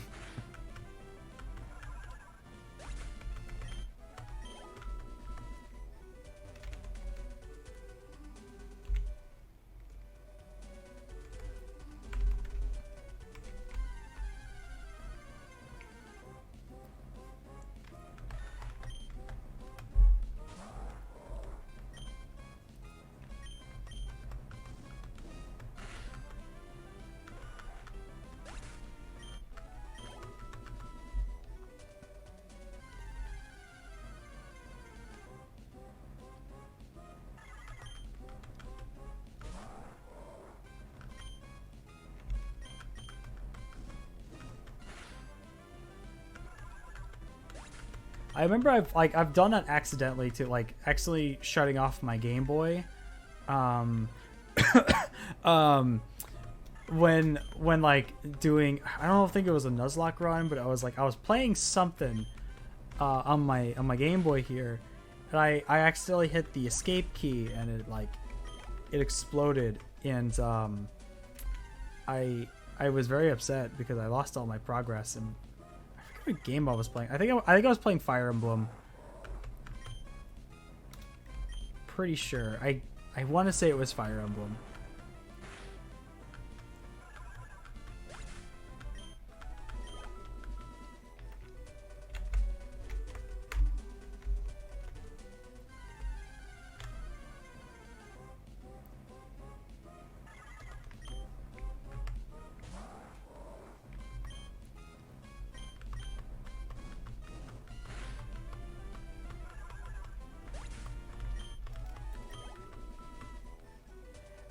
How have I ever played Faith? Is okay. So I think there's like two different games called Faith that I'm aware of. Is Faith the Diablo clone, or is this a different game called Faith?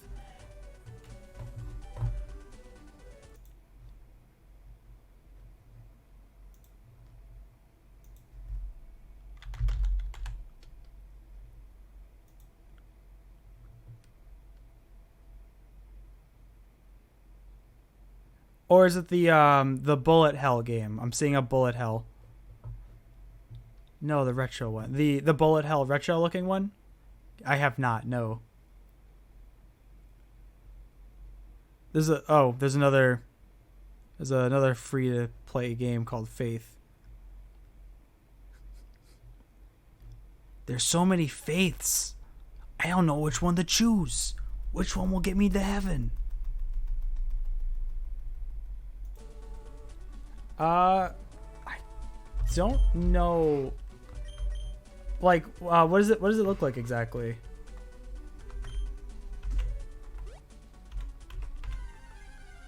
It's made by Airdorf. Faith Airdorf. Oh, you know what? Oh, somebody told me about this. This does look incredible. Yeah, I'm trying to remember. Somebody showed me this. Somebody showed me that game.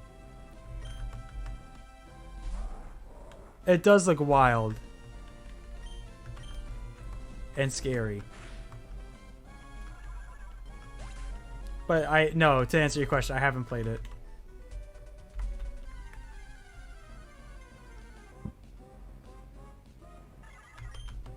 I'm trying to remember who told me about that game.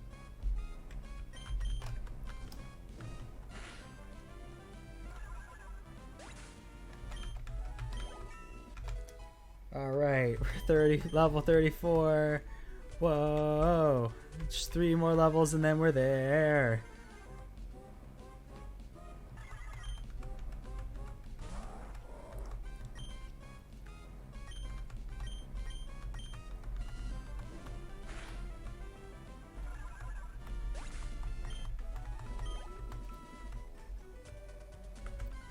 Just think, had we played Pokemon Ruby just like a normal person, we would have been done by now.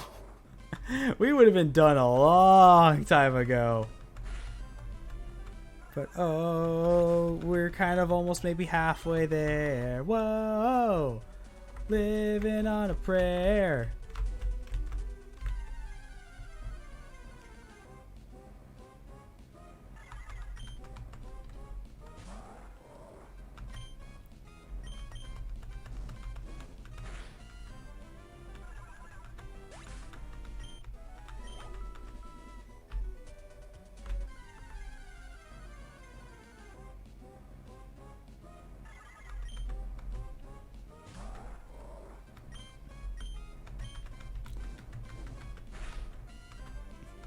We're almost there, though. We've almost beaten the record for the longest stream I've done.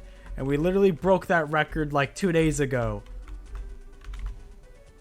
But can we go even higher?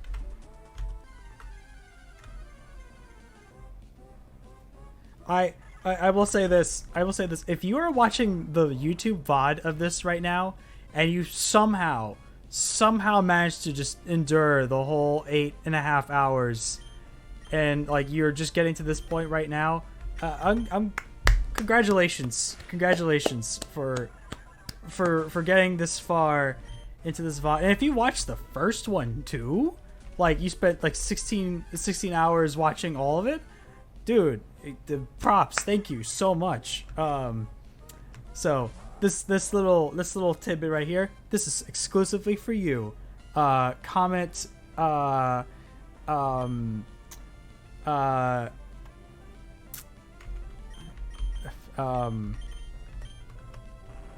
comment the Chad Dad, or no, I'm sorry, rest in peace Chad Dad. We call him Chad Dad now, I guess. I don't know, but yeah, you will exclusively know, and I will exclusively know that you saw this particular part of the video, unless if you jumped through it like an idiot. Sorry, I didn't mean to call you an idiot. My brain ain't working too well because I've been up for 8.5 hours playing Pokemon.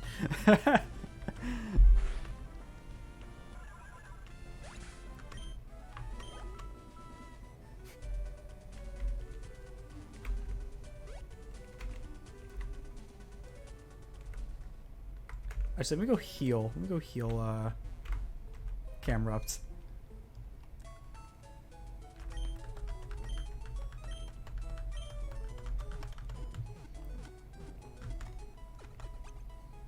And the wild part is, we're still not even done.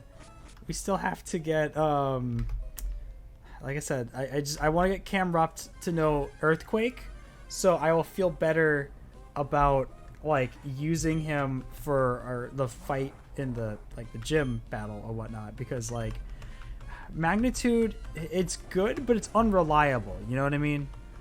Like,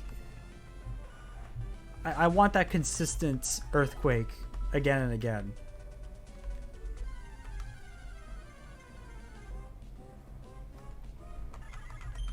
And then obviously we have to get Chat to evolve into a Swampert. I'm not even gonna think about sending Chat into battle in his current form.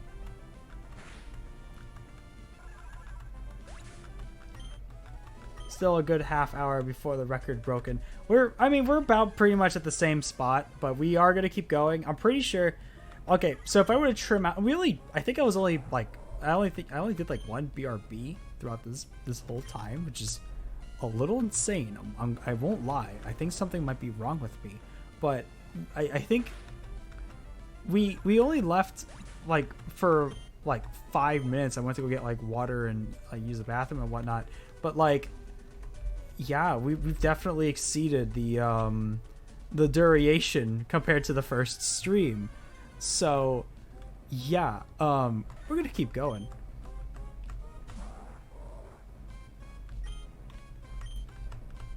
I'll tell you this right now. I really want coffee. Like, I'm not gonna drink coffee because that's gonna keep me up like longer than I need to be. I might have decaf though, so I might go look for that. Cause like right now, 4:30 in the morning. These are coffee hours, baby. This is like the time. This is like the magic hour of when you want to have a cup of coffee. But not like, okay. Let me rephrase that. This would be the perfect time to have a cup of coffee if you are waking up right now, not when you've been up all night. That would be torture. But like, unless if it's decaf, which I think I still have some decaf.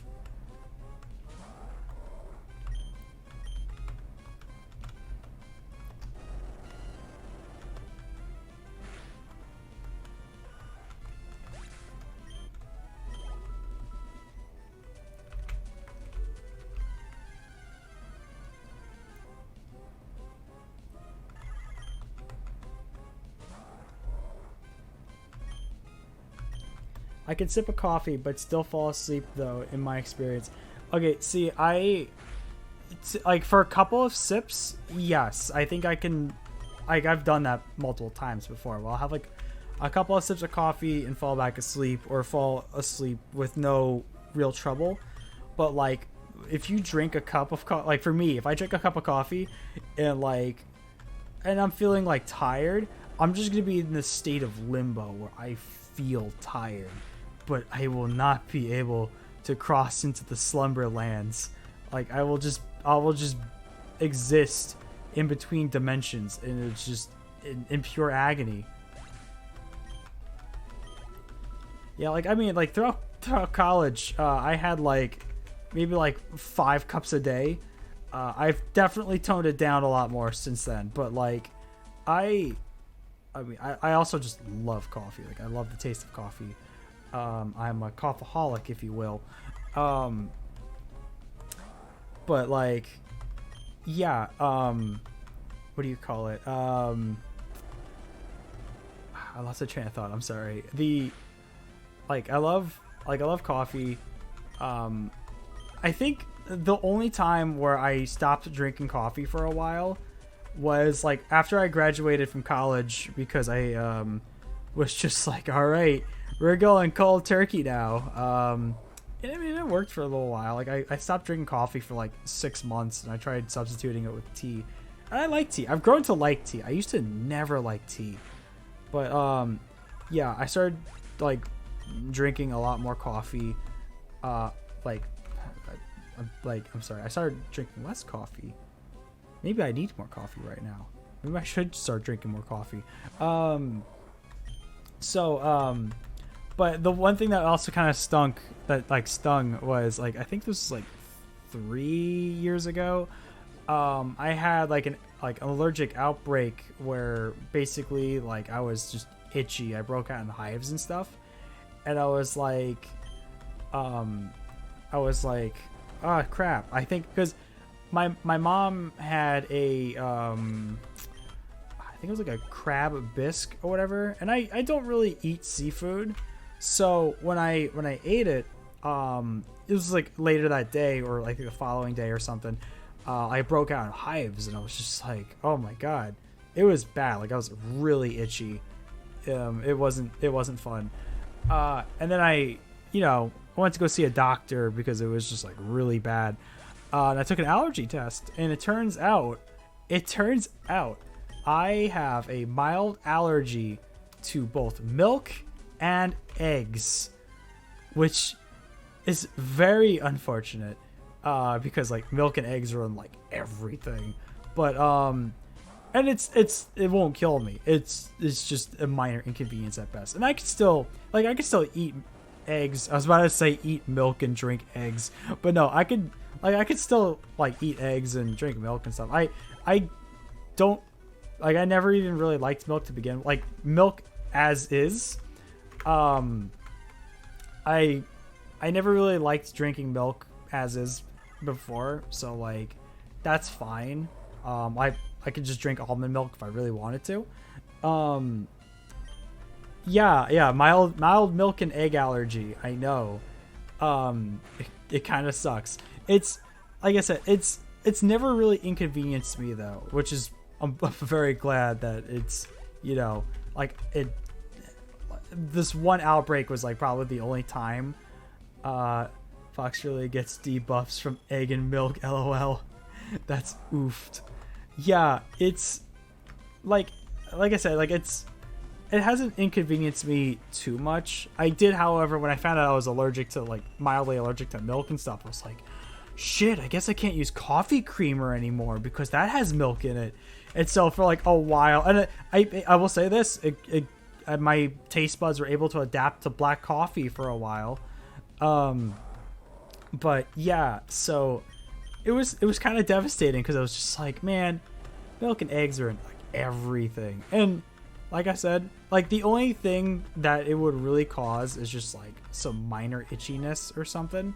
Like, and even then, like in small quantities, and like say if I had like a candy bar or something, I'm not affected. Like it doesn't really do anything to me. So like that's fine. So I just actively choose not to like just drink straight up milk or eat eggs too much. Like I'll have like eggs, like if I'm eating eggs for breakfast, for example, strict, like strong moderation, like no more than 2 eggs, or like if I'm eating it, I gotta eat it with like something else, you know. There was this one time I felt really bad because my roommate's brother, he ordered us IHOP, like food from IHOP, and you know, it was really nice of him. He got me this huge like egg omelet, and I ate like half of it, but I was kind of like cautious about eating it. But then like I ate half of it, and I really started to feel itchy, and I'm just like, I really don't want to waste this, but I physically can't eat this.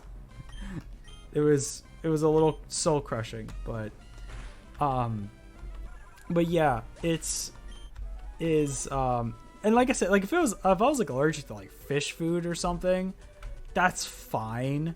Because like I don't really eat seafood too much to begin with, so like if I was, like I said, because I thought I was allergic to like crabs or shellfish or something initially when I took the allergy test, but fortunately, regarding to this whole little outbreak thing, like this has only ever happened to me once, so I'm grateful for that.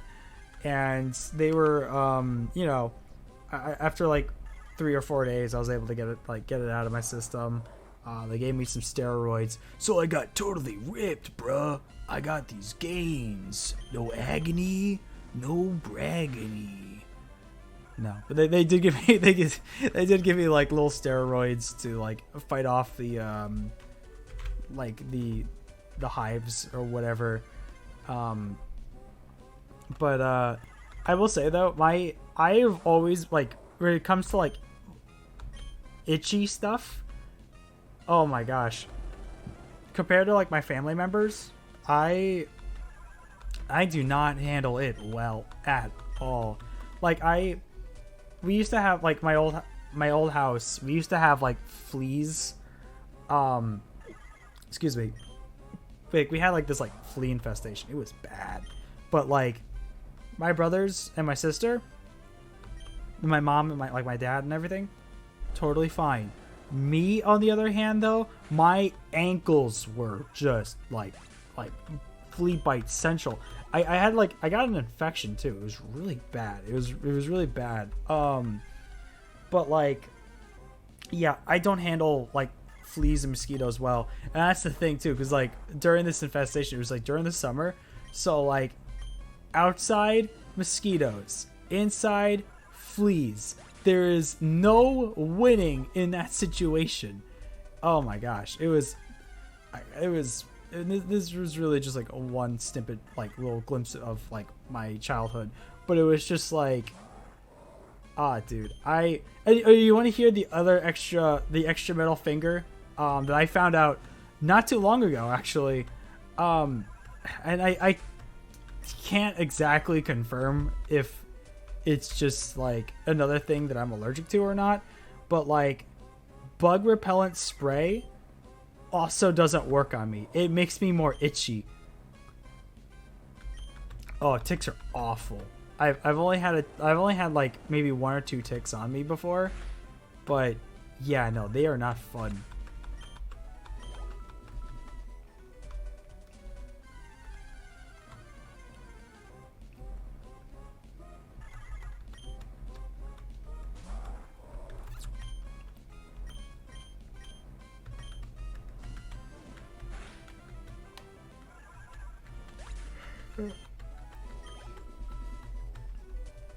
I think maybe this is like a me thing. I don't know if this applies to anybody else, but I also hate, like, if I'm ever outside in the heat for like way too long, like direct sun, not even like way too long, more like 5 minutes. But I feel like if I'm getting like hit with direct sunlight, my scalp just gets kind of itchy, and maybe because I take hot showers, but like my scalp will just get irritatingly itchy if I'm outside in the sun for like I can't even say way too long. It's more or less like 5 minutes. But like, again, regarding to like itchy stuff, it's my own personal hell.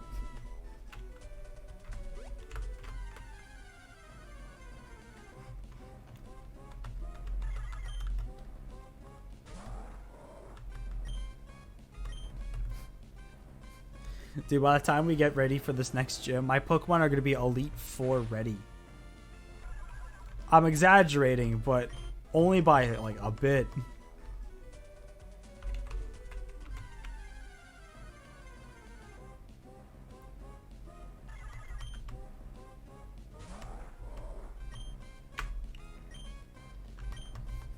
Here's another, like, I don't make the rules to this.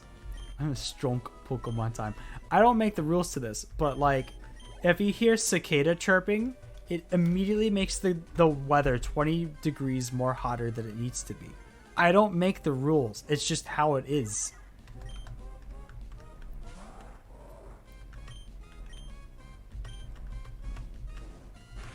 And I think cicadas are really neat bugs, but like, holy hell though, when it's like hot, like a hot summer day, and you hear cicadas, it's just it makes it worse. It's it for me. It just makes it feel like it's much more hotter than it is.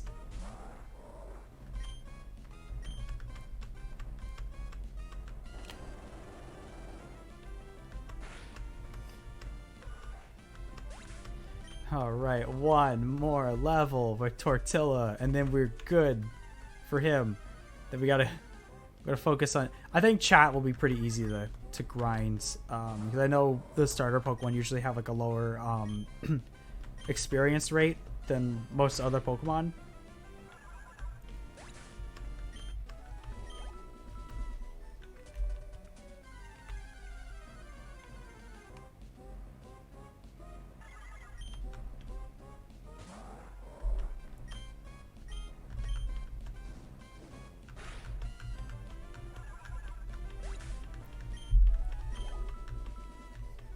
We're also very close to that 9-hour mark.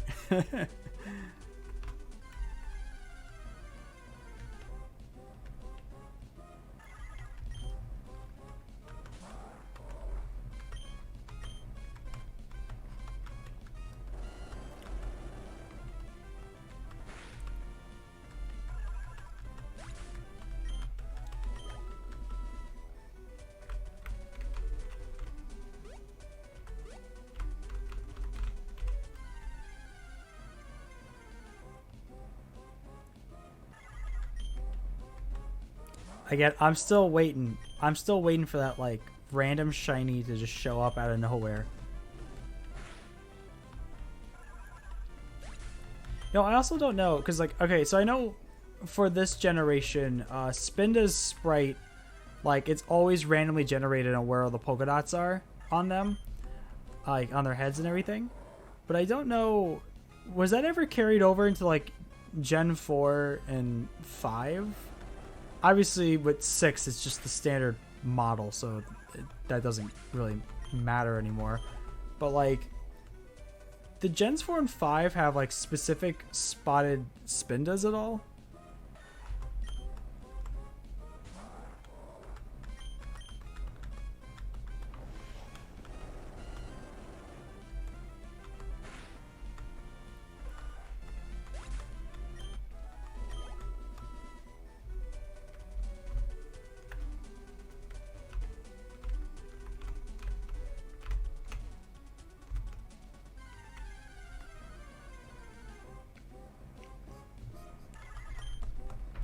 I would say, like, just like the other day, this VOD is gonna be one hell of an upload, I'll tell you that.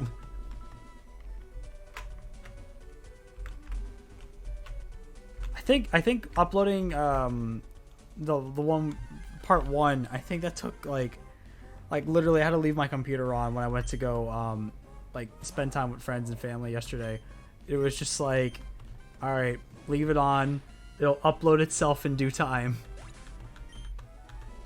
Like, before I left, it was at, like, maybe, like, 20%.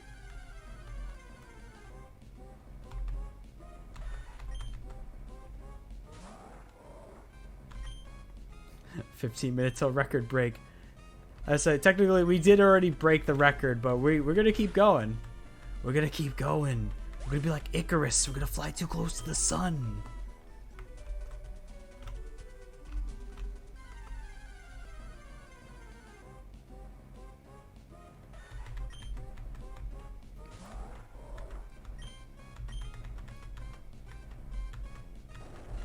Excitement be high. These are some truly... Ooh. Okay, hold up. Okay, hold up. I actually felt like a weird twinge in my left hand just now. So that was excitement be high, followed by, physical concerns about my health. I'm just gonna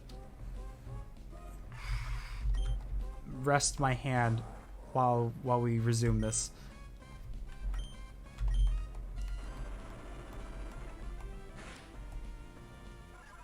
Let's say at some point I do need to get my controller back from my sister because I think that'll be a little bit more convenient.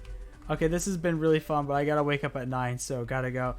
All right, thank you for joining the stream, Gav McDongle. I always appreciate you hanging out, and thank you for hanging out and joining the chat and everything. This has been a lot of fun. Like I've been having a lot of fun talking to you guys and just killing time with the grind session. This has certainly made the whole grinding session like infinitely more tolerable. Like I honestly, like if I would have spent the past like 4 hours just in silence, dude, that would have sucked. So I appreciate you guys hanging out and just joining the chat and everything.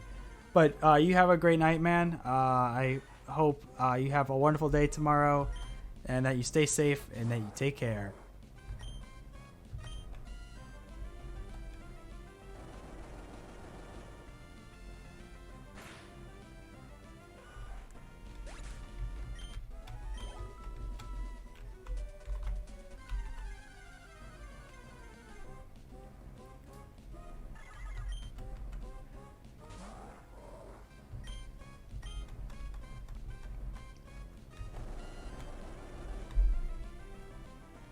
Take care, dude.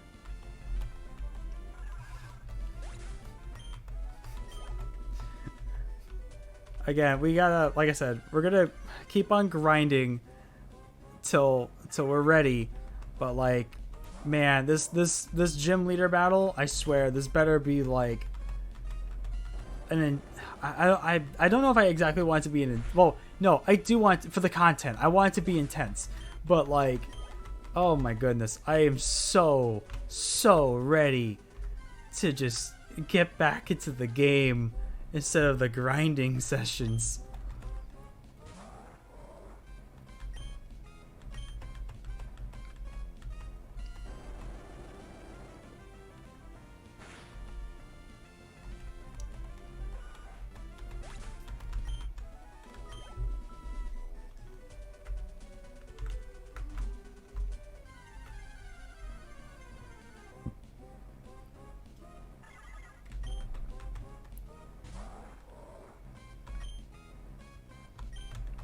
We're almost there with Camrupt. We're almost there.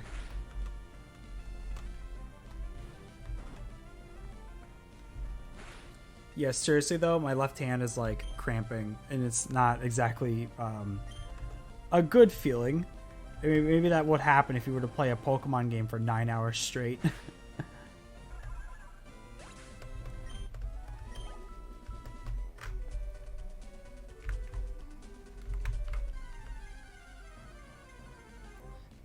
Thank you, Assumed Rylo. I am filled with determination. I will keep on going. Can we go 10 hours? Maybe. Maybe.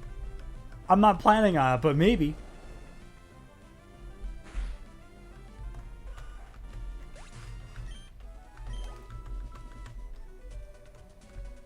But I do think, I think our next stream... Oh yeah, no, I don't plan to like actually push myself too far. With this, as fun as this is, like I don't, you know, my physical health kind of comes first on that front. So I'm relaxing my arm. I'm like trying to not, like I'm using my right arm now to like press the A and B button while I'm also moving. But yeah, as I said, I think our next Nuzlocke stream after this battle, if we don't get clean housed, in which case this would have been a wild trip if this was immediately the finale of the Nuzlocke stream, which I mean, hey, sorry, I just knocked my water bottle over. Which I mean, hey, we got 16 hours worth of playing Pokemon here, so you know, I think it's gotta be longer than most other games I've streamed, like combined.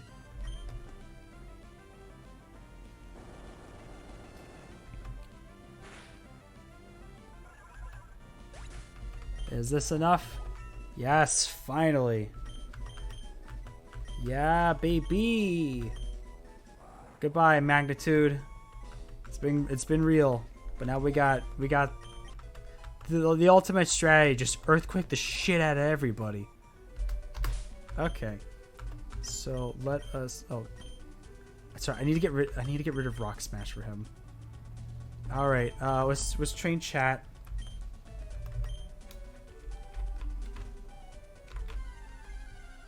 Chat, I think, should be pretty easy to train. I think. I hope. I pray.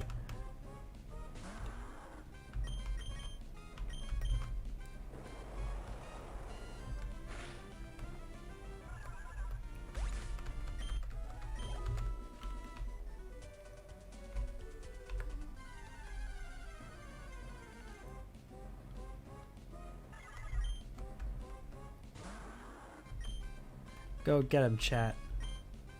Oh, mud shot. Actually, I'm just gonna do this. There we go. Make that easier for me so I don't have to keep, like, shifting over. Kind of a way you can tell you've gotten more and more okay with doing longer times with streaming this. Oh yeah, no, I kind of like I've been kind of embracing the longer stream format because like the other thing too is like I don't stream consistently to where like what do you call it, like, you know, like there'll be days where I just don't stream or weeks that even. So not to be like, oh, let's just get all my streaming done in 1 week kind of thing, but no, like I'm enjoying this. Like I like to like I think I can buckle down and sit down for like 10 hours if need be.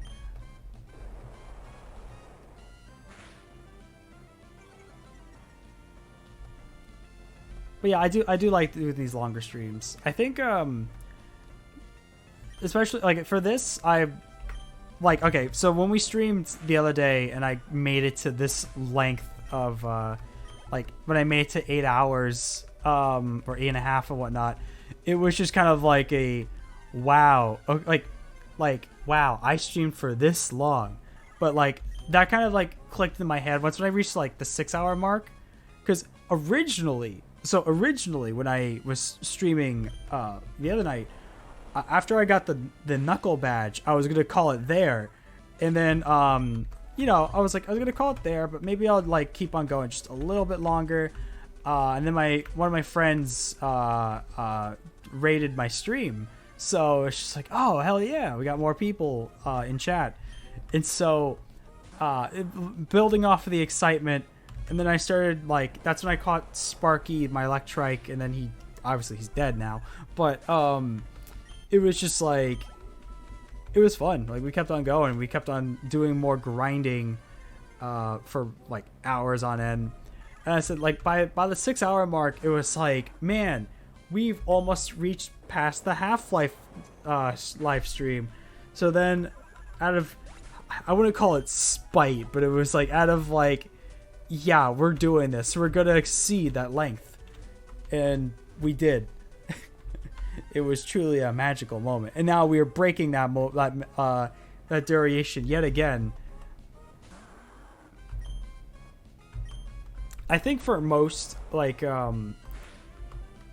perhaps, like, I don't know if like I'd always do an 8 hour stream like we're doing right now. Wow, all of a sudden, Skizzy bro, welcome. We're doing good. We're doing good. We lost some Pokemon along the way. There were some tears that were shed. But right now we are in a grinding session. I am filled with determination to get our party. We're ready to take on, not ready, but we're about to take on the Petalburg gym.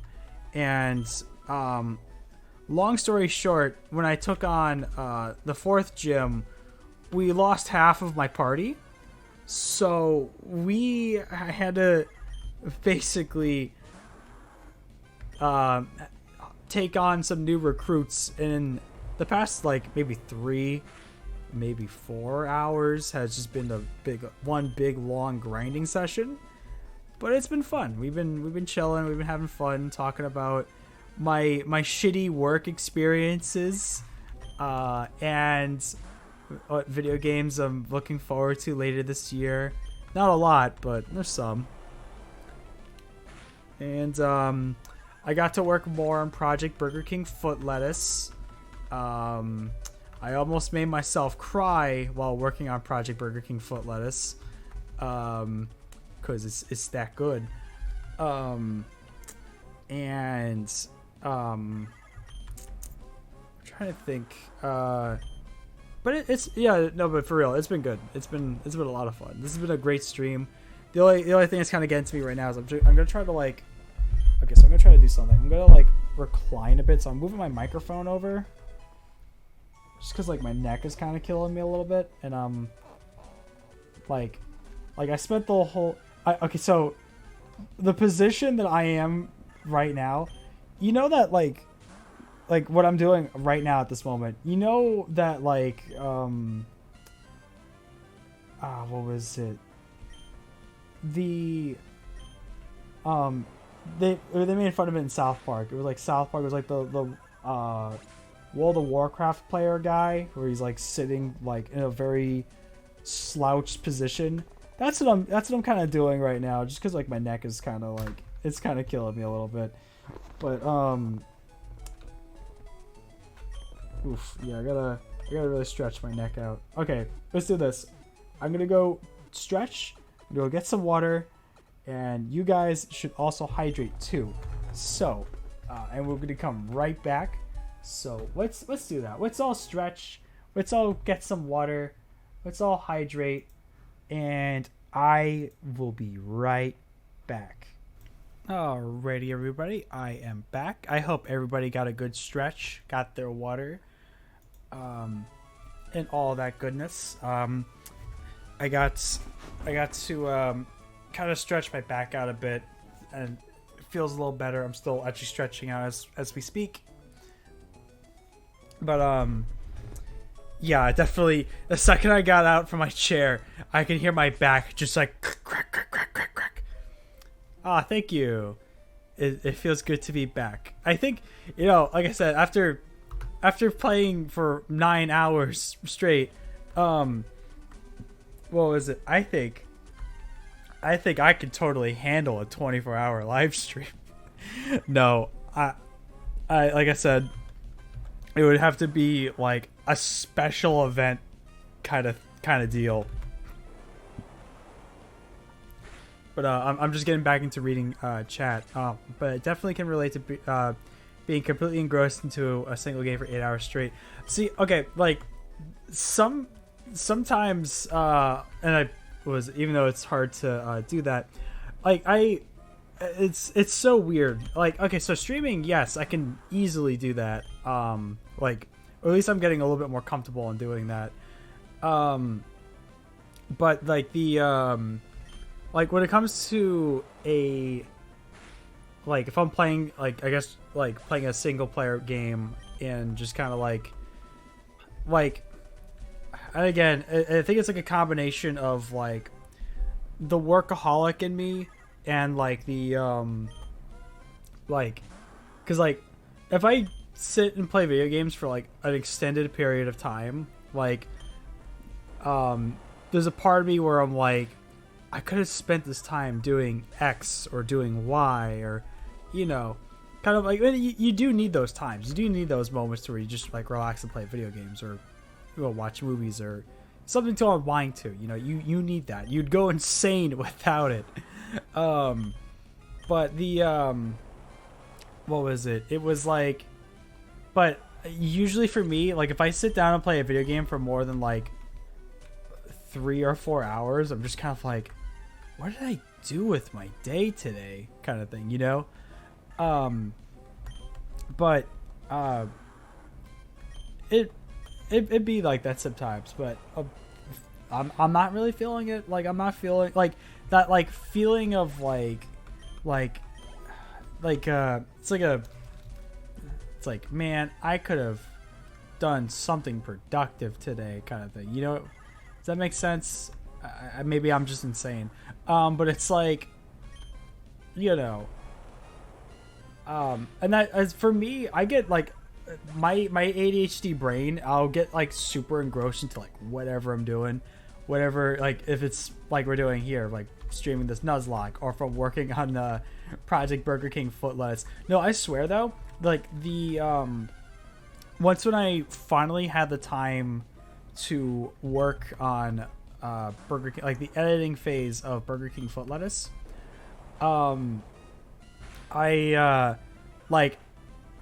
spent like I would spend all day like editing, like finding like little clips of the game to put into the video, and like, and I mean like all day, like it's pretty much all I'd really do, and then like, it's a process because like you go and you search these 1 to 2 second little clips to sync up with whatever thing I'm saying, and you multiply that like by like 100 times for a 2.5 hour long video.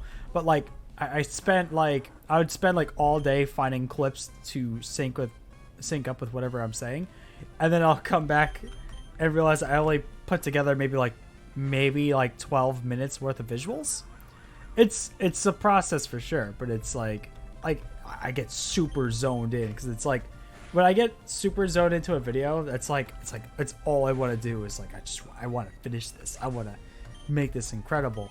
But like, and again, going from like my earlier videos where they were like 17 minutes long to this behemoth of a project, you know, because like sometimes when I edit these videos, like it takes me, I usually never really takes me like super long, but like, you know, they'll take like 2 or 3 weeks or something like that, so long as like work, like jobs don't interfere with it anyway. But like I said, I get super into the zone, like especially because like late at night, that's like my most productive hour, so that's why my sleep schedule is always in shambles. Like right now it's like 5 a.m. But yeah, like I getting into the zone and just like jamming out while putting little pieces together, like working on a fun art project that you're just like super excited to do, like those moments I think are truly magical. I felt like I had a point to this. I just kind of derailed and kept on talking. I should probably sleep, but no, we ain't doing that right now. And, you know, earlier today, I woke up at like 11 yesterday morning. Takedown. Yeah, we can get rid of tackle. We don't need tackle. Like earlier this morning, I woke up at 11. And I was like, man, this is like a really early time for me to wake up at. Because the past like week or so, I've been waking up at like 1 to 3 p.m., which I know is a very crappy time to wake up at. I don't like waking up at like that time of day. Like I love waking up in the morning, but it's so rare for me, and I only have myself to blame because like I'm just a nocturnal creature by habit. But it's like last week, for example, I managed by sheer like willpower to get my sleep schedule back to like a normal person hour like sleep schedule, where I would wake up at like 6 or 7 in the morning and go to bed at like 9 p.m. And it was such a good feeling though. Like my schedule is always very inconsistent. I don't know if it's just dysfunctional way to process, or spice is the variety of life. Wait, shit. Variety is the spice of life. I like the latter. It makes my life sound more exciting. But I probably should go to sleep at some point. But yeah. It's anyway, the point I was getting at is like getting super zoned into a game for 8 hours, and like normally sometimes I feel like shit if I do something like that, but also I get so engrossed into my own work just about the same duration, the same amount of effort like I'm doing right now. So ultimately, if I'm enjoying my time, that's what makes it all count, baby. And that's my advice to you guys too. Honestly, easier to get into stuff in the middle of the night. Yeah, no, definitely, me too. Like there's like a peacefulness. There's like a solitudeness to it where it's like I'm just like I'm in my element.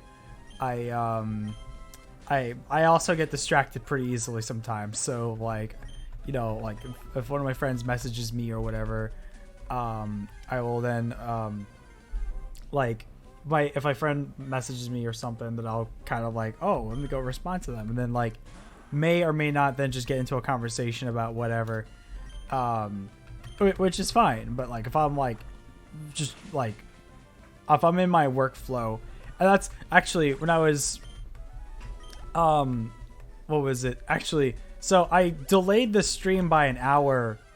So had I started at the initial time that I planned to, we would have been at the 10-hour mark now. But I delayed the stream for an hour because I was in the middle of working on Burger King foot lettuce, and I was in the zone. I'm like, I should get to a stopping point, but I don't want to stop now, you know? Let me read. My mindset is, if you enjoy what you're doing, then it's certainly not a time wasted.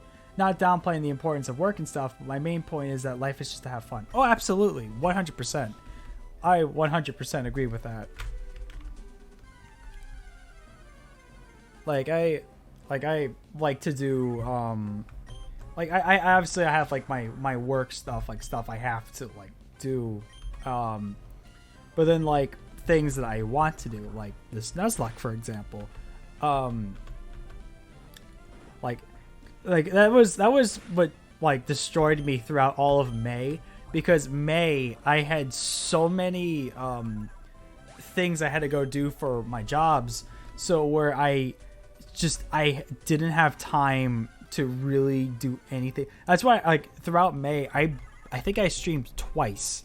I streamed Cattails because like I had the alpha key and I really wanted to play it, and it was fun. I do want to stream more of it. I don't know how much new content is left for me to really explore, but I would love to have a proper finale live stream of Cattails. But the streaming that, and I did an art stream at one point, but yeah, like I was so busy with like my actual like work stuff that like I really just didn't want to do but had to do, you know.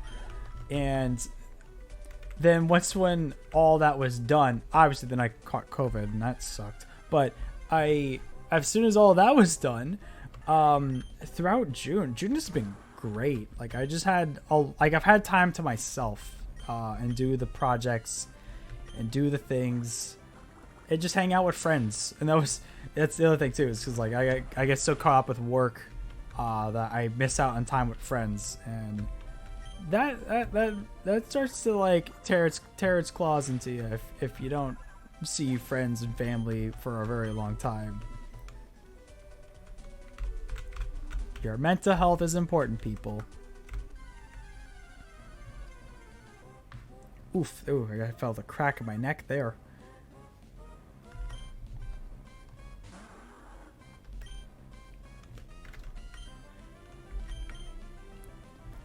But yeah, I think again, I'm determined to get to finish this other gym, and you know, we get the badge, and that is where I'm gonna end the stream tonight, because like we are approaching, by the time maybe chat's like ready to go, we're gonna probably be at that 10-hour mark. I had not intended for the stream to be this long, but again, I'm having a blast. I'm having a blast, you guys. Like for real. I'm so glad we're doing this live stream because this has just been so much fun for me. But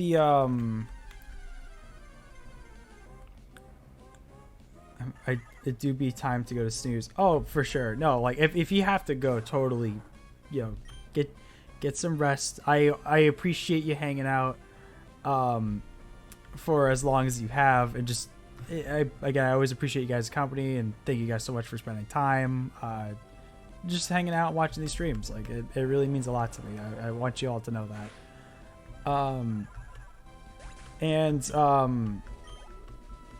What was I saying? But yeah, we'll definitely like when I get to the stopping point for this stream, I'm trying to think when we'll stream. Real Gaming Gamer, welcome. How are you doing today? But yeah, so I think when we get to the stopping point for tonight, anyway, I'm trying to think when will be the next Nuzlocke stream, because I don't want to say Thursday yet, because I might actually have like work stuff I have to do. Maybe possibly Friday.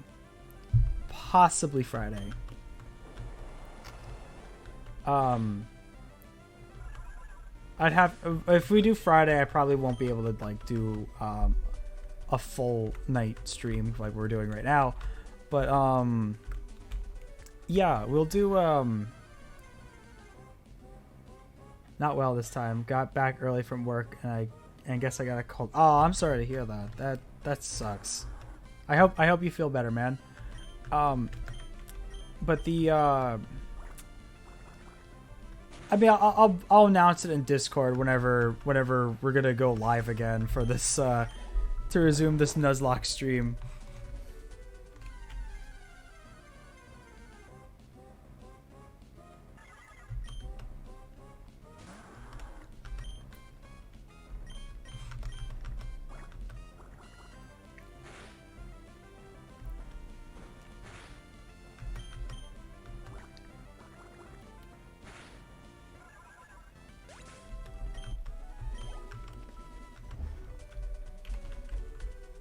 But yeah, I am gonna lean my head back a little bit just because like my neck is starting to feel just a little twinge. Like I said, like if my physical pain starts to like get really bad, I will wrap it up before I get to do the whole gym battle thing, which I don't want to end it on like a dull note like that though.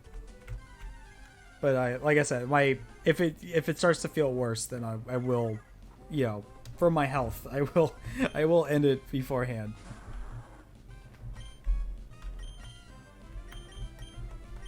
Oh wait, no.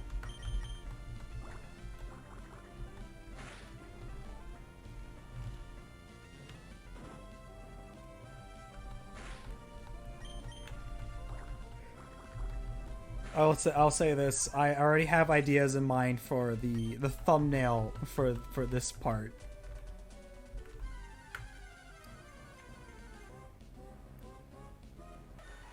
Alright, Kizzy Bro 7. I appreciate you hanging out on the stream, dude.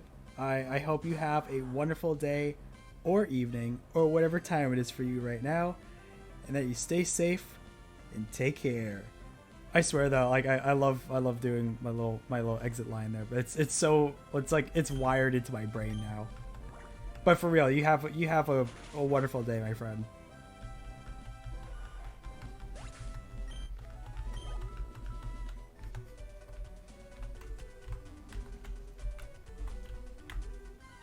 I say whenever I do my outros, not so much my earlier videos, but my outros, because I improvise it whenever doing my outros or whatever, but there are so many bad takes when I don goof, or I'll say like my train of thought just gets completely derailed, so where I'm like, all right, start over. hello, if you made it to the end of this video, thank you so much for watching. And like I do that so many times, like in like when I'm recording for my videos and stuff. But yeah, it's just so because I've done it so many times that it's like it's just now like second nature to me.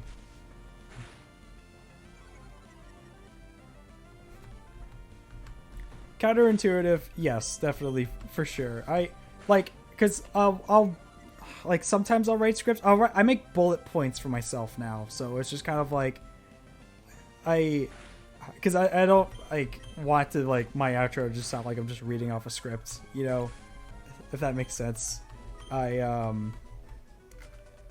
it is definitely counterintuitive. Sometimes I'll slice up bits and pieces from different takes and then be like, it's the same message, just not fumbled together like how it was coming out of my mouth.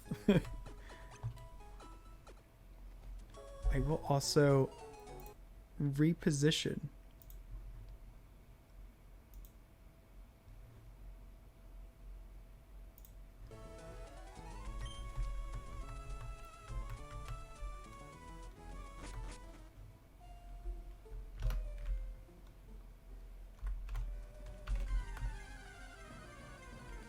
So what level? Again, I just been kind of like autopiloting. Level 32.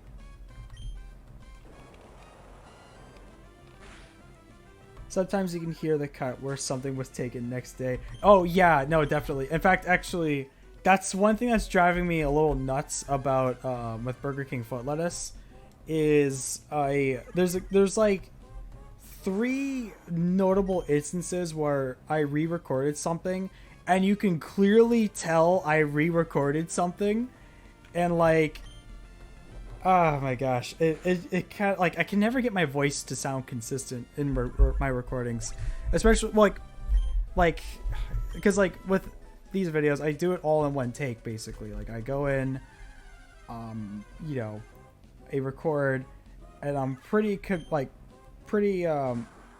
much like 98% like perfect. Like, all right, we got everything I needed to, it's all edited down.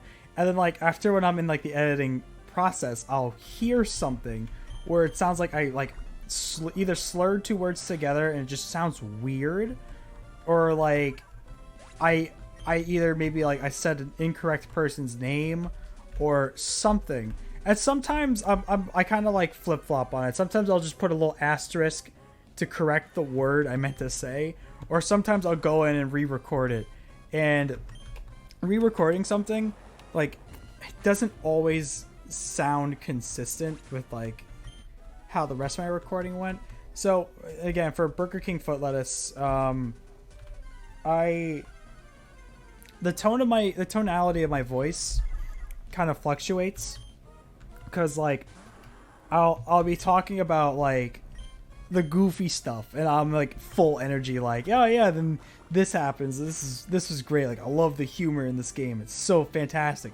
And then there would be moments where I'm like, you know, this is a very serious moment, my voice is just kind of like reflecting that, and like, you know, I'm speaking naturally to like as if I'm doing right now, but then like I will have a part, like it'll be like there's one part where I recorded it on like the following, like a different day or whatever, and you can tell I recorded it on a different day because I'll go from like, and then this happened, and then this happens, and then a completely different note on a different thing we're talking about now, and it's just like it's almost kind of like whiplash, and I'm just like I couldn't keep it consistent. And like the microphone settings are exactly the same.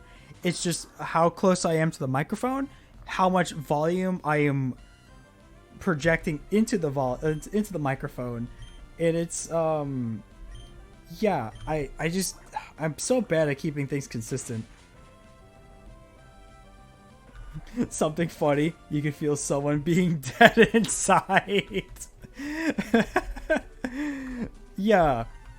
Basically, I kind of go back and forth a bit in this video. So, yeah, it's there's gonna be moments like that, and you will know when I recorded something on a different day. Just like the either I, and it's, again, I gotta really, like, I follow like a YouTube tutorial on like how to like better equalize and normalize and remove unwanted noises in your audio, but I really need to just like completely figure out how to keep my voice always consistent within my videos. And that's the other thing too, because there'll be moments where like I said, like I'm talking like really somber, like really, you know, like this is a very serious moment kind of thing, and it really needs the gravity of like it, you know, it's like give the respect that this specific moment happens. And then there'll be moments where I'm like really shouting into the microphone and it's like really loud, and like I've learned to like hard limiter like the loud and like exciting, like where I'm just like I'm just being goofy, like I'm being like really loud into the microphone. But yeah, like trying to balance both of those out is kind of hard to do. Not so much hard to do. It's just like you have to manually adjust some things here and there. But yeah, like for example, with One Shot, you can clearly tell I recorded the solstice part on a different day, because the volume in my voice is just like, it's not sad. It's just like, you know, I'm like I'm coming at you with full energy in my voice kind of thing, because in fact, actually with that part in particular, I went all in one go with the One Shot video, but then like when I was talking about solstice, I was just like, I sounded sad the entire time. Like I made myself sad when I like just thinking about, like, you know, insert One Shot spoilers here. I made myself sad just thinking about it. Yeah, so like with solstice, I re-recorded that part. I also wasn't too keen because like I rewrote that part too, because I was oh yeah, I did add a little note. I forgot I did that. There was also there's also a part in Burger King Foot Lettuce where I make a joke where I'm like, where I literally say like, and now I'm gonna record this next part on a different day, and you can tell by the tonality in my voice. That's a future reference. You'll whenever you guys get to see it, whenever it's, you know, whenever it's done. But it's surprisingly, that one cut to the next recording isn't as jarring as some of my other cuts are, and it's like I said, that's like the one thing I haven't like totally gotten down yet, is just trying to keep microphone quality like consistent throughout the whole video.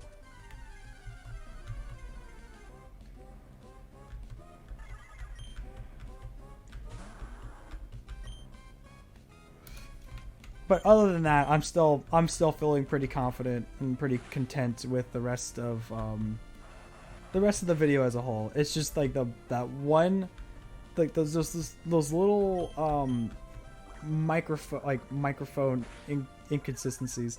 And again, like with every other video, you know, I do record the whole thing. Like I'll sit in my closet for like 2 hours and just like record the whole script. Obviously this is a different beast on its own, so like if I were to spend all day, and that was the other thing too, because there would be for this video, it's because I have to shut off my air conditioner, I have to sit in my closet and record these lines, that after a while, like I just start to get fatigued speaking, and so like, and that kind of shows in some places, like when I had to re-record, I at one point I re-recorded, I want to say it was about 10 pages worth of content for Burger King Foot Lettuce, because it was the second bulk of my recording. So it was like from the beginning of the plot chapter to like, I want to say like a good chunk in, like maybe like 1/4 of the way in, basically. And when I recorded that, and this recording was back in like April or something. I don't remember when, or March, possibly even March. I don't remember when exactly I recorded it, but like halfway through that recording, like the energy in my voice was gone, because I was already sweating to death trying to record the rest of this audio. And like I also get a little frustrated with myself, because I'll re-record a line like again and again, because like most of the time, like there's either a I'm on a roll and I am reading these lines off of the script perfectly, and I'm just constantly going like, and that's, unfortunately, it's not super common. Like I mess up a lot. I mess up a lot of times when I record. It's either, like I said, like I'm on a roll, or I am fumbling my way through just one sentence, because I pronounce a word incorrectly, or I just try to like it just comes out really weird, or like the like, if this makes sense, it just sounds weird, and I'm like, all right, let's try this again. And then I'm like, I'll like in my earlier videos, like I think I've grown more of a keen sense of like noticing when I screw something up, because in my earlier stuff I would screw up, like I would screw up on something, and I wouldn't do another take until after I got to like the editing phase, and then like I hear that, and then I'm just like, oh, that sounds really bad. All right, I guess I'm going back into the closet to record this other bit. Now if I say, like, if I record something and it doesn't sound right to me, like, or if like, let's say I record something and I have like a hiccup in the middle of the sentence, I'm gonna start over. I'm gonna start the whole thing over. Just so if like the first take is good, great, but I have the second take now that is perfect also. So, and then from there I just kind of like cross-examine on which one I think sounded better. So some behind the scenes stuff of how I do my YouTube stuff. No, this is fun. I do like kind of the more behind the scenes work of my nonsense. But yeah, like I said, I'm a broken record about this at this point, because I talk about like this Burger King Foot Lettuce project.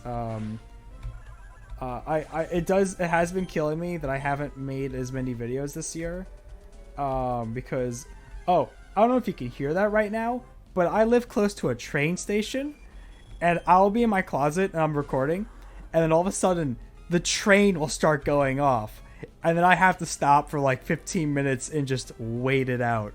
That happens a lot.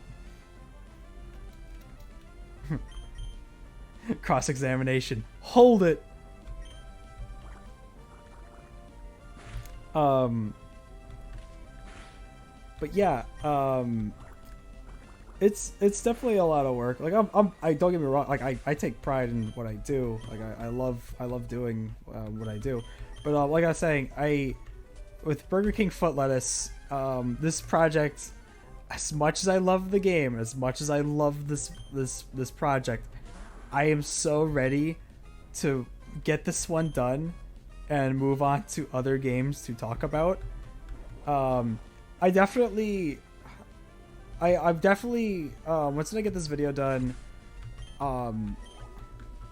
there's some games that I would like to talk about that I think would be a lot easier for me to talk about, that would be much shorter, possibly in that 17-minute format where some of my earlier videos were in.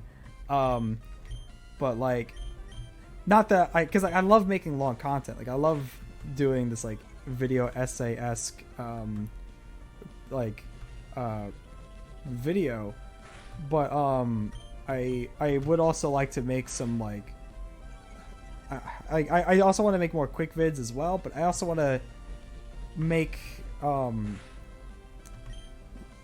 you know, just make a few more videos. Like they don't have to be as long as like the one shot one or the Soma one, but just like, you know, 20 minutes or something. Kind of like Street Cat's Tale. Like that one was fun. That one originally that one was going to be a quick vid, but then like the plot was such like a like there wasn't like a super in-depth plot, but like I really liked the endings, so I was like if I make this a quick vid, then I have to pretty much cut out the endings, and the endings were like the coolest part of the games, not like one of the coolest parts of the game. So I ended up making that one to a full video.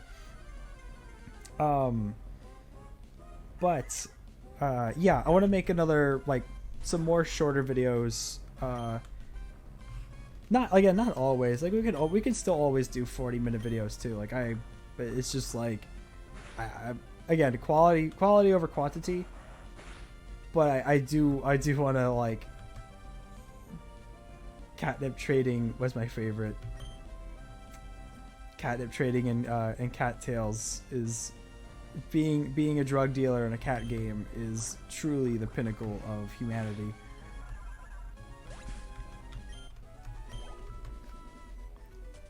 But what was it? But I do have, so after I finish Burger King Foot Lettuce, I do have another project in mind. I will not explain what game it is or what the game is about, or, you know. I think this project will definitely take me a lot less time to do than Burger King Foot Lettuce. So my follow-up project, my future project after Burger King Foot Lettuce, it is going to be, all I'm gonna say is that my code name for it is just simply Project Backpack Boys. That's it. That's all I'm gonna elaborate on that one until Burger King Foot Lettuce is done. But that other project I have in mind, like I said, that's in the pipeline. That's for that one. I'm gonna try to shoot for like September ish. So that's a different. I'll worry about that one at a later time.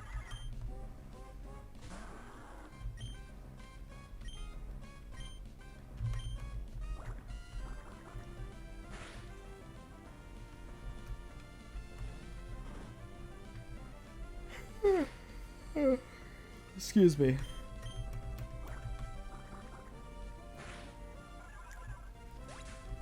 Potentially could be an exploration game of sorts.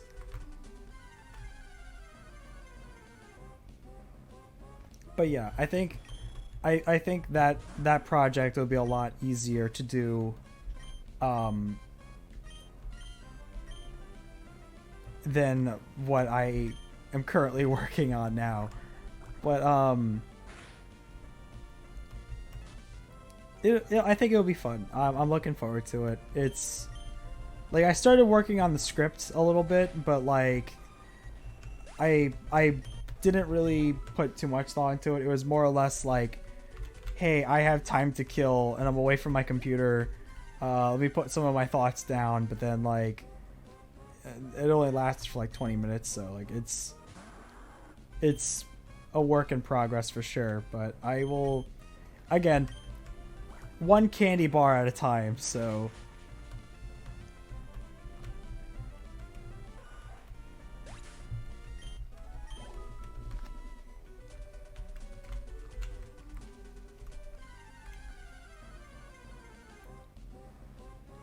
but I think before I do tackle Backpack Boys, I still have 2 quick vids that I have scripts already typed out for.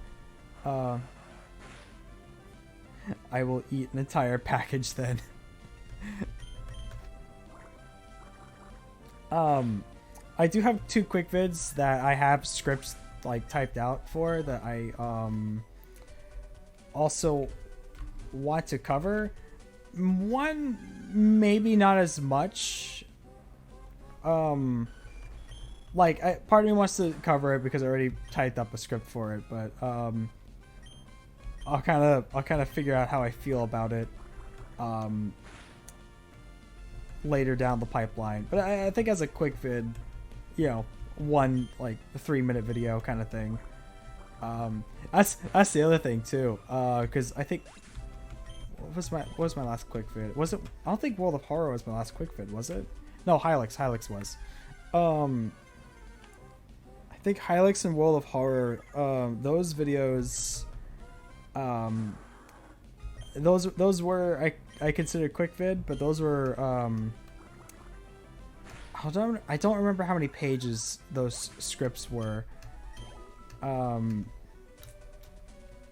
But like I compare that to Conduct Together or Bulb Boy, and those ones, I think those ones were literally only like 1 or 2 pages or something.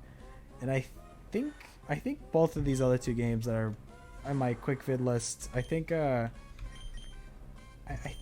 think they're in that same range where it could be something short. Honestly, I think the longest part, if I were to do these other 2 videos, is just the drawings. Sometimes I spend longer in the drawings than I do with the actual games. So I have two scripts that are fully done, like 2 quick vid scripts that are fully done. I have another quick vid script. Well, actually, I don't know if I would still consider it a quick vid or if it's a, or if I might do a full video on it. There was a multiplayer game that I planned to cover all the way back in December. That's right, I have a script for that too. So, or like a script for that, but that's like 90% done. I would probably have to revise it a little bit, but yeah. So there was one game that I wrote a script for back in December. I don't think I didn't record the audio for it, but it was an underrated party game that was a lot of fun. My friends and I played a lot. I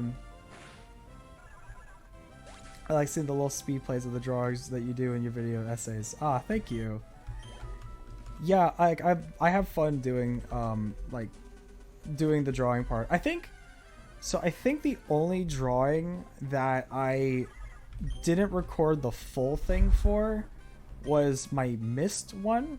I'd have to like go back because I still have like all my recorded footage. And I think the mist one, I know that one because like I was already aware with like how I was doing the like how I was doing the like I didn't need the full recording of the drawing for my video, so there was that point where I was just like, I'm not just gonna record and resume drawing.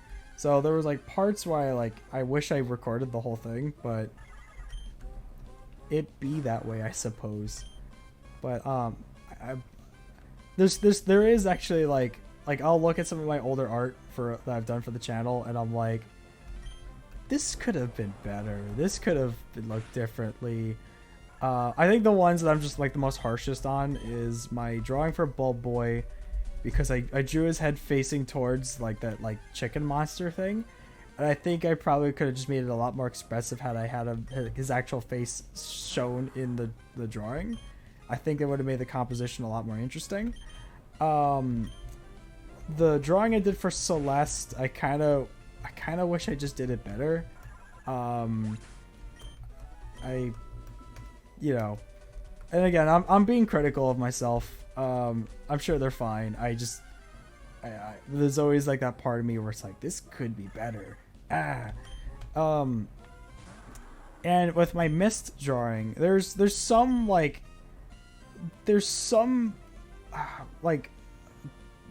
not depth perception issues, because I was trying to go like almost 1-to-1 with like the actual channel wood age location, but there were some bits where I was just kind of like, oh, this could have like been shaded a little bit better.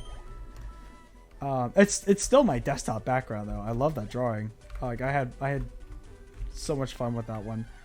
And I'm trying to think if there was like another one. I also, what I do need to do. Goodbye, spam. Anyway, you hear that, guys? I can buy new viewers. I can pay to win.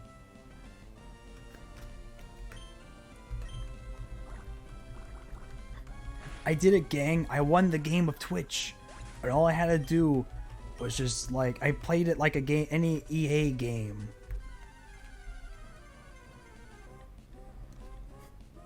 Anyway, I beat the system. I won. The what was it? Oh my gosh, the sun has arisen. Hello, sun. Oh, what was I talking about?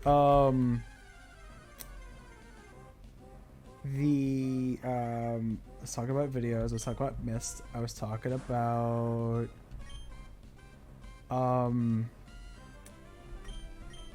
Mudshot. I'm trying to think. I would also love to again, I haven't written a script for this yet, but I would love to cover Riven, the sequel to Mist.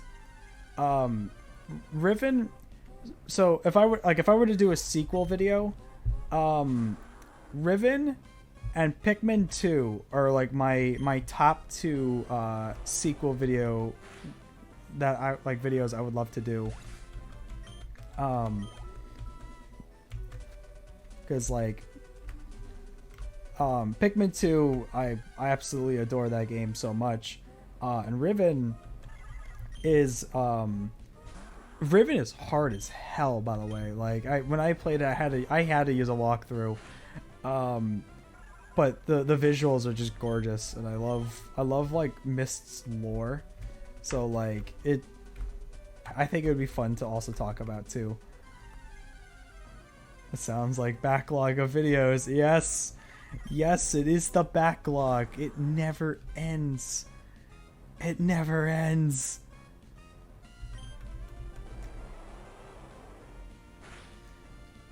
Yeah, it's, oh my goodness, I couldn't even begin to go over the pile of like video games that I would love to talk about, but then also put it together, like record, edit, write script, record, edit, and then do the drawing and you know, all of this and that.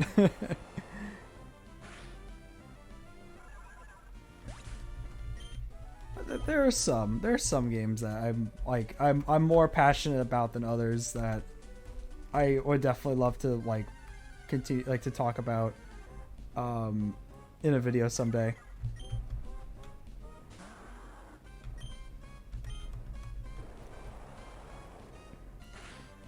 And again, like finding indie gems is also incredible too, and that's like. Here's like a little fact. So when I made my Sonic Adventure 2 video, when I wrote that, like, cause I started writing that back in like January, February of last year. I started writing that. And that was originally going to be the video I made before I made One Shot, but then I picked up One Shot and then absolutely fell in love with it, and I was just like, oh my god, this was incredible. And then like literally like I think like before I started playing Solstice, like before I did the Solstice run, I typed up everything.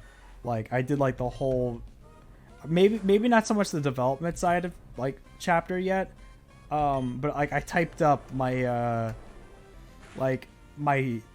the script while the raw energy was still in me. So it was like the emotional wounds were still fresh.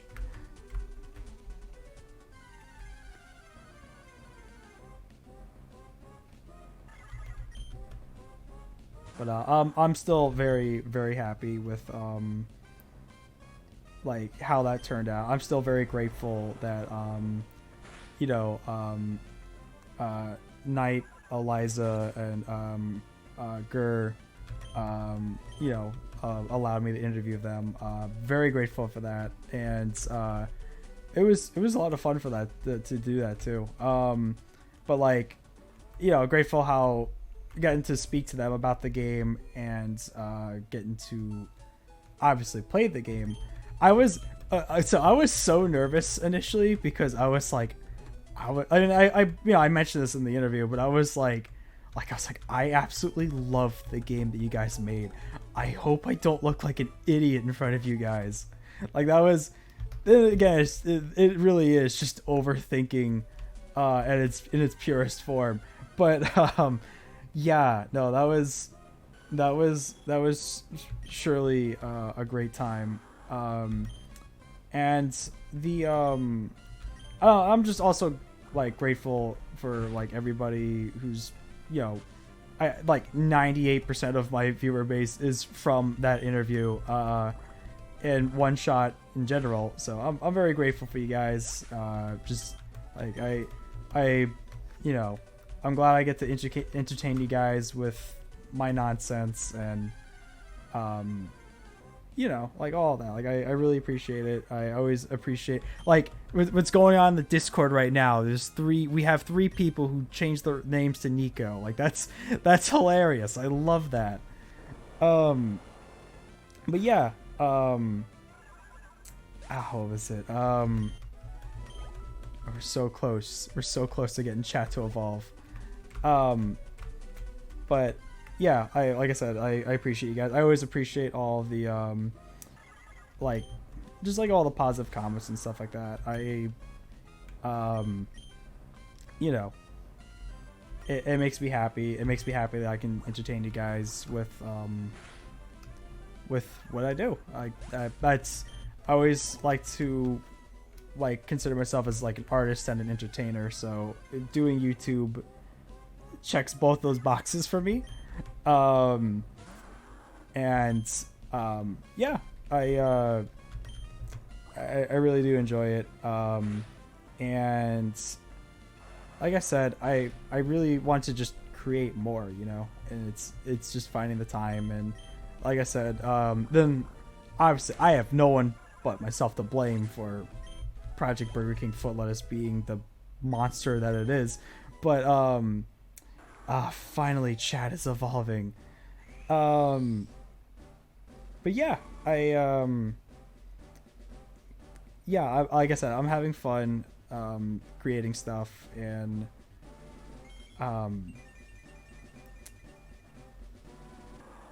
I've also been really just loving like streaming, because like, I mean, obviously I've been streaming for like probably about a year now, I think, but like, you know, like the past like, you know, like maybe like 6 months or so, I've been doing it a lot more, obviously. And I just been enjoying like, you know, doing this and hanging out with you guys and all that. Oh my gosh, Tofu-chan is 10 levels under everybody else. I'm still determined. We're gonna just keep on going for a little while longer. Like I said, this VOD, this 10-hour VOD is gonna be insane to upload, but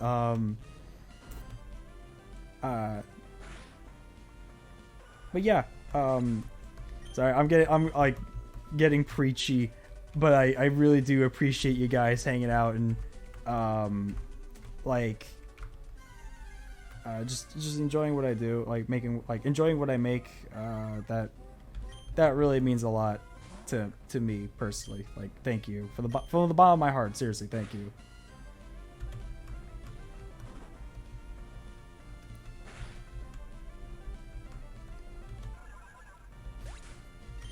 He's reached the 10-hour mark. This His sanity is dwindling.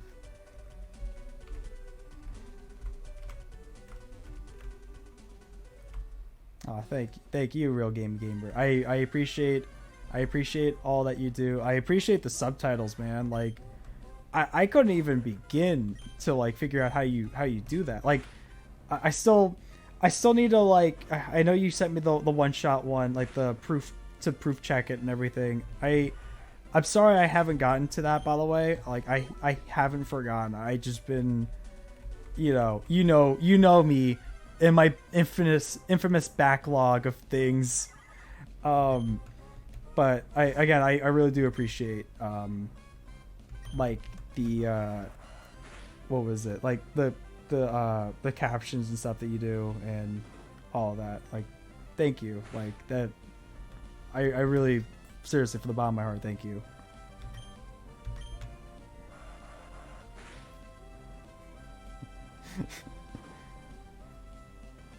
The infamous backlog, it never ends.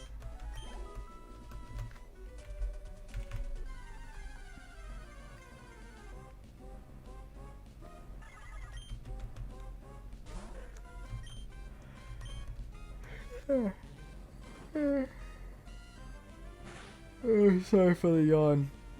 This would be probably about the time that I go to sleep, but like okay, like I'm the infamous yet incredibly known backlog. I was gonna say, I mean, it's definitely a meme within the Discord server. I have my list somewhere. Like I have it on my old phone, but there is a lot of games that I really want to get to, but I can only do one thing at a time. I gotta stop not paying attention to the game. You did start the backlog meme.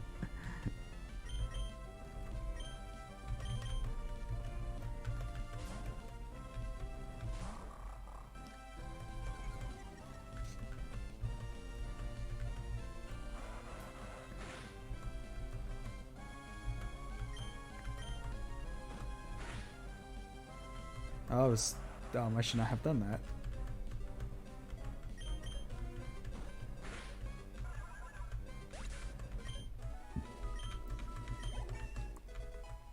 Yay, Tofu-chan.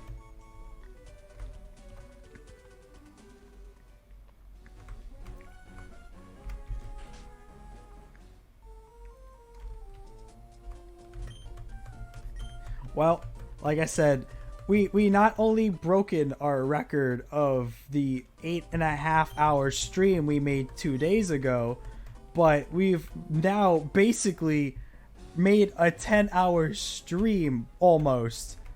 I didn't intend for this to happen, by the way. I did not intend to stream for 10 hours.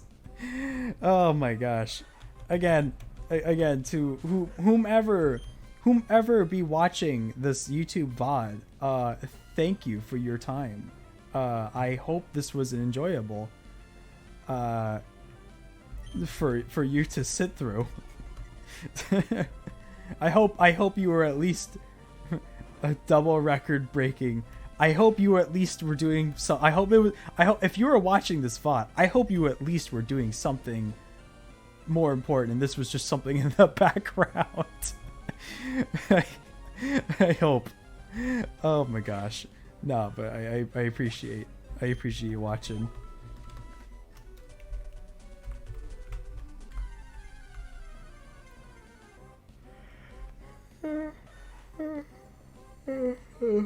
One sec, let me get my...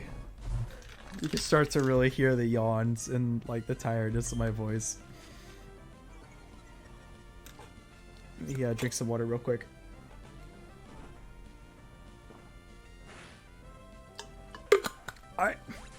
I am so stupid. I am so stupid. You guys ready? Are you guys ready to be like, oh my god, why didn't you think of this earlier? So, I could have saved us so much time if I just turned off the battle animations. What's wrong with me? 10 hours in, I just thought about it. Oh my goodness. Like, okay, like I'm not gonna hit the fast forward button at all when doing this Nuzlocke, but like we could have been saving so much time instead of seeing all the little animations for this grinding session. Oh my god, it occurred to me just now. It occurred to me just now that we could have. Oh my goodness. Well, quality stream, everybody. I done goofed when I could have. We could have like defeated the Elite Four by now, probably, had I thought about this. Had I thought about turning off the battle animations while we did these grinding sessions. Like, I want to keep the animations on when we're like actually playing the game, but for these grinding sessions, oh my god. Oh, and I think about that. Like, it just occurred to me while I was taking this big drink of water, and I'm just like yeah, I could take a moment to like pause. I'm like, oh wait a minute, feint attack takes like 4 seconds for the animation to finish. Oh my god.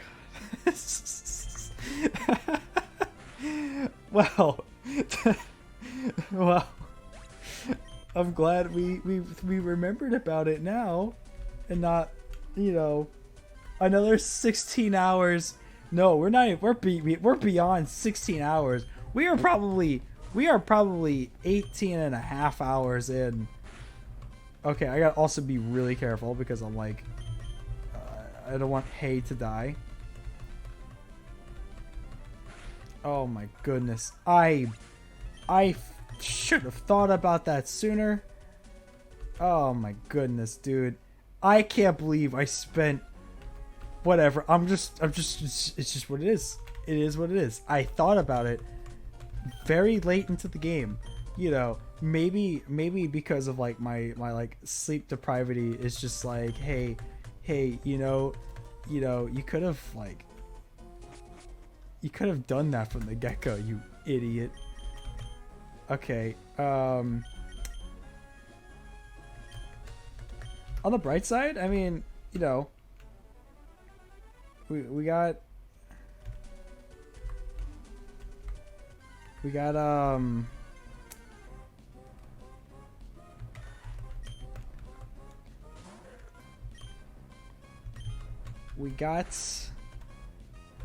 like 3 Pokemon good to go. Like, we got our big boys.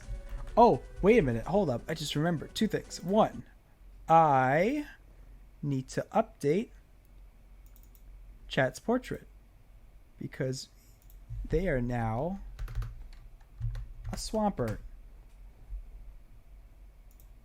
And also, what I need to update is chat's portrait because they are a Swampert.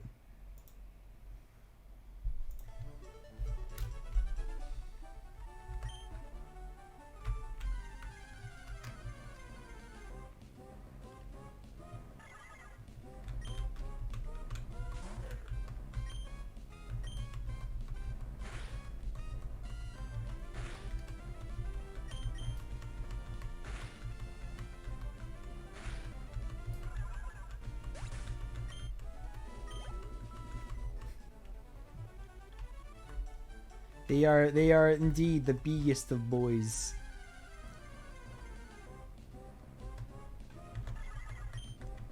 Okay, so I you know, I did say that we would try to at least go for that gym. I still kind of like to.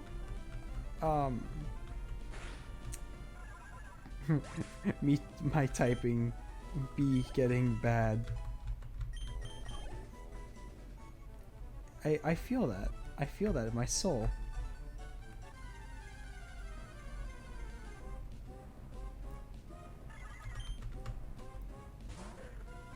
Did my stream quality take a nosedive for you guys? It did for me. I just want to make sure that it's still, it doesn't look like trash.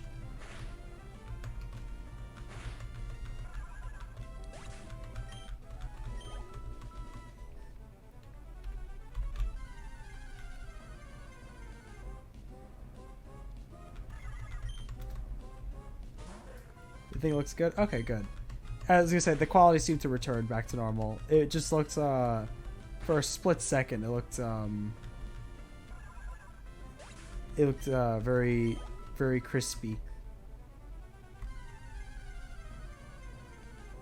Crispy is not the right word. Crusty.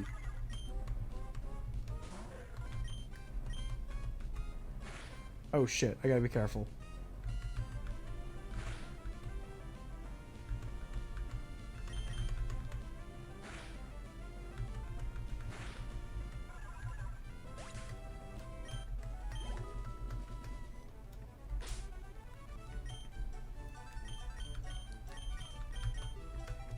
I gotcha. Yeah, I mean, like, so long as it's like partially legible.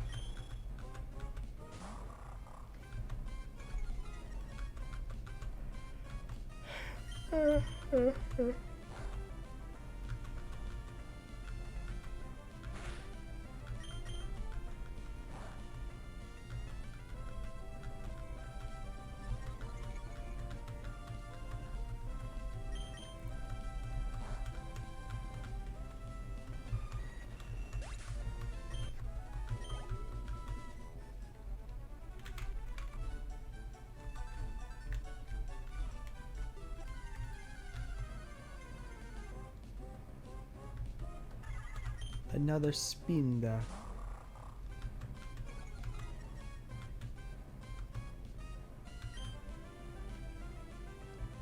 Also, let's keep fighting in front like that.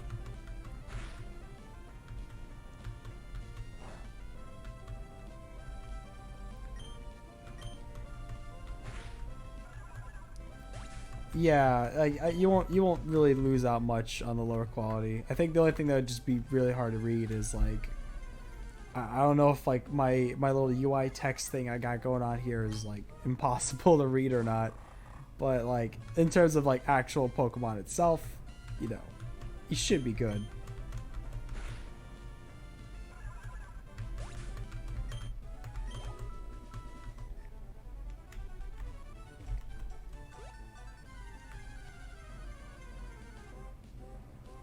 It's impossible. Big rip. It do be like that though.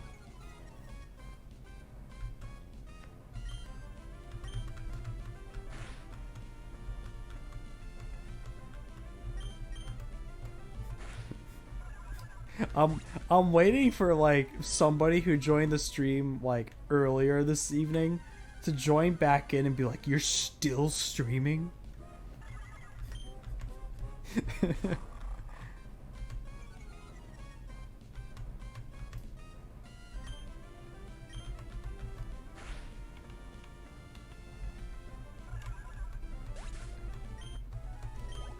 Okay, so here's the game plan. Here's the game plan, guys. So we're gonna keep on going for like maybe like another 20 minutes or so. And then I think I'm gonna for my own sake, I should probably like I could like I don't know, like part of me feels like I could just keep on going, which you know, like I could, but I think I need to like I might have like stuff I would actually have to do tomorrow, so I want to like, you know, be functioning for that. But we'll keep on going for like another 20 minutes or so, just until you know, then we'll hit that 10.5 hour mark, you know. Remember how like 2 hours ago we were like, oh yeah, it'd be funny if we hit like 9 hours, but we went above and beyond. We went to like 2 more hours than our last stream. Our last stream. Sorry, I had like a hiccup in the middle of that sentence.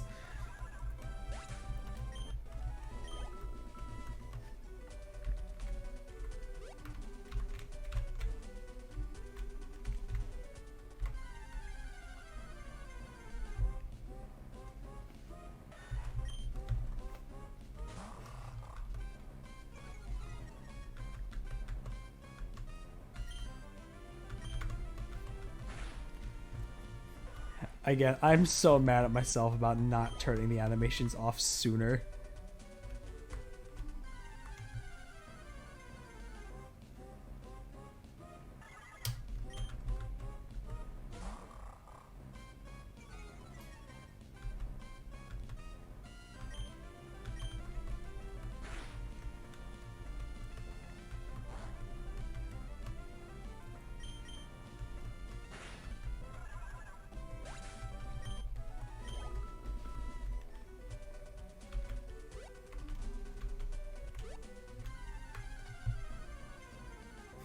You know, it's funny. Yesterday, my friend Donnie, because he was in the stream our last stream, and he was telling me, he was like, "Dude, you streamed for like 8.5 hours," and I was like, "Yeah." He's like, "True streamer moment," and then if he sees this, one, hi Donnie, two, that again just. We went truer streamer moment, I guess. I feel like I'm losing brain cells at the same time. I apologize. We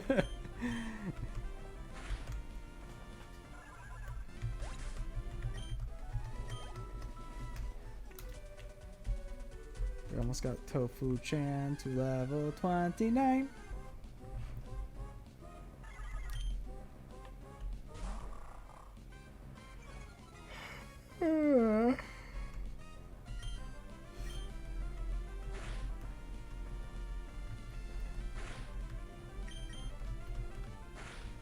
We want to know the wild part, like if I would have made my streams like 2 hours long, this would have been like part 10 already.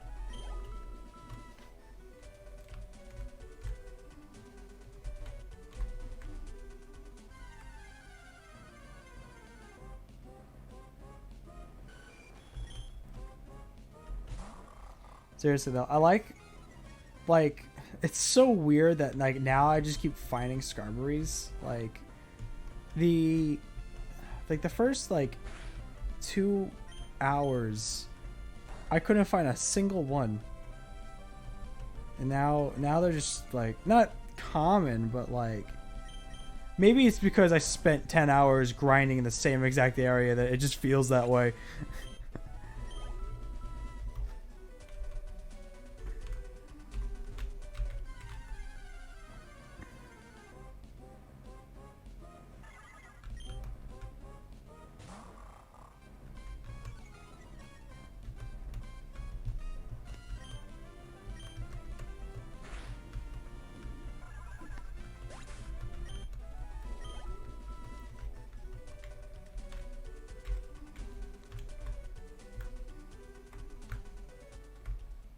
Actually, let's go heal because I want to get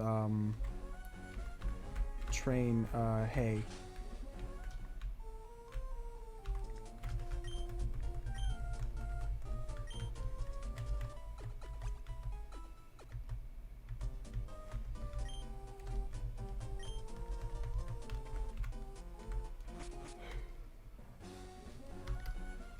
I was gonna say and again I if I, cause odds are I'm probably gonna call it after like or maybe like 20 minutes or so, because it's gonna take its sweet time to get Tofu Chan and Hay to level like 35 or so, and it's like I said, that's gonna take some time, and I'm gonna, you know, I'm starting to feel a little sleepy.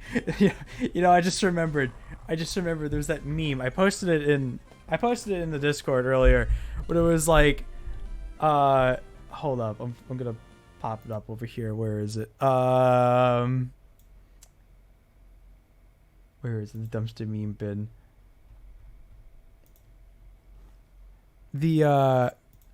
This would just be me, the guy who fell asleep during a 24-hour marathon playing Majora's Mask will always be fucking hilarious. Oh my gosh, I was dying. I was dying. The moon is falling. Oh my goodness, I was dying when I saw this. Like the dude is passed out. He just causes the world to go. Didn't that become a Twitch emote? Wait, it did. The dude falling the dude falling asleep. Is that a Twitch emote?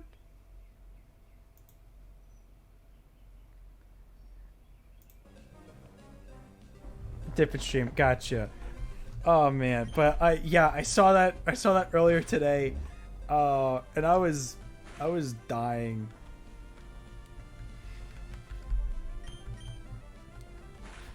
But just like, it's just like I don't know, there's something funny as heck about it. Like like you know, hey, keep an eye out, the world's gonna end in 3 days, and then you just fall asleep through all of it.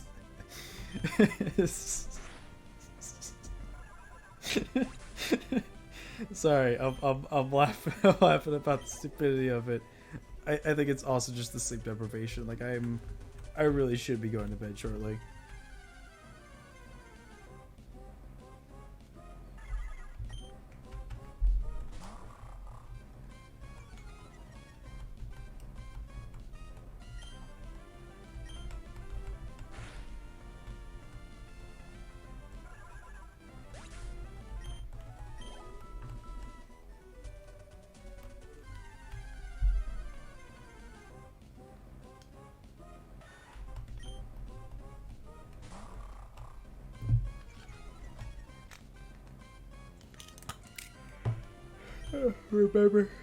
Remember to hydrate, friends. Drink some water.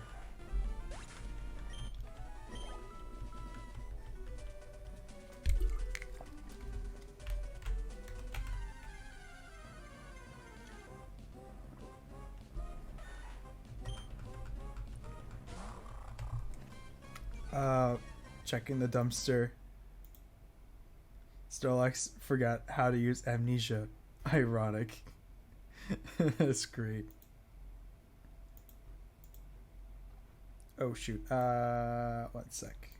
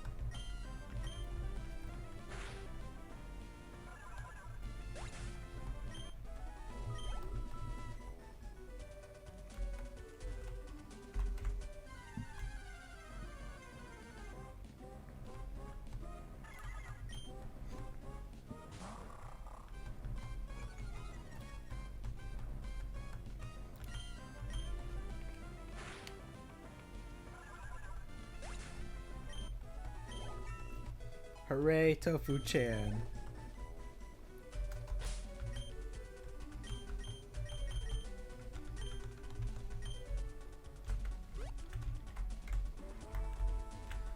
I guess, like I said, we'll go on for like another we'll go for like another 10 or 15 minutes or so, and then I think we're gonna actually call it, just because like I am starting to feel like really tired, and yeah, I can't even think of the last time I played a video game for anywhere even close to 10 hours. Oh my goodness, dude. Like I said, no, like I've said this like a bajillion times already, but this has been a lot of fun. Like, I've been having a great time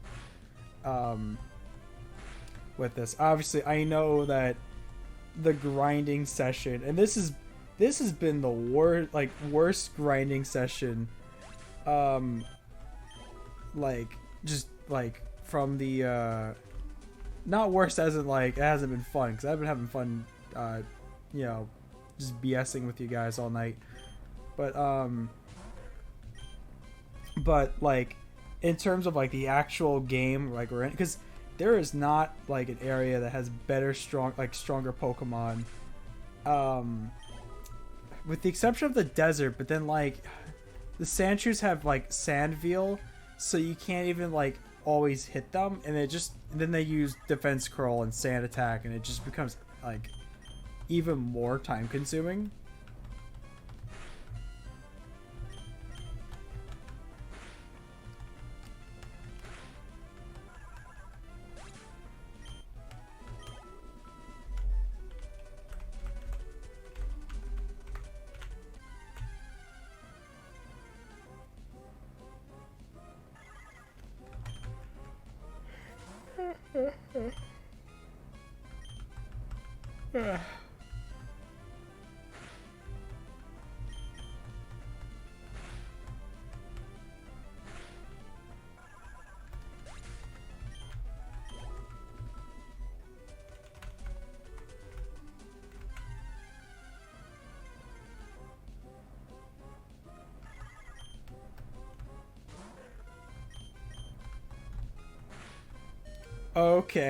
Okay.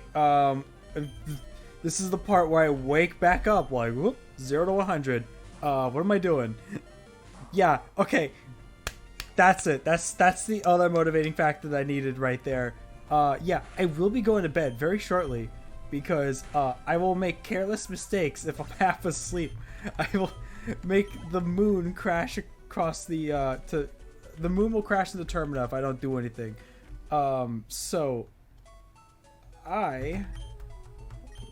we'll go for like just 10 more minutes, and then we're gonna end it, and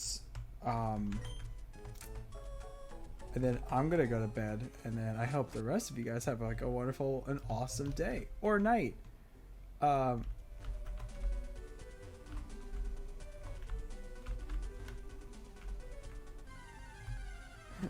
Critical HP sound. This really hit me right now.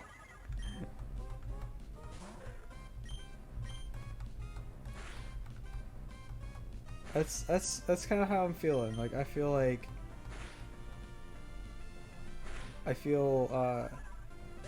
in terms of like the stamina that I have, it's starting to like not well, yeah, dwindle is obviously the right word, 'cause I've been awake all night, but yeah, it's I would say it's starting to like, I'm starting to like wind down, so I'm ready to like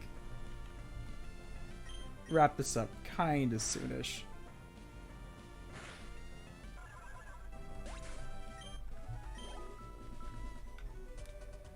And then on the next stream, I really did want to get 2 badges this stream though. It's especially considering that this one is like was at least 2 hours longer than the first stream, but you know, I guess it be that way. Watch. I get to the gym, and his strongest Pokemon is just level 30.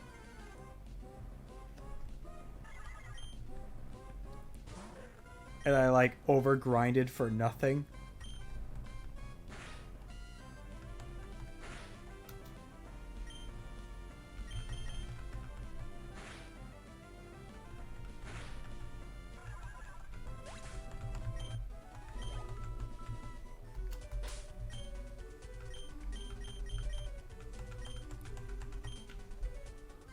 Oh, don't forget, guys. We still have to train Tropic Tom too. All right, here we go. Another 2 hours. Let's go. No, I'm kidding. I am absolutely kidding. We are not gonna train Tropic Tom. Tropic Tom is he's just gonna chill in the box. And you know, maybe in the future we can use Tropic Tom. But no, we ain't gonna we ain't gonna train Tropic Tom, cause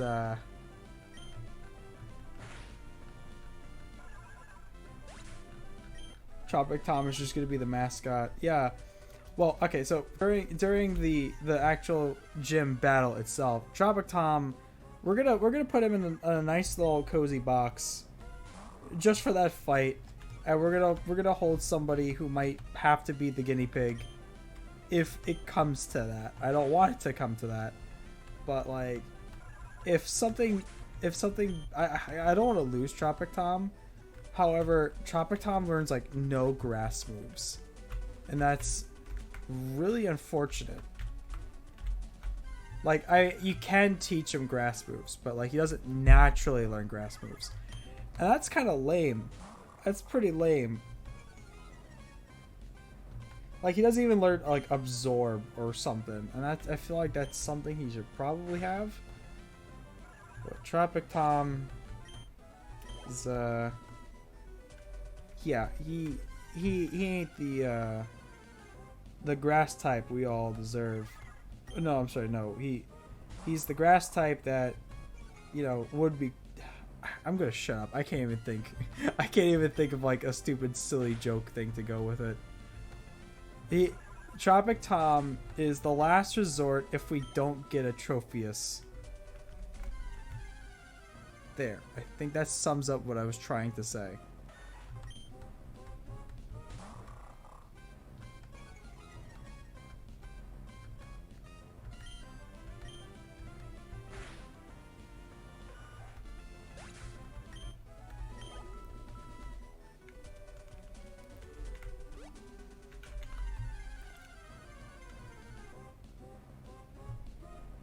You know, I'm with all these encounters, I'm still. I wouldn't say that I'm surprised we haven't ran into a shiny yet, but like, I feel like it's bound to happen, you know.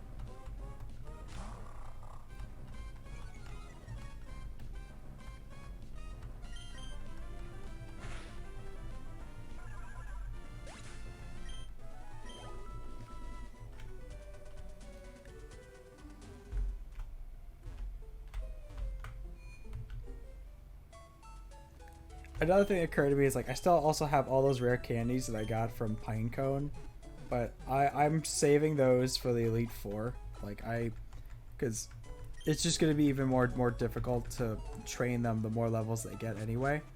So yeah, we're not gonna use my rare candies. That's for the end game there.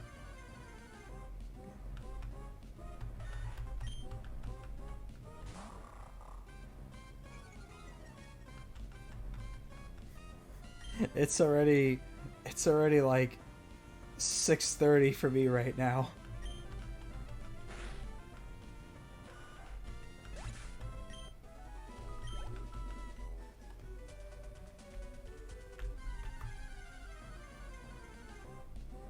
But yeah, we shall be wrapping this up like in 10 minutes. 10 minutes tops.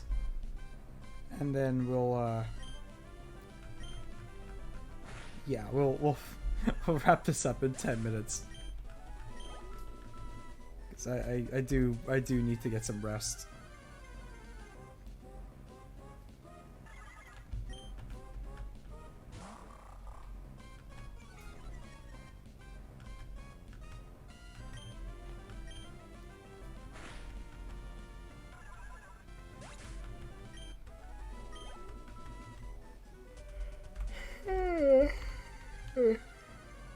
go get my rest so then I can feel my best. And I guess what we'll do for the next stream is, you know, we'll take on the next. Well, obviously we'll have to probably grind more, just until you know, everybody's ready. But what we will probably do is we will tackle the next 2 gems as like for that stream. Hopefully, you know, because obviously I know for a fact that the flying type gym is going to be trouble if I don't have a Pokemon that has Blizzard. Because again, I know the Altaria has Earthquake. I just remember that because excuse me, I got the hiccups right now. But Altaria has I've done a Nuzlocke run before of Sapphire, and her Altaria completely clean housed my team just because it had Earthquake and Dragon Dance, and that's scary. So it was basically, it had its attack raised, it had its speed raised, and it was just earthquaking at every single second that it took. It was, oh my goodness, it was a slaughter show. It was a nightmare. Just big old goofy fluffy burb, just like, I'm gonna earthquake the hell out of you guys. Bye bye.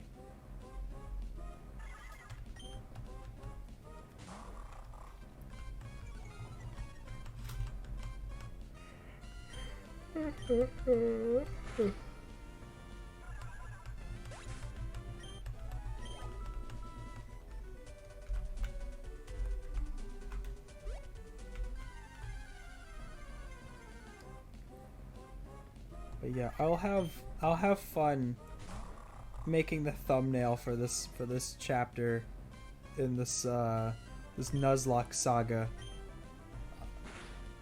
Probably tomorrow. We'll make it silly as all hell, just like the first one.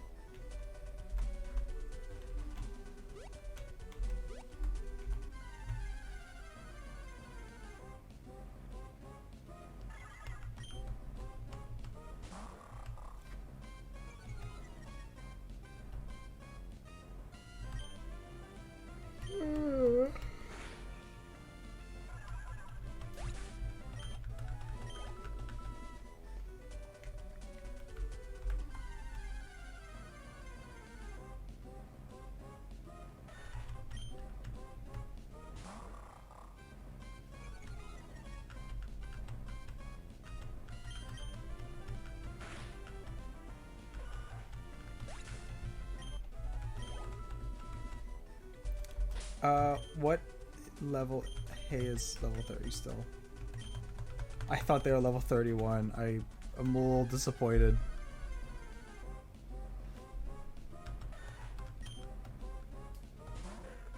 Oh, they're almost level 31, so there's that.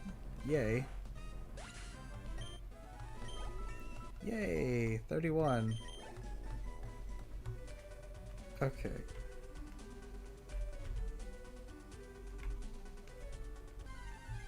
Okay, I think we're about to call it here. Let me go destroy this Spinda real quick.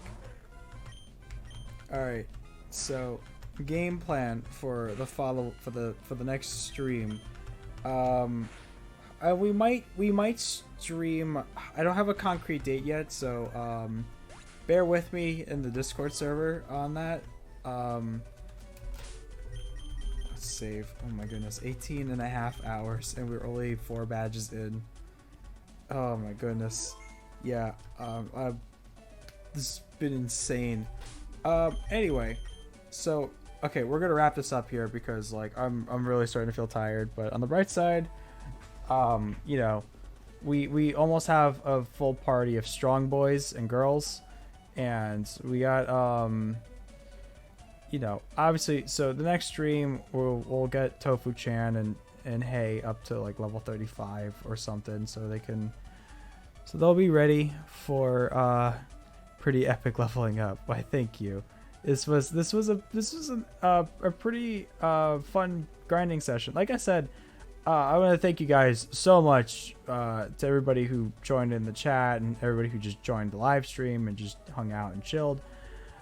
You guys made the stream. You guys are the stream. Like made it for me and for everybody else. Because had it not been for you guys, this would have just been 10 hours of nothing. Thank you. Like, had it not been for you guys, though, this stream would have just been like, it would have just been 10 hours of just silence and boredom, and just, it would have sucked. So you guys really made the stream for me. So thank you so much. I appreciate you guys all hanging out, and I want to thank everybody who joined tonight. Ender Kid, thank you again for the follow. And just like everybody who joined in. I'm being a broken record. I promise I'm gonna go get some sleep in like 5 seconds. But yeah, I appreciate you hanging out. I appreciate everybody hanging out. Yeah, this was a lot of fun. Like I said, I'll post in the Discord when I will be going. Well, when we will be resuming the stream. So it's probably going to be either Thursday or Tuesday. Obviously not today. But it's like I need some rest. I need to recover from all this. But yeah, Thursday or Friday. One of those 2 days. You have a great night too, Real Gaming Gamer. I appreciate you. Thank you for hanging out. Yeah, I'm gonna go get some sleep. But hey, we made a Fox on the Internet history tonight, folks. We not only broke our record like 2 days ago. Not only did we break the record for the longest stream, but we broke the record for my longest stream and then some. By a whole nother 2 hours. Absolutely insane. Let's go for 12 hours for part 3, shall we? No, I'm kidding. No. But yeah, this was a lot of fun. I'm gonna wrap this up. But yeah, I want to thank everybody again. We'll have more fun with this in due time. And I'll try to get some work done on Burger King foot lettuce tomorrow, if I'm not busy with like work stuff. And yeah, all right, this is where I'm gonna wrap it up. You guys all have a wonderful evening or day or morning, whatever time it is for you right now. For me, it's the morning, but I'm about to go crash and fall asleep. So I love that meme where it's like, have a nice day, boring, generic, enjoy your next 24 hours, threatening, ominous. I just knocked over my water bottle. But no, but yeah, you guys, but for real, you guys enjoy your day, your night, whatever time it is for you, and all that. I hope you all stay safe. I hope to see you all in the next one. And again, stay safe and take care, friends. Goodbye.